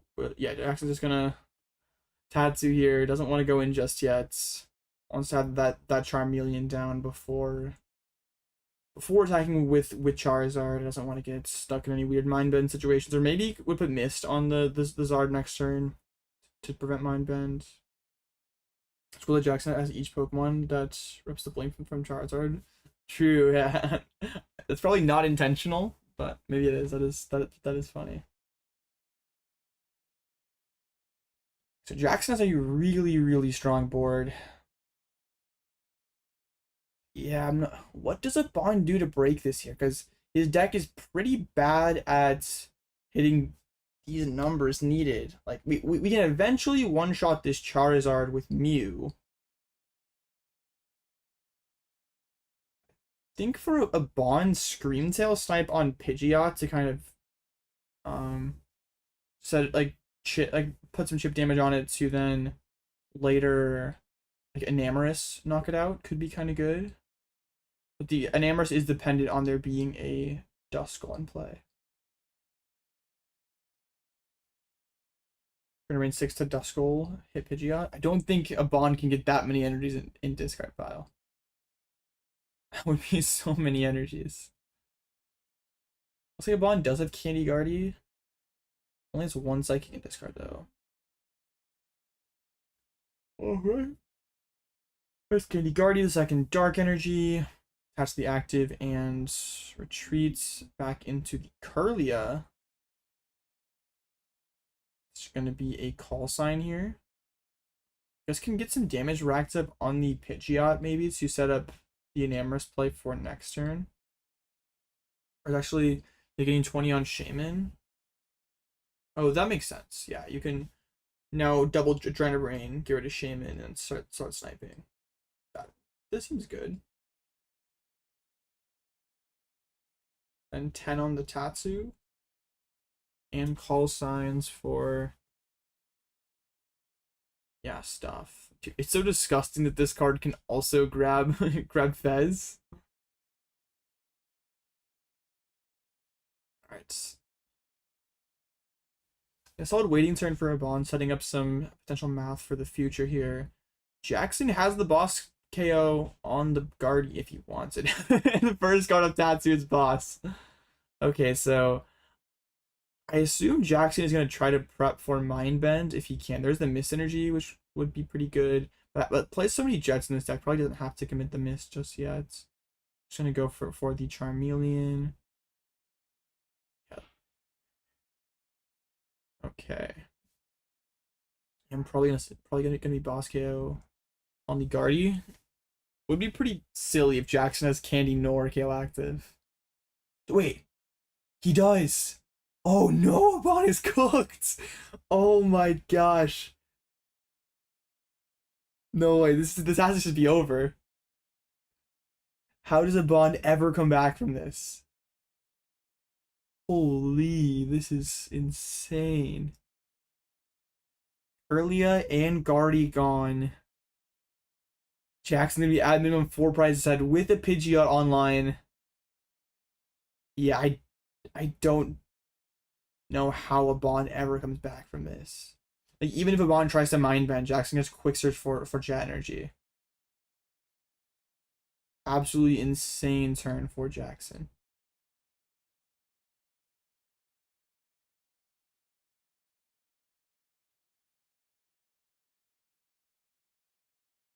Without the jelly stuff to like slow down this potential setup, like this Gardevoir deck seems really bad at breaking through these Charizard boards, and like it can't really deny them from getting to them, at least as well as the jelly build can.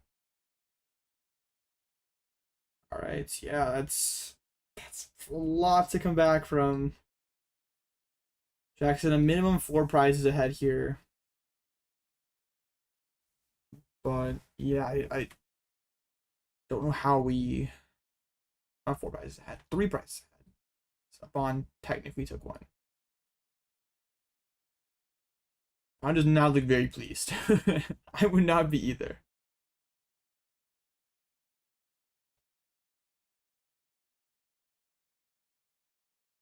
Bond's the goat if he wins his sets. If Jackson draws like this, it's pretty much impossible.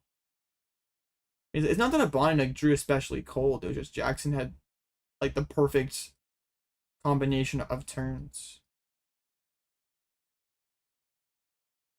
We got to spawn Trapper Alts now. Probably so, right? There's an Energize to the monkey. Can we do anything silly with that? Probably not.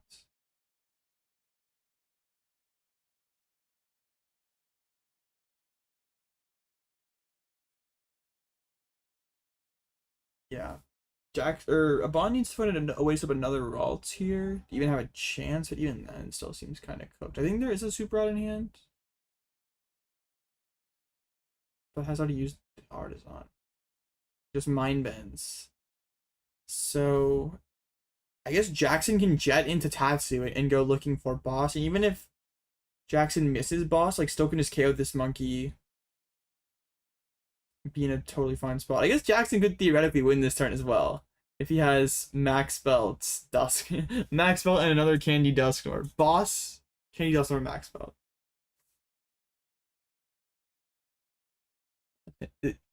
Arvid? Well, okay. Ralts dies. Dude. Yeah, this one has to be cooked, because then Jackson can quick search for Jets. Pop the Ralts, KO active. What is the boss supposed to do? Oh, actually, retreating? Oh, do we have the super out? I guess this is fine.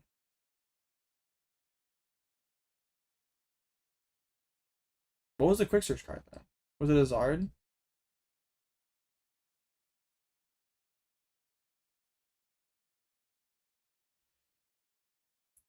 Candy, Dusk, Charizard, and yeah, I don't know about this one. That's Monkey down, Ralts down. Yeah, don't think there's any coming back for a Bond. Jackson, 2 loaded of Zards, not even any chance for a Mind Bend. Yeah, we gotta pick it up. Has both Zard? Yeah. I know, right? Both Zard at SIRs. So good.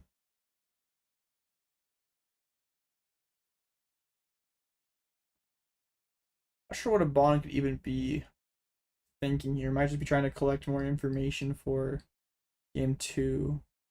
And probably has been told what Jackson's list is, or the important cards in the list.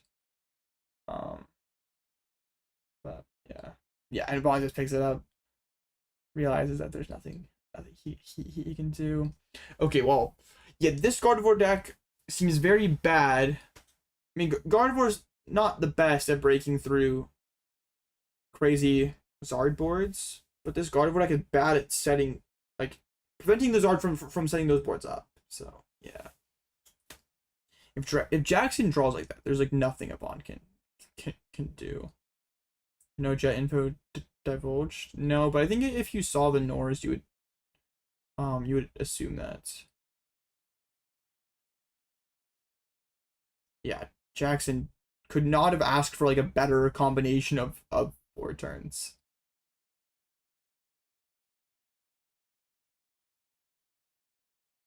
All right, well.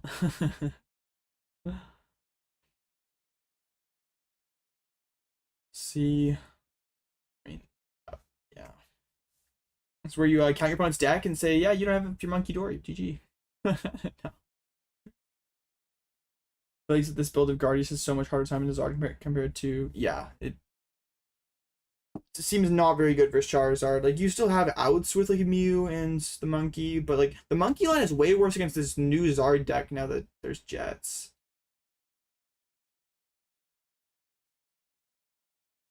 Yeah, this match just seems really hard for Abon.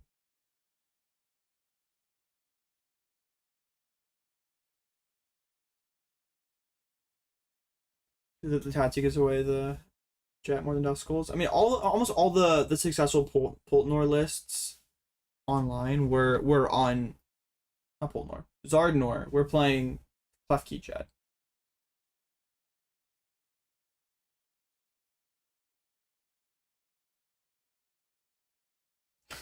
Jackson rippling 2 months of rent in his hands. Oh man. Yeah, that is a down payment that Jackson is just bending. Well, Jackson should be going first game too. But I mean, Abon can't really take insane advantage of that. Like, doesn't have Evo, doesn't have Frillish. Okay. Jackson opens Buddy Puffin again. Opens the Klefki. Don't think that really hurts Abon very much. Because it stops monkeys, maybe initially. It shouldn't be too terribly detrimental. Prizes for Jackson and Evo, and I mean, yeah, there's some annoying cards, but nothing nothing that's like completely game ruining. Bond's back to aura farming by shuffling the coins. Man, that's tough. The Joust KO gonna go so hard. Yeah, Bond's gonna draw pass for 7 turns, and oh yeah, it does grieve his own Shaman. Wait, that's true. That is something that a Bond could maybe exploit. Does Jackson play Turo, I wonder? Okay, so Klefki's almost certainly bad to start here, yeah.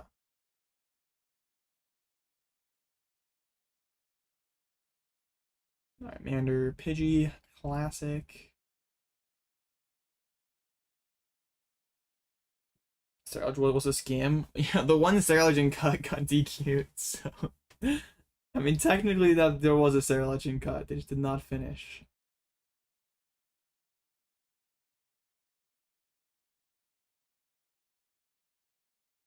And Jet, is he running? At least one. Jackson's shuffling up, so there's probably not much more Pokemon Search in the hands. But now Abon is shuffling the coins in his hand, bro. This guy's so locked in.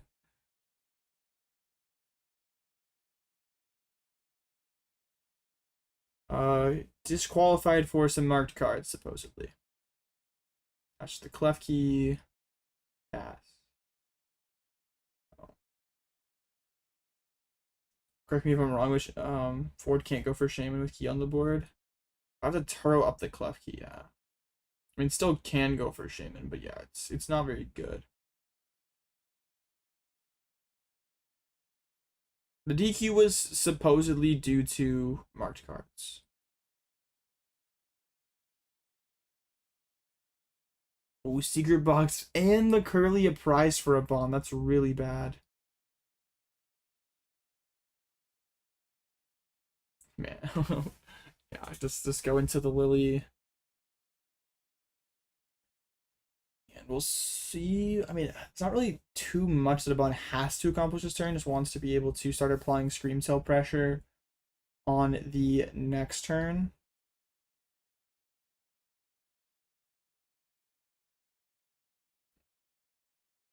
Who was a DQ? Luke Smith.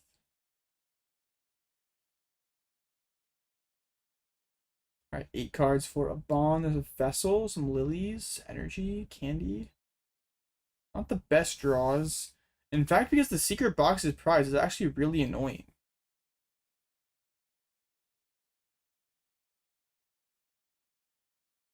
Can't go. Candy Pidgeot, here we go again. Jackson has candies, hard candy Pidgeots. Does he want it though? Probably not, because why? Yeah, yes, Jets.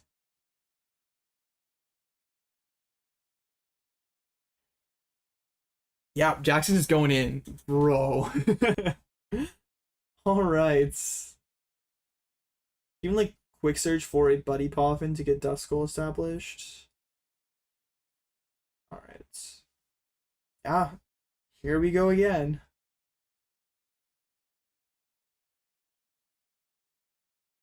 These Charizard players always have it, like of course. All right, Pidgeots for the Poffin. Yep, Duskull, Mander. And Ralts gone, leaving about with just one Ralts in play to come up with some kind of response. As a Bond here, you're probably looking to like Screamtail Snipe Charmander.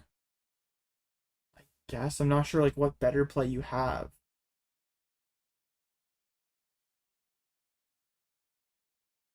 Like the collect from a Bond hand when allowed, sure. It is I mean, I think regardless, you probably are going in there, right? Like you if you know a Bond doesn't play Devo, you know why Jackson loses, right? Yeah, this board is really difficult to break.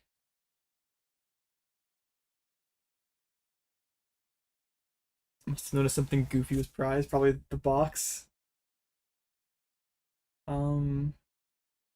Yeah. I mean, a Bond's still in here, maybe. Count Jackson's stack real quick. Yeah, it's a. It says see if see if Jackson's last opponent took one of Jackson's monkey dories.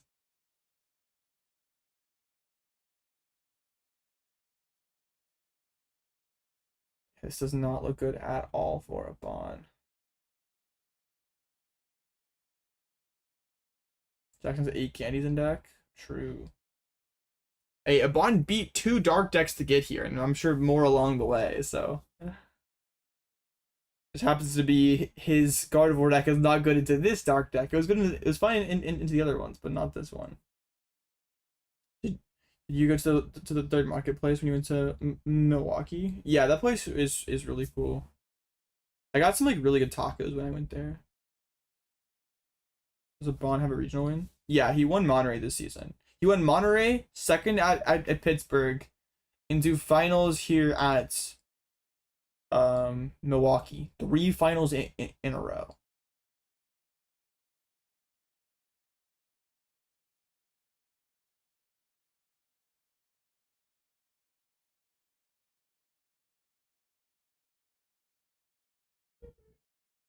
All right, yeah. He switches the hand away, draws 7, or wait, did Bond draw? It looked like he discarded his hand and then drew 8. Or did he play lilies? Hopefully he played lilies. It looked like he dumped his hand.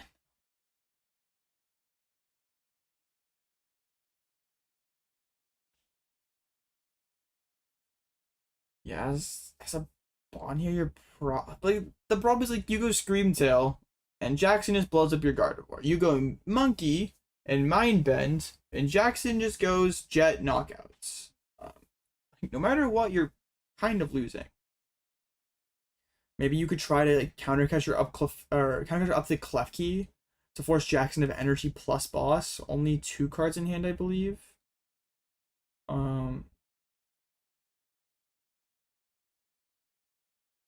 To the active retreats.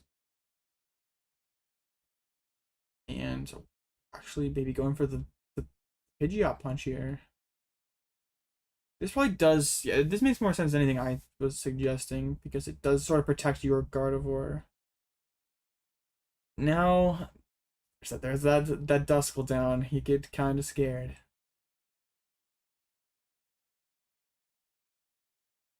Alright, Jackson's hand is weird. Like, Jackson could go Bosqueo Guardy, but it's not that great. And loses the Pidgeots. Bond can just go snipe Pidgeot again.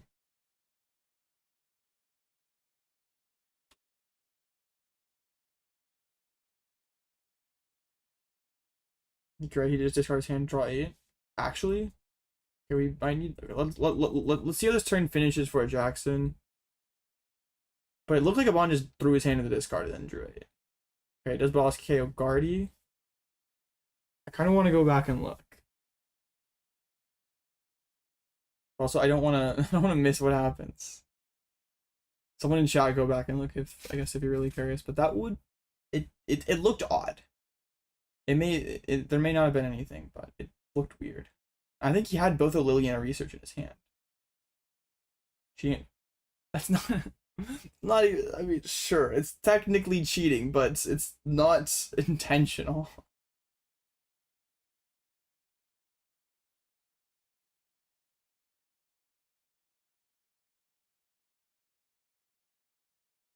If so, then do you think he made a medical by playing Duskzard this weekend? Yeah, it seemed like a solid call. Jackson boss, yeah, probably so. Jackson has Dusclops, the game just ends. But even without that, well, I don't know. Jackson can't win the game this turn without Clops. So Jackson, he wanted Pidgeot, so potentially Jackson can go, or Abon can go Iona to 1, Kael'Zar with Mew.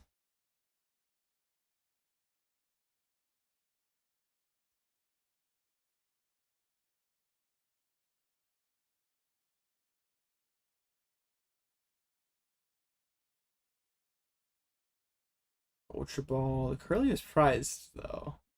Bond know that? I don't know that he knew that. Probably not.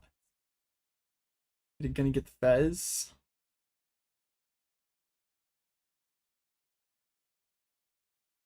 Yeah, rough.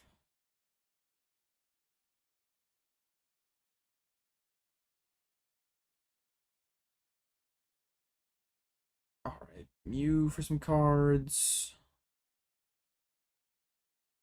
Fez for some cards. Is a Gardevoir for a Bond, but not a ton of other stuff. Monkey. Damage over to Charmander, 10 to the Charmander. And Screamtail knockout Pidgeot. So Jackson, no, Jackson can't win now because a Bond did find Charm. So at least one more turn for a Bond. Actually, a Bond may win this. As funny as that is, Jackson's position is not that great.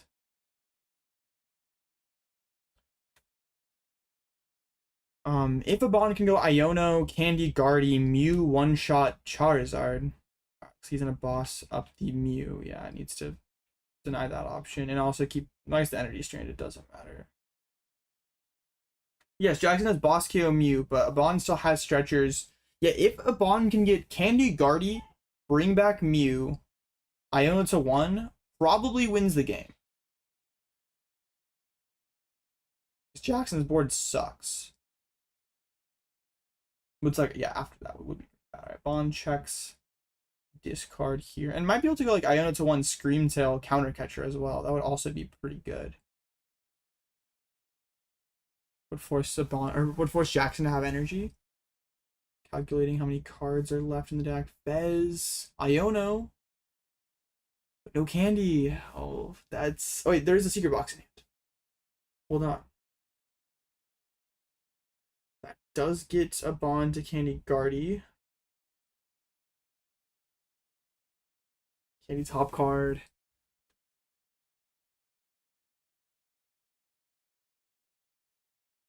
Okay, so Bond's actually pretty close to this. Just needs the way to bring back Mew.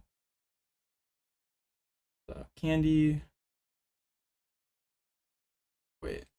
Super, no, you cannot grab 2 items upon. It's one or the other. Do not. Oh, is this the second starter's prized? Wait, this is actually a lot more improbable than we thought.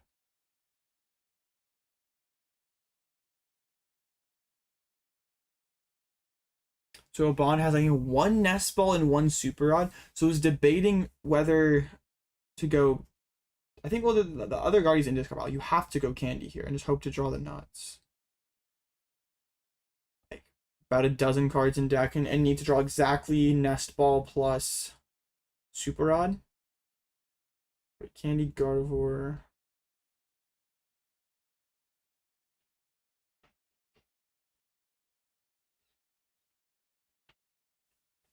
Well, I guess at the very least, a bond can mind bend. That is actually not that bad.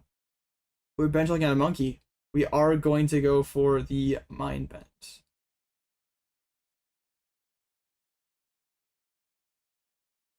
Okay.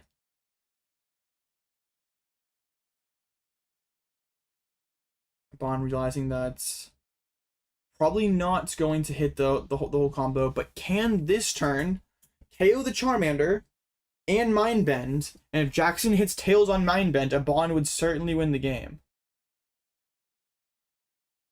So retreats here.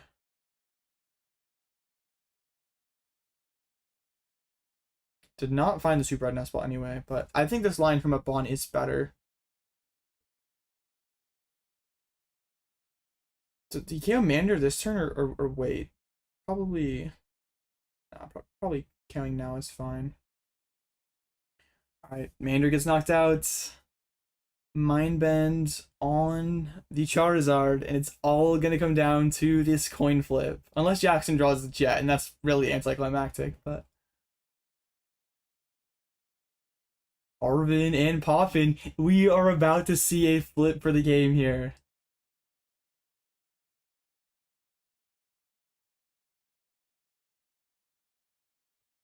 I don't think there's any card. I guess Jackson can get Nest Ball and potentially get Fez and draw into Jet. The flip would be way more hype though.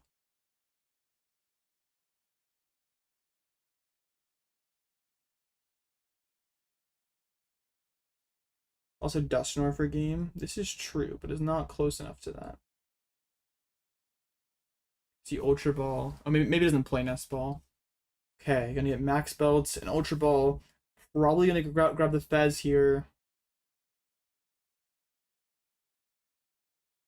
And if Jackson finds a Jet Energy, have guaranteed win. But if not, we have a 50-50.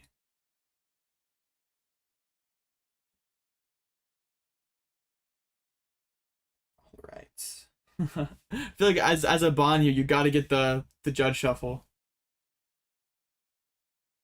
No cut. No Jets. Okay, here we go. This is for everything. Got it. It hit the other. Wow. Wow. Man. That's insane. Just like that, it's over. I mean, I think a Bond played really well to get there to I mean to get that game to a winning position or getting it to a 50-50. All right. Well, that was not the most competitive finals. First game was kind of steamrolled, but the second game was sort of fun. But yeah, still an amazing string of tournaments by a Bond. Yeah, pretty does seem like a pretty terrible matchup. All right, chat. That's gonna do it for me. Been a lot of fun doing these watch parties. I am down to do them more in the future. For regionals that I'm not attending. But yeah, I appreciate y'all for hanging out. I'll probably be live again tomorrow. Nah, we don't need to talk about the DQ. We can talk about it tomorrow when I stream. But yeah, I'll probably be back tomorrow. But yeah, thank y'all for hanging out. It's had a lot of fun these last few days. But yeah, I'll see y'all again sometime next week.